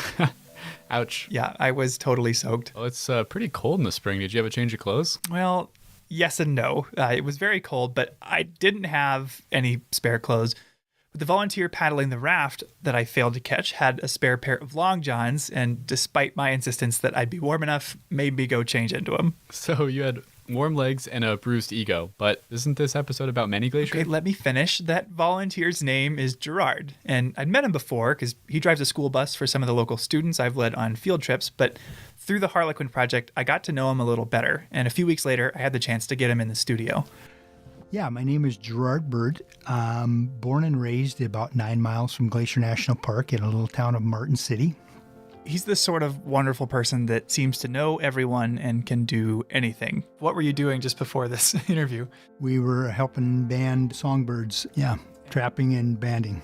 I think he volunteers with every single wildlife research project in the park.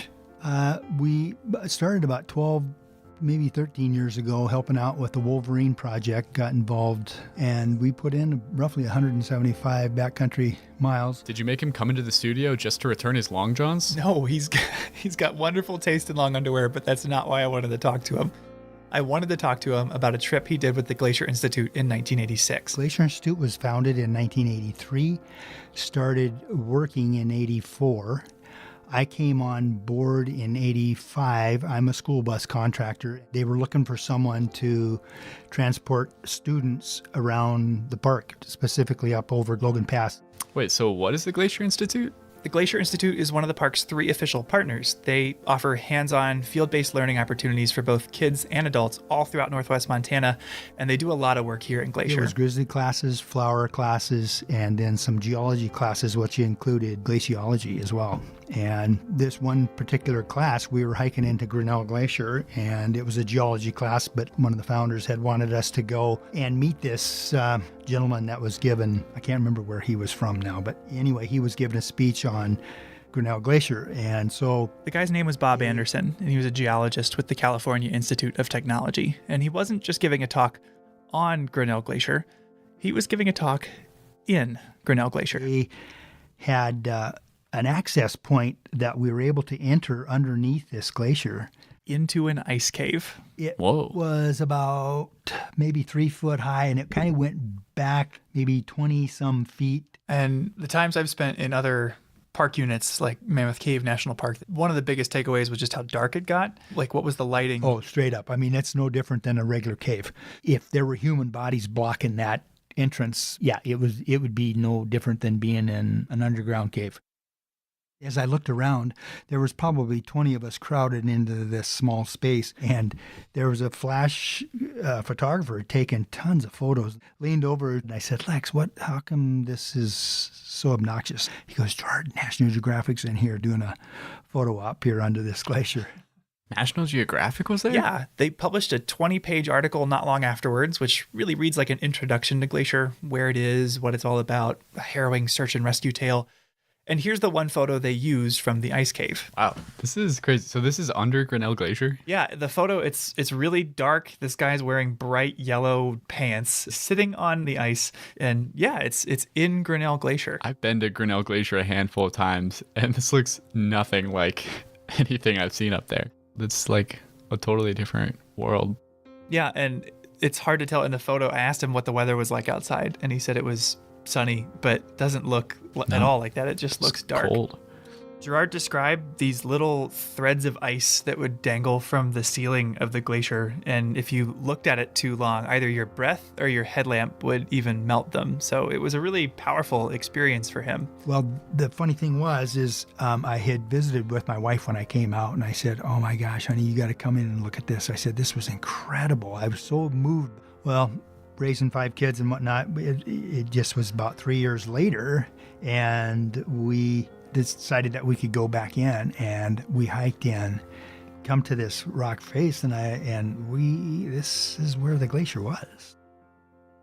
And I kept looking at the rock face thinking, oh God, maybe I'm on a whole different, but I did recognize the area where we entered, and the glacier had melted back about 200 plus feet.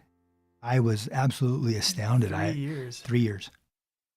That's when I really became aware of man's impact on our beautiful planet. Yeah. So if that's how much it changed in just 3 years, what has he noticed in the last 30 years since then? Yeah, that was something I was really interested in, but he surprised me. When's the last time you went back to Grinnell Glacier? Oh, it was back then, probably 89. Really? 80s, yep. Haven't been back since? I haven't been back to there since. I've done a lot of different areas in the park since, but not been back there since 89. Wow, 30 years. I can't imagine what he'd say if he got to see it now. I know. We have got to get Gerard to Grinnell Glacier this summer.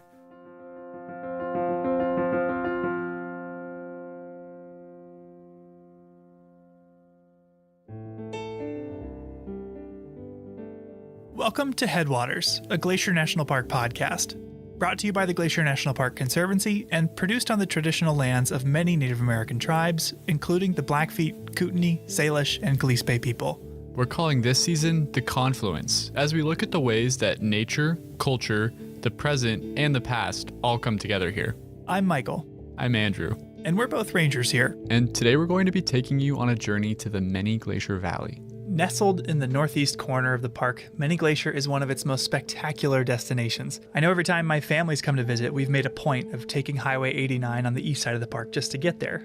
Typically, the road is open from mid-May to late October, but the high elevation trails have a much shorter season because they're only reliably clear of snow in August. According to longtime Many Glacier Ranger Bob Adams, there are 2 trails in particular that people come here to see. Today, that would be the Grinnell Glacier Trail, and that would be the Iceberg Lake Trail, which is... This area is popular, like really, really popular. But there are lots of people, roughly 600 or more a day.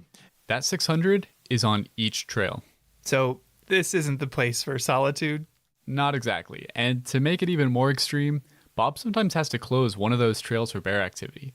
And if the Iceberg Lake Trail is closed, then... You'll get 900 people on the Glacier Trail. 900 people on the Grinnell Glacier Trail? So that may not be what you want. It may be exactly what you want because you maybe feel safety in numbers. That's a false assumption, but people make that assumption. Why do so many people come here? I asked Diane Sine.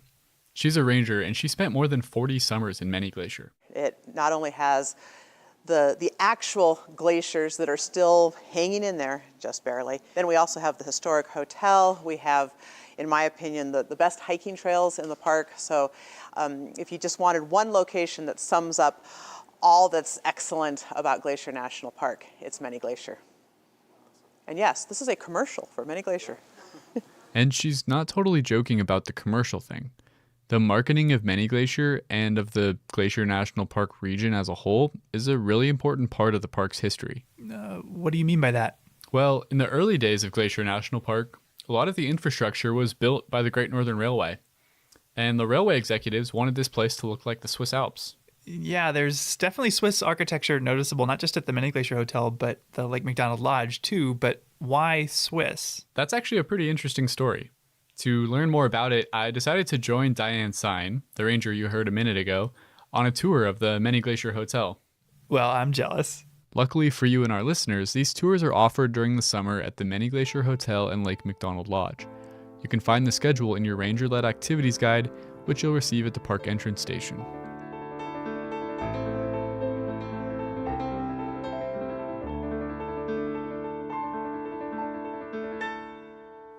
Well, welcome.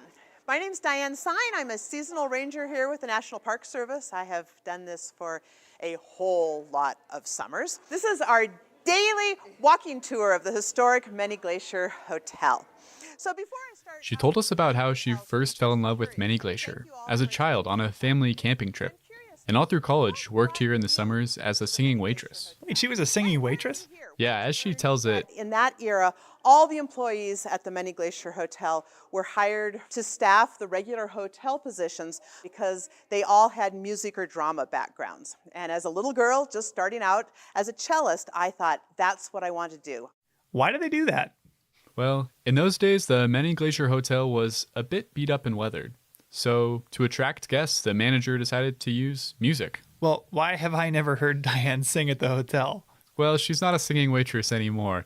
After those summers singing and waiting tables, something changed deep inside of her. After having worked here for 4 years for the hotel, my life was warped. I was hooked on this place, and I figured out how to become a park ranger. And once Many Glacier wormed its way into her life, it never left. Along the way, I met my husband, who was another ranger here. We got married at Lake Josephine, had our wedding reception here at the dining room of the Many Glacier Hotel. My stepdaughter met her husband here as well, and the tradition has continued. So, Many Glacier. But this is all a bit of a digression because although this place is important to Diane, the Many Glacier Hotel is considered to have national significance. It has value to the American story as a place that ties us to the past, not only the past with visitor experiences, but the past with the early development and advertising of national parks. Diane told us about the construction of the building in the winter of 1914.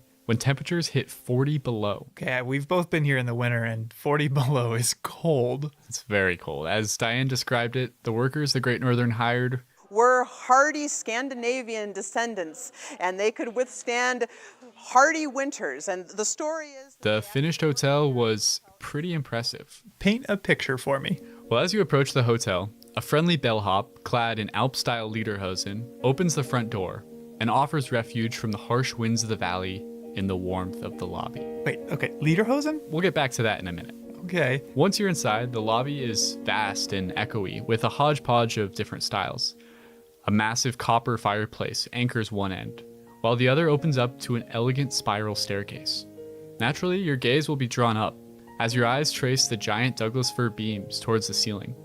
And dangling from that ceiling is an impressive array of Japanese-style paper lanterns. Okay, so I'm standing in a Wild West Montanan Swiss chalet with Japanese paper lanterns? Now you're catching on, that's right. But even though there's a lot going on, the thing that really pulled me in was those giant Douglas fir beams. And according to Diane, this was their intended effect. The idea behind the design of both this Many Glacier Hotel and the Glacier Park Lodge at East Glacier, they were originally referred to as big tree lodges. The idea is that you can be down here in the lobby and you can actually feel like you're in the forest with the trees rising above you. That makes a lot of sense having stood in them, but you still have not addressed the lederhosen thing. Okay. Well, part of it is actually an accident of history. In 1914, as construction was just about to begin for the Many Glacier Hotel, World War I cut off Americans from some of their favorite European vacation destinations. The Great Northern saw in this an opportunity to put the American West on vacationers' radar And they started to market this area as a replacement for the Swiss Alps. Okay, but people go on vacation to Spain or to Germany. Why Switzerland? Well, as Diane tells it, Louis Hill, who at the time was the president of the Great Northern Railway, just really liked Swiss architecture. He had a home outside St. Paul where his family would go for winter getaways and ice skating parties, and that home was designed as a Swiss chalet. But he also had a winter home at Pebble Beach, California. In fact, his home became part of the golf course there. The design for his Pebble Beach home was also Swiss architecture. So the guy just had a thing for Swiss chalets.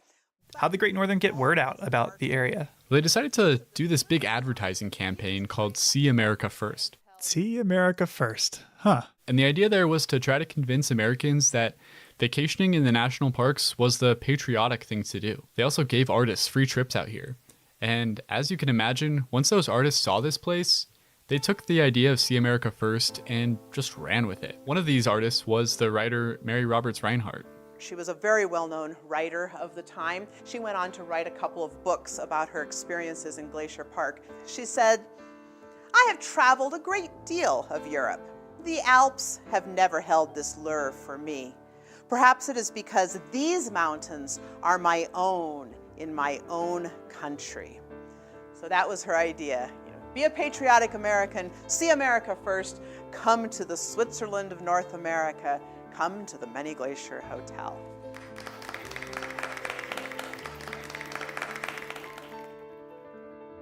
Okay, so this marketing campaign is why we have all the Swiss buildings around Glacier. Exactly, and it's had a pretty big impact on the way people use the park even to this day. But it also starts to get at something that's really central to the mission of the Park Service. What do you mean? Well, we're supposed to be preserving these places for future generations, but our mission is also to allow for their enjoyment today. That can be a tough act to balance. Okay, I see what you're getting at. People come to Many Glacier to see the bears and the glaciers and to feel a sense of wilderness, but their very presence alters those things. Right, the Many Glacier Hotel and the marketing around it got a lot more people to come out and enjoy this area. But it also changed the character of the valley.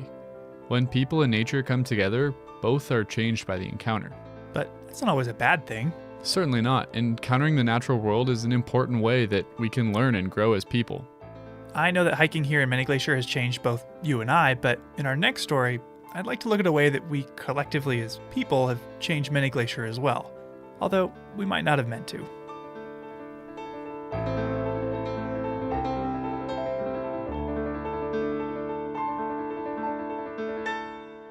So, you know how we've been talking about doing a hike in Many Glacier? Yeah? Well, I just talked to Lisa McKeon. She's a physical scientist with the USGS. She invited us to go up to Grinnell Glacier with her next week. Oh my gosh, we've got to bring Gerard. I thought you might say that, so I asked Lisa about it, and it turns out that they actually already even know each other from some projects he's volunteered on, and he's welcome to join us too. Of course they know each other. Well, I've got to call him. Yeah, let's get him on the phone. Each episode, we seem to cover at least one thing that, like this podcast, wouldn't be possible without the support of the Glacier National Park Conservancy. With the help of some friends over there, we got the number of Executive Director Doug Mitchell and decided to call him up out of the blue to ask about these projects. For this episode, we wanted to ask about the restoration work done on the Many Glacier Hotel.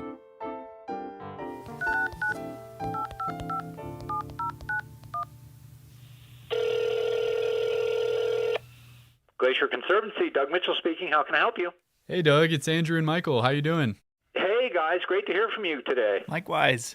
We wanted to call because for this episode, I had the chance to go on a tour of the Many Glacier Hotel with Diane Sign, and she pointed out a staircase to me that she mentioned you might have had something to do with. The famous double helix staircase. To be able to bring that back here in the 21st century is really a treasure, and those people who haven't seen it ought to definitely get out there and take a look. Yeah, it's pretty remarkable, this magnificent, as you said, double helix, like kind of DNA strand staircase. Yeah, you know, we joked a little bit around here that they need a T-shirt for the lodge that says history, it's in our DNA. And history really, and historic renovation is in our DNA here at the Glacier Conservancy as well. And that is a property at Many Glacier that had fallen in disrepair. And actually some had talked about tearing it down. And what a great decision not to.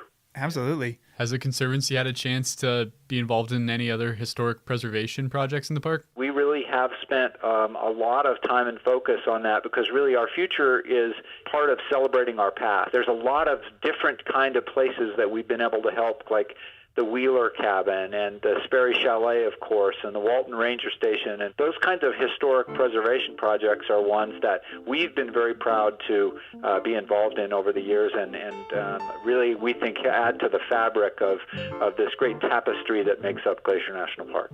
Well, thanks for making the project possible in the first place, and thank you for taking some time out of your day. Absolutely. Thanks, guys. Call anytime. All right. Bye, Doug. All right. Cheers. Before the break, I found out that I had a chance to get Gerard back to Grinnell Glacier for the first time in 30 years. So I called him. Naturally, Gerard's a busy guy, so I didn't get a hold of him the first or second time I called. Hey, Michael, Gerard here. Yeah, I haven't forgot about you. I had you on my list. But after playing voicemail phone tag, I reached him and invited him to join us. Well, we're going on Tuesday with Lisa McKeon, so you're certainly welcome to tag along on that if you want. I would love to. I'll have to look at my calendar to see what's on there, but that would be a wonderful invite. Thank you. The next day, he shot me an email. He could make it. So we had everybody meet at park headquarters and wasted no time getting going. Because if you're headed to Many Glacier, you should plan on an early start. Whether you're looking for a parking space or a campsite, everything fills up early. Like, really early. And on top of that, it's not especially close. It's the farthest main entrance from the airport, and from the west entrance alone, it takes about 2.5 hours whether you go into the Sun Road to St. Mary or Highway 2 onto the south end of the park. But we found a spot and set off on one of the crown jewels of Glacier's trail system. Now, the trail is popular not just because of its destination, but because of the scenery along the way. If you're not looking at wildlife, you're looking at towering snow-capped mountains or crystal clear lakes. Round trip, it's 11 miles and you gain 2,600 feet of elevation, so it's not an easy hike. In fact, one of the fan favorite ways to do this trail is to actually skip the first few miles entirely. The Glacier Park Boat Company offers historic wooden boat tours, and some of their tours include a hike to the glacier. And taking that boat shuttle shaves off nearly 4 miles of the hike, but none of the elevation. If you're interested in boat tours at Many Glacier or anywhere else in the park, it pays to plan ahead. We didn't catch a boat, though. We just hiked. And you don't have to hike too far before you stumble into one of the most famous views in the whole park, a bright blue Grinnell Lake tucked into the mountains. And if you've ever seen a poster of the park, odds are it was a picture of Grinnell Lake. In fact, Lisa McKeon told us she had a poster of the view in her college dorm room. Yeah.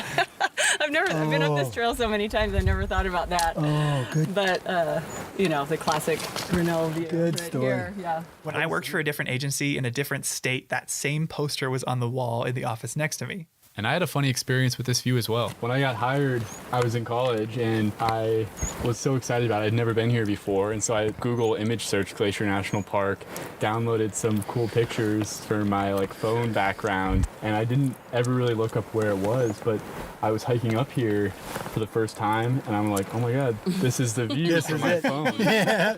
I took my own photo from that spot and I still have it as my That's still your background? Yeah. This whole time. Good story. So, that's great. I was like, oh, this is it. This is why I came here. And it is so easy to get swept away by the beauty of this trail, by the wildflowers, by the wildlife, whether it's mountain goats or bighorn sheep. But the entire time I was distracted, wondering how Gerard was going to react once we finally saw the glacier.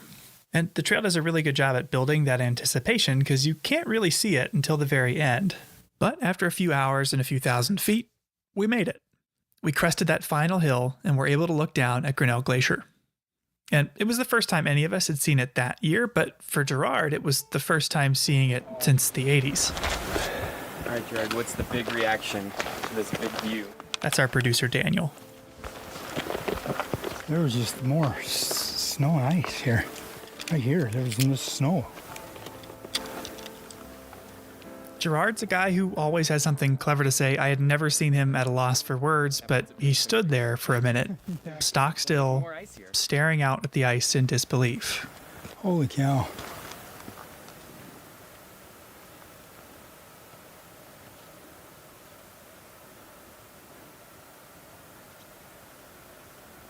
Wow. I felt pretty fortunate to be there in that moment with Gerard. It left him totally speechless. and experiences like his are as powerful as they are rare. In the grand scheme of things, most people are lucky to see a place like Grinnell Glacier once in a lifetime, let alone have the chance to revisit it. I mean, growing up in Ohio, I could have driven in any direction for several days and never seen anything quite like it. And that's where Lisa's work comes in. Lisa McKeon is a physical scientist with the USGS, or United States Geological Survey. And over the course of her career, she's taken experiences like Gerard's and made them a lot more accessible. No, I agree. I mean, we've got, area change data, we've got some volume estimates, we've got mass balance, we have a lot of quantitative data looking at change. Most people can't relate to that, and they can look at a pair of images and go, wow, something's happening there. Yeah. The USGS's Repeat Photography Project is an effort to visualize glacial change not with graphs or charts, but with pictures. By retaking historic photos of glaciers throughout the park, you can see the change that's happened in the intervening years with your own eyes. And Lisa's been involved since it got started in 1997. Yeah, I got swept up into doing repeat photography right at the very beginning. Jerry DeSanto had brought in this repeat pair early in the spring and showed Dan, and we had decided, let's do some of this. Let's document glaciers in the park with photography. And then later that summer, Vice President Al Gore decided to come out and have a little event here at the glacier. And he was talking about climate change. Like right then at 1997, the media came out and we had taken a few repeat photos and they couldn't get enough of them. It was some of the first really visual evidence that people could relate to with this idea of climate change. It struck a chord like as soon as you started. Because they're so easy to... Yeah, they answer themselves. Yeah. You don't really need any text, nothing. It's just... And it's not... A picture really is worth 1,000 words. Because I could read through statistics about how Boulder Glacier's area today is 35,298 square meters when it used to be 829,577 square meters. Or I could show you a picture. Well, not really, this is a podcast, but you could find the photo from a 1932 horse packing trip to Boulder Glacier, where 80% of the frame is filled with ice, and 4 people stand there staring into the mouth of a towering ice cave. When Ranger Jerry DeSanto took that same photo just 50 years later, the frame was empty. The ice had receded, revealing only barren rock and the distant mountains. These repeated photos have made it possible for people, no matter where they are or when they are, to make sense of this change. But while these repeated photos are easy to understand, they're quite difficult to capture. Some of them take quite a while. Some are, much harder than others, but it's been amazing. Sometimes when you think, I know where that one is, and you go, oh no, I guess that's not it. Oh, it's up here. So then you climb up. Oh, wait, no. It was down quite a bit. And it can go up and down, up and down. We've gotten better at it for sure. They don't physically mark any of the sites, so they rely purely on perspective to initially find the right spot. And one thing that's helped a lot is technology. It's been really helpful with Google Earth now because you can kind of go in the landscape and line up the peaks pretty well that way before you get out in the field. The next part of our day was actually taking a repeat photo. And while Lisa had taken this repeat photo before, had seen it on Google Earth, even had the GPS coordinates, she gave us the authentic experience. Using a printed photo, we had to line up what we could see, boulders in the foreground, mountains in the background, with the landscape in the picture, which was easier said than done. Over that ridge. So I think we gotta go further that way. Yeah. We knew from the picture that we'd have to go up, so we started up this moraine or hill of loose rock, feeling pretty good about it until it dropped off, and we had to climb down the boulder field and scramble around until we saw this snow patch, and then we had to go over the snow patch. Needless to say, it took a while. And as we were searching, we had to be very mindful of timing, because a lot of factors go into a successful repeat photo. The time of day can cast shadows off the mountains that make it harder to see the ice. And on a larger scale, the time of year is important. Seasonal snow is a huge obstacle to taking a good photo. You have to wait so long. I have people in June asking if they can come to the park and take some photos for me. I have to say, well, you can't really until the end of August at the earliest, maybe, or in September. You got to wait for the snow to melt so you can see the actual margin. So are we seeing snow there on top of the... Yeah, it's mostly. And even we were cutting it close, right? Yeah, quite honestly, our trip was really more about getting a behind-the-scenes look at the process, and not necessarily because Lisa needed to repeat this particular photo. The thing is, though, we don't have the moraine in front. No. Because that's going to be... Once you finally find the place where the photo was taken, your last step is to get the camera set up and line up the shot. Yeah, so I'm just putting the camera on the tripod, and then I'll just kind of start lining things up and slightly overshoot it so I can crop it down a little bit, but I try to match it as closely. I haven't taken any photos all summer, so half the battle is remembering how to use this camera. No pressure, you just got... Yeah, right, yeah. I'm not even, paying attention to that. Once it's all said and done, you've got the photo. If it's good enough, Lisa will line it up next to its historic reference photo back at the office and upload it onto the Repeat Photography Project webpage, where you can access all of them. And at the time of this recording, at least 80 photos have been repeated of 20 different glaciers throughout the park.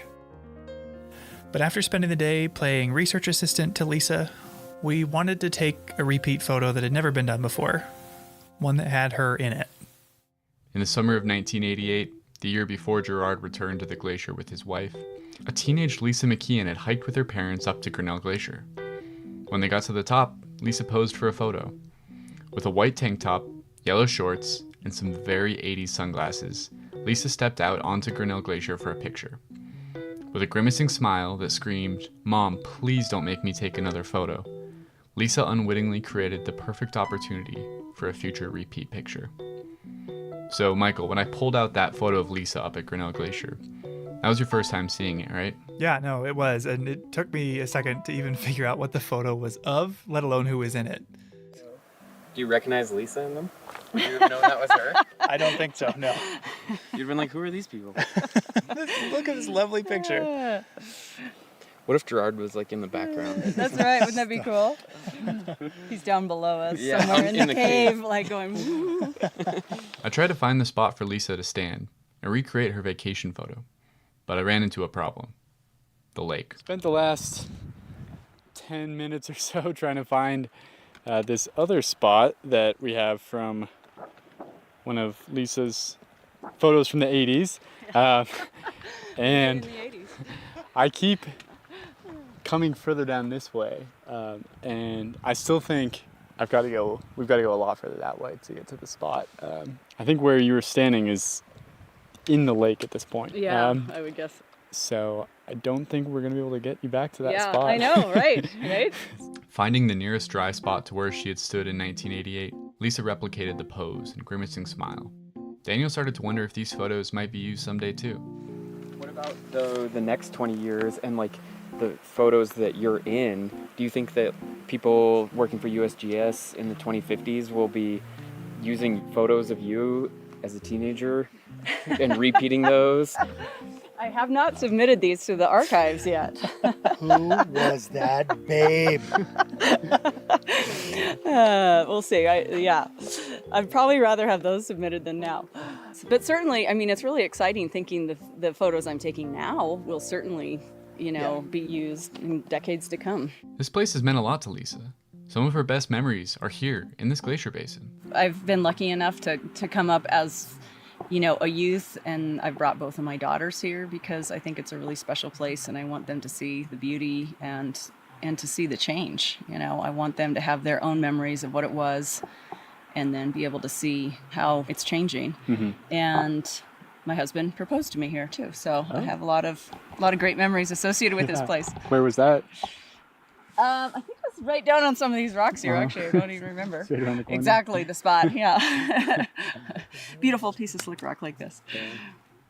Over a lifetime of visits, she has seen so much change, not just to the glacier, but to people's understanding of it, and to our understanding of the changing climate.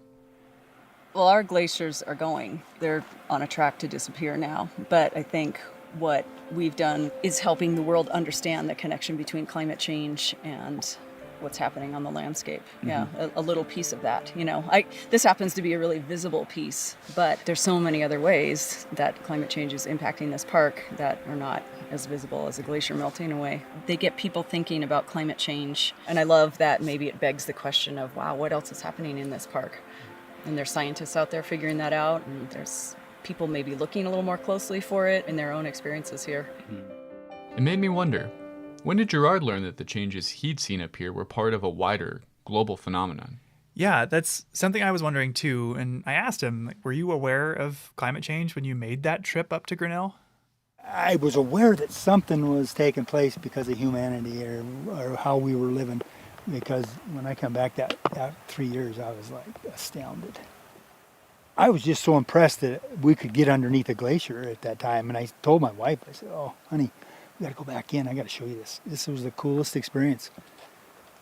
And so I wasn't really aware of it at that time. It was 3 years later. So it sounds like you noticed that something was going on just from your experience here. But later, did you read in the paper or hear on the news about climate change science and realize, oh, that's what I saw at Grinnell Glacier? Yeah, then the pieces started fitting the puzzle, and I was like, wow, yeah, I witnessed something there that was pretty profound and didn't know it at the time. With all the good memories from this place, but also all the evidence of melting, I wanted to ask Lisa how she felt about Grinnell Glacier on the whole. Does she have a good or bad feeling from this place?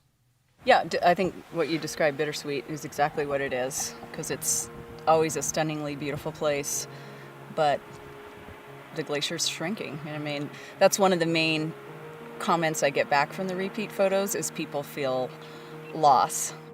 But when I asked Lisa if she still had hope, she perked up a bit. I do have hope. Yeah. I mean, like I said, I don't have hope that these glaciers are going to last here, but I'm hopeful that climate change is not going to be the end all for this planet. Before we left, Lisa wanted to walk up to the glacier itself, to let us see what was happening to it with our own eyes, hear it with our own ears. As we approached, the sound of melting water rushing off the glacier turned into a roar. I had to shout just for Lisa to hear my question. Lisa, where's all this water coming from? It's coming from the glacier, every bit of it. It's melting off the glacier. It's quite a torrent today. It's a hot day in the Glacier Basin and things are cranking. As we stepped onto the glacier, we reflected on what made this change so meaningful. The Earth has always been changing, and glaciers have advanced and retreated many times. But something about this felt different. Yeah, I guess the fact that these changes that maybe historically happened on like geologic timescales are now happening on human timescales makes it really dramatic. Yeah. Very poignant. Yeah. Yeah. And I think that's where the repeat photography comes into play. That's very visual. You can see that. You don't need to be one political party or the other, old or young. You can see that in the blink of an eye right there. I think for me, I feel part of this change. There's something major going on. That's climate change. And, ice melts when it gets warm. And we're part of that equation. I'm part of this. But I also feel like part of the solution to not necessarily changing the trajectory for these glaciers, but in a larger sense, this brings awareness. It's pretty stark. It's raw. Well, it's such a quick change in geological time. And there was change in the past, but it was thousands of years. I mean, what I've witnessed in just my little lifetime here is incredible. Your grandkids, your great-grandkids won't see this. It's brought an awareness to me for just being present. This is all we have. Tomorrow's not here, yesterday's gone. This is all we have. We're just fortunate to be able to witness the last part of Grinnell Glacier.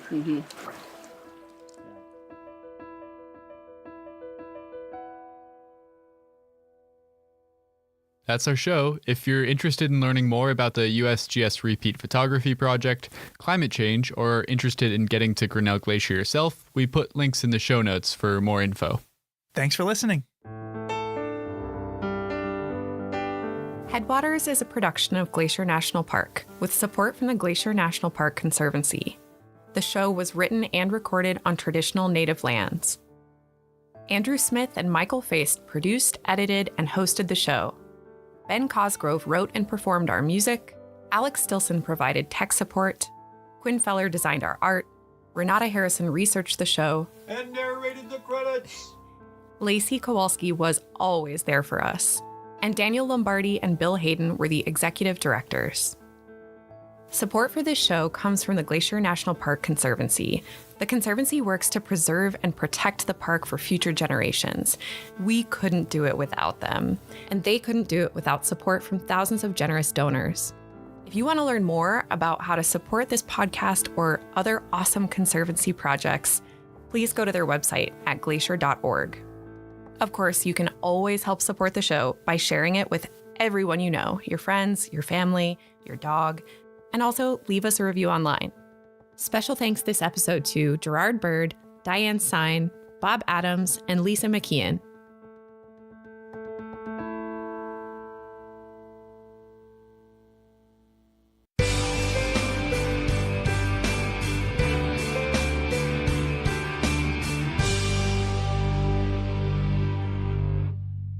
The Avalanche Creek area is one of the most popular and crowded spots in the park. The old-growth cedars and hemlocks are unlike anywhere else in the park and would look more at home on the coasts of Washington and Oregon than in the Rocky Mountains.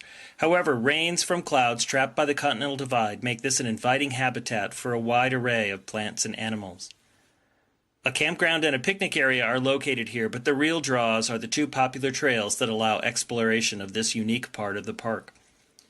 The Trail of the Cedars is an easy 1/2 mile wheelchair-accessible loop trail into the cool and inviting old-growth forest. Huge western red cedars, western hemlocks, and cottonwoods line the banks of Avalanche Creek. Ferns and other shade-loving plants thrive in the filtered green light that penetrates the forest canopy. About halfway along the trail, a bridge crosses the creek and provides a stunning view of Avalanche Gorge.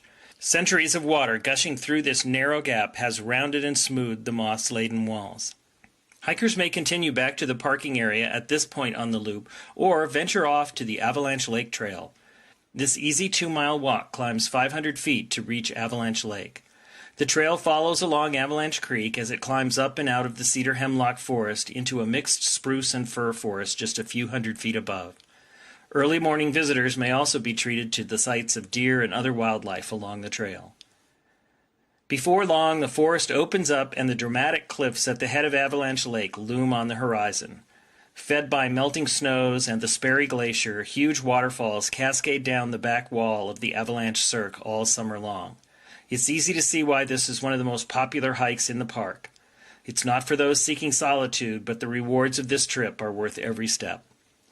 Parking is limited at Avalanche Creek, so consider leaving your car at your campground or at the Apgar Transit Center and taking the new free shuttle system to explore this area of the park. Please help prevent resource damage by remaining on the trails, and for your safety, please stay clear of the creek and the slippery rocks along the bank. Drownings have occurred here in the past.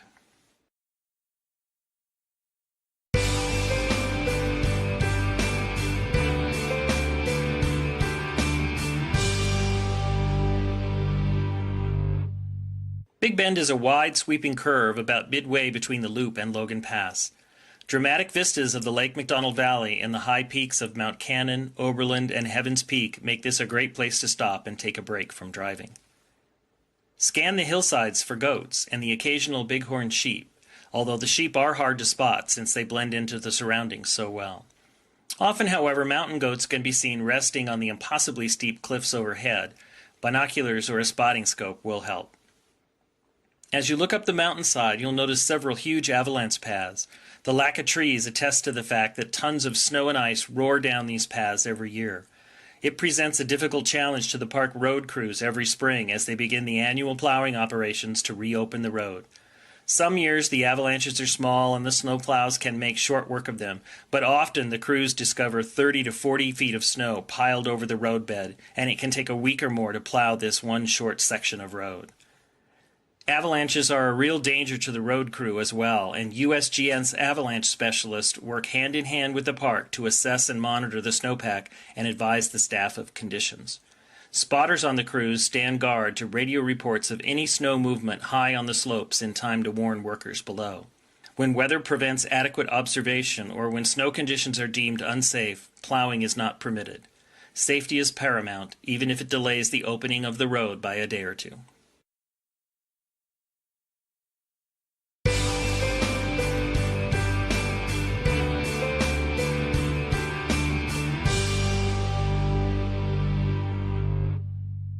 Nestled among the hemlocks and cedars on the northeast shore of Lake McDonald is one of the smaller and more intimate of Glacier's campgrounds, Sprague Creek.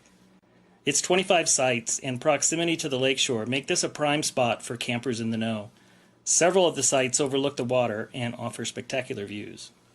Due to its small size and the narrow loop road, trailers and other towed units are not allowed, making this the ideal spot for tent campers.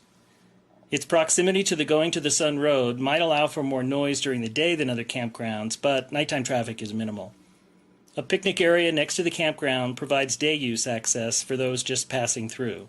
It's a great place to stop, enjoy a snack, and play on the lakeshore as well. Directly across the lake from the campground is Howe Ridge. In August of 2003, Howe Ridge was the scene of one of the most spectacular fires in Glacier's history. Pushed by high winds, the fire raced up the lakeshore in a matter of hours and threatened to continue on up the valley. Firefighters used a procedure called a burnout to stop the fire at the base of Stanton Mountain. And a burnout is pretty much just what it sounds like. A controlled fire is purposely set in a specific location to burn out all the potential fuel for an advancing fire.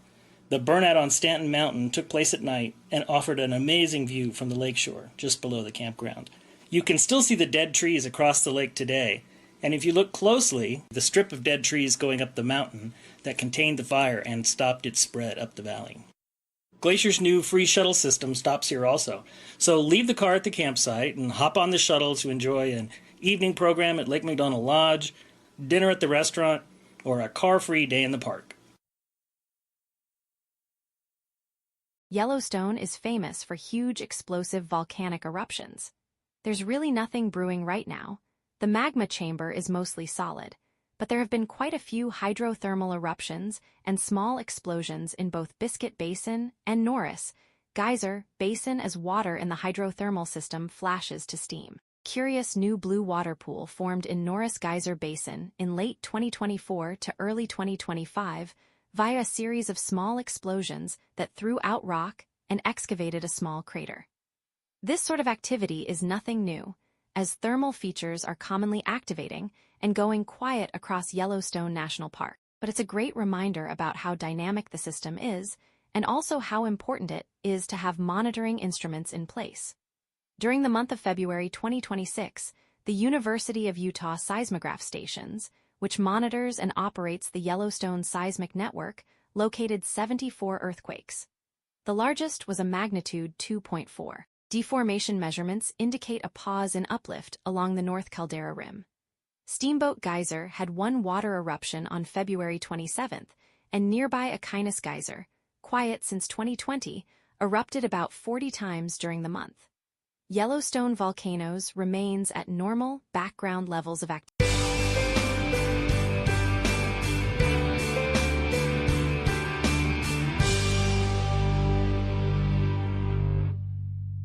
Nearly 2 million visitors will come to Logan Pass during the short 2 to 3 month summer season. This shuttle stop is literally the high point of the Going to the Sun Road, as well as the high point of many visits to the park. The pass sits along the Continental Divide at 6,646 feet and treats visitors to sweeping vistas of mountains and subalpine meadows full of colorful wildflowers. The rangers at the Logan Pass Visitor Center can assist with answers to questions about the area and information on plants, wildlife, and hikes. A bookstore is also located in the Visitor Center. From the back of the Visitor Center, a boardwalk crossing flowering meadows leads to Hidden Lake Overlook. Snow often remains on the trail well into summer. This 1.5-mile walk provides visitors with dramatic views of Mount Reynolds, Clements Mountain, and sparkling Hidden Lake. Hikers can continue another 1.5 miles down a steep trail to the lake where Bear Hat Mountain rises high above on the far side. Please remain on the boardwalk and trail. A careless human step will leave a huge impact to plants in this fragile environment. Some may only grow 1/2 inch in 5 years. Across from the Visitor Center on the other side of the Going to the Sun Road, visitors can experience one of Glacier's most popular hikes in the park on the Highline Trail. Hikers often share this trail with mountain goats, so please yield the right-of-way to these alpine residents. Although there are a few precipitous spots on the trail, don't let that discourage you from enjoying some of the most spectacular views in the park. Wildlife, including bighorn sheep, mountain goats, and an occasional bear may be seen, as well as smaller animals such as Columbian ground squirrels and hoary marmots. Feeding any wildlife, large or small, is strictly prohibited. While wildlife may seem tolerant of humans, respect their need for space and do not approach. For both your safety and the safety of the animals, if an animal moves towards you, please move away.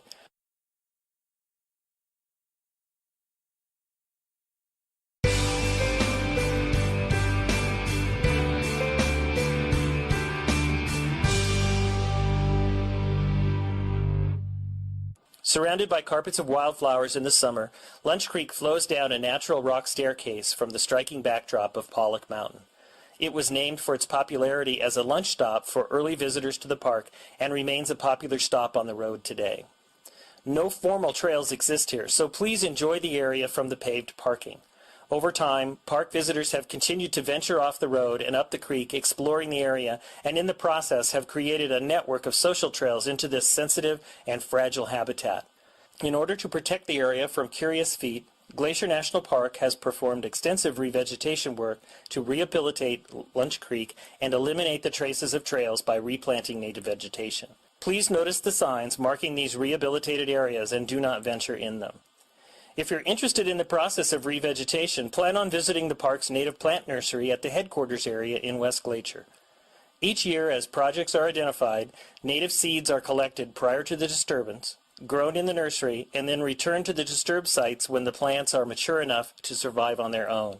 This helps to maintain the genetic integrity of specific locations around the park and provides the plants with the greatest opportunities to survive in the wild. Every Tuesday throughout the summer, tours are conducted at the Native Plant Nursery at 10 a.m. Join us at the nursery for this interesting look at an important aspect of Glacier's Natural Resources Preservation Program. Headwaters is supported by the Glacier National Park Conservancy. How many animals have you walked by and never noticed? How many species live around you that you've never even heard of? Most people are kind of excited that they had no idea another thing existed. And I think it's like yet one more mystery. One of these unknown species is a rarely seen creature that most people here have never heard of. They live behind waterfalls and can travel up to 90 miles an hour. Yeah, it's fun because they're really dark and you just think it's a bat or something. So we started calling them black lightning. To have a chance at seeing them, most of the time you'll need to leave the trail, bushwhack for hours with alders swatting you in the face and mosquitoes trying to bite you as sweat drips down your face. Then those same alders lend a hand as the terrain turns steep, and you use them to pull yourself up precipitous slopes. Then the shrubs fade away, and you're clambering up a steep field of loose rock, feeling them shifting as you step and hoping they stay put. Oh, and by the way, it's 4 o'clock in the morning, so it's pitch black. Finally, you reach the base of a waterfall where the rocks are slick underfoot and it's loud from the pounding water and cold and damp from the ever-present mist. And this is where you find them. Black swifts.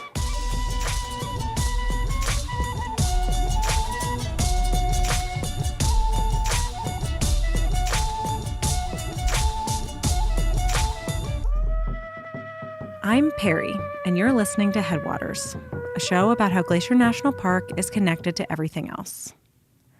I love birds. Seeing them, hearing them, and also counting them. This year so far, I've found 242 species, and counting. But I've never seen a black swift. For a lot of birders, seeing a brand new species can be a highlight of your month, or even of your year. It's called a life bird. I've looked for black swifts every summer I've lived here, but I strike out every time. They're basically big black cigars that fly thousands of feet in the air, and they're incredibly hard to see. But today, I'm going out with Amy Seaman from Montana Audubon and her team to survey for these elusive birds and hopefully I'll be in luck. But this isn't just a story about me going bird watching. It's a story about learning to feel comfortable in the dark and how to cherish the mysteries we may never solve. Once it shoots out, your eye might not pick it up till like out here, where it's out further from the waterfall. I think part of that's just the speed they come out. Which is how fast? So fast. I mean, That's Amy. She's an all-around bird expert, but has spent a lot of the last 10 summers looking for black swifts in a collaborative effort between Montana Audubon and the park, with support from the Glacier Conservancy. With her help, I thought it'd be a lot easier to find them, but it is definitely not easy. So the birds are basically too fast to see in your binoculars. They really are. And if you want a glimpse of them, you're going to have to do an alpine start. I rolled out of bed at 3:05, got dressed and brushed my teeth and tumbled down the stairs and had just enough time to zoom out the door into the car to then drive an hour to get here. So I'm tired, there's rain in the forecast, and it's also fully dark outside. Black swifts are early risers, much earlier than me. They're not quite nocturnal, but they aren't just active during the day either. Amy and other researchers have had the most luck looking for them around their nests at dawn or dusk. We're on the side of the Going to the Sun Road where a creek flows below the road through a culvert. And we're starting to hear the first bird songs. And we're staring at a waterfall, trying to see these little black specks moving at 90 miles an hour. Black swifts are aerial insectivores, meaning they catch and eat bugs as they fly, especially flying ants.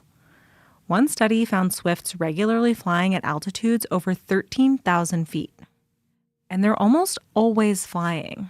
When they're not nesting, they spend 99% of their time in the air, day and night. That's something like 8 months of flying. How do you study a bird that basically never stops? So how long have you been doing swift surveys? This is actually year 10, the beginning of the 10th year. Oh, wow. Yeah. Which is so fun to think that it's fun. Yeah, we have just as many questions, but we have learned a lot more. So when you started, you didn't know how many birds there were, didn't know how to look for them, didn't know what their nest sites really looked like. Exactly. But despite the things that Amy and others have been able to learn, there's plenty of mystery left. And Amy loves it. I've always wanted to know what's around me. That was a lifetime goal of like, when I'm a kid and I want to grow up, I want to say, hey, I'm on a hike and what is this thing that I'm walking near or pretty flower that I'm looking at? Then you're like, wait, there is stuff we don't know. So it was this whole full circle of like, you're a black swift explorer. I can't believe there's a bird that we found the 6th nest of in the state. That's incredible. It's a wild sentence and it's so fun. And you're like, wait, we didn't know where they wintered till 2012. Scientists have learned about many birds' migrations through banding programs that started in the early 1900s. But it wasn't until 2012 that we started to learn where swifts migrate. Using tiny geolocators, researchers in Colorado discovered that they were wintering in the lowland forests of Brazil. But where exactly our swifts from Montana go is still a question. But we do know that they're declining. A 2016 report compiled by Partners in Flight estimated dramatic declines since 1970. Climate change, pesticides, and habitat disturbance are all pressuring these birds. So much about them, especially Glacier's population, is unknown. And I'll never forget my first year at Sperry Chalet meeting a person who had hiked here for decades and had never heard of this bird, and he could name every plant on the side of the trail. Wow. So he's like, well, what are you guys here for? And we're like, oh, actually these birds right up in this waterfall that you can look at from the chalet and we've seen for years. And then he was just floored. And Amy's been working to study swifts and spread the word about them for the last 10 years. There's enough sites now to start monitoring to a number of birds. Because, of course, at some point, funders want to know, conservationists want to know, like, well, what's the number? Are we running out? Are they declining? Are they not? Personally, I'll just be happy if I get a little glimpse of just one.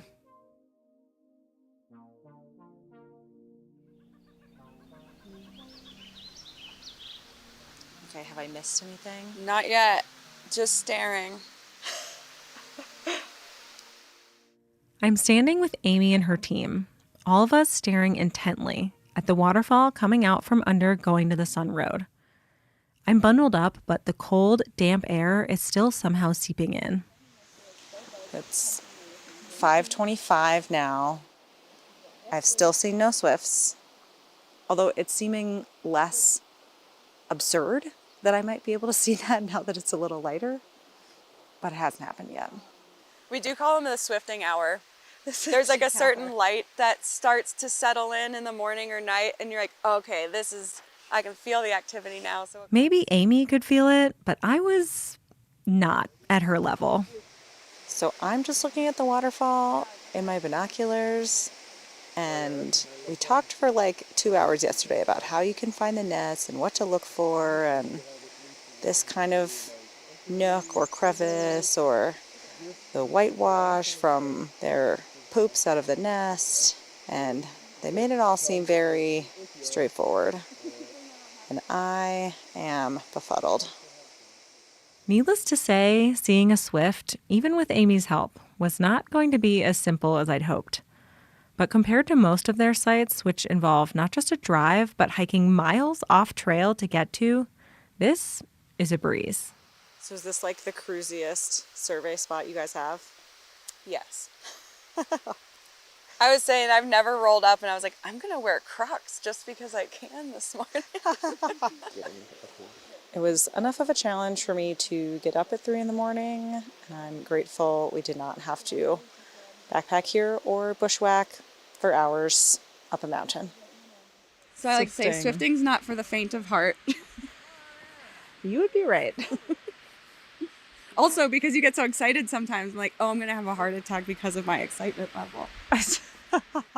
I can't say that I was at heart attack levels of excitement, but some booms of thunder did start to get my heart going. Okay, status update, it's 5:59 a.m. It's thundering quite a bit. Seeing some lightning off to the north. Still have seen no swifts. Don't know if this is looking promising. Shoot. I might just put my rain jacket on. If it's pouring, we won't survey, but we have done some like half rainy ones. It's honestly hard to tell if it's past dawn yet because the storm clouds have made it so dark. We take refuge in the car and the storm lets loose. Rain is coming down in sheets and pouring off the cliffs above the road. In a way, the wet weather is appropriate. Black swifts nest behind waterfalls, peeking out through the mist with their big dark eyes. As the clouds empty around me and my nose fogs the car window, I suppose I'm getting a glimpse of what their habitat might feel like. One question I had was, why did they so often nest behind or around waterfalls in the first place? There isn't conclusive evidence, but experts think it serves a few purposes. The first is to avoid predators, and another possibility is climate control. But then apparently the water is good for the temperature to be cool because they're not fluctuating, like they're not getting so hot either. It's just steady.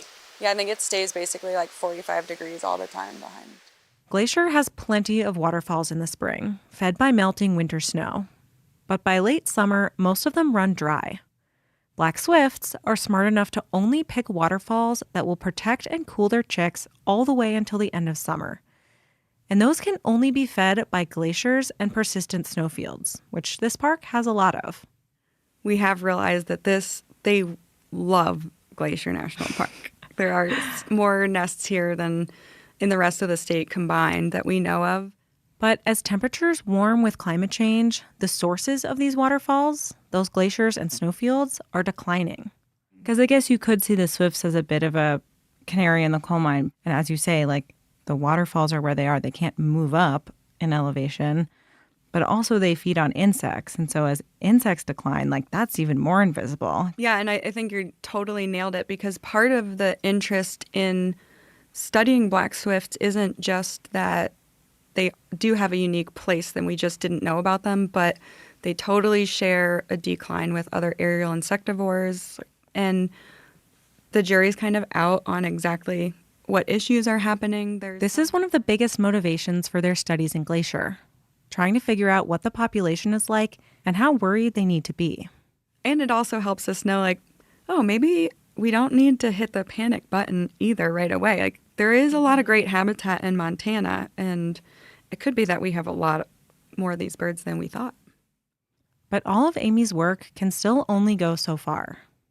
We can also learn only what we can learn in Montana. We don't know anything that these birds are encountering on their migration or on their wintering grounds. And even with 10 years of data from Glacier and efforts in Colorado and Idaho, we still know remarkably little about these birds compared with almost every other species I might see on a morning walk. It makes me wonder what else I'm missing. If a tree falls in the forest and you don't hear it, right? Like, what happens? And then so it's like if a black swift disappears from a waterfall, but we never know they were ever at the waterfall, to me, there's something really interesting that's lost in that.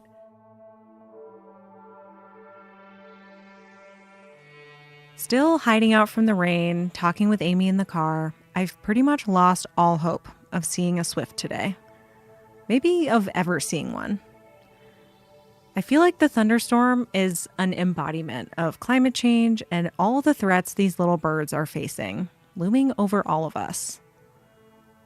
As the park's glaciers retreat and disappear, people notice and they care. But does it matter if a bird that I might never see disappears? Can you love something you've never seen?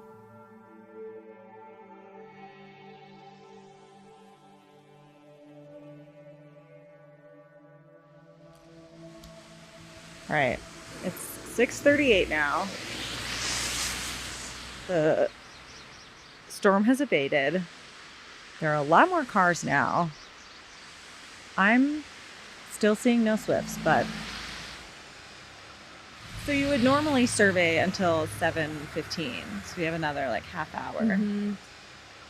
So do you think you see any swifts? I mean, there's like a smudge back there that could be something, but it's not moving. And Right, I see a smudge, but I don't see Put that in the anything. data sheet. Smudge on nest. Yeah. I'm pretty sure this is a bird. It's a bird. There's a bird. Really? It's There's a on that bird. other little grassy knoll. But I'll take a look in the scope and see if I can see anything of what I just thought was a blob. Was it a smudge or a blob? A mob. And it's tucked away back in this little nook. And I can see a white blob above the smudge. See, I thought I saw it move, but now I'm second guessing myself. Maybe I'm just moving. Oh! Oh, I see the tail. Oh my God, it's huge. Okay, I thought it was going to be a tiny little bird, No, that's but the it's thing. huge. Yeah, it's big. Oh. That's why they're kind of crazy, because you're like, this isn't. I was looking for like a tiny little swallow-sized bird. Oh, it moved its head. This is very exciting. I didn't notice that before. Thousands of people drive on the road past this nest site every day and would never know these birds are living their lives here. I've driven past this site dozens and dozens of times. But now I'll look for them every time I drive past. You can see it so well now. You can see its eyeball. You can see its little wings crossed over its tail. It's looking at me. It's in a really small space. Yeah. It's like it's wrapped up in its little sleeping bag of moss and rock. That black swift, perched underneath a waterfall, peering back at me from its damp ledge, felt like a glimpse into a whole part of Glacier that usually hides out of sight. It has black, shiny wings and black feathers. And I can see a little tiny bit of white on kind of the front of its face and a big black eyeball kind of looking at me. So it's like a little bit of light, but mostly dark, which was also our experience in this survey. They do a lot of things in the dark, and mostly we can't really see them during the day. And most of their lives are in the dark, but we're learning a little bit more each year and each survey. In all these years, what do you think you've learned from black swifts? I think the biggest personal change that I've seen has been sort of a minor one, but I've realized that it actually does run quite deeply into life, and it's that I really am more comfortable at night being a nocturnal person, walking around in the dark, even in my own house or in the creepy basements or in other people's creepy basements. I think it's really impacted my comfort level with, trusting yourself and all your intuitions and when fear is real and when it's not real. And I think people really do have so much more than we let on to stuff, because I've gone to things like in the night and then gone back to the place and like noticed that I'm walking right by the same exact rock or something. And I'm like, I tried to go the same direction, but my body has some kind of memory. Like, I'm like, how did myself take myself to this exact place? Honestly, just operating more comfortably with less light has been a very liberating feeling. I don't know if we learn it as fear as from movies or what it is when you're little and you do have that fear of the dark thing. And well, it's very primal. We spend so much time trying to light up the darkness, whether it's our car headlights or our, turning the lights on in our houses or even leaving our porch lights on all night. It's just oddly satisfying. And you're like, this just makes life easier when you take off a layer of worrying. I like that, though. It's not like you go out there and try to make the dark more light. You can just become more comfortable in the dark. Yeah, absolutely. One thing you said earlier was like, these birds love Glacier so much. And I don't know, it kind of got me thinking, like, does Glacier love these birds back? And it was like, I think that there's so much effort going into studying them. Kind of makes me maybe say yes now. I think so. I think Glacier and the Conservancy has supported the effort seriously over the years. And to me, that's just really cool, because it means these birds are impacting a greater landscape, but they need Glacier to nest and survive and reproduce to keep having black swifts. And then I think the community of people love it, because when people are here, they're totally enjoying nature and then hopefully passing that down. As Montana Audubon, too, we are advocates for conservation, and it really does take knowing and caring about something to advocate for, especially if it's a policy decision that will impact climate change or something like that. You do have to know the birds. I guess I'm still not sure if you can truly love something you don't know. But now I've seen a black swift, and I think we bonded. And I know I don't want to lose them. How does it feel? They're still there, and that really makes me happy. Actually, to your question of how does it make you feel when you see them again after 10 years, I don't know why, but I still get so excited, and I do love them. When we were lucky enough to see that nest today, you get that small little bit of just ultra excitement that they're still there, and just knowing that they're there, even though you don't see them all the time. It's just like, gosh, this whole life's happening and we have no idea. And that brought a lot of joy. Yeah. We've learned a lot about these birds, but can we ever know very much, or will they always kind of be a mystery to us?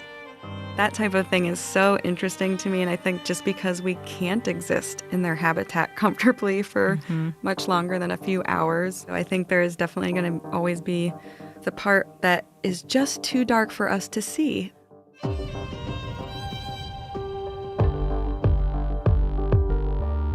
Headwaters is a production of Glacier National Park and is supported by the Glacier National Park Conservancy.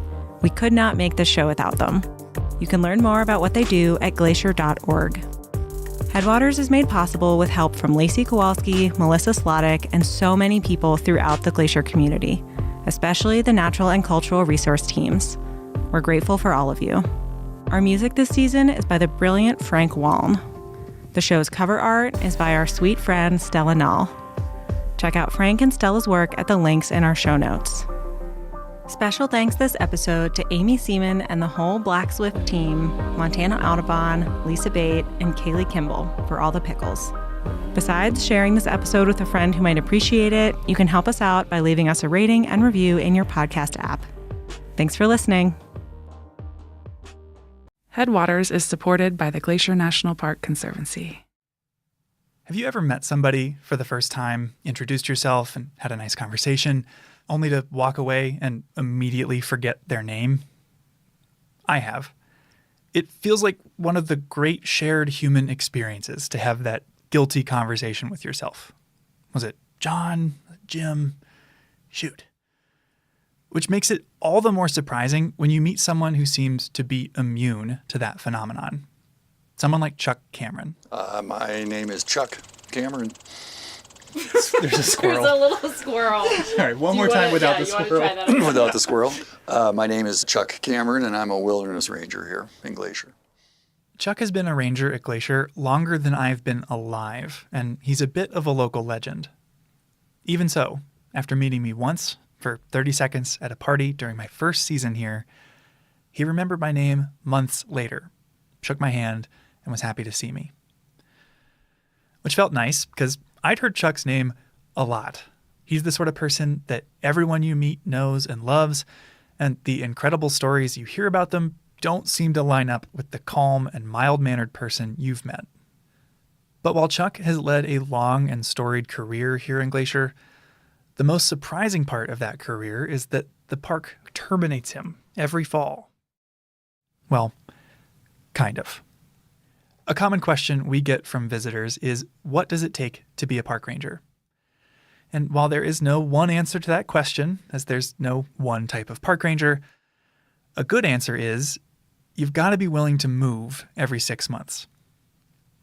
95% of Glacier's visitors come between May and October, so it makes sense that the park doesn't really need most of its staff in the wintertime. So to find a career in the NPS, a lot of people move across the country every 6 months, bouncing between summer and winter jobs. My friend just told me last week he's moved 48 times. And for most, the ultimate goal is to land one of the few competitive, permanent positions in the Park Service. I've always seen that as the path to an NPS career. But it wasn't Chuck's. And how long have you worked here in Glacier? This is my 42nd season. 42nd? Yeah. Whoa. It's a lot of seasons. That's what I'm on season 2. Well, you only have 40 to go, and we'll be the same. Chuck's been a seasonal his whole career. One of the few people I've met in Glacier who can say that. I wanted to sit down with him because I think his unusual path says a lot about the unusual job that is working for the National Park Service. Equal parts delightful and stressful, noble, yet often bizarre. But I also think that few people could have had the career that Chuck has. And I want to know how he did it.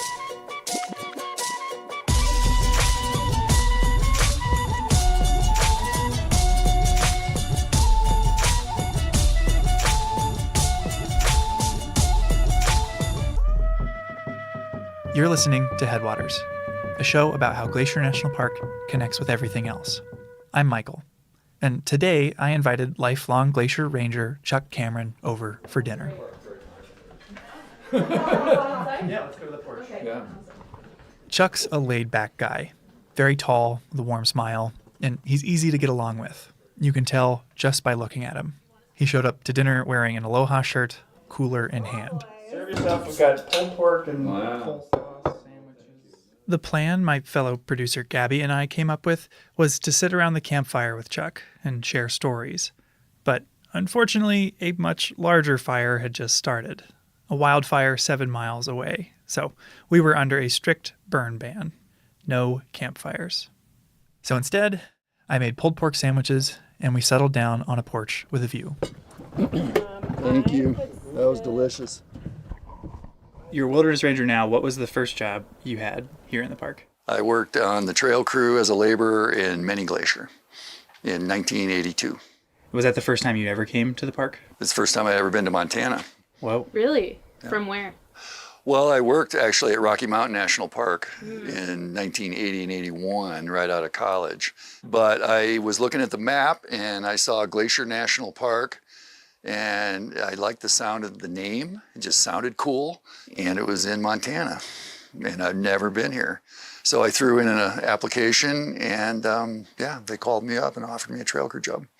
There are 745.9 miles of trail in Glacier. And each year, the park hires 50 to 60 people across 12 different crews to maintain all that mileage. They clear dead and downed trees, brush the trails to minimize how much thimbleberry and thistle you have to walk through, dig drains to move water off, and make steps. Honestly, they do a lot of work that often goes unnoticed. I liked being out for 10 days at a time with the same people, and you build this sort of bond with this crew you're on, because you're working, cooking, eating, sleeping in all kinds of weather for 10 straight days, and you learn to rely on each other a bunch.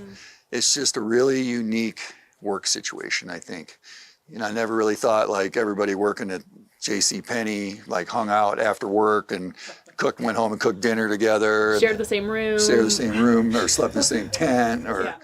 During his time on trail crew, Chuck worked on a lot of trails, but he highlighted one especially odd project. I think the most craziest season I had on trail crew, we cut the international boundary swath in 1987, and I was a crew leader on the east side, and it hadn't been dealt with in 20 years. Glacier's northern boundary is the U.S.-Canada border. And since the 1860s, there has been a swath, a gap through the trees to mark where it is. It marks the international boundary, and has monuments, steel obelisk monuments spaced out the entire 5,000-mile international boundary.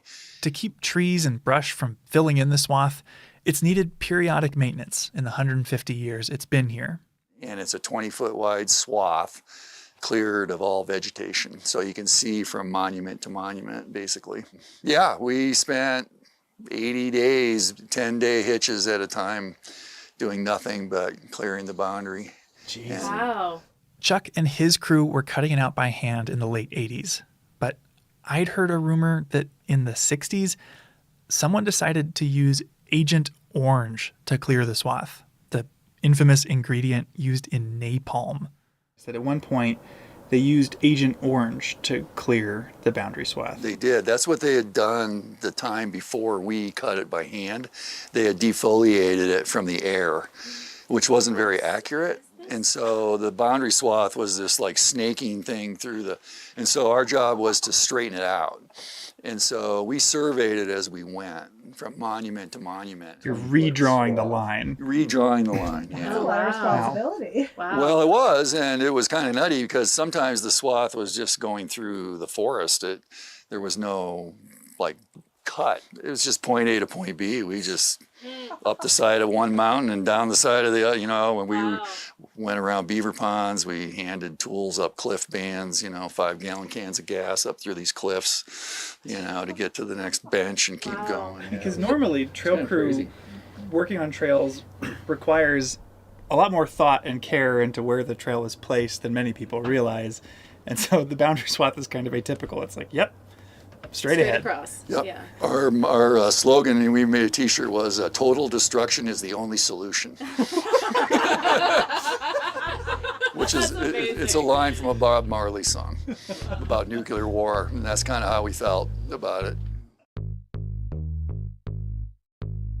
But like all seasonal jobs, Chuck's season on trail crew came to an end. Every fall, you've got to find something else to do. This is when a lot of folks crisscross the country to work in warmer southern parks. But those jobs are few and far between and pretty competitive. It's not really a sustainable solution for most people. But what do you spend your winters doing? How did you string together the other 6 months of the year? That worked out. I was really lucky in that regard because I got a job on Big Mountain and I worked on the ski patrol there for 26 years. Big Mountain is home to Whitefish Ski Resort, less than an hour from Glacier. Ski season and this season fit together extremely well. And about the time I'd get sick of ski patrol, and in April they'd lay me off and I'd get to come here and do something completely different. And then about late September, I get sick of working here and they'd lay me off here and I'd have a couple months off in the fall to go do whatever, and then I'd go back skiing again. Ski patrol in the winter, trail crew in the summer. And Chuck's season cutting the border swath highlights that a lot of work in Glacier is extremely physical. So was this your hardest hitch? Yeah, that was I felt invincible at the end of that summer. I thought if I can do this, I can do anything. Yeah. So then I quit trails and got a ranger job. Basically. That's a cool way to go out from trail crew. Yeah. Yeah. After his summer on the border swath, Chuck got a job as a law enforcement ranger. He went to Law Enforcement Academy with one of his trail crew friends, and after that got a job in the Belly River, a remote part of the northeast corner of Glacier. And I worked for a guy named Dave Shea, who was an incredible wealth of knowledge, a scientist, just, knows everything about everything. And yeah, great guy to work for, my first year in there, so that was awesome. He started here in 67, I think, or something. Was that intimidating to have your first ranger job kind of? No, it was great. He's so humble and just so knowledgeable and not afraid to share knowledge, he would just take me out and show me all these things in Belly River, the old wagon roads, the old cabin sites, the tracking and birds, and just, yeah, he's amazing. He just took me under his wing, and I spent the whole summer with him. This is the sort of job I feel like most people picture when they imagine being a park ranger. We patrolled every day because that's why you're there. We were up one valley or the other, into the campgrounds, talking to all the visitors, checking permits, digging out fire rings, cleaning pit toilets, just making sure everything's still working. If you want to learn more about life as the Belly River Ranger, we interviewed Laura Funk, who has that job now, in our last episode. We'll have a link in the show notes. Laura learned from Chuck, and Chuck picked up the tools of the trade from his mentor that first summer.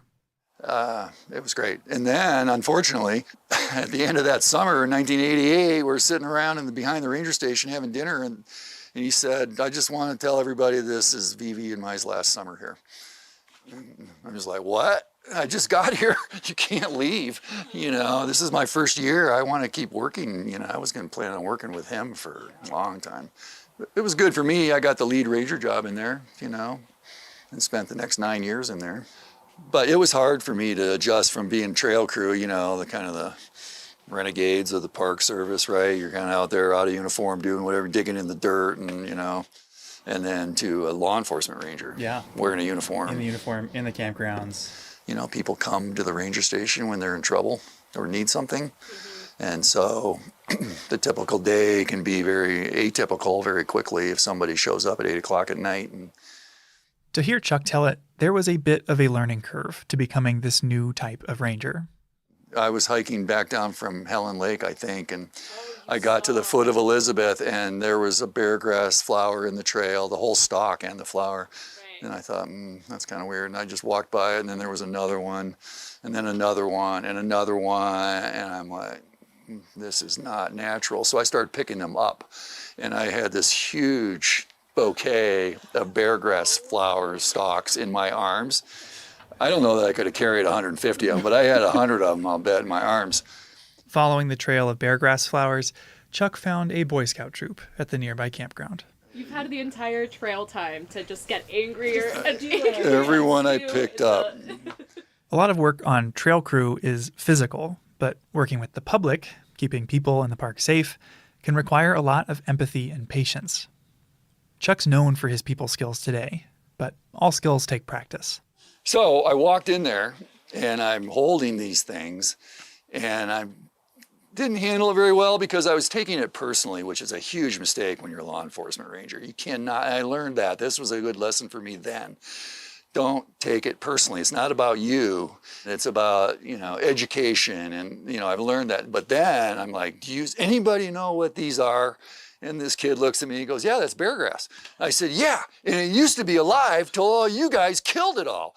And I look over, and this kid has got his jackknife out, and he's carving his initials in the bench he was sitting on in the campground.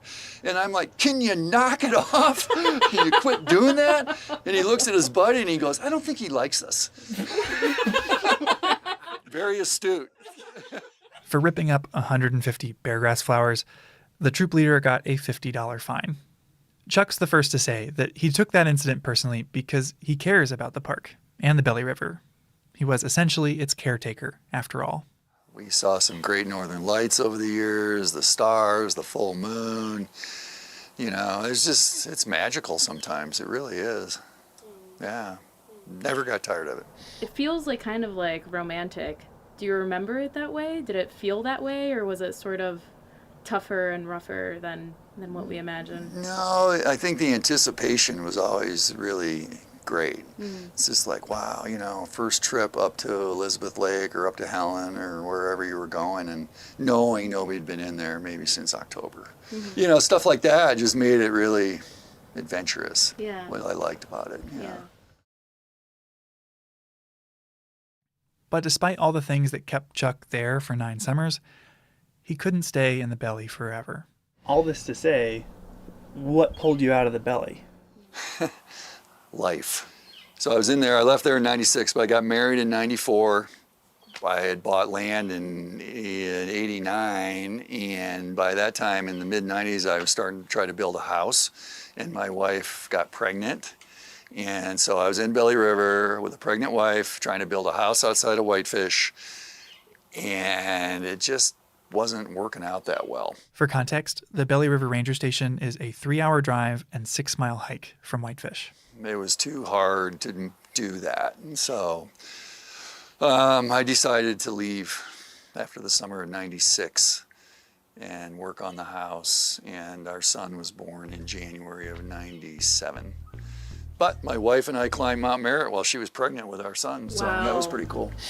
That is unbelievable. Yeah, I have a really good picture of us sitting on the summit of Mount Merritt. Now that he was closer to home, Chuck moved on to another position, bear crew.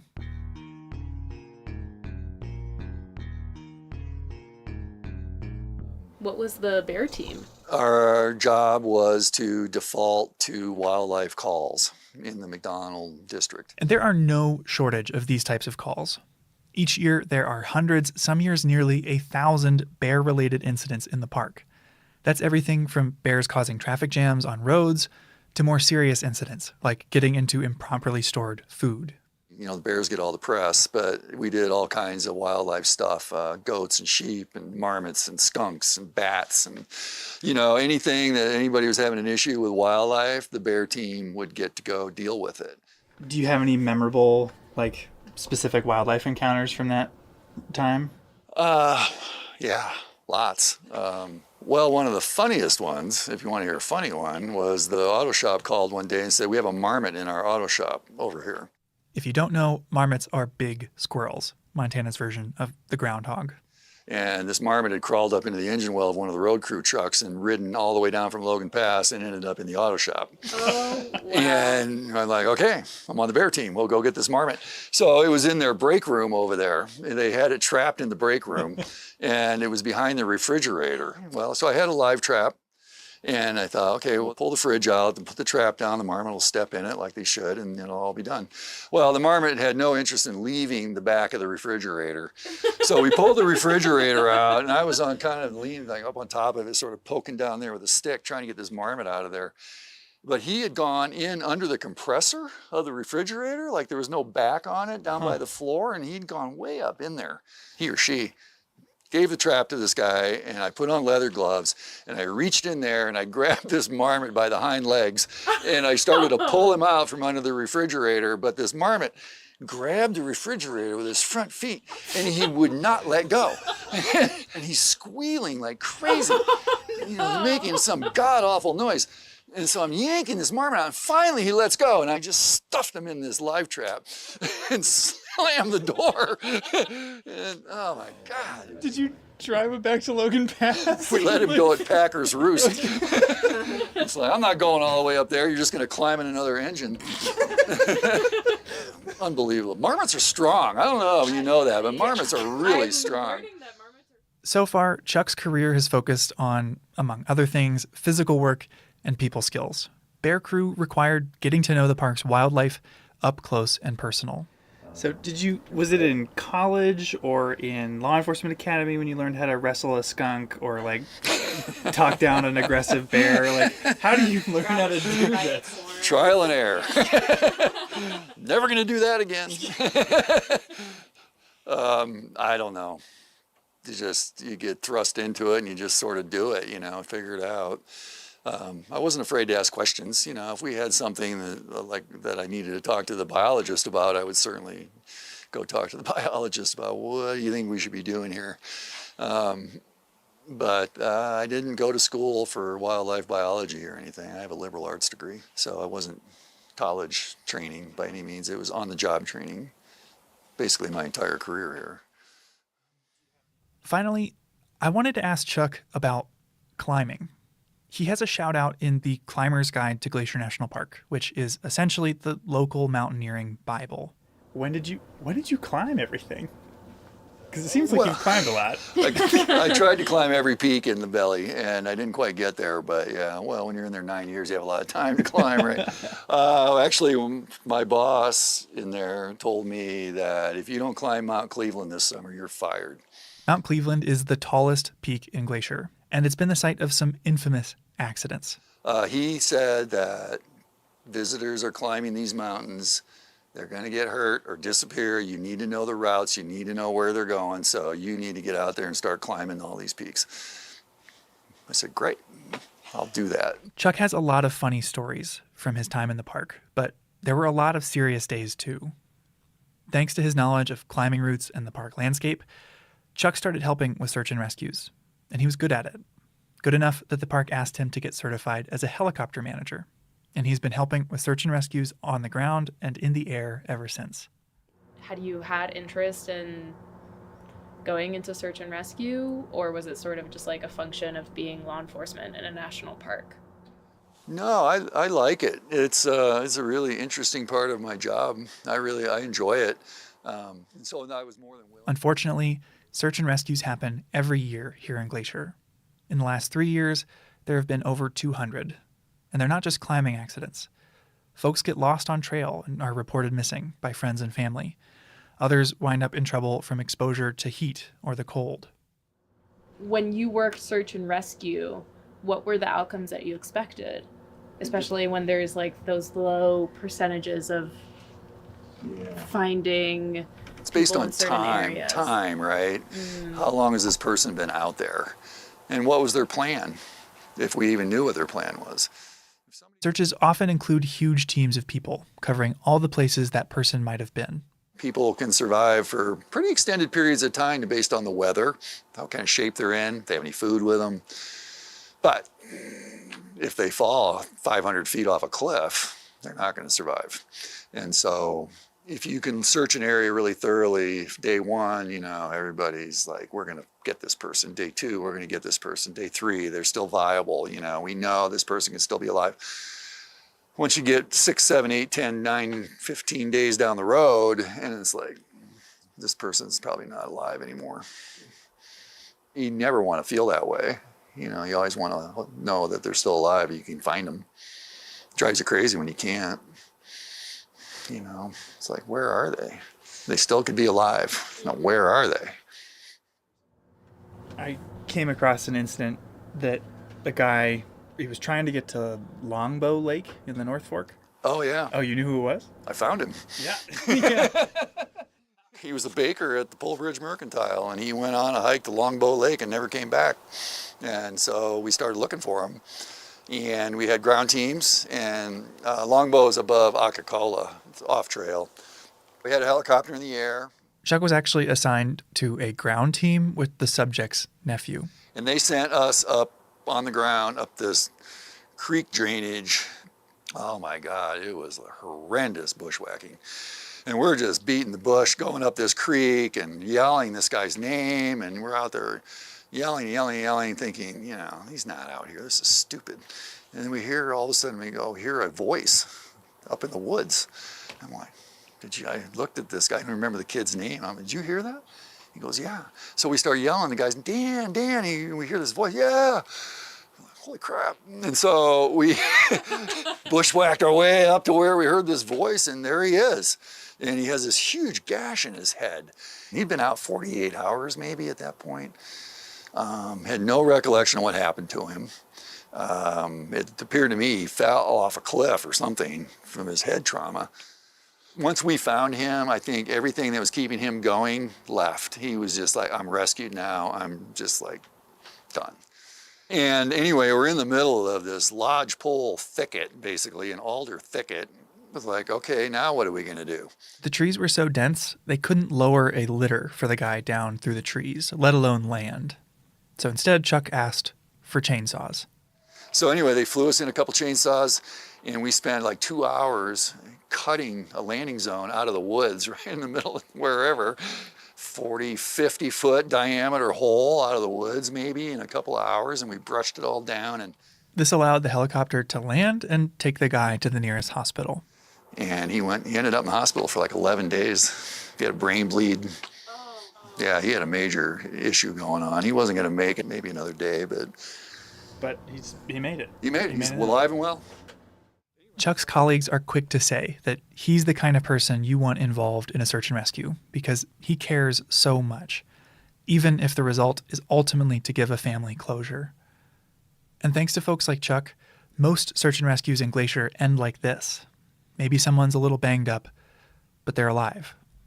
Out of the over 200 that have happened here in the last 3 years, 96% of the people have survived. It must have felt pretty good. Felt great. Found one alive. Saved him. Yeah, it was awesome. But I did miss the Willie Nelson concert on Big Mountain that night, though. Which I had tickets to. You saved a life, but you also missed a Willie Nelson concert. Missed Willie Nelson on Big Mountain. Through all of the search and rescues, the bear jams, and stubborn marmots, Chuck stayed seasonal. Made it easy for me. I didn't have to move. I built a house. I had a family going. I didn't have to find a job. I didn't have to think about what I was going to do at the end of the season, which is really stressful. And I lived that life for a while on trail crew. And it gets old, you know, you got to pack, you got to go find a place to live, you got to find a job, and it's stressful, and it drives people out of being seasonal in the Park Service, I think. But for me, it was easy because I never had to move. I just drive east in the summer and north in the winter, you know, from my house, and it was no big deal. And while he dodged the difficulty of moving every 6 months by settling down in Whitefish, moving isn't the only hard part about these jobs. Seasonal positions usually don't provide full benefits. They don't come with a retirement plan. Each year you come back, more of your friends move on, off to another park. And there's a limit to how high you can climb the career ladder as a seasonal. We talk about seasonal turnover and like how hard seasonal life can actually be. And so why stay through it all? I don't know, you know, I've never really been, I'm content a lot. I'm not necessarily the grass is greener over there kind of person. I've never even applied to another park, ever, since I started working here. It's worth noting, Chuck has support and stability at home. His wife has a year-round job in fire communication. But at work, Chuck points out that as you move up the ladder, you can lose a lot of the duties that drew you to the job in the first place. Yeah, I like being in the field. You get a permanent job here, and not all of them, but in the Ranger Division, if you go permanent, you're going to be pushing paper a lot more than you are when you're not permanent. Of the Rangers I've known who are longtime seasonals, all of them had a permanent career on the side. Teachers and professors who have the summer off, or even a lawyer who can choose their own caseload. All of them found some way to squeeze in being a seasonal ranger. All of them except Chuck. I tell people I made a career out of not having a career. Basically. I wouldn't trade it for anything, though. No regrets.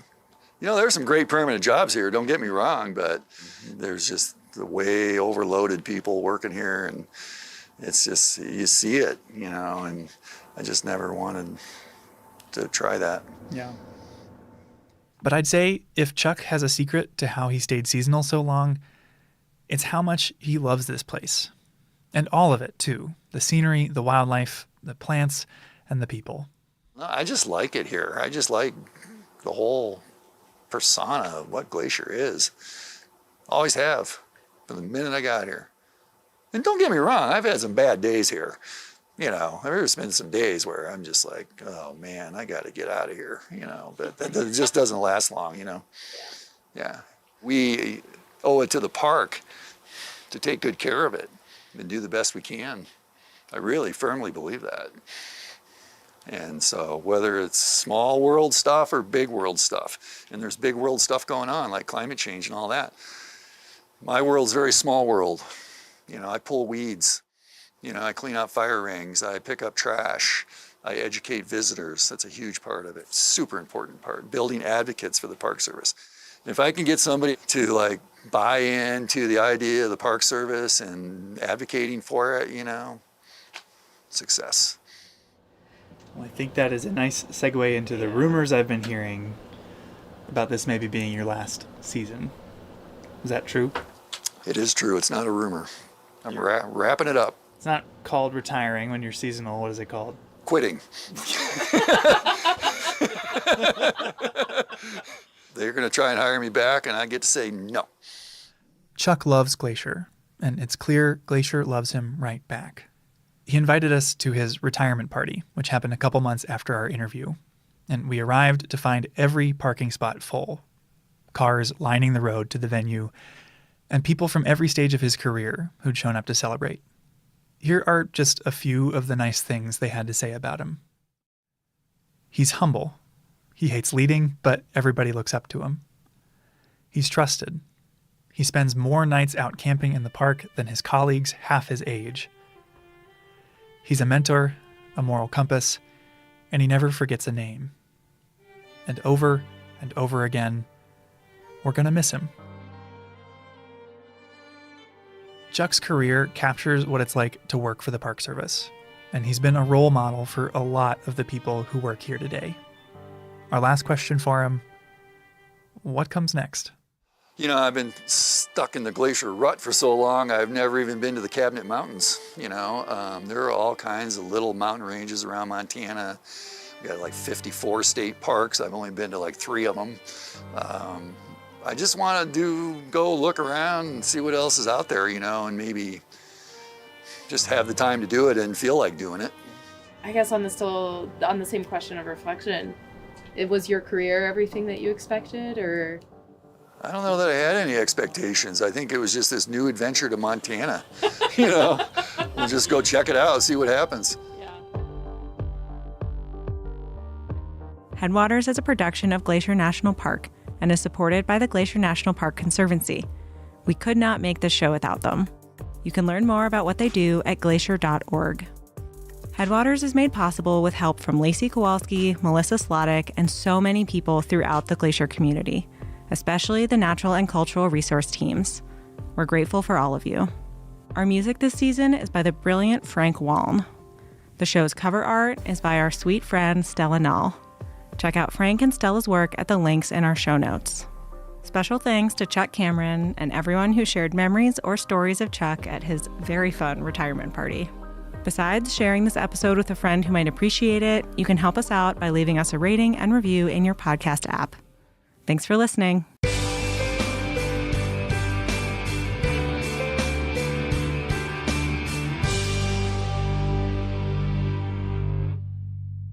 The St. Mary Visitor Center is the eastern gateway to Glacier National Park and is a main orientation point for many visitors, with rangers on duty throughout the summer providing trip planning and other information about the park.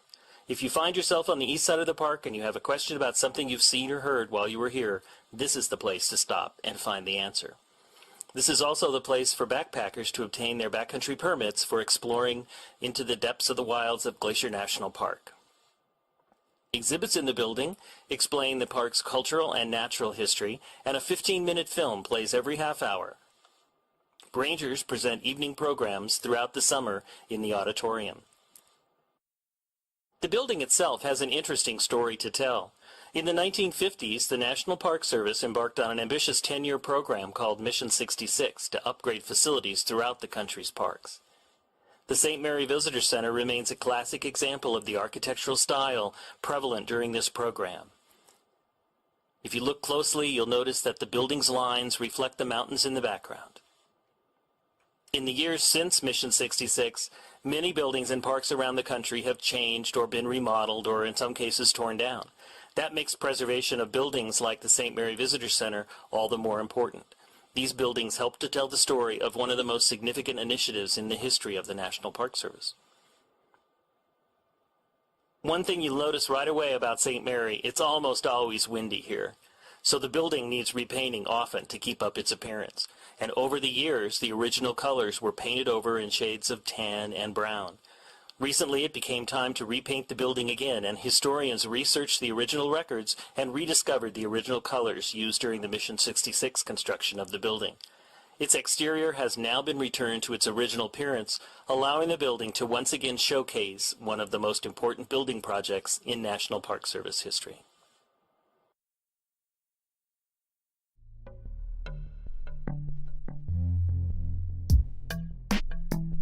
Welcome to Headwaters. This is a science and history show from Glacier National Park. I'm Daniel. And I'm Perry. This show is brought to you by the Glacier National Park Conservancy, as always. And this is a bonus episode for those of you planning a trip to Glacier sometime soon. So not so much as a deep dive as much as a shallow... A dip. A quick dip.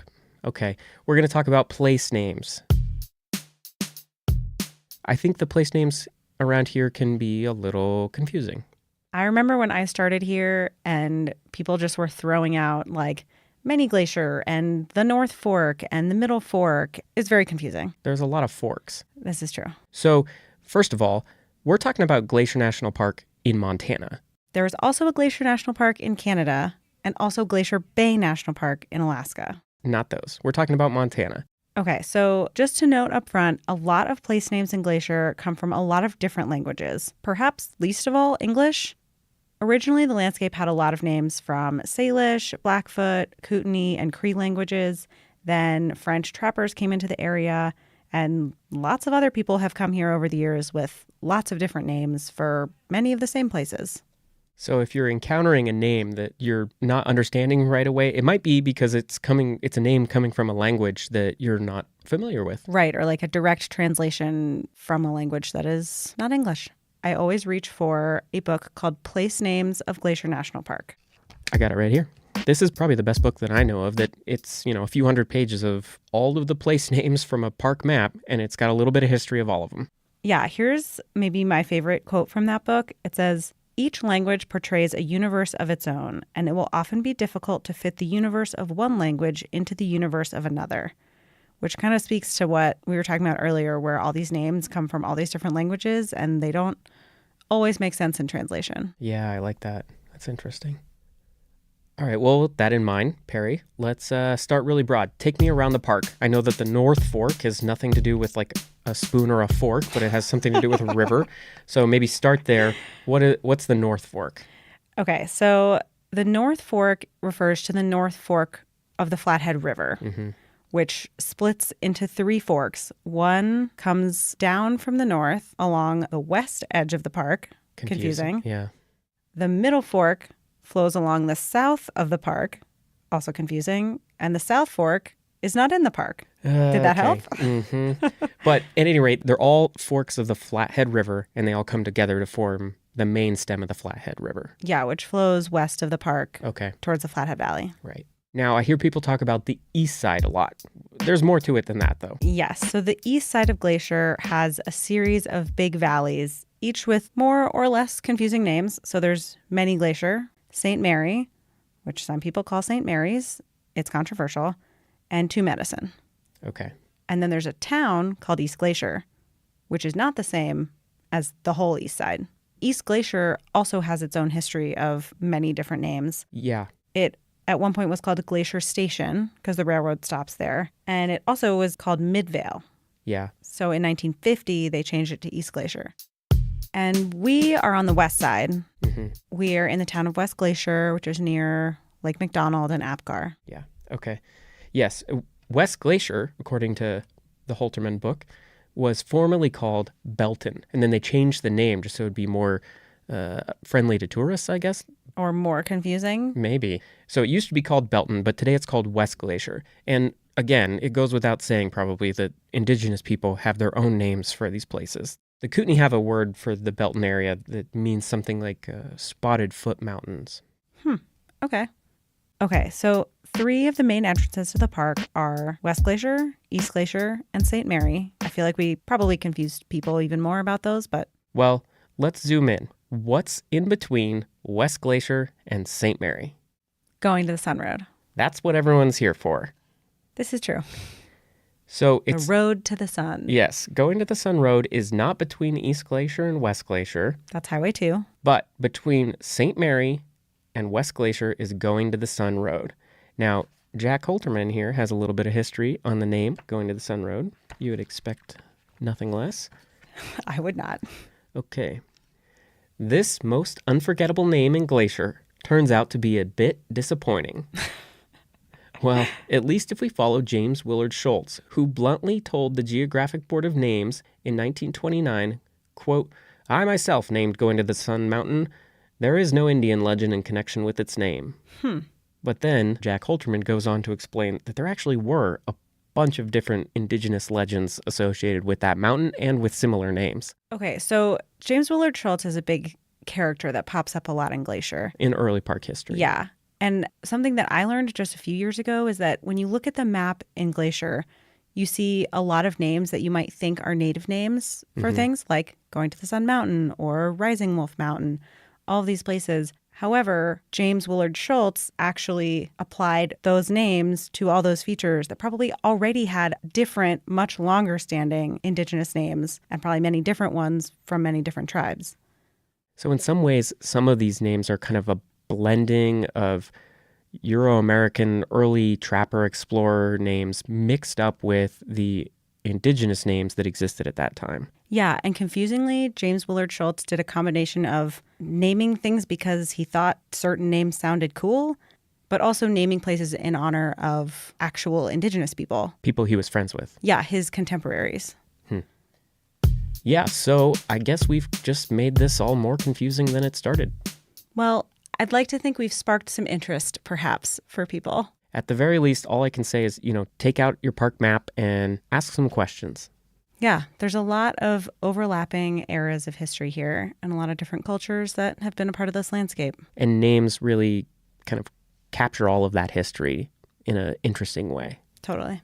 Well, this has just been a quick dive into some park names and history. We'll be releasing some new episodes soon, so stay tuned. And if you have more questions in the meantime, or if you want to try and stump the ranger, we love trivia questions. So you can send us an email. Yes, at glac_media_lab@nps.gov. We'll put that in the show notes too. If you want to learn more about what the Glacier Conservancy does, you can visit their website at glacier.org. You can also just support the show directly by leaving a review in Apple Podcasts. It used to be called iTunes, but Apple Podcasts, or You're really dating yourself. Whatever app you use for podcasts, go leave us a review. Even if you haven't listened to all of Headwaters yet, you're not sure you like it. Just give us 5 stars anyway. Yeah, and then go back and listen to the past 5 years of episodes that we have. There's a lot of good stuff out there, and we got more coming, so stay tuned. If you like the show, tell your friends about it. Thanks for listening.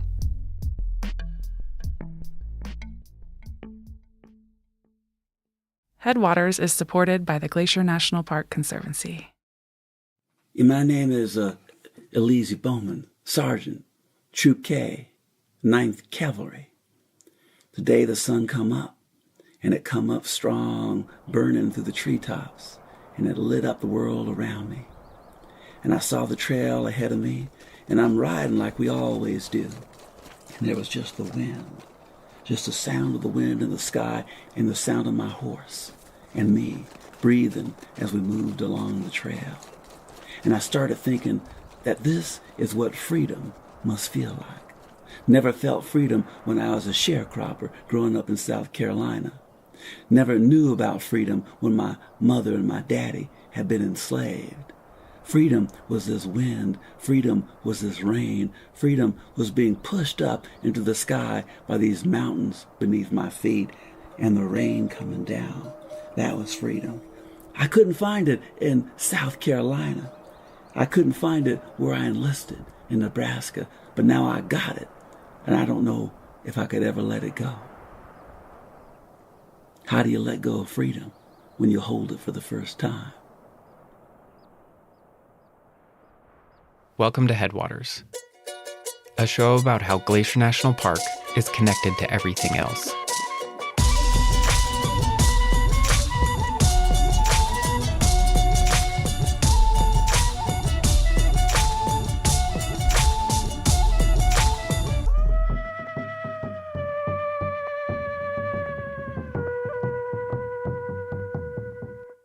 We're calling this season Becoming. It's not a complete history, but a series of stories about how Glacier National Park became what it is today. Landscape and history are inseparable. No history can be understood apart from the place in which it happens.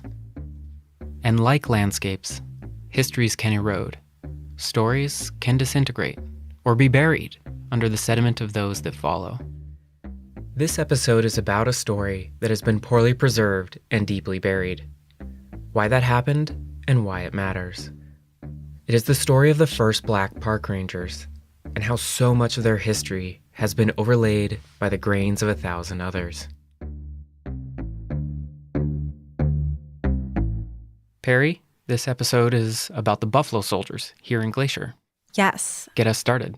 So when I think of the Buffalo Soldiers, I think of our Park Service uniforms. You guys all have one, right? In my closet. Of course, it's pretty iconic and not very breathable, but the gray shirt, green pants and sweater, and then the big flat hat. Well, did you know that those are based on the hats worn by the Buffalo Soldiers? No. And just to spell that out, Buffalo Soldiers were regiments of African American soldiers in the Army.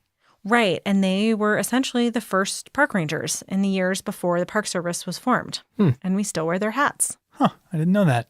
So, give us the background. How did these Black regiments of Army soldiers come about?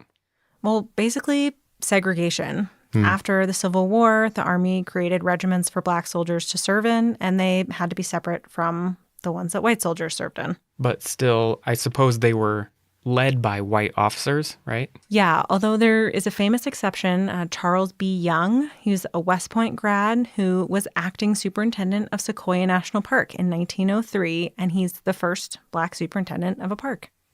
So they're soldiers in the Army, but they're working in the national parks because the National Park Service, it doesn't exist yet. Right. And so there are national parks, Yellowstone, Sequoia, Yosemite, Glacier. But there are no park rangers yet. And that doesn't happen until 1916 when the NPS is formed. So, what were they doing in parks at the time? Well, they were doing a lot of similar things to what park rangers do now. They built roads and trails. They did firefighting work. They kept out vandals and poachers, all that kind of stuff. But outside of those park ranger duties, I'm sure they had other missions, right? Right. But back in those early days, this is post-Civil War, the racial climate back east isn't great. So for the most part, they were sent on assignments out west. Okay, so the thought was less people, less prejudice, I guess, right? Yeah, for the most part. But that doesn't mean it wasn't complicated. And so in addition to being proto-park rangers, a lot of their assignments were in the Indian Wars in the late 1800s. So they're fighting against indigenous people who are resisting being confined to reservations. So, there's just a lot more to this story than meets the eye. Right. They also did peacetime and exploratory missions too, including spending some time here in Glacier. Really?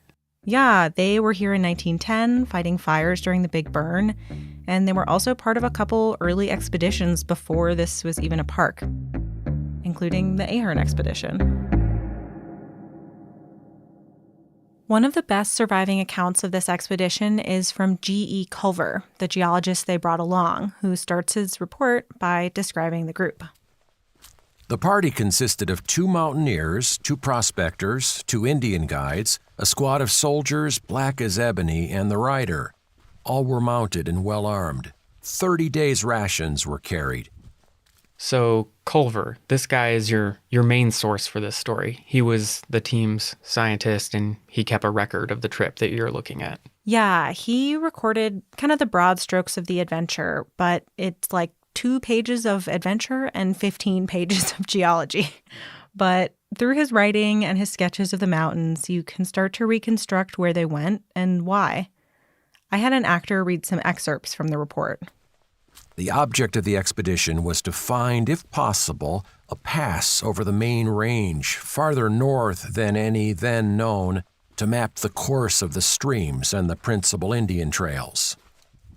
So roughly, they went up the east side trying to find a pass over the mountains. They tried Many Glacier with no luck and then kept trying further north. I'm not surprised they had trouble finding a pass. The mountains here, they're glacially carved, they're famously steep. Yeah.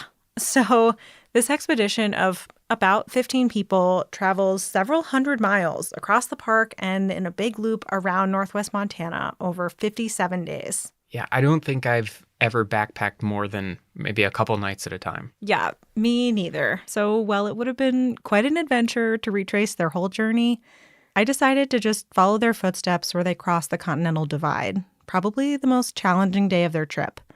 And today, it's called Ahern Pass.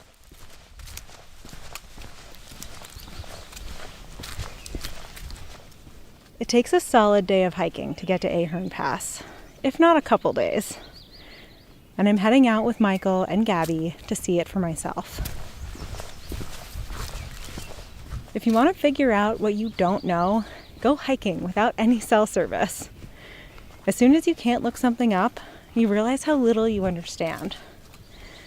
And as I hike, I'm realizing how little I know about the soldiers themselves.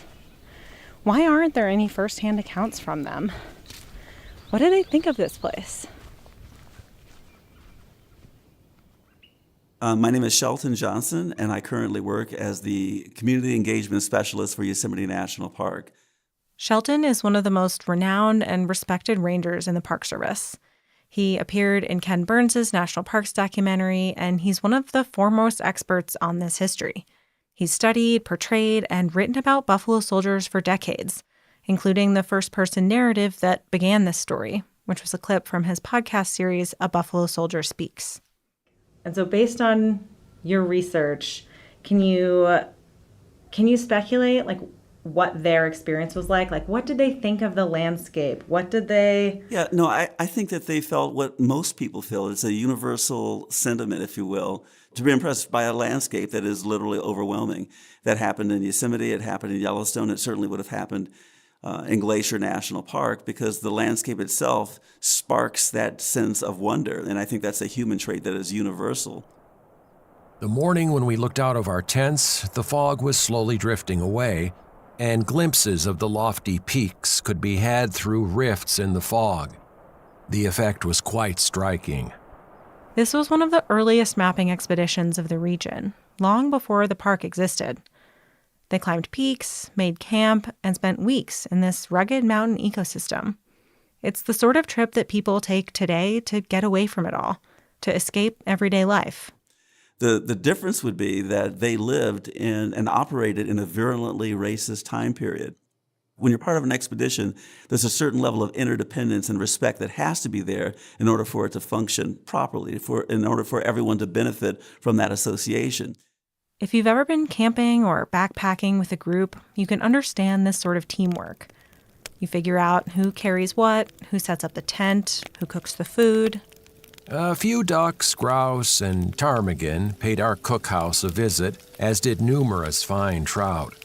Of large game, we secured 1 bighorn and 16 mountain goats. The young of the latter are very fine eating. The old bucks taste of musk. So, and as you get to know people, you see beyond, to a great degree, ethnicity, you see beyond gender, but be that as it may, they were still, quote unquote, colored soldiers of that time. America's prejudices followed them everywhere, even into the wilderness. If you did something that was done very well, you did that in spite of your race. If you failed at a task, you failed at that task because of your race. But race was always part of that dynamic. You were viewed fully through the lens of race and through the lens of class. And there wasn't an escape from it at any point. At one point, the group reached a dead end, a high-walled mountain basin, where they met a group of Stoney Indians, also called the Nakota people. Ahern loaned their chief his rifle, and the chief gave them directions. And this wasn't the first time they'd encountered indigenous people on the expedition. By one account, they shared a third of their rations along the way with Blackfeet people. But elsewhere, regiments of buffalo soldiers had been fighting wars against tribal nations, most famously in the Southwest, fighting the Apache. I have often wondered what the buffalo soldiers thought of interacting with the indigenous people. Would they have felt like a solidarity with another oppressed people? When you read a lot of the colored newspapers of that time period, there was certainly a sentiment that why should we aid and abet the theft of a land from another group of people who are not that dissimilar from ourselves. Dissimilar certainly in terms of culture, but in terms of the racial attitudes of the time, they were all cast into the same box. But at the same time, there were African Americans who felt that by enlisting in the United States Army and potentially sacrificing their life, it was almost like, we have done this for you, for this nation. And so it was an investment in the future by potentially sacrificing yourself for a nation that did not recognize the fullness of your humanity. Perhaps the fullness of that humanity would be recognized for your children.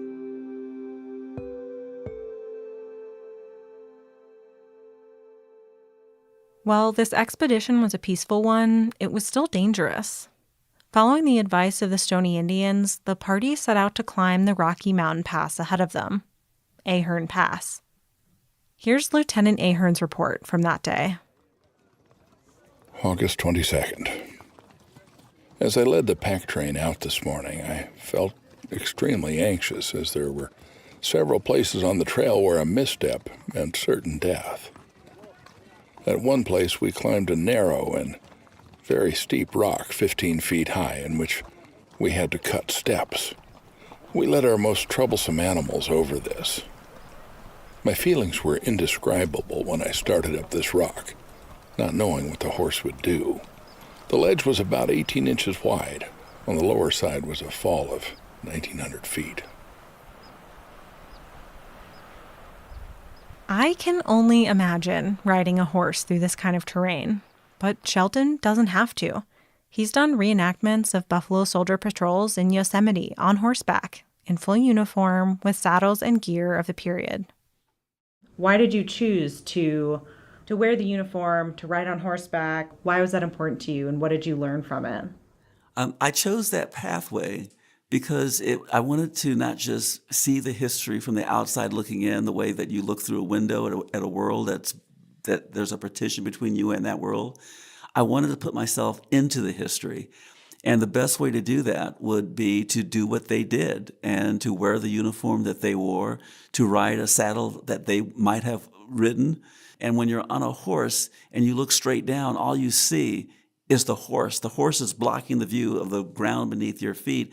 And when you're 12 feet above the ground and you look over, you just see an abyss if you're going on the trail along a canyon wall.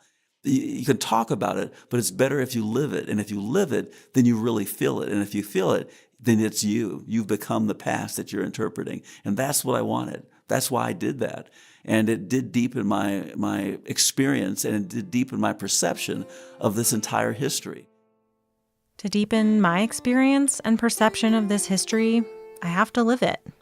I wanted to go to Ahern Pass. The Indians called us Buffalo Boy. Buffalo Boy. Buffalo Boy.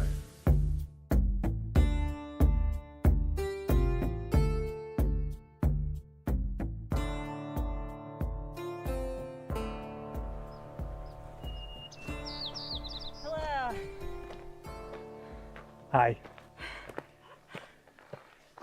Where are we? We're almost at Ahern Pass. Very close.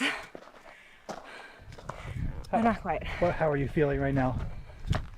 Tired, hot, a bit out of breath. Pretty excited about the view. It's been a long hike, but since I'm being recorded, I'm trying to act like I'm not too out of breath. Look around. What do you see? I see a snowfield, this flat, grassy pass. Sheep! There's like, oh my God, there's like a dozen of them. Are those little baby sheeps? I love them. We finally made it to Ahern Pass. The mountains on either side are towering and impenetrable, but the pass itself is a low point between them. A small meadow full of wildflowers and tiny trees with a view down to Helen Lake and the plains beyond.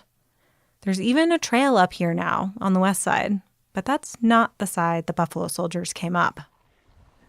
How steep do you think it is down to Helen? I don't know. Let's go peek over the edge if we can not fall off of it.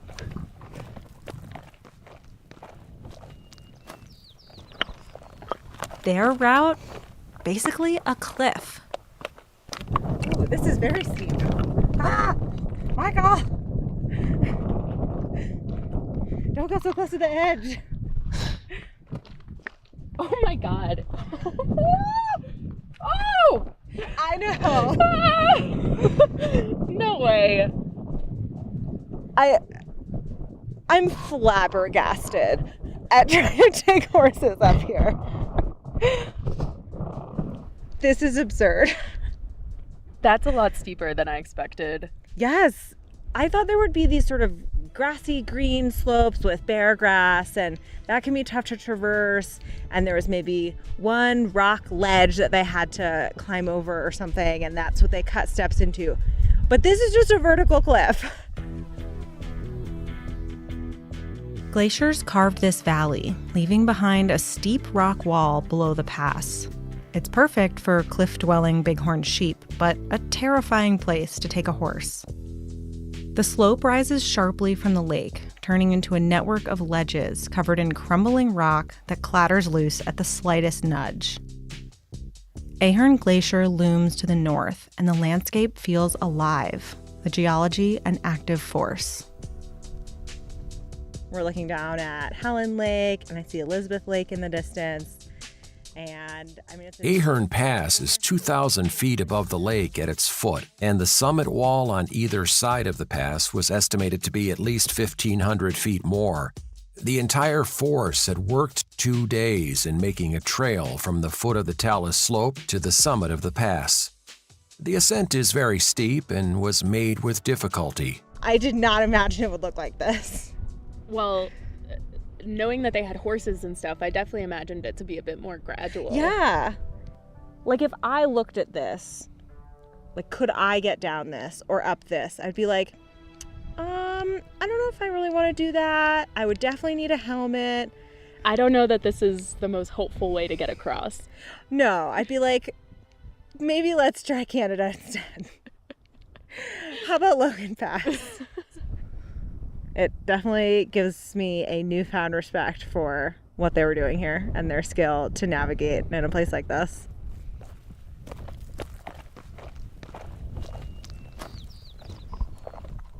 Because they still had hundreds of miles of journeying left in this expedition, but I think this was probably the toughest point.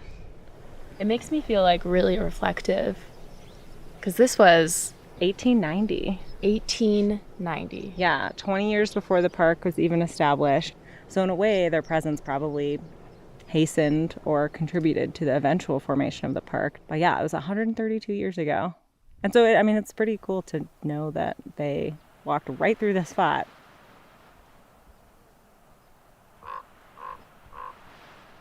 Visiting Ahern Pass was the first time I felt close to this story that so far I'd only read about. Retracing their steps feels like another way of reaching out, in the same way that Shelton has tried to understand the Buffalo Soldiers by writing and performing from their perspective. But around here, I notice these rocks got a tendency to remember everything that's ever happened to them. This place got a tendency to remember everything that has ever happened to it. Nothing. It's easy to think of the backcountry here as a place where you go to get away from people. But like, I don't know, it's been really cool to think about all the people that have been here before me and all the stories that this landscape contains. And we call that an echo. We call that something over your shoulder that makes you pull back and look quick to see if you can catch it. But nothing that ever comes through this place is ever forgotten. And you ain't got to lie down in a bedroll for too many nights before you realize that it's all being remembered and it's all being held on. In a way, it feels less lonely to be out here when you think of all the other people who've come here before me. So I'm wondering this. Will this place remember me? Will it remember my shadow cast on the earth? Will it remember the sound of my horse as it moved through that canyon? Will that be remembered?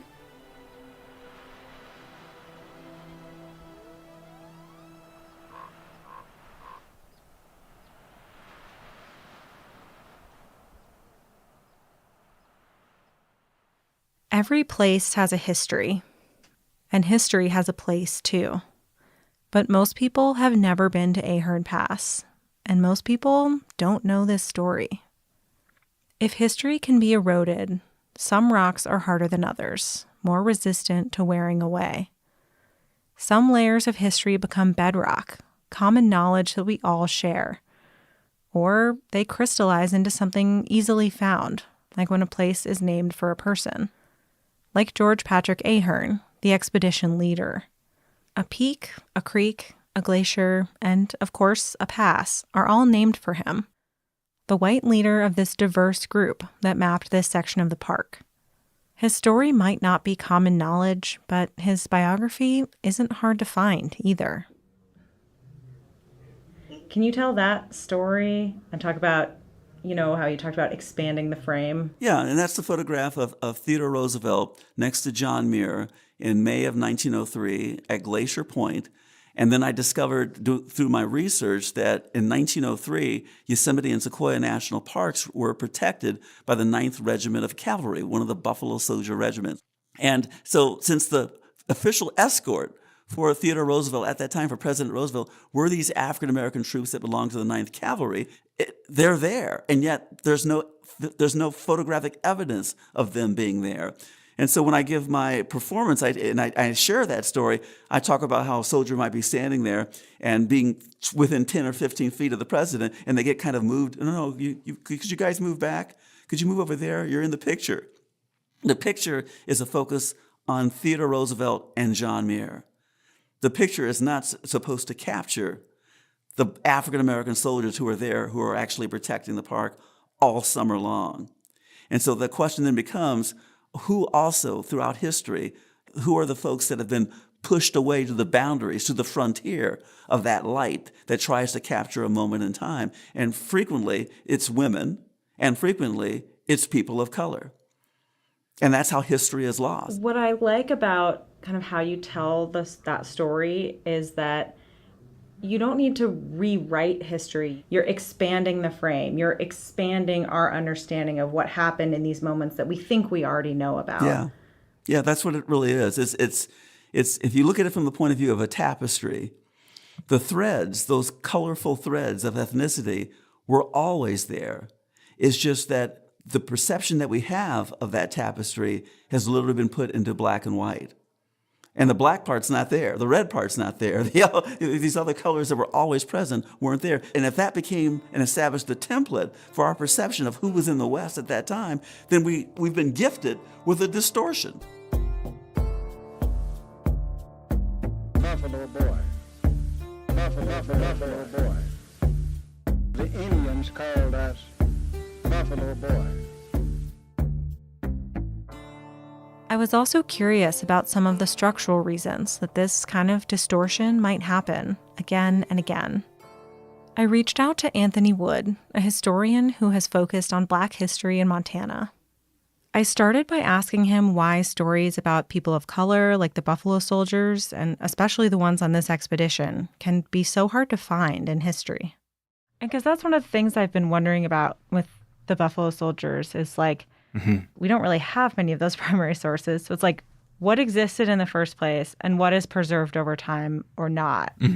So in this particular case, I'm fairly confident in saying there is a high likelihood that everyone involved was probably literate. There are obviously a handful of Black soldiers from these divisions that were very eloquent writers and really, and more so, excellent storytellers. But those are stories that certainly were existing. The primary sources, the letters of this is what we did today, even if they were short, certainly existed at one point, probably on a fairly large scale.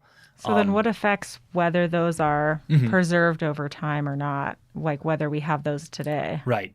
Well, there's the very practical matter of whether or not families, a lot of working class, people did not keep papers in the same way that wealthier or upper class people did. But it's also probably something else. I think that by the time you get into the 20th century, the narratives, the stories that have been taken up and carried about what types of people went out and, quote unquote, conquered the untamable wilderness and so on, and the role that soldiers often played in this is a very racialized one, and it's predominantly the figure of a white, hyper masculine, man who's going out and is that mountain man. That mountain man. And so you're kind of saying that, like, if people had these letters, maybe they were their parents or their grandparents from when they were in the Buffalo Soldiers out in the West, that wouldn't seem like it would fit into the narrative. It wouldn't seem like something important that maybe they should preserve, that it wasn't part of that history. Right. Yeah. So one way that some histories erode away is when the keepers of those stories don't recognize their importance. Sometimes because the stories don't fit into the dominant narrative. Anthony has studied the Black community of historic Helena, Montana, but since there are so few firsthand accounts from early Black Montanans, he's often looked to other sources, like Black-owned newspapers. In my case, I spent a lot of time working with and relying on the 3 Black newspapers in town, 2 of which were incredibly useful, but they also gave a window into a type of social history, the everyday lives, which I'm also really fascinated with, that just does not exist anywhere else outside of one person's perspective in, maybe a journal or a diary. And that's these sections of the paper that are like the community notes, or they sometimes in the Butte newspaper, they call them the dope book, where they just do funny, sometimes serious, sometimes just newsy briefs. This person went hiking today, they caught this many fish, or, this person went over and had, lunch in Helena. But these Black newspapers were only in print for a limited amount of time. 1 year, 8 months in 1894, 1 year in 1902, and then from 1906 to 1912. Wow. And very limited. It narrows my scope to what I study, certainly. So for all the rest of those years, outside the handful that those Black newspapers operated, often the sources you end up with are from white writers, white journalists, white expedition leaders. That if you were to read them and try and reconstruct what life looks like for a daily Black Montanan, those sources just simply can't speak to it. The topography of the source world, it's not neutral. It's has real and perceptible biases to it. Anthony uses landscape as a way to explain these aspects of studying history, especially the ideas of sedimentation and erosion. Landscape is the dominant metaphor for the study of race in the United States. We say the racial landscape, and it's just an assumed metaphor.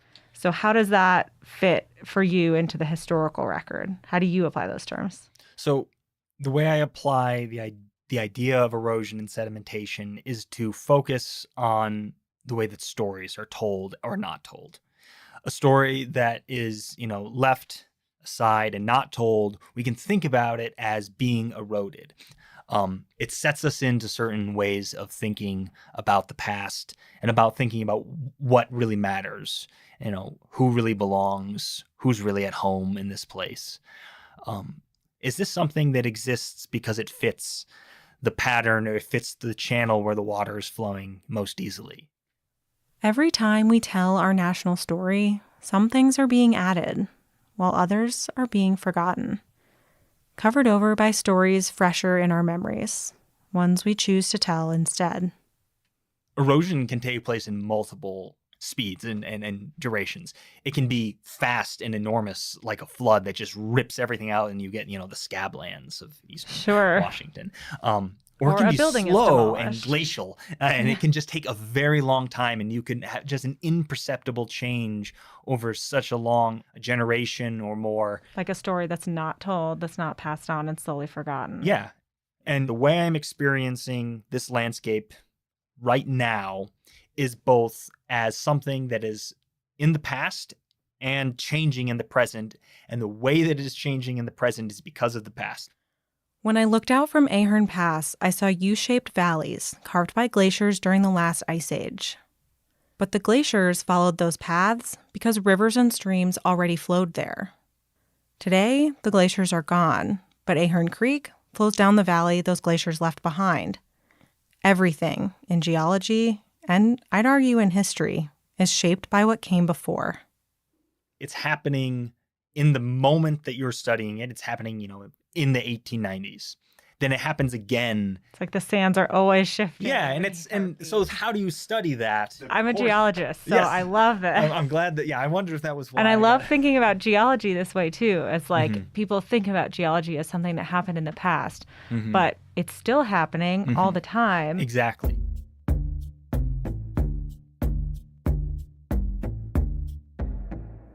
So many of these choices happened in the past. What sources or places that people and institutions choose to preserve, which stories are told or not told. So, what are the consequences of forgetting them? The past isn't dead. It isn't even past. That's the William Faulkner quote that I've often used, that lives on into the present. And that is one of the problems that we have today, is that we do not fully see the challenges and the iniquities that exist in the past, which is why so many people do not understand the anger that exists today, that you see and hear in the newspapers among people of color, among African Americans in particular, but also among Native Americans, is rooted in the iniquities of the past. But the past it's still here. It's still happening today. Otherwise, there wouldn't be a modern day Black Lives Matter movement. It's rooted in the perception that what happened in the past is continuing into the present. And these choices about how we represent history not only affect how we view the past and understand the present, but they're still being made every day. You've spent probably the better part of your career telling these stories, specifically the Buffalo Soldier story, these stories that we don't otherwise get to hear. Yes. Why is that? Why have you devoted your career to that? Well, because of the cultural perception that is literally held by African Americans today. African Americans in general feel that, national parks, that's not something that we do. That's something white folks do. We don't do that. And they have that perception because of what we just talked about, because they've not read in a history book about the role of African Americans in the Trans-Mississippi West, going all the way back to Lewis and Clark. I mean, that is our Odyssey. That's our Homer, and that's our Virgil. It starts out with Lewis and Clark in 1803. The fact that there was a person of color that was part of that expedition, specifically an enslaved person, Clark's manservant, who became invaluable to the success of that expedition. That's something that should be shared in every classroom and every school in the United States, because then all children would grow up with this vision that is inclusive rather than a vision that is exclusive. It matters who tells the story. This is the question of representation, but it's also a question of history. This is Dr. Carolyn Finney. I call myself a storyteller, in part because I stand at the intersection of the arts, education, and lived experience to talk about issues of race, place, belonging, the environment, justice, all the good stuff, and a few things that are hard. I wanted to talk to one more person to bring this story into the present day. For 8 years, Carolyn served on the National Park System Advisory Board, and she's the author of the book Black Faces, White Spaces. There's a quote in her book that says, "The power of representation lies in its ability to shape today's reality through the reality of the past." Dr. Finney explained that if you exclude the histories of certain people from national parks, then you're less likely to see those people in national parks. And so I can't talk about the past without talking about the present. There could be 100 reasons for reasons why the Buffalo Soldier story took so long to come to light. Yeah. Yeah. Part of it is going to be Jim Crow. Part of it is going to be we're living in a country where, and I'm only talking about Black folks here, that Black folks weren't seen as fully human, until sometime in the last 50 years, but not just Black people. All kinds of people from all walks of life have been challenged in terms of their skin color, their gender, where they live, how much money they have in their pockets, their religious beliefs. I mean, we're still doing that today. And that's going to matter. So when I look at the history of Buffalo Soldiers or any group of people and wonder why it's taken this long for them to get there, I understand, the first question I ask is, well, who was doing the telling? Mm-hmm. Representation is important. If you leave a whole lot of stuff out, then I'm only getting part of the story. Mm-hmm. And somewhere that means I am only partially who I can become. What do you think the role of national parks and public lands is in interpreting history and in exploring this relationship of people to place and landscape and land and environment? Well, public lands for whom? That's why I say it's really, and I always tell people it's not like you crossed over into a public land and suddenly there was no racism. Mm-hmm. And people carry those beliefs with them, whether they work in a park or are visiting a park or not, right? The public lands are for everyone is a really nice sentiment. Yeah. Who are you talking about?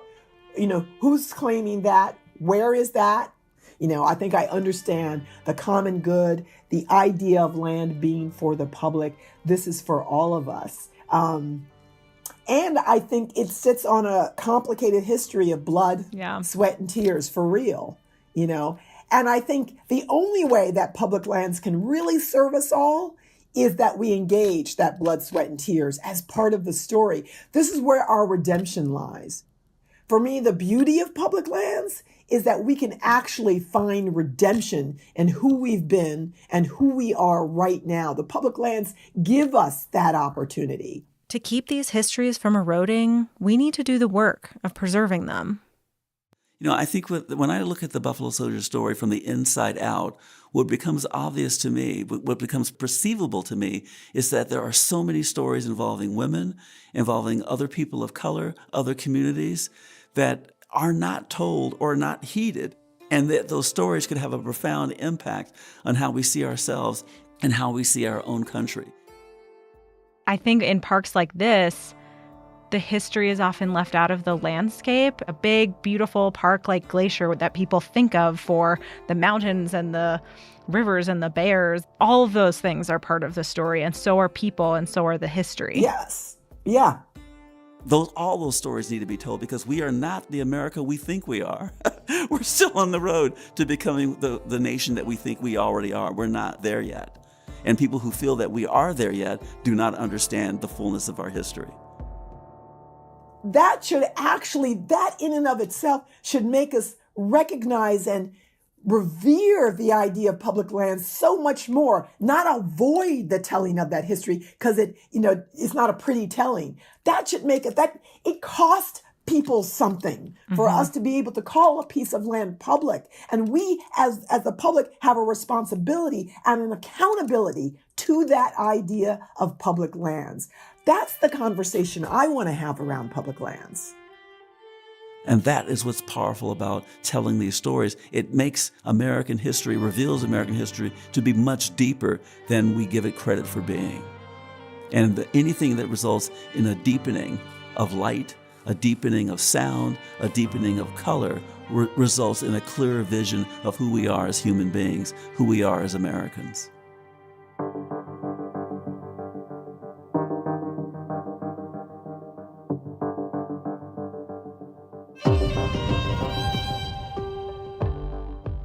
Headwaters is a production of Glacier National Park with support from our partner, the Glacier National Park Conservancy.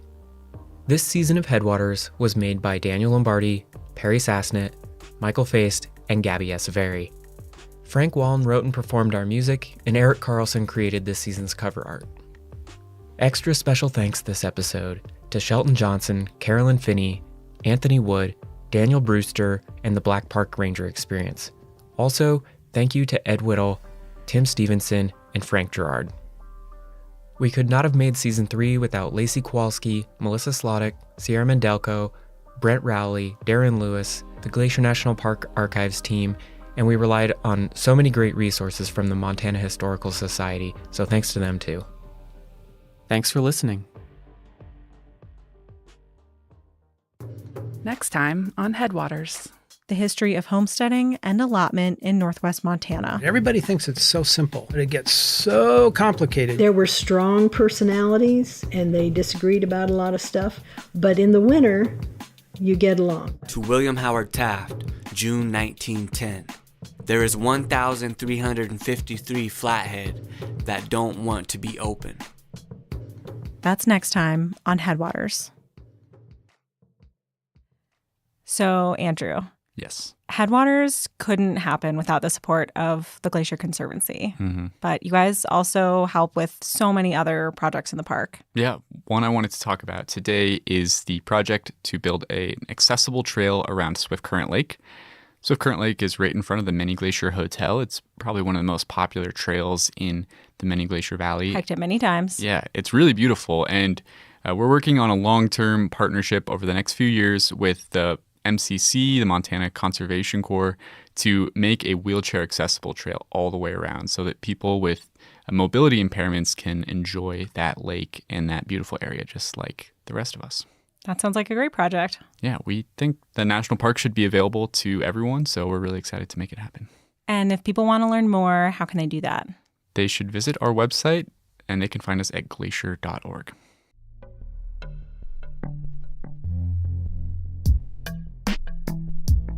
Hi, I'm Gabby. You're listening to Headwaters, a podcast from Glacier National Park. Hey, Gabby. I'm Daniel. Hi, Daniel. And this is the mailbag or Q&A episode. We're answering questions. Yeah, so listeners have provided questions for us over the last week or so. And I'll be asking you what the people want to know. Oh, you're asking me? I'll be asking you. I'm not ready for this. We're releasing bonus episodes this spring and summer to help visitors plan their trips to the park or to just generally get a feel for what's going on. What do you got for me? What do you think was our most asked question? I think the question that rangers get asked the most is, where is the bathroom? But I bet you people want to know, when is Going to the Sun Road going to open for the summer? Ding, ding, ding. That's right. Yeah. Yeah. Everyone wants to know, when is Going to the Sun Road going to open for the summer, because it feels like it's not summer till the Sun Road opens. Well, sorry, we don't have an answer. We really don't know. We don't have any more information than what you know. I could say that it seems to usually open in June. The roads crew are actively plowing it right now. Sometimes early July, but generally it's sometime in June. If it's like a low snow year and we don't have a whole lot of snow in the winter, then it opens in the earlier side of June. If it is a big snowy winter, then it's probably going to be later in June, if not early July. Or a rainy spring. Yeah, spring weather matters a lot too. Yeah, Mm-hmm. yeah. Bad weather, avalanches, all that slows the work down. Yeah. Hopefully it'll be open soon. I'm excited. It will definitely mark the arrival of summer. Angela says, can you just talk about beargrass? I will try. Beargrass is not a grass. It is a member of the corn lily family. It is a flower, basically. It has grass on the bottom, and what people love then is that every few years, each plant will shoot up a big asparagus, Dr. Seuss type flower that looks like a giant Q-tip, sometimes like 3 or 4 feet tall. They don't pop up yearly, right? Right. As spring comes along like this, we're always like, is this going to be a big flower year? When was the last time we had a big beargrass year? But there's always some beargrass, and yeah, I love it. I guess we'll see what this year looks like. Shrita V asks, what are the places to visit without a vehicle reservation? That's a big one. Yeah. So in 2024, you do need a vehicle reservation, but that's only to get into the busiest parts of the park during the busiest hours of the day and the peak summer season. So if you're visiting in the fall, you don't need to worry about it. If you like to get up early or drive into the park late, again, you don't need to worry about it. It's just for those peak hours. Now, also, it's not for every area of the park. In summer 2024, entering into Two Medicine or the east side of Going to the Sun Road at St. Mary, you don't need a vehicle reservation for those areas either. And I promise they are spectacular areas of the park. Truly amazing. Yeah. Yeah. Okay, awesome. Hopefully that's helpful. And as always, check nps.gov/GLAC for more information and all of the details about vehicle reservation. Claire wants to know, what's it like working for the park? You've been working for the park for 7 years, right? This park, yeah. I've made a career out of working for the Park Service, and I love it. The best part about working for the Park Service is that you are working in and getting to, be a part of these amazing places. I love being a part of something that is like iconic of our country and our landscape and a thing that we all share together. Working for the parks is amazing. I highly recommend it. Go to usajobs.gov and watch for ranger postings.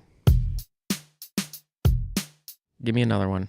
Give me a hard one. Yeah, okay. Olive asks, what are people most surprised about after visiting? Maybe a big surprise is how cold and how wet the weather can be, especially in the first half of summer. Totally. Like in West Glacier or East Glacier, it'll be beautiful and sunny, and then you go up to Lagoon Pass and it's snowing. Like literally snowing. Yeah. The other thing I think that can surprise people about the weather is how in the second half of summer, how hot it can be. They'll be like, oh, it's Glacier National Park, it's the mountains, it'll be cool. But then they start going on a hike with one little water bottle and they're like, oh. It's hot. It's over 90 degrees yes. and yes. kind of humid. And yeah, it can get really hot. Yeah. Last summer it hit 100. Wow. So Jack has a question about construction. Okay, Jack, here's the situation. In Montana, we have 2 seasons, winter and construction. Haha. Yeah. And here we are entering construction season. There's all kinds of jokes about this. The traffic cones that they put out around construction sites. The bright neon orange. I've heard people joke that that's, Montana's state flower. I think other states make these jokes too. Definitely, yeah. But it's true, the window for construction in Glacier National Park is pretty small because we have such a long winter season. So you have to squeeze all the repair and update, projects into a pretty narrow window. So you can hear the construction going on outside right now. There is construction going on in the park, a whole bunch of different areas. They're working on bridges. They're putting in new sewer lines. They're doing a lot of work. So it will most likely be a part of your visit. Yeah, but if you're just flexible, it shouldn't be a big deal. Yeah, not a big deal at all. Check nps.gov/GLAC for all of those construction updates and all of those details as to where those projects are going to be. Yeah, that's basically the answer to everything. Go on our website, check it out. Yeah. Plan ahead. Okay, this is maybe one of my favorite questions that we got. Miss Curly Girly asks, is the damage reversible? This question is sort of silly and also kind of deep, and right. Which is fun. Having no idea what Curly Girly is actually asking about, I would say let's be optimistic. Let's envision a better future than the one we're living in. Totally. The damage is reversible. We can fix things that are broken, and we can imagine better futures. Absolutely. This is a little bit of a history question. Are you ready for this? I'll give it a shot. Zach wants to know, how did the whole Glacier-Waterton connection come to be? Well, that is a good question. Basically, there was a Rotary clubs. These are like community social clubs, and they started talking about how these 2 national parks that share an international border could be and should be an example to the world about international peaceful cooperation. Mm-hmm. And they sort of developed the concept, and everyone liked it, got behind it, and in the 1930s, the world's first international peace park was born. Glacier-Waterton. Well, technically, it's Waterton Glacier International Peace Park. And Zach, if you want to learn more, I would recommend going back to season 1 and listening to the Goat Hunt episode, where Michael and Andrew dive deeper into Waterton Glacier International Peace Park. Yeah, that's a good idea. I thought you were going to say go to the website. I'm like, oh, people are going to be tired of hearing that. Oh, no. Yeah. But it's also true, though. I have 3 from Elizabeth. I didn't know 3 questions was allowed, but okay, let's hear them. What do we do when we see fellow tourists not following leave no trace principles Ooh. Yeah, that's hard. I mean, it's not your job to police other people. That said, I feel like if you have the social skills and the situation allows for it, find a way to be friendly and encourage. Be curious. Yeah. I would say ask some questions before we make assumptions as to what Mm-hmm. people are doing or if they're doing something quote unquote wrong. Yeah. Yeah. I mean, if you see something dangerous or blatantly illegal happening, you definitely tell a ranger. But trust that everyone's doing their best and that Totally. Being friendly goes a long way. Absolutely. How do we convince people that nature is worth protecting as much as people? That's a good question. I like that one. You know, people are nature. Mm-hmm.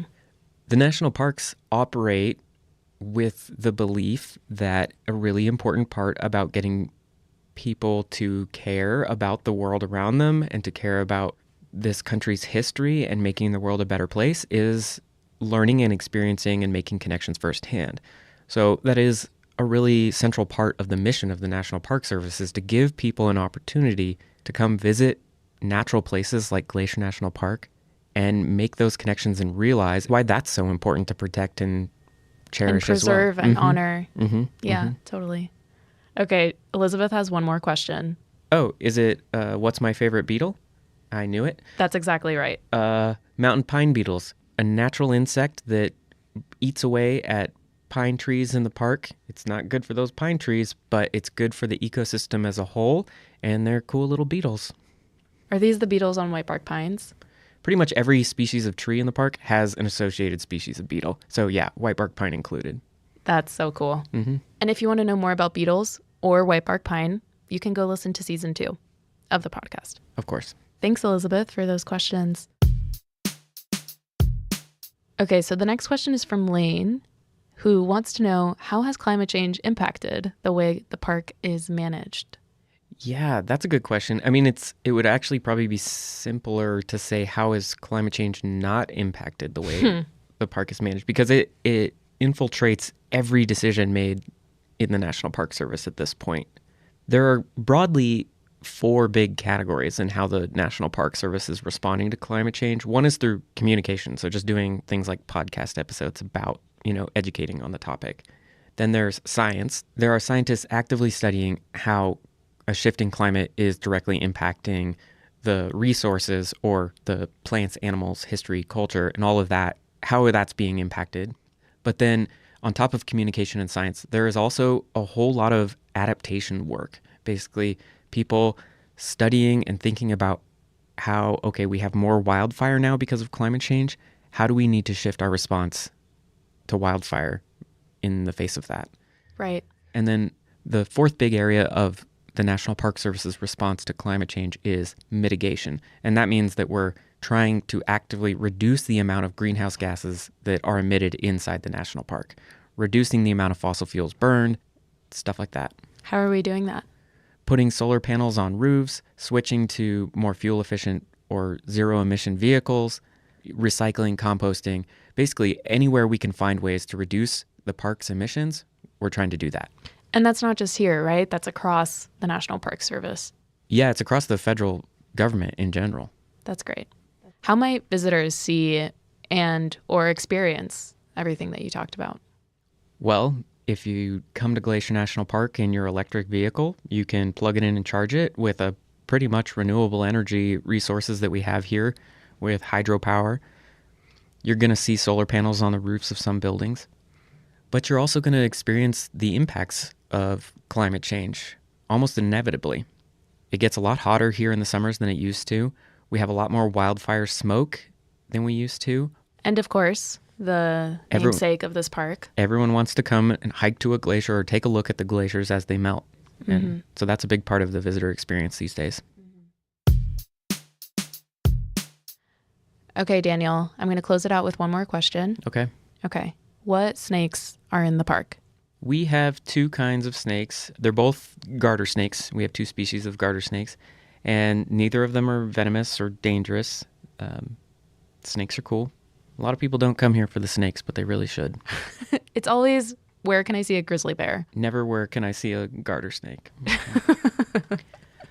Yeah, all right. Well, if people have more questions, they can, hit us up on social media or email us here at the podcast. glac_media_lab@nps.gov. We'll put it in the show notes too. Our music's by Frank Wall, and our art is by Stella Nall. They're both great. Check out their work. Their info's in the show notes. Headwaters is made possible with support from our nonprofit partner, the Glacier National Park Conservancy. We absolutely could not be doing this without them. Check them out at glacier.org. If you have a moment to leave us a review in your podcast app, that helps so much. Thanks for listening.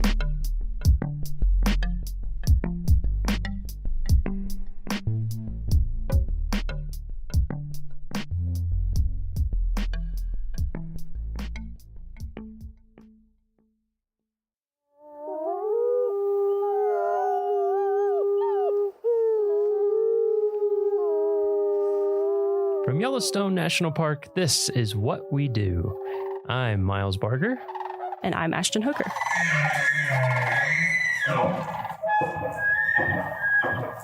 Hey, Ashton. Hey, Miles. How's it going? Pretty good. How are you doing? I'm doing pretty well. Are you ready to record a fire podcast today? Yes. Straight fire? Fire podcast. Straight coming fire? your way. Because today we're going to talk to John Cataldo, Yellowstone's Fire Management Officer. And before we get started, I have to do a little fire trivia. It's going to be a trite one, but I think it's still interesting. So Yellowstone, record fire, 1988. How many acres of the park burned during those fires? I know it was massive. I know it was a lot. It was a lot. I'm you going to can say... round to the nearest 100,000 if you want. Okay, I was going to say a few 100,000. I'll say 600,000 acres. You're up. A little higher. I'm getting the up motion. A little more. 800,000? That would be the right rounding. Oh, nice. Wow. 793,880 is the official number I found. Do you know, like, if we were to compare, and that's what's in that Yellowstone. size? That's not the full fire Like, complex, what's correct? like 800,000 acres compared to? Gosh, that's a good question. Yellowstone's 2.2-ish million. Okay. Which is what states combined? Rhode Island and... It's two Rhode Islands. Two Rhode Islands? And the change. So so maybe 2/3 of a Rhode Island. It was 36% of the park. Pretty big. That's a pretty big fire. Yeah, pretty big. And that's just inside of Yellowstone. Anyway, there's our trivia. But today, like I said, we're talking to John Cataldo, Fire Management Officer. You ready to dive in? I'm ready. All right, good. So in your career, have you always worked for the National Park Service in your career? Or did you start with a different agency in terms of fire? I started with the National Park Service in 1992, and I've kind of oscillated back and forth between the U.S. Forest Service and the National Park Service, but always a federal agency. Okay. Yep. What was your first job in fire? My first job in Or in fire, general? well, in general, it was actually part of my financial aid package when I was an undergrad at Humboldt State University. I was offered a work study opportunity as part of my financial aid. And I was studying wildlife management at Humboldt State University in Northern California. And my advisor and the department chair was married to the branch chief of wildlife at Redwood National Park. And I was on academic scholarship as well at Humboldt. And he kind of passed my name along to his wife and said, we've got a potential work study student if you're interested in picking them up for some work. And they gave me a key to the office for Redwood National Park and a pile of wildlife observation cards that visitors and employees had filled out. And it was a pile pretty much up to the ceiling. And they gave me a key to the office and let me go in there 10 to 15 hours a week, all during the school year, and just at my own pace whenever I could fit it in between classes and whatnot. And that was kind of my very first Park Service job. Interesting. Wow. Yeah. Huh. So how long after that was it when you first got into fire of some kind? The very next summer, I was working up in Alaska for the Forest Service in Cordova, which is the last place I ever moved to without checking the Farmer's Almanac for like how much rain or sun it gets or doesn't get. And turns out that Cordova, Alaska gets 169 inches of rain a year. And I was working in fisheries. at Oh, the wow. time. So I studied wildlife and fisheries in college. And so that was how I got my start in the service, was those sorts of positions. And so working in fisheries, we were outside every day in Cordova, you know, wearing rain gear. And I mean, honestly, after a couple months of that, I was basically pruning. Like it had just been like, you know, you just had been in the shower for 2 months, and they said, "Hey, do you want to go to fire school?" And I just said, "Is it indoors?" And they were like, "Yeah, it's down here in the district office was an old courthouse of some kind." And it was like, yeah, fire school was in the judge's chambers or something in the courthouse. And it was in fact indoors. And I said, "Yeah, I'm your man." And so wow, I took fire school, and of course, the place where it rains that much, you don't get a lot of fires. But it was an exceptionally dry summer there the next year when I returned, and we had a couple of like little fires out on the Copper River Delta, fireworks or something. And I got to go to those. And then the 1994 fire season in the lower 48, which is kind of another benchmark fire season in the lower 48, at least, kicked off in August. And I spent the last 6 or 8 weeks deployed down here on fire crews. They kind of went to each little team on the district up in Alaska, and everyone had to volunteer somebody to go be a firefighter. And I was good at hiking and carrying a big pack and stuff. And they said, "Why don't you go?" I said, "Let's go."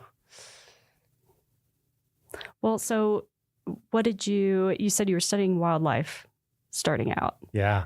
Did you ever envision yourself being in fire? Like what were you kind of working toward before you got the offer of like, hey, you can come indoors and learn how to like, deal with fire. Just working towards, a career as a wildlife biologist or a fisheries biologist. I studied both, and I grew up loving it and, loving the outdoors and whatnot. I'm a kid from suburban Long Island, New York, like 20 miles outside the city. And that was my big escape, was going to the woods. And, even if that was running around catching garter snakes under garbage on the side of some parkway on Long Island, which is honestly how you start in wildlife management. Wow, beautiful, If you're yes. a little suburban Long Island kid, there's not a lot of open wild spaces or places to get away from the crowds. So the woods kind of became my retreat when I was young, and just got out the book of colleges, when you're in high school, and it's like the size of a phone book, and it's every college in the country and all the programs they offer, and picked 3 or 4 of the top wildlife management programs. And one of them happened to be 4 hours from where my brother lived in Oregon. And nice. Yeah, ended up at Humboldt. Oh, cool. Yeah. So when you finally did get into fire, what was it that kept you there? I've always been into, played a lot of sports growing up. So I like being really physical. And honestly, probably statistics and organic chemistry pushed me towards firefighting, because to kind of take the next step in wildlife and fisheries, it was going to be really heavy. And, you kind of get to that point in your education where it's like, I don't know if I'm ready to take the next step. I think organic chemistry is that line for quite a few people. Yeah. It kind of weeds people out, huh? Yeah. So, just working on a team and being outside, and it was just a good fit. It was like I was kind of made to do it. I just felt enjoyed right. it. Yeah, it just felt right. It was just right off the bat. It was a good fit. I just fell right into it. And you're lucky if that happens to you. Yes, whatever I agree. you are, whatever you're doing. Yeah. Yeah, I feel the same way. I'm like, how did I get to where I am today? And I feel lucky. I don't think I would have planned it. Like you're saying, sometimes these things just happen. Yeah, I had some apprehension, in the beginning, and just talking to other folks who'd done it previously. And they're like, no, it's great. It's like camping for dollars. Like we're going to go camp for weeks, and we're going to work hard all day, and then we're going to go sleep in a tent, and we're going to get up and do it again. I was like, that sounds great. So what was I'm guessing, I don't know yet, but I'm guessing a theme in these podcasts that will come up is the career progression can be interesting. So like, what are the steps to go from that, where you're like actively out camping, fighting fire, to where someday you're spending most, if not all, your time in an office and dealing with budgets and hiring in the big picture. Like, what did that look like for you, timeline wise? Yeah, that's kind of one of the hazards of the job is someday someone's going to hand you a radio to talk on. That's the first hazard of the job, right? They kind of leave you alone for a few years because it's dangerous to let you be in charge of anything. And then at some point they're like, oh, like you seem pretty squared away. And they hand you a radio, and that's a big fork in the road is you're going to let me talk on the radio while I'm on a fire and actually, help coordinate what's going on. And, I've held a lot of positions along the way. We get to go a lot of different places in this job, which is also what attracted me to it. I think I've been to fires in 18 different states. Oh, wow. At this point. And I'm not done yet. Right. I got a lot left in me, but was one of those states more memorable than the others? Does one stick out to you? They are so unique. I know it sounds cliche, but I mean, literally I've spent 3 weeks camped 3 feet from the Yukon River in interior Alaska, helping manage a long duration fire up there, and I've done a lot of prescribed fire down in Big Cypress, down in South Florida. So literally this job has taken me from one corner of the country to the other. And a lot of places in between. And you just get to, granted, you're working really long hours while you're there, but you get to see a lot of interesting things. You're off the beaten path a lot. Yeah. So you just have a lot of shared experiences, and must be interesting too, to get to like be pretty intimately familiar with so many different types of forest as well. And like the way fire behaves so differently in these different places. And and you have to be a student of it because I bet it'll kill you if you're not paying attention. So you are very eager to learn when you go to a new place, like how does it move right through this stuff? Does it move by jumping from tree to tree, or is it mostly ground fire? Are there interesting local factors? Like, does it burn? Some places it burns really hot and downhill at night. Didn't see that coming, right? So you gotta make sure you're being a student and finding the people that understand how fire moves on that particular landscape. And, helps keep us all safe and meet the objective, whatever that is. Yeah.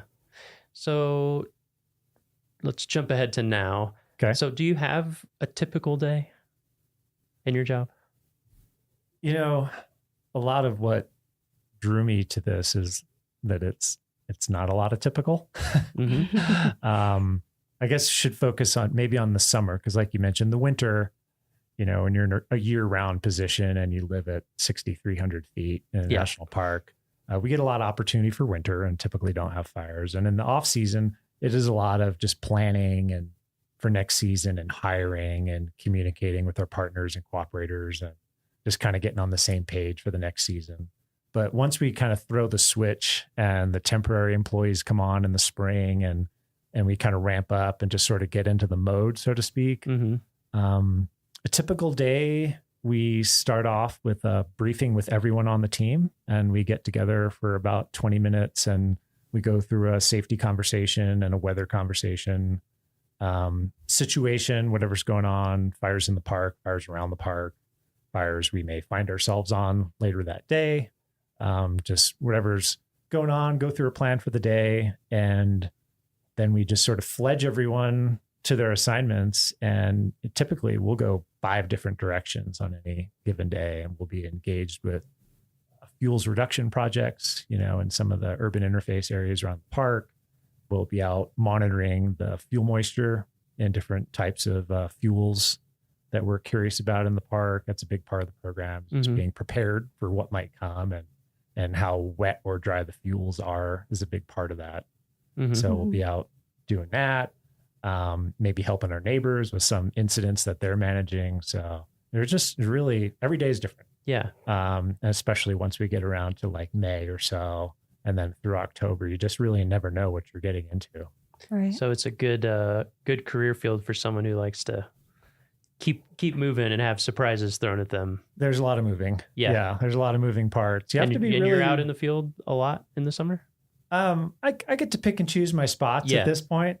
A lot, unfortunately, the field part of my job is definitely dropped off.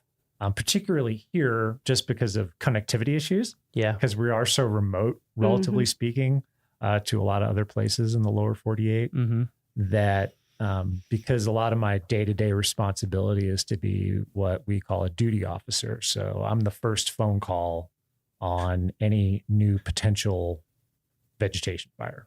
So it gets, however that report comes in from a visitor or from an employee, it'll get routed to our dispatch center. And then they call me as the duty officer and say, here's what we might have. What do you want to do about it? So you need to be reachable. I need to be reachable basically. at all times. Yeah. And if people can't find me, I'm not doing my job. So it does kind of keep me around headquarters a lot. But of course, I do enjoy getting out on fires. Yeah. Yeah. So what, in your current job, what do you think is the most important skill? For my position, I think the ability to triage a lot of emerging problems and to pretty quickly sift through what's important and what's noise and what can wait and what, you're pretty much when things are rocking and rolling, there's a constant state of just, your awareness is just peaked and you're just constantly trying to update what we call a common operating picture of like, what is our fire environment? What's going on? And what the biggest threats are, right? It's all about risk management. I mean, fire management is risk management. So risk to people, first and foremost, risk to infrastructure, buildings, and then everything after that. So yeah, just the ability to maintain the correct flight altitude. And, all of us start out as just ground pounders, right? Swinging a 5-pound tool 10,000 times a day is how you first prove that you can do this. Right. And then you go from there to where you're virtually never swinging a 5-pound tool anymore. Yeah. So sometimes when really things start rocking and rolling, some folks will revert to what they're most comfortable with, right? Which is the first thing you ever learn. And they want to kind of get in the weeds and just being able to maintain that 30,000 foot flight altitude as a fire management officer or a duty officer, that's pretty critical. Well, and that skill to bring in all that different types of information and then be able to make decisions, that probably comes with a lot of experience that you've had over the years. So if you were to what advice, what types of experience should people be seeking out if they want to, get to your type of position one day? Variety, just really seek variety, and particularly prescribed fires. So controlled burns, another way we describe those. Being involved with that is a great way to just see a lot of fire on the landscape and watch it and not necessarily have to just be responding to it, to take those opportunities to see how it moves and understand the physics of it. Just really pays dividends down the line. So it's just experiential learning, all of it. I mean, there's a big on-the-job training component. We have a huge continuing education component to all of this, where as you progress along, we're sending you to more or less 1 week long classes. We have a lot of 32 to 40 hour classes we'll send you to, but those just sort of complement that field experience. So it's just go full send, just get as much fire under your belt as you possibly can is the best way to be good at my job. And so that's why I oscillated between the two different agencies, because, the Forest Service, that's the big green machine, right? So I think half the U.S. Forest Service budget is fire management. Wow. So they're highly invested in it. And that's where the majority of the resources in America are, they're in the green trucks with the different logo. And so coming up in the Park Service was great, but I also realized I'm not seeing enough fire on Park Service land to get as good as I need to get at this to have the job I want to have someday. So I knew I wanted a job like I have now, but to get there, I had to leave the agency, go to a different federal agency, and ended up running a hotshot crew for close to a decade. which is a great way to see a lot of fire. Yeah. So that was just all by design. That was like, well, I think I've done what I can. In the Park Service. There just wasn't as many opportunities to move up or move laterally. We just don't have as big a program. And it's like, I'm going to go fight fire with the Forest Service for about a decade, and then I'll come back and I'll feel a lot more confident what I'm doing. So you did want to end up back at the Park Service? Absolutely. Ultimately? Yeah. Why that over, like you said, Forest Service is the big agency that's handling all this stuff. What about the Park Service made you want to end up here? I just love the mission, really. And I mean, it's the greatest, last, best places. Right? I mean, the Park Service units are, particularly for me, loving the mountains. I mean, being in the Northern Rockies, it's just outrageous. And this region in particular, I've spent time in the Pacific West and the Pacific Northwest, and I love those systems as well. But I mean, the Rockies are just outrageous. So for me, you can't beat it. So yeah. Was that kind of same sentiment what drew you to Yellowstone, or was there some sort of draw to Yellowstone for you in particular? I'd spent about 5 years of my life in Alaska. So one of my early Park Service positions, actually my first permanent appointment, I was the first helicopter manager hired at Denali. In the year 2000, we had the National Fire Plan came out. So we'd had kind of a succession of really intense fire seasons in America. And the result of that was a thing called the 2000 National Fire Plan. And a big part of that was a big injection of funding into fire management in America. So, a lot of life's timing, right? And so when the National Fire Plan rolled around, I had about 9 seasons under my belt, either of fire management or wildlife or fisheries management. And I think three full seasons and a few qualifications under my belt. And then all these permanent jobs popped up. And I was sort of in a really good position to compete for one of them. So that was just good timing. And a lot of my peers, we call ourselves like National Fire Plan babies, because we all got our start. We all got our very first appointment sometime in the spring of 2000. I mean, I think, a couple things you said I think are good for people to keep in mind in terms of thinking about wanting to work for federal agencies in general and the Park Service specifically. Is like, there is timing, there is luck, there is when these things come along, and also having the 30,000 foot view of your own career, like you were saying, is like, maybe I need to leave for a while to get these other experiences. Because I think sometimes people think, I'll just be able to follow this exact path that I want and get the jobs I want. And I feel like that so rarely happens with anyone that I know in the Park Service, whether they leave for a completely different field sometimes or switch agencies or whatever. It's like, this is where I would like to be, but I need to get this experience here or this there, or thinking about the career ladders and the way things can go. I think I'm glad that you brought up those points, because I think it's a good thing for people to remember. That's certainly how my career has been. I think almost everybody I talk to. Yeah. I think a big part of it, I tell folks all the time, to some extent, you have to be prepared to move at the speed of opportunity, and you can't just expect to, in the federal service and the Park Service, like plant roots in one spot and march up the ladder through your entire career in one place. It's just not realistic. Possible at a massive unit like we work at, right? Because we do have a tremendous organizational chart here and a lot of really deep programs and a lot of career ladder potential. That's pretty unique. It is. In the service, though. Yeah, it's pretty rare. Yeah, you can go to a lot of parks and there might be, the chief ranger and 2 seasonal law enforcement. Yep. At these smaller units, in that career. And obviously you're not going to try to stay in one place for 30 years and become the chief ranger. Like, you might have to step to the side to step up and step back. But there's tremendous opportunity to move around. I think that's a great thing. I wanted to see a lot of places and I wanted to do a lot of different things.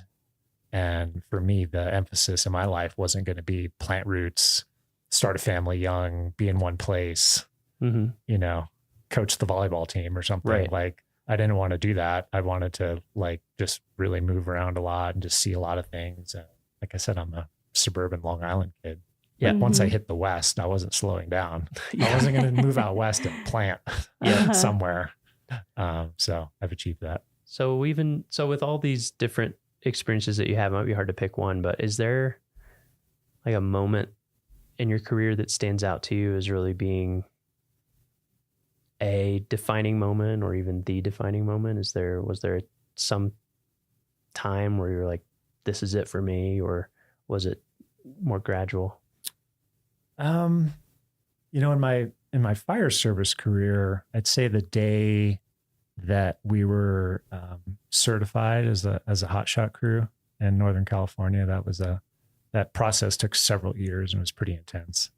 And so I'll remember that day for the rest of my life for sure. Yeah. Anytime you're working towards the same goal for 6 years, year round, it's a pretty big day when someone finally says you're good enough.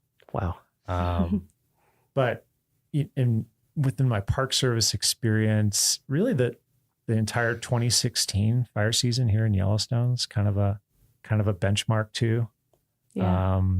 Any fire season you're a part of that ends up with like a commemorative pint glass or something is usually probably a pretty big deal. Yeah. And in that year, we successfully managed 100 square miles of fire in Yellowstone while concurrently celebrating the centennial. Oh, wow. Big year. So there was a period of time where we had an incident management team just managing the centennial celebrations in Mammoth and Gardner, Montana. And we had a separate incident management team assigned to the Maple Fire, which was out by West Yellowstone, ultimately burned about 55,000 acres. And we had a third incident management team concurrently managing a basket of about 5 or 6 smaller fires, most of which were out on the northern range of the park. And we had all that going at once, and we didn't have any single serious injuries. Rotating firefighters through that for months on end, and didn't lose a single shingle off the side of a structure. Wow. So no one got hurt. Amazing. We didn't burn anything up that we didn't want burnt up or were willing to accept burning up. Mm-hmm. And, 100 square miles of a pretty incredible natural process in the world's first national park. So that year sticks out. Yeah. Yeah. So you just mentioned like protecting these historic, buildings that are in the park and stuff like that. And earlier you mentioned fuels reduction projects. Mm-hmm. For people who don't really know what that means. Like, how do you do that? How do you protect, like, because, there's all these historic buildings throughout the park. How do you go about protecting those? It's really all about just creating what we call defensible space around those. And we really focus on the first 30 to 300 feet of vegetation immediately around that structure. So we just basically need some elbow room around there to function as firefighters. We can't have little baby trees growing out of the foundations of old buildings and pushing the shingles off the side of them and stuff like that. That'll happen in a place like Yellowstone. Lodgepole pine is a pretty robust species, and it's a little bit weedy in some places where it gets really thick and comes in pretty strong, especially after a fire. So when we're talking about fuels reduction, we're just literally in and around the developed areas in the park, just reducing the amount of biomass. So really focusing on the smaller brush and grasses and trees that are, say, under 4 to 6 inches in diameter, and just removing those and just basically thinning it out. Okay. In other areas, we might use prescribed fire or controlled burning to try to accomplish that same objective, because fire is a really efficient way to reduce the amount of biomass around a subdivision. But lodgepole pine, when it burns completely. So its natural fire regime is stand replacement. So it burns from the surface of the ground, of the tops of the trees, and completely is what we'd expect. And that's not really a great thing to have in and around a community, because you're just trading one problem for another. So you do a controlled burn, and then you have a patch of dead trees next to your homes, and then you're dealing with that. So we just prefer not to do controlled burning around our developed areas. And we just go in and just thin out the vegetation so that if a fire does come in there, it's not moving through the tops of the trees, which is of course where it's really intense and dangerous. It's going to stay on the ground where we can deal with it, and preferably on the ground with flame lengths less than 8 feet. That's kind of our cutoff. If the flames are taller than 8 feet, we're going to need a pretty heavy hand to deal with that. We can't swat that out. Gotcha.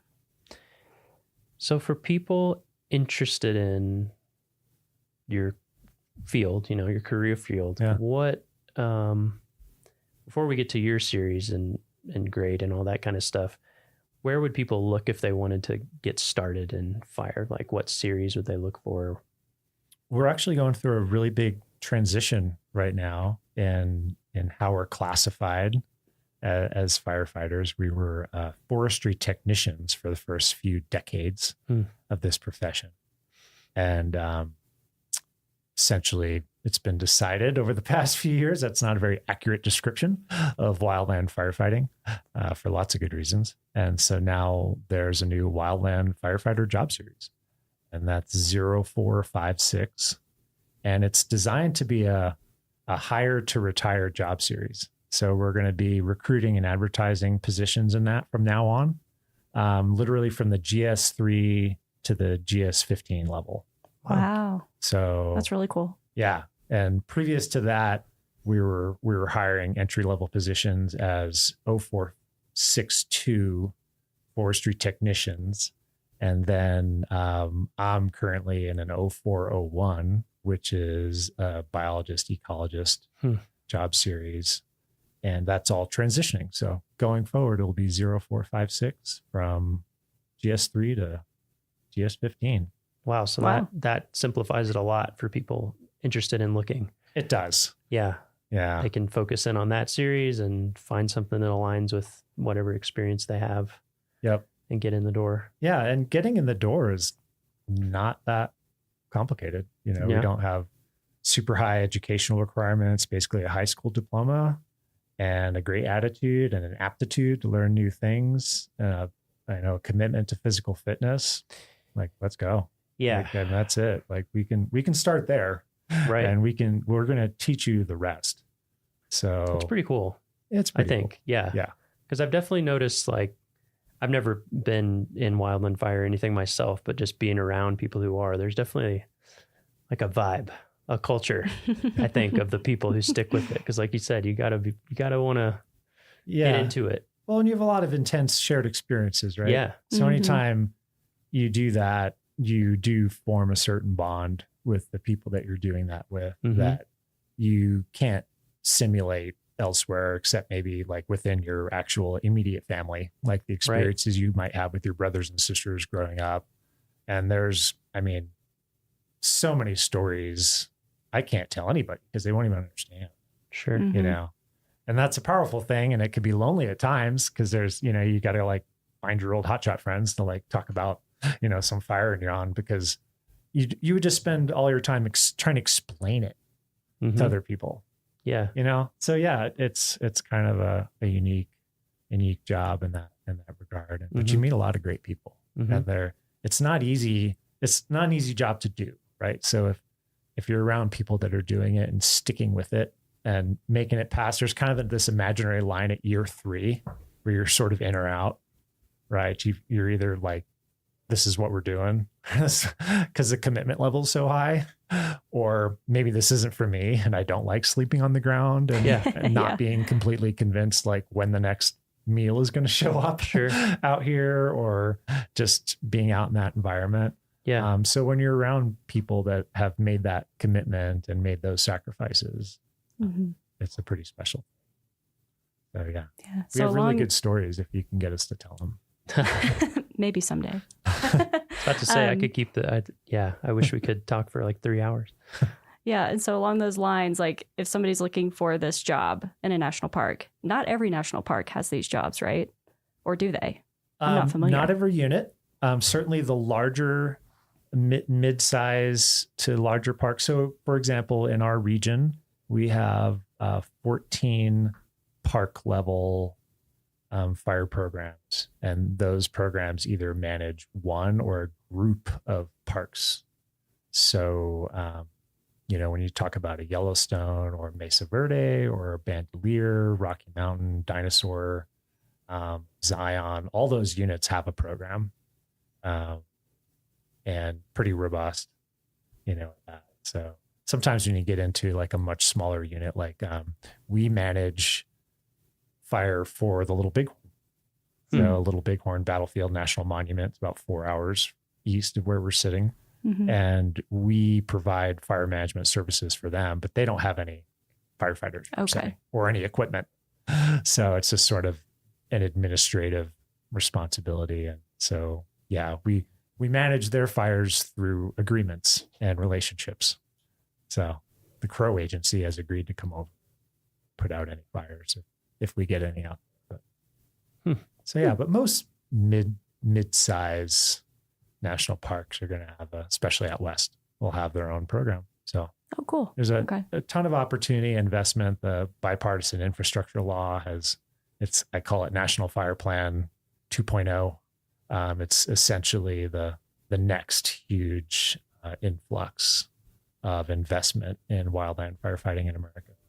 The Park Service is benefiting greatly from that. So all those programs are kind of on the uptick. It's a great time to get your foot in the door and start a career or advance in your career in fire. Awesome. Yeah.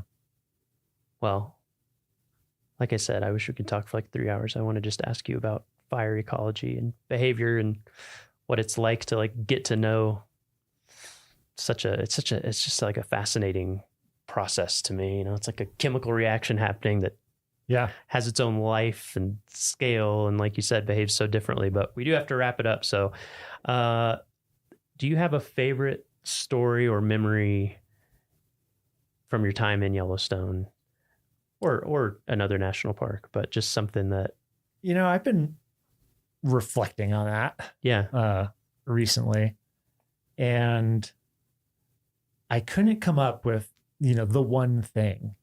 And maybe that's because at this point in my career, in my life, I've learned to appreciate like small things, Mm-hmm. And I mean, obviously we live in a place where we're just kind of surrounded by wonderment, and people have a hard time even relating sometimes to the things we try to describe that happen in our backyard. But for example, literally in my backyard the other day, I went out to chop some wood for our stove and was just enjoying the weekend. And I kind of had a quiet moment, and I stood there and a wolf howled.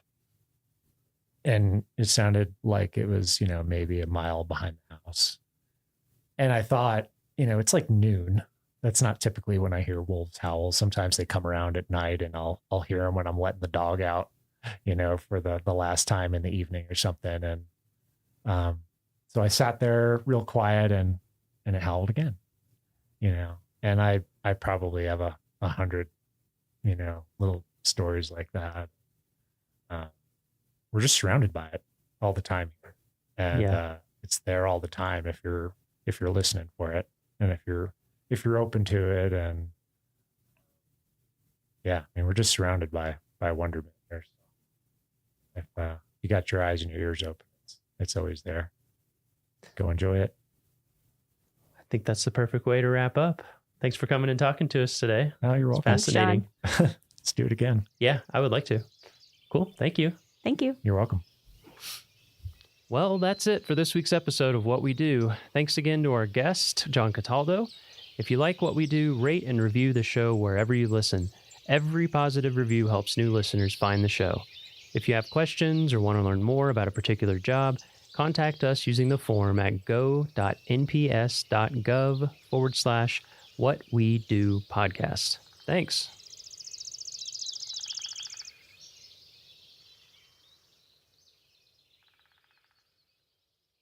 All right, Andrew. My first season working for Glacier, I was a receptionist at park headquarters. Okay. Lowest paid position in the park, mind you, answering questions people had via phone, email, and letter. Gotcha. Occasionally, we had people in person come to the front desk with a question. And one of the most challenging questions we ever got was, where is your World Heritage Site plaque? Or what? We are a World Heritage Site, recognized by the United Nations for protecting natural and cultural resources that are important to the whole world. And every World Heritage Site gets a plaque to commemorate this designation. Okay, I don't think I've ever noticed this before. Where was it? Well, that's the thing. Nobody knew. I told them I'd never heard of it, and neither had my coworker. So they described to us a 2-foot by 3-foot bronze plaque, and we started asking around. We asked our boss, who coordinates exhibits around the park. He didn't know. We asked facilities management. They didn't know. We asked the superintendent. Nope. We asked everyone in headquarters and started calling all over the park to see if anyone had any idea where it might be. And then it turned out it was in Canada. Oh, that explains it. Glacier National Park's northern boundary is the 49th parallel, also known as our border with Canada, and right across the border in Alberta is Waterton Lakes National Park. And the World Heritage Site plaque was displayed at a pavilion in Waterton. So I wanted to call up somebody who works there. You know, that's a great question, and I don't know that I fully know the answer to that. We've recently redone the pavilion in Waterton, so I don't know if that plaque is actually still visible there or not. That's something I'll have to go look for now. Exactly. That's Natalie Hodge. My name is Natalie, who works for Parks Canada, the Canadian counterpart to the MPS. I am the interpretation coordinator in Waterton Lakes National Park. Waterton, a literal stone's throw away, has been Glacier's neighbor since the very beginning. Yeah, Waterton was actually created in 1895, and it was originally titled the Forest Park Reserve. 2 years before Glacier was established as a forest preserve in 1897. Wow, that's really early. Not to mention that Parks Canada, the Canadian counterpart to the NPS, also beat us to the punch. Parks Canada was actually founded in 1911, and it actually became the world's first national park service. Predating the National Park Service by 5 years. The two parks, administered separately in their respective nations, oversee a contiguous landscape that doesn't recognize the political boundary that separates them. There's many jokes about animals not needing a passport in order to go back and forth between the two nations. We've seen black bears go back and forth across the border with no issue. Sometimes same with moose as well. Now, that elusive plaque that I mentioned. Yeah. If you manage to find it, wherever it is, it wouldn't say Glacier National Park on it. So we refer to our park, each of our parks, in kind of abbreviated names: Glacier National Park, Waterton Lakes National Park. But what is the full name of our parks together? The full name of our parks together would be Waterton Glacier International Peace Park. Our two parks share more than an international border. Waterton and Glacier National Parks agreed that this incredible landscape deserves our cooperation, setting aside political divisions to cooperate in the management of everything from invasive or endangered species to wildland fires. For example, if there's a fire in Waterton Lakes National Park, often fire crews from Glacier will come down and help, and then vice versa. And while there are over 100 international or transboundary parks and protected areas today, back in 1932, we were the first ever international peace park. Which, on top of signaling management cooperation, was a symbol of goodwill between nations, a statement of unity that in 1932, in between two world wars, must have been refreshing. With a passport, Waterton is just a few hours away from most places in Glacier, and there are a lot of ways to experience it. Yeah, there's some remarkable hiking opportunities in Waterton that range from short trips to all-day outings. And a personal favorite of mine is to visit some of the phenomenal restaurants in Waterton town site. Yeah, we don't have quite the same variety down here. But Natalie leads what I think is the coolest way to see the place, a way to really experience the international part of our title, the International Peace Park hike. I have definitely been fortunate over the years and have been able to lead that Peace Park hike, and it's probably one of the coolest elements of my job working for Parks Canada. The hike is unique really in the sense that participants start out hiking in Canada, get to cross an international border by foot, and finish the hike in the United States. And our audience members are generally quite excited about the opportunity to be able to hike in two countries in one day. It's so cool. They even hold a little hands across the border ceremony. And this is where participants line up on either side of the international border, and they shake hands as a sign of peace and goodwill with those across from them. And this is a long-standing tradition of the hike, and it's been ongoing since the creation of the hike in 1978. The International Peace Park Hike, or IPP, is 14 kilometers long, or just over 8.5 miles. You essentially walk the length of Upper Waterton Lake to wind up back in Glacier, where you'll finally catch a ride on the International, a 200-passenger boat that's ferried people across Waterton Lake since 1928. Yeah, and from having taken that ride myself, it really stands out as one of the most unique experiences anywhere in either park. Yeah, I agree. Even just looking into the other country, let alone getting to hike or boat into it, is powerful. Now, again, you do need a passport to visit Waterton, and you need a reservation to ride the International or to join the IPP. But no matter what you do on your visit, seeing both sides of the border will only enrich your experience. So the next time you come to visit, make sure you visit our sister park. Keep that spirit of goodwill alive, and maybe, if you're lucky, you could even find that plaque.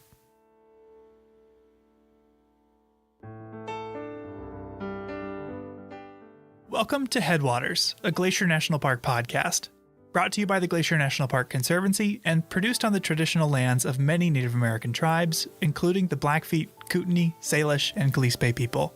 We're calling this season The Confluence, as we look at the ways that nature, culture, the present, and the past all come together here. I'm Michael. I'm Andrew. And we're both rangers here. Now, we've mentioned so far that Glacier has a lot of titles. National Park, World Heritage Site. But today we're going to focus on just one of them, International Peace Park, an agreement between the NPS and Parks Canada to cooperatively manage our shared resources. And no place better represents the International Peace Park than Goat Haunt, one of the most remote and least visited regions of Glacier. Okay, real quick, what's with the name? Goat Haunt? Yeah, it's kind of an archaic term, but a haunt is a place where someone or something hangs out. So essentially, Goat Haunt is a place where the mountain goats like to hang. Oh, I see. Well, odds are, even if you've been to Glacier before, you probably haven't made it to Goat Haunt, and for good reason. Yeah, there are no roads leading to it, and the shortest hike to get there is 22 miles. Shortest hike from the US, that is. So you could either backpack for a few days south of the border, or you can drive to Canada. Yeah, Goat Haunt sits at the southern tip of Upper Waterton Lake, one of the largest lakes in either park, which stretches across the border into both Canada and the US. Meaning Goat Haunt is just about 3 miles from the Canadian border. Yeah, so people overwhelmingly access Goat Haunt from Waterton Lakes National Park. Well, now I understand where the name comes from. Waterton Lake, Waterton Lakes. Okay, whatever. Yeah, so some people get there on foot, like on that International Peace Park hike, but most people arrive to Goat Haunt by boat. Including even the rangers that work there. Yeah, talk about a commute. So in this episode, we'll be looking at what it means to be an International Peace Park, how it happened in the first place, and how it has affected those that live and work here. All right, Andrew, where is our border with Canada? I think it's about 20, 30 miles north of here as the crow flies. Yeah, well, could you be even more specific? Where is the border?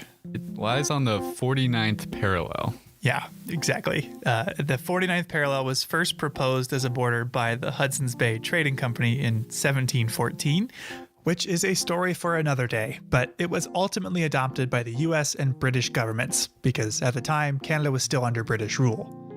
Now, British and American teams surveyed the border in the 1860s, with brief interruptions for the Civil War, and monuments were erected that cemented a border nearly 4,000 miles long. But did you know that that survey was actually wrong? Wait, really? Yeah. The border was first surveyed when we still thought the Earth was a sphere, but it's actually an oblate spheroid. What? Essentially, it's a sphere that bulges at the equator due to rotation. All that to say, the original line doesn't perfectly follow the 49th parallel. Really? No, it's close, but it's not exact. Spheroid and all, it does transect present-day Waterton Lakes and Glacier National Parks. And visiting the border between the parks today, you'll notice the only thing separating the two countries is a swath of cleared trees, a 20-foot wide unvegetated line continuing into the horizon. And as far as this area is concerned, the most meaningful discussions of that symbolic boundary occurred not in the halls of Congress or Parliament, but on the trail and around the fire. Two of the earliest proponents of a jointly managed park were John Kootenai Brown and Albert Death on the Trail Reynolds. Big fans of nicknames. Yeah, Brown was the first superintendent of Waterton Lakes National Park, And Reynolds was the first ranger stationed in the present-day goat hunt area. Yeah, and it was these two that hatched the idea that two parks in two countries could be managed together. And the story of their friendship is an origin story of the Peace Park itself. We actually know an awful lot about John Kootenai Brown.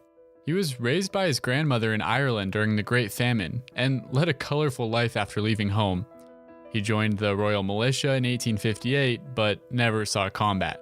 In search of excitement, he chased a fortune in the goldfields of British Columbia, working as a prospector, constable, trapper, guide, mail carrier, swamper. Swamper? What the heck is that? Yeah, it's someone who steers canal boats. 50 years later, he had garnered a reputation for knowing the region as well as anyone, which led to his appointment in 1910 as the first supervisory forest ranger of Kootenai Lakes Forest Reserve, which is now our northern neighbor, Waterton Lakes National Park. At age 70, he earned $75 a month to manage the whole area. Wait, only $75? That's like the highest ranking position in the whole park. Yeah, it's about $2,000 in today's money. Oh, all right. Now, much less is known about Albert Death on the Trail Reynolds. Born in Wisconsin in 1847, he and his wife moved to Montana's Flathead Valley in 1871 so he could work at a lumber mill. And to escape the nervous strain of work, 30 years later, he retired from being the supervisor at the lumber mill to become a ranger at the then Flathead Forest Preserve. When that preserve was converted to Glacier National Park in 1910, he was stationed on the southern end of Upper Waterton Lake. And while there have been biographies written of Brown, most of what we know about Reynolds we learned from his diary. Take this entry from 1912 where he's looking for poachers. Found where some hunters had camped and hauled down a sheep or deer from the mountains. But it was in Canada, about 6 miles from the boundary line. Which had been brought to life here by the voice talent of Ranger Bob Adams. Reynolds lived in one of the most undeveloped and least visited areas of the park, often with only wildlife as company. Friday, October 25, 1912. When I arrived at camp, a bear had been there last night, and he raised hell. All around camp he went, looking into all 3 windows. Took a bath in the wash tub and stood in front of the looking glass and combed his hair with his scrubbing brush. His nickname Death on the Trail was self-ascribed, and his disdain for horses led him to walk everywhere. He regularly walked 17 miles south to get his mail. Wow. I walked just about 1 mile to get my mail, and I thought that was rough. But Reynolds would also walk north to visit Waterton, where he befriended Brown. Yeah, he walked the full 12-mile length of Upper Waterton Lake, which starts in Montana at Goat Hunt and ends in Waterton Town Site in Alberta. Walking that whole way to visit his friend Kootenai Brown, unless he could catch a boat ride. Sunday, October 20, 1912. Left at camp 7 a.m. in one of Mr. Hazard's boats. Went as far as Weeks Landing, where I walked to the post office, got some mail, then went to Mr. Brown's. His duties as a backcountry ranger included looking out for poachers, forest fires, and other, quote, threats to the park. Okay, so what constituted a threat to the park? Well, in the early years, the Park Service was guided by a fundamentally different understanding of ecology than it is today. And Reynolds' writing illustrates this really well. Early park managers were especially eager to protect ungulates, like deer. He would actually follow deer in order to chase them towards better foraging habitat. Left camp as soon as I could. Went up the trail that the deer took up the mountains. I located them up on a high bench, almost to the top of that mountain. I managed to get above them. There were about 40 of them. I got above them after a hard struggle. The snow was deep. He thought he could get them to go somewhere where they'd be happier and safer if he could only jump out and surprise them. Some went one way, while others took my trail and went down. Last of them that I saw was about 2 miles and still going. They're safe. I think if I did that in a uniform today, people would think I was totally crazy. And on top of chasing deer around, he would actively hunt and kill anything that could harm them. To kill coyotes, he even enlisted the help of his friend Brown, the superintendent of Waterton. I went to one of Mr. Brown's baits for coyotes, and I found that a coyote had been there this morning and had taken a meal out of it. I followed his tracks for nearly 2 miles, and he did not show any signs of the poison, so I left. Canadian poison is no good. In the years since, we've come to understand that predators like coyotes, wolves, and mountain lions play essential roles in the ecosystem. The practice of poisoning them has long since been abandoned. It's not part of our job anymore. No, it's nice that attitudes have changed in that respect and decided that all animals have a right to be here and not just the ungulates. That's Tracy Weiss. Yeah, my name is Tracy Weiss. I've been working here at Belly River for the last 16 summers. The Belly River Ranger Station where she works is one of the northernmost in the park. In fact, to hike in to meet her, I parked at the Canadian border, spitting distance from the customs office. And while Tracy and her husband Bruce work here in the summer, Reynolds worked and lived near Goat Haunt year-round with only a wood-burning stove for warmth. It was 12 below freezing this morning, and now 6:30, it's 10 below. Even on holidays. I made a bread pudding for dinner and took a cup of cold water. That was my Christmas. I honestly cannot imagine the rangers that spent winters out here in that kind of cold and that kind of wind. Yeah. It must have just been phenomenal. But rain or shine, Reynolds would travel north to visit Brown. December 27, 1912. The snow was deep and soft. The wind was awful. Took till 4 p.m. to make Mr. Brown's. From what we can tell, the two were fast friends. Even though Brown, who wrote poetry and spiritual musings, never seemed to write much about Reynolds. Yeah, and Reynolds, in the journals of his that we have, he doesn't write about his friendship with Brown either. His journals are really utilitarian, a simple summary of what he did that day, often signing off with the number of miles he had traveled. But even still, Reynolds wrote often about his trips to visit Brown. Wednesday, December 4, 1912. Left camp 9:15 a.m. with Mr. Brown. He went as far as Weeks Landing with me to see if I got safe over the river. I had to break ice about 100 feet before I got into the main stream, but I made it okay. They collaborated for work, they shared notes, they sought one another's advice, and they socialized. And as you know, Andrew, the winters here can be pretty drab. Yeah, cold, gray skies, socked in. Which, by all accounts, gave them plenty of time to discuss the philosophical facets of their jobs, like the artificiality of the lines separating the two parks they were sworn to protect. One person who met Brown and Reynolds was Samuel Middleton, an Anglican reverend in Canada. And after meeting the two rangers, he wrote about their discussions of the boundary. Emblematic of the trouble with dividing the two parks was Upper Waterton Lake, which lay partially in the United States and partially in Canada. Reynolds suggested that geology recognized no boundaries, and that as Waterton Lake lay in its glacial cirque, no man-made boundary could cleave its waters apart. It'd be better then to accept nature's creation by removing the boundary line and acknowledging one park, one lake, in its own territory. And Brown agreed. He said that since the lake could not be physically divided, it was senseless to divide its management. This was a powerful idea at the time. A subtle suggestion, through the lens of a landscape, that a political boundary could not divide us. This idea of theirs to jointly manage the two parks would not come to fruition in their lifetimes. Of all the days I ever saw, today has put the cap sheaf on them all. Talk about wind. It has been a corker. I had to face it every step of the way, 18 miles.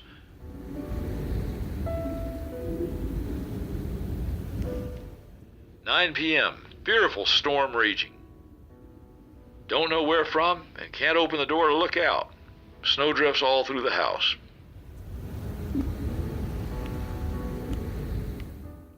Reynolds was clearly an incredibly tough person with a fortitude that's hard to fathom today. Wednesday, January 15, 1913. Went up to the lake. Had to use my snowshoes. It has snowed hard all day. It was so soft, I sunk in above my knees on snowshoes. I reached home camp, found 6 feet of snow on the roof.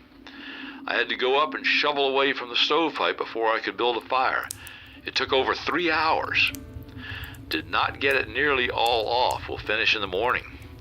It was 10 below zero all day and snowing hard. Distance 6 miles and 1 frozen toe. But as tough as Reynolds was, the winter of 1913 began to catch up to him, and he caught a cold he couldn't shake. In one last journey, he ventured north to visit Brown, who mentioned Reynolds in his own journal for the first and final time. 4 February 1913. Mr. Reynolds, here. 32 below zero. Rode and snowshoed west side of park to pass. Miles 20. Reynolds very sick. Up all night with him. 4 days later, Reynolds died. And 3 years after that, Brown passed away as well. Over the course of the next 20 years, the parks remained under separate management. A new Waterton superintendent was appointed to replace Brown, as was a backcountry ranger to replace Reynolds. Visitors came, people enjoyed the parks, and life continued.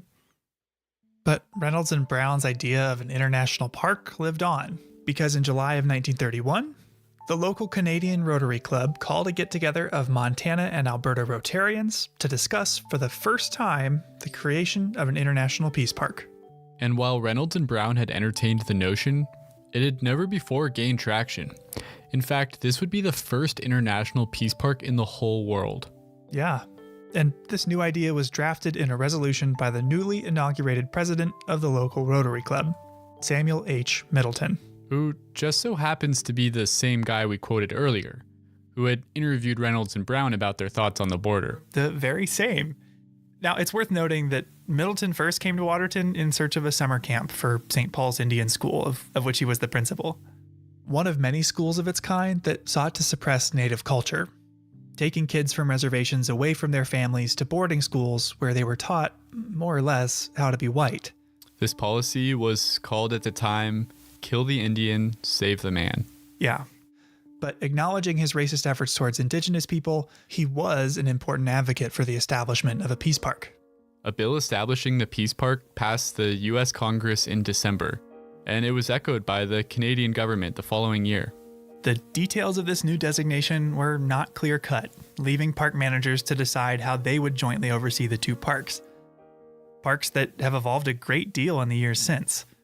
In his day as a backcountry ranger, Reynolds hardly ever saw anyone. But Tracy, the modern backcountry ranger working along the border, she says her main job is to work with people. I really see the main part of our job as educating people in the backcountry. Today, more people visit Waterton Glacier on an average summer day than the parks used to see in a whole year during Brown and Reynolds' time. But that hasn't changed why they're protected or why they're important. People that do come here, and they're more all the time, they're looking for something real. To go backpacking, to reconnect with nature. That's what these parks are all about. And I think every day that goes by, they're more important than they've been in the past. But throughout the last century, with all the changes it's brought, the two parks have strived to work together. So whenever our two parks share wildland firefighting resources, whenever we lead cross-boundary hikes or boat trips, you know who to thank. A couple tough old curmudgeons with an idea. Sunday, December 29, 1912. Oh, heavens, how it does snow and blow. A person can't see 200 feet, and it is coming harder and harder. I wish I was back in Helena.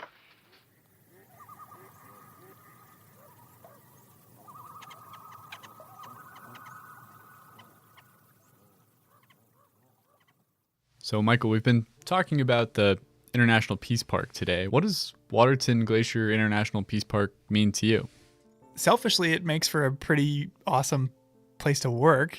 You know, I've got to hang out with a lot more Canadians than I ever did. And the coolest visitor center around here is the Alberta Visitor Center.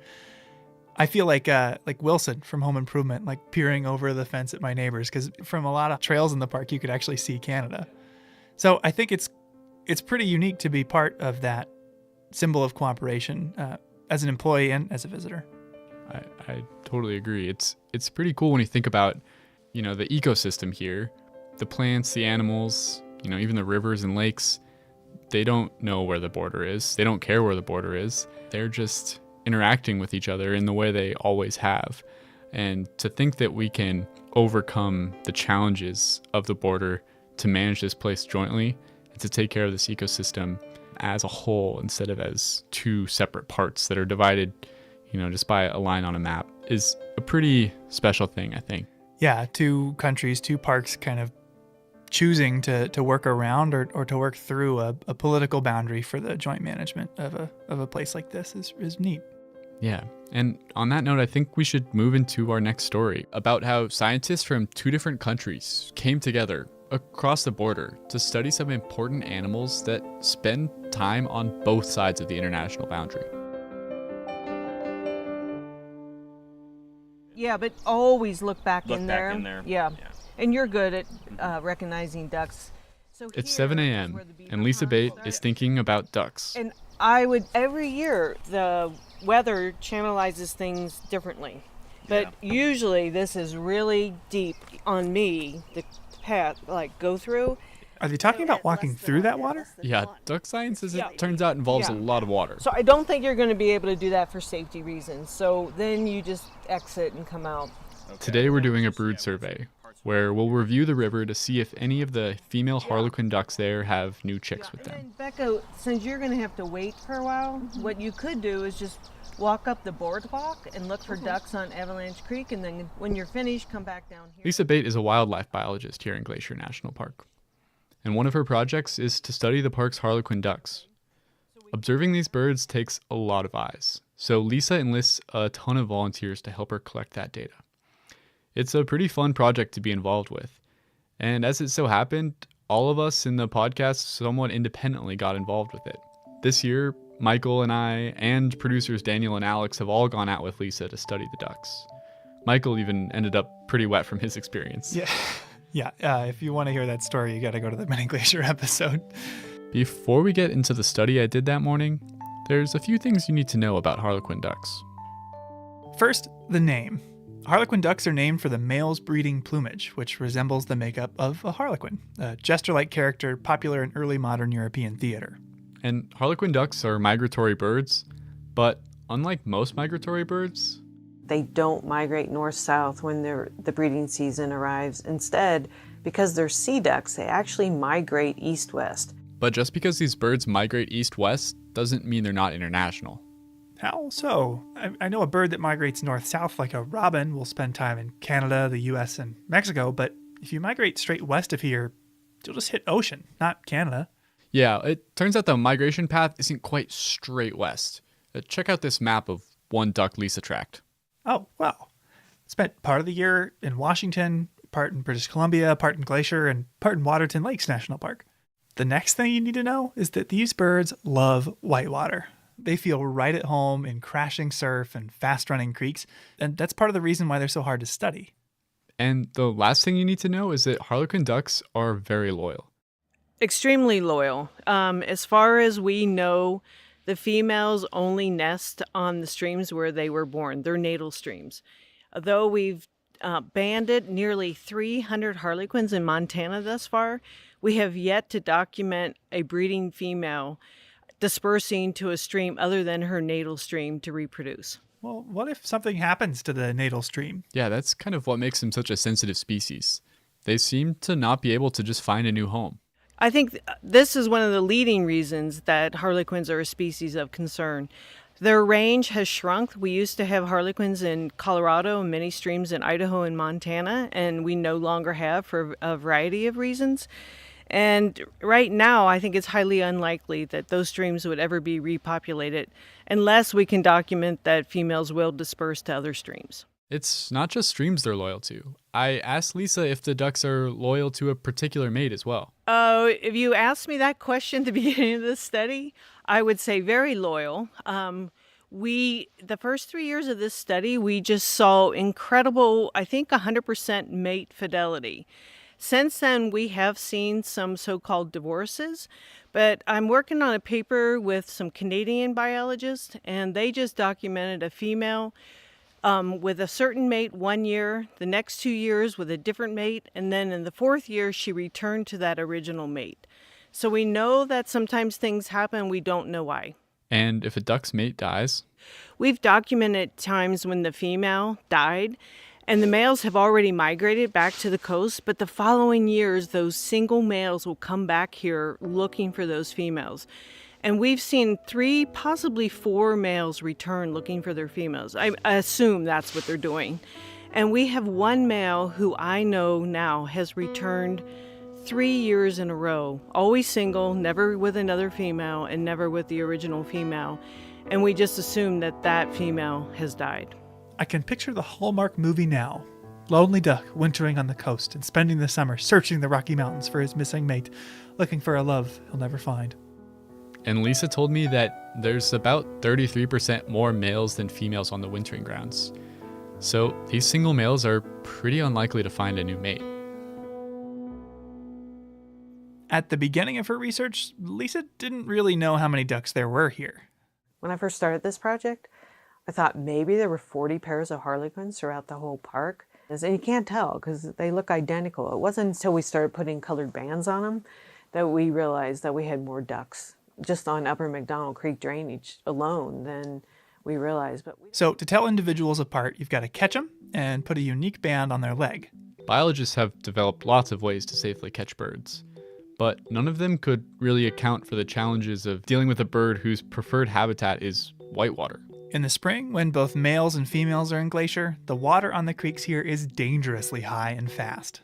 Wading out into a raging creek to try to catch a duck was potentially deadly, so for a long time, we knew very little about these birds. But it's not just raging waters that Lisa has to deal with. There's some years that we're walking over like 40-foot deep avalanche drifts still. So there were lots of challenges, but there was a lot of pressure to understand these birds better because they seemed to be disappearing. Biologists throughout the western half of their range have all documented a decline or a shift in distribution. But today when I joined Lisa, we weren't catching any ducks. We were just counting them. We broke into teams to comb every foot of the creek and observe if any of the hens had chicks. If we found any chicks, then later in the summer they could be caught and get a band before they migrated back west.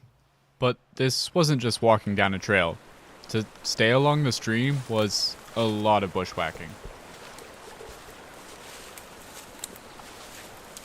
Yeah, and it gets really bushwhacky when the water's high. And at some point we're going to just start walking in the creek because it'll be a lot easier than bushwhacking. Okay. Because the bushwhack is like through hawthorn and real fun stuff like that. And eventually we just went right into the water. We walked in the creek through water that was above my knees. Well, did you find any ducks? We did. Lisa and I saw 7 harlequin ducks that day. And we were able to collect data on other birds as well. We saw some American dippers and spotted sandpipers. The sandpipers had just had little babies, and they were about the size of a piece of popcorn. They were so tiny and fuzzy. Popped popcorn, though. Popped yes? popcorn, Okay. yeah. So we actually ended up seeing a lot more pipers and dippers than harlequins.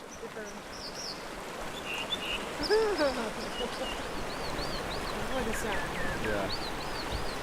That's great. The dipper just flew downstream singing. Hear it? Yeah, that sound. Yeah, it's unusual to hear them this time of year. They're more like February, March, and April when they're really singing up a storm. Flying and singing. Andrew just saw a spotted sandpiper. As far as harlequin ducks, we had seen 5 single females so far. Is that a lot? I don't know. It sort of depends on what they get down low. Yeah. Like I said, like a high count norm would be 12, so we still have a long ways to go. So how did this research get started in the first place? At first, Lisa just wanted to figure out if the ducks were even successfully breeding here. And I was like, okay, well, to do that, we'd need to find the nest and monitor them. And so we started like looking for nests, and we never found one. I think in 20 or 30 years of surveys here in the park, only one had accidentally been found when someone almost stepped on one. They were walking along the shoreline. So I'm like, well, how are you going to monitor nests if you can't find them? Luckily for all of us, we're not just in Glacier National Park, we're in Waterton Glacier International Peace Park. Waterton Lakes National Park and Glacier National Park, every year we have Science and History Day, and we A full-day science conference where experts from both sides of the border present what they've been working on. here. In my first year as a biologist here, I met Cindy Smith. She's the retired conservation biologist in Waterton Lakes, and I knew that she had done research on harlequin ducks in Banff National Park. So I was lucky enough to meet her and introduce myself, and I was like, hey, I'm thinking of doing some research on harlequin ducks and trying to find their nest. I said, we just aren't having any luck. I was like, how did you do it? And she's like, telemetry. You have to put radios on them. And she was totally right, because when we first started trying to find their nest, even with radios on, I mean, I think it'd be a 1 in a billion chance trying to find those nests because they're so cryptic, they're so hidden. And some of them literally were like 2.5 miles up off of another drainage and on a cliff and a burned habitat. I mean, But to put radios on them, first you have to catch them. So Lisa and Cindy, an American and a Canadian biologist working together, developed a mist net method of capturing harlequin ducks. So that must have been what I saw. Yeah, do you remember how it worked? Well, Gerard Bird, who joined us on the Grinnell Glacier hike in the Mini Glacier episode, and a friend of his paddled an inflatable kayak full of a couple people and a pole across the creek. The pole had a rope attached, so there was the near end and the far end, the one that stayed on shore and the one that went across the creek in the boat. And when the crew on the far side of the creek got out, they pulled the net taut. Oh, that makes sense. So no one had to be in the water. No, that you floated across, but you stood on either side and pulled it tight. And because harlequin ducks, unlike mallards that fly way up in the air, harlequin ducks fly down low, right over the water, so they go straight into the net. Okay, so what would you do if you caught one in the net? So the net is suspended on a cable that runs from one end to the other. And if they catch a duck in the net, the crew on the far side will twist their pole to close it, disconnect it from their side, and then the near side crew will pull the net all the way along the cable until the duck is in their hands.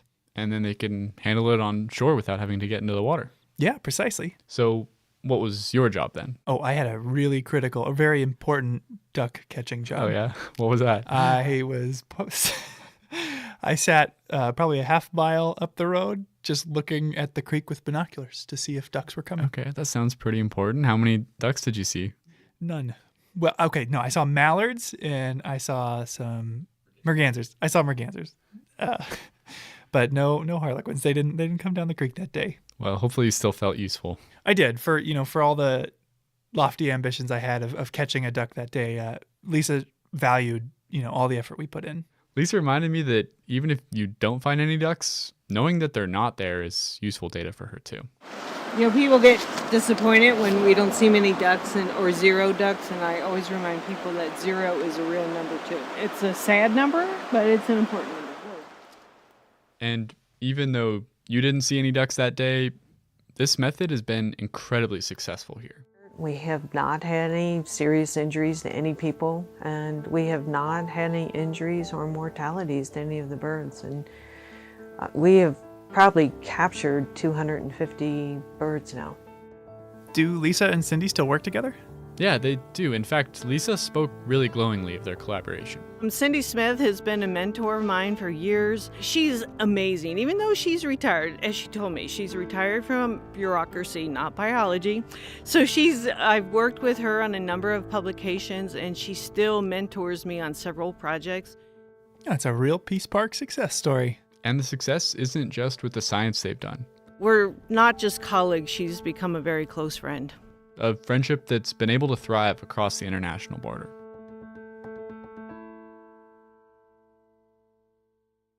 Each episode, we seem to cover at least one thing that, like this podcast, wouldn't be possible without the support of the Glacier National Park Conservancy.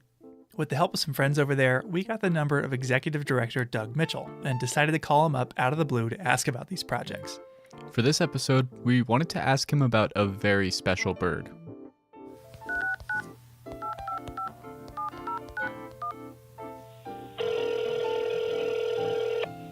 Glacier Conservancy, Doug Mitchell speaking. Hey Doug, it's Michael and Andrew. Hey fellas, how we doing today? We are doing great, but we have a question for you. Are you much of a birder?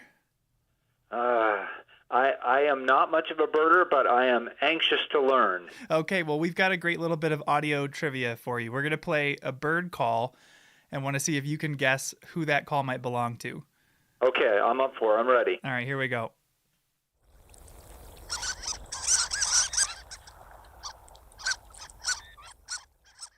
Does that ring any bells for you? I'm going to default to one of my very favorite projects in the park, and I'm going to say harlequin duck. You got it. You nailed it. How do you know about harlequin ducks? You know, I have come to know harlequin ducks, to be honest, through my work here at the Conservancy. We actually got to see a few of them with Lisa Bate. Boy, count me jealous. I have not, to my knowledge, seen one. My wife has. She watched a mom harlequin duck kind of teach her young to navigate the rapids there on McDonald Creek. It was, as she said, a really neat experience. Yeah, they're a very, very special, beautiful animal. So are you involved with Lisa's research at all? We've been very fortunate here at the Conservancy to be able to support Lisa's research in a number of areas, including with these harlequin duck studies, and also trying to do some work repairing some of the trails. There are some social trails that can be disruptive on the McDonald Creek area. So we've been very, very fortunate to be able to be part of that process as it's been ongoing. That's pretty cool. It sounds like it might allow some more people to have an experience like your wife did when they visit the park. Yeah, I think that would be great, right? That's what we're all about at the Conservancy, is preserving the park for future generations to enjoy, and to be able to think about being able to protect this species and have people later on be able to enjoy that is really a special thing to be able to think about, right? That's work worth doing. Absolutely. Awesome. Well, thank you for taking some time out of your day, Doug. We'll talk to you later. All right. Thanks, guys. Take care.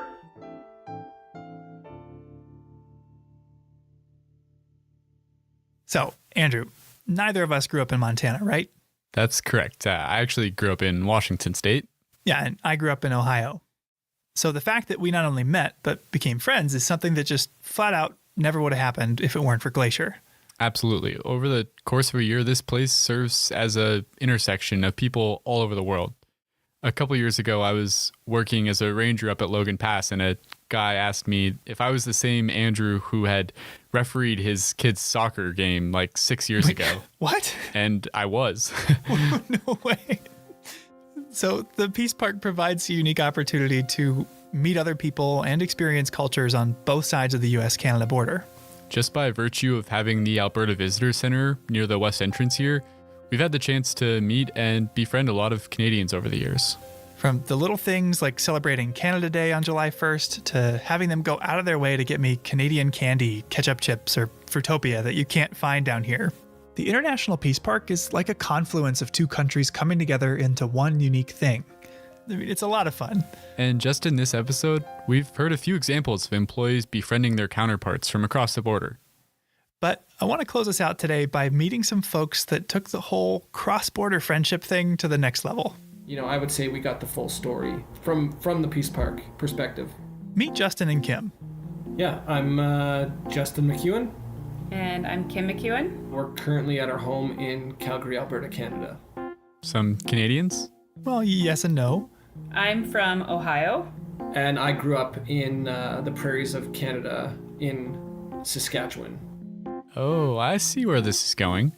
Justin and Kim both worked in Waterton Glacier in the early 2000s. Justin, how did you wind up working here? My uncle was park superintendent down in Waterton Lakes National Park, so I had some exposure of going out there and visiting him and my aunt.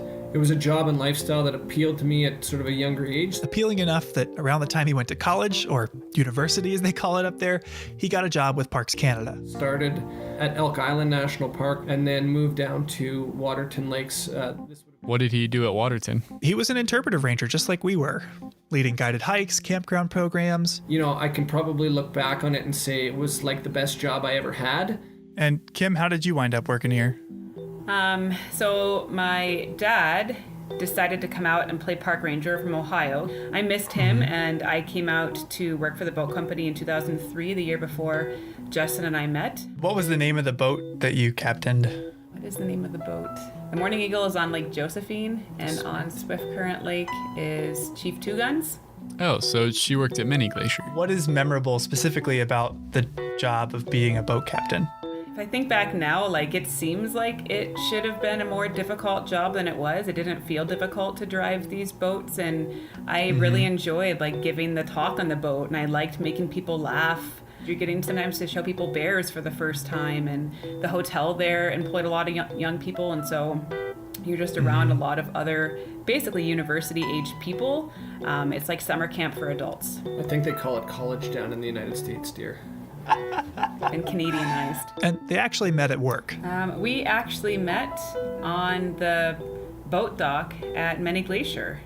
It was one of the other boat captains that was like, he's cute, you should go for a hike with him. Justin, a Parks Canada interpreter, was milling about in Many Glacier in the first place for his job. Yeah, so this would be part of a long-standing exchange within the Peace Park whereby a Parks Canada interpreter would go down to Glacier National Park and deliver a program every Friday evening, and then a counterpart, an interpretive ranger from Glacier National Park, would come up to Waterton to the Falls Theater to provide exposure to each other's parks within the International Peace Park.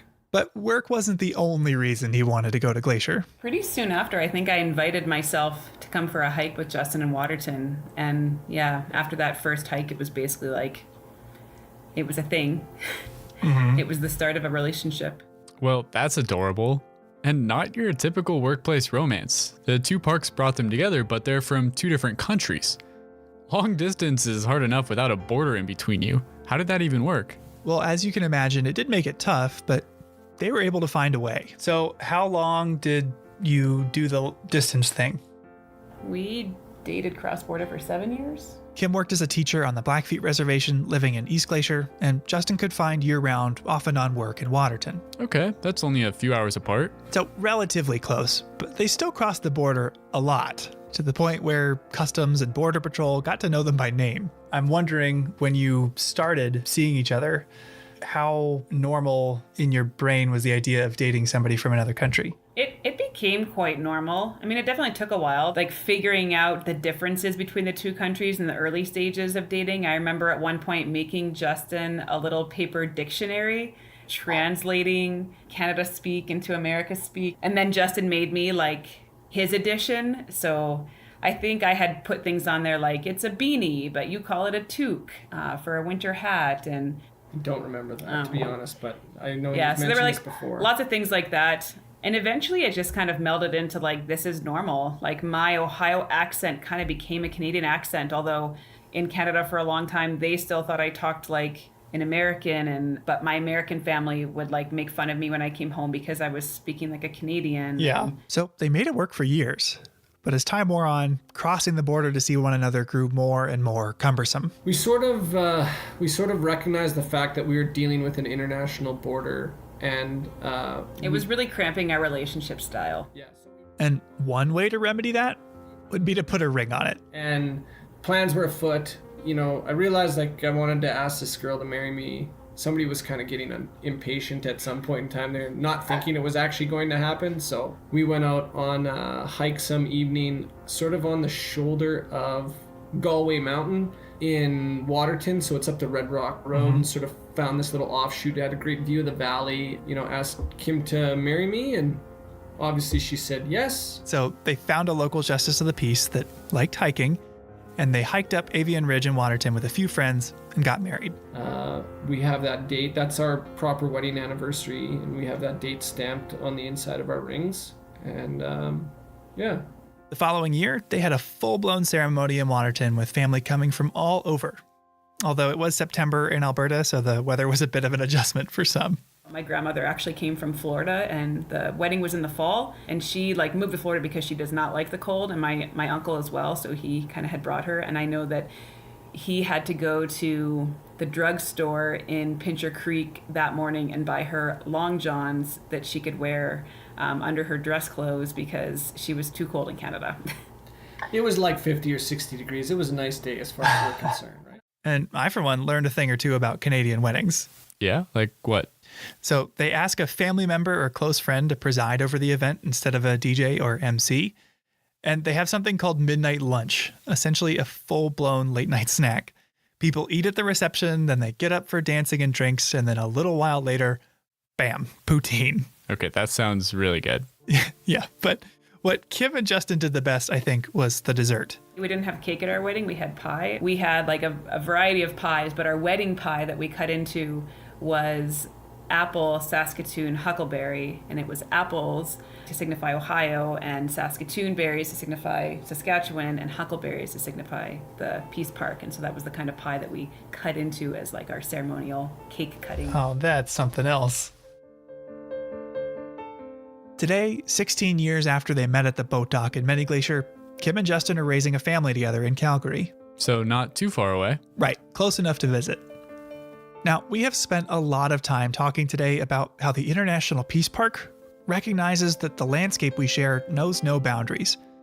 But as this story shows, neither does love, friendship, or camaraderie. Waterton Glacier International Peace Park is an invitation to see ourselves in one another.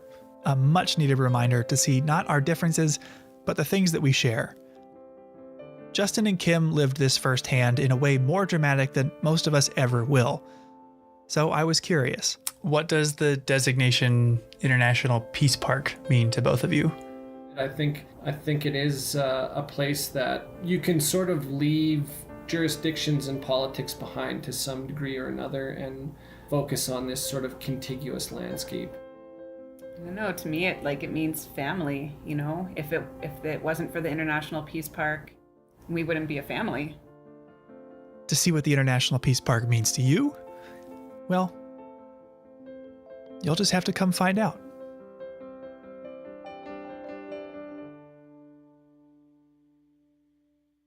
That's our show. For more information on the International Peace Park, on Waterton or Harlequin ducks, check out the links in our show notes. Thanks for listening. Headwaters is a production of Glacier National Park, with support from the Glacier National Park Conservancy.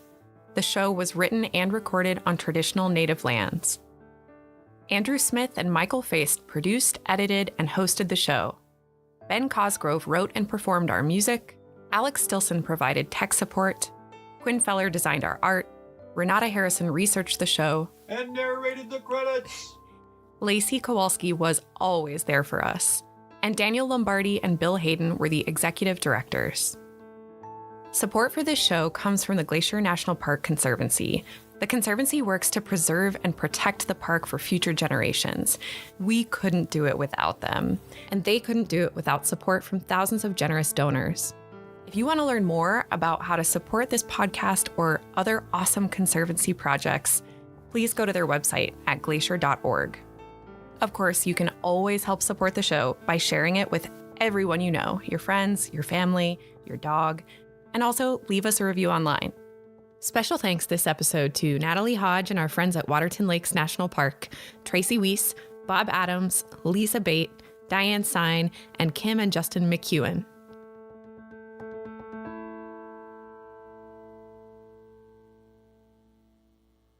I know I had a number of moments early on working over at the St. Mary Visitor Center. As you kind of get to the edge of the building and the building is no longer blocking the wind, I've had things that just got sucked right out of my hand. That's Debbie Smith. She's in charge of, among other things, the St. Mary Visitor Center.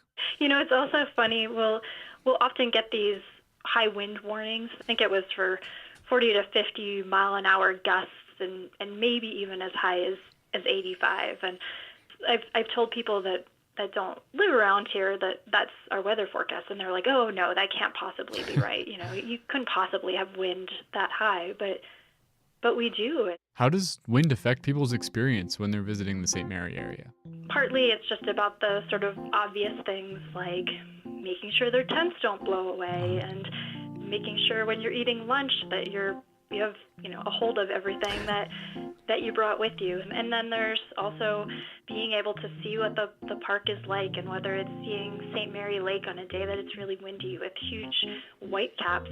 Even sometimes at the St. Mary Visitor Center on really windy days, we'll get the spray from the lake hitting the windows on the side of the building because it's just blowing it that far. And the visitor center is not right on the edge of the lake there. The wind has to carry that spray over a quarter mile for it to hit the building. When people are hiking in St. Mary, what are some of the effects of wind that they might see in the plants or the landscape? One would be flagging on trees. When you see trees that basically all the branches on the windward side are broken off or they're kind of deformed, so that side that's facing the direction from which the wind is blowing, and then it resembles a flag because all of the branches are just on the other side. Besides the practical side of not letting things blow away, do you think you've learned anything from the wind there? I think a lot of it is just learning about this place. And I mean, there's, you know, the obvious, challenges that it presents to people, like you were mentioning. But I think also the wind is something that makes the east side of the park really beautiful, and it makes it, this diverse place and dynamic and harsh and wonderful all at the same time. And it just adds to the experience, and it creates the amazing place that we have on the east side. How does wind affect life in your area? Does it invert umbrellas, sculpt dunes, or drive wildfire? Maybe you hardly think about the wind at all. The way you interact with wind is largely dependent on where you live. In Tornado Alley, wind is a life-altering force. But in other parts of the country, it might be more of a curiosity. In this episode, we're going to look at two elements that, perhaps like the wind, have been eliminated as a major factor in many people's lives, but that still find a home in Glacier National Park. First, you'll hear a story about the grizzly bears in the park, and then about our dark, starry night skies.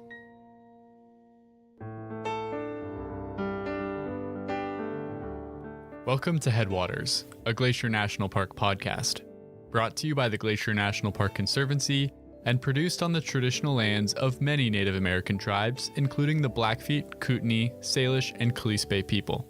We're calling this season The Confluence, as we look at the ways that nature, culture, the present, and the past all come together here. I'm Andrew. I'm Michael. And we're both rangers here. In this episode, we'll be in the St. Mary Valley. St. Mary Lake is the second largest lake here, and home to some of the most breathtaking scenery anywhere in the park. I mean, the view from Wild Goose Island overlook is even on Montana State driver's licenses. It's so beautiful. Really, it is? Yeah, I mean, look at your own. It's like the shimmering thing in the background that they... Oh yeah, there it is, Wild Goose Island. So we're headed to St. Mary because it is a great place to look for experiences that, over time, have grown harder and harder to find anywhere else. Yeah, Glacier is in many ways the last best place for experiences that the rest of the world may once have taken for granted, but have since faded away. Today, we're going to focus on two of those experiences. One that it helps to get up early for, and one that it helps to stay up late. Yes, something for the early birds and the night owls. Now, one thing that makes Glacier special is that we are home to an abundant and diverse range of wildlife. We have 71 species of mammal, 276 different birds, 6 amphibians, and even 3 reptiles live here. And I'm curious what your experience has been, Andrew, but as an interpretive ranger, it seemed like half of the questions I got from visitors were logistical, like where should I hike, is this campground open, etc. And the other half was about wildlife. Do you have moose here? Yes. Where can I see a mountain goat? That sort of thing. Definitely. You could make someone's whole trip by just pointing a spotting scope at a herd of bighorn sheep. But that excitement for wildlife encounters can go both ways, because some people are thrilled at the prospect, but others are actually scared. Glacier's home to predators like mountain lions and wolves, but the critters most people think about when they're here are bears. We have a lot of bears here. Both black and grizzly bears. As of 2018, the population of grizzly bears for the whole Northern Continental Divide ecosystem, of which Glacier is a small part, was estimated to be about 1,050 individuals. Of these, about 250 to 300 would live in Glacier. Wow. Some bears are going to spend part of their lives in the park, part of their lives outside of the park. And the black bear population in Glacier was thought to be about 600. I've heard that that's more grizzly bears per acre than anywhere else in the lower 48. But how do we even know that? This place is huge. It's like finding 1,000 needles in a million-acre haystack. Yeah, it was actually a pretty big undertaking to get those numbers. I actually talked to Tabitha Graves, the scientist who was involved with a lot of this research. Hi, I'm Tabitha Graves. I am with USGS. I'm a research ecologist. Not only is it a massive area to survey, you have to figure out how to distinguish individual bears so you don't just keep counting the same ones. And I know with birds, in these sort of situations, biologists will catch them and mark them with a leg band, some other animals with ear tags. Yeah, but capturing and marking hundreds of grizzly bears would be super expensive and time-consuming. Sounds very dangerous and would probably seriously disturb the animals. So the scientists used some really cool technological advances to measure the bear population in a different way. Back in 1998, my predecessor in my job, Kate Kendall, started doing research using genetics of bears. She put out strands of barbed wire around some trees in the woods with some stinky lure in the center of it, and found out that grizzly bears would go in to smell that. When they did that, when they walked over or under the barbed wire, a few strands of hair would be pulled out. And in that hair, there's DNA in the hair follicle, and from that you can identify individual bears. With the DNA captured in a hair trap, you could tell how many distinct individuals were around. This initial experiment proved the concept, and then they did a much bigger study in 2004. Before we got a population estimate, it was the first population estimate that had good confidence intervals and was fairly precise. That was 765 animals was the point estimate in 2004. From there, they took the survey even wider. And I cannot overstate how big of a project it is. They were monitoring a ton of hair traps across the whole Northern Continental Divide ecosystem. Michael, do you want to take a guess at how many rub sites they were monitoring for bear hair? Well, I imagine they tried to put them all over the park in the different regions. I'm going to say maybe like 500. We had, across the whole ecosystem, there are around 4,000 rub objects per year.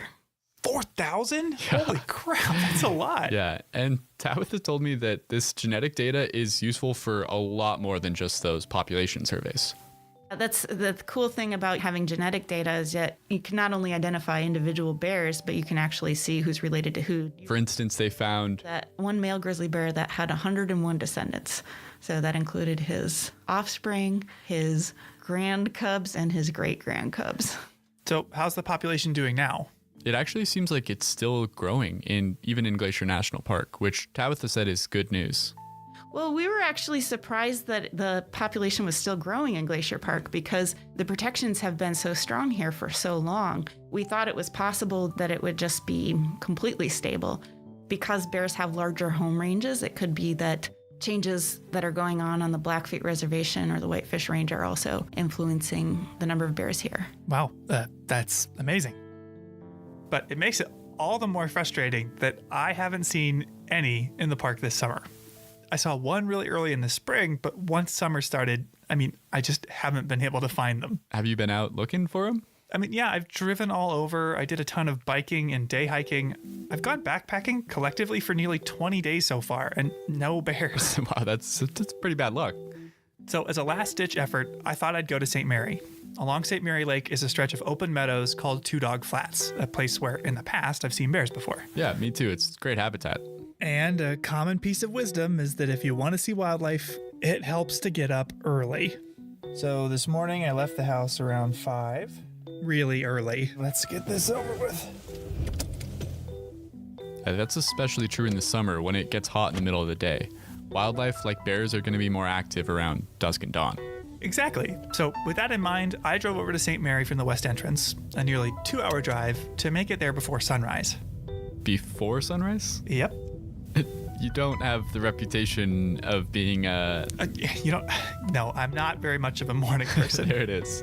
But this was serious business. I can't have gone the whole summer without seeing a bear. Seriously. And that's a promising sign. I just drove through some bear poop. So I parked on a roadside pull-off, got out my binoculars, and scanned the horizon. And binoculars will definitely help. At a distance, it's pretty hard to tell the difference between black and grizzly bears.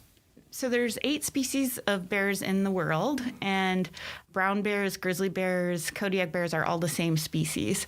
Grizzly bears and black bears are different species, and some of the differences between them are grizzly bears are more oriented towards digging. Black bears climb trees more.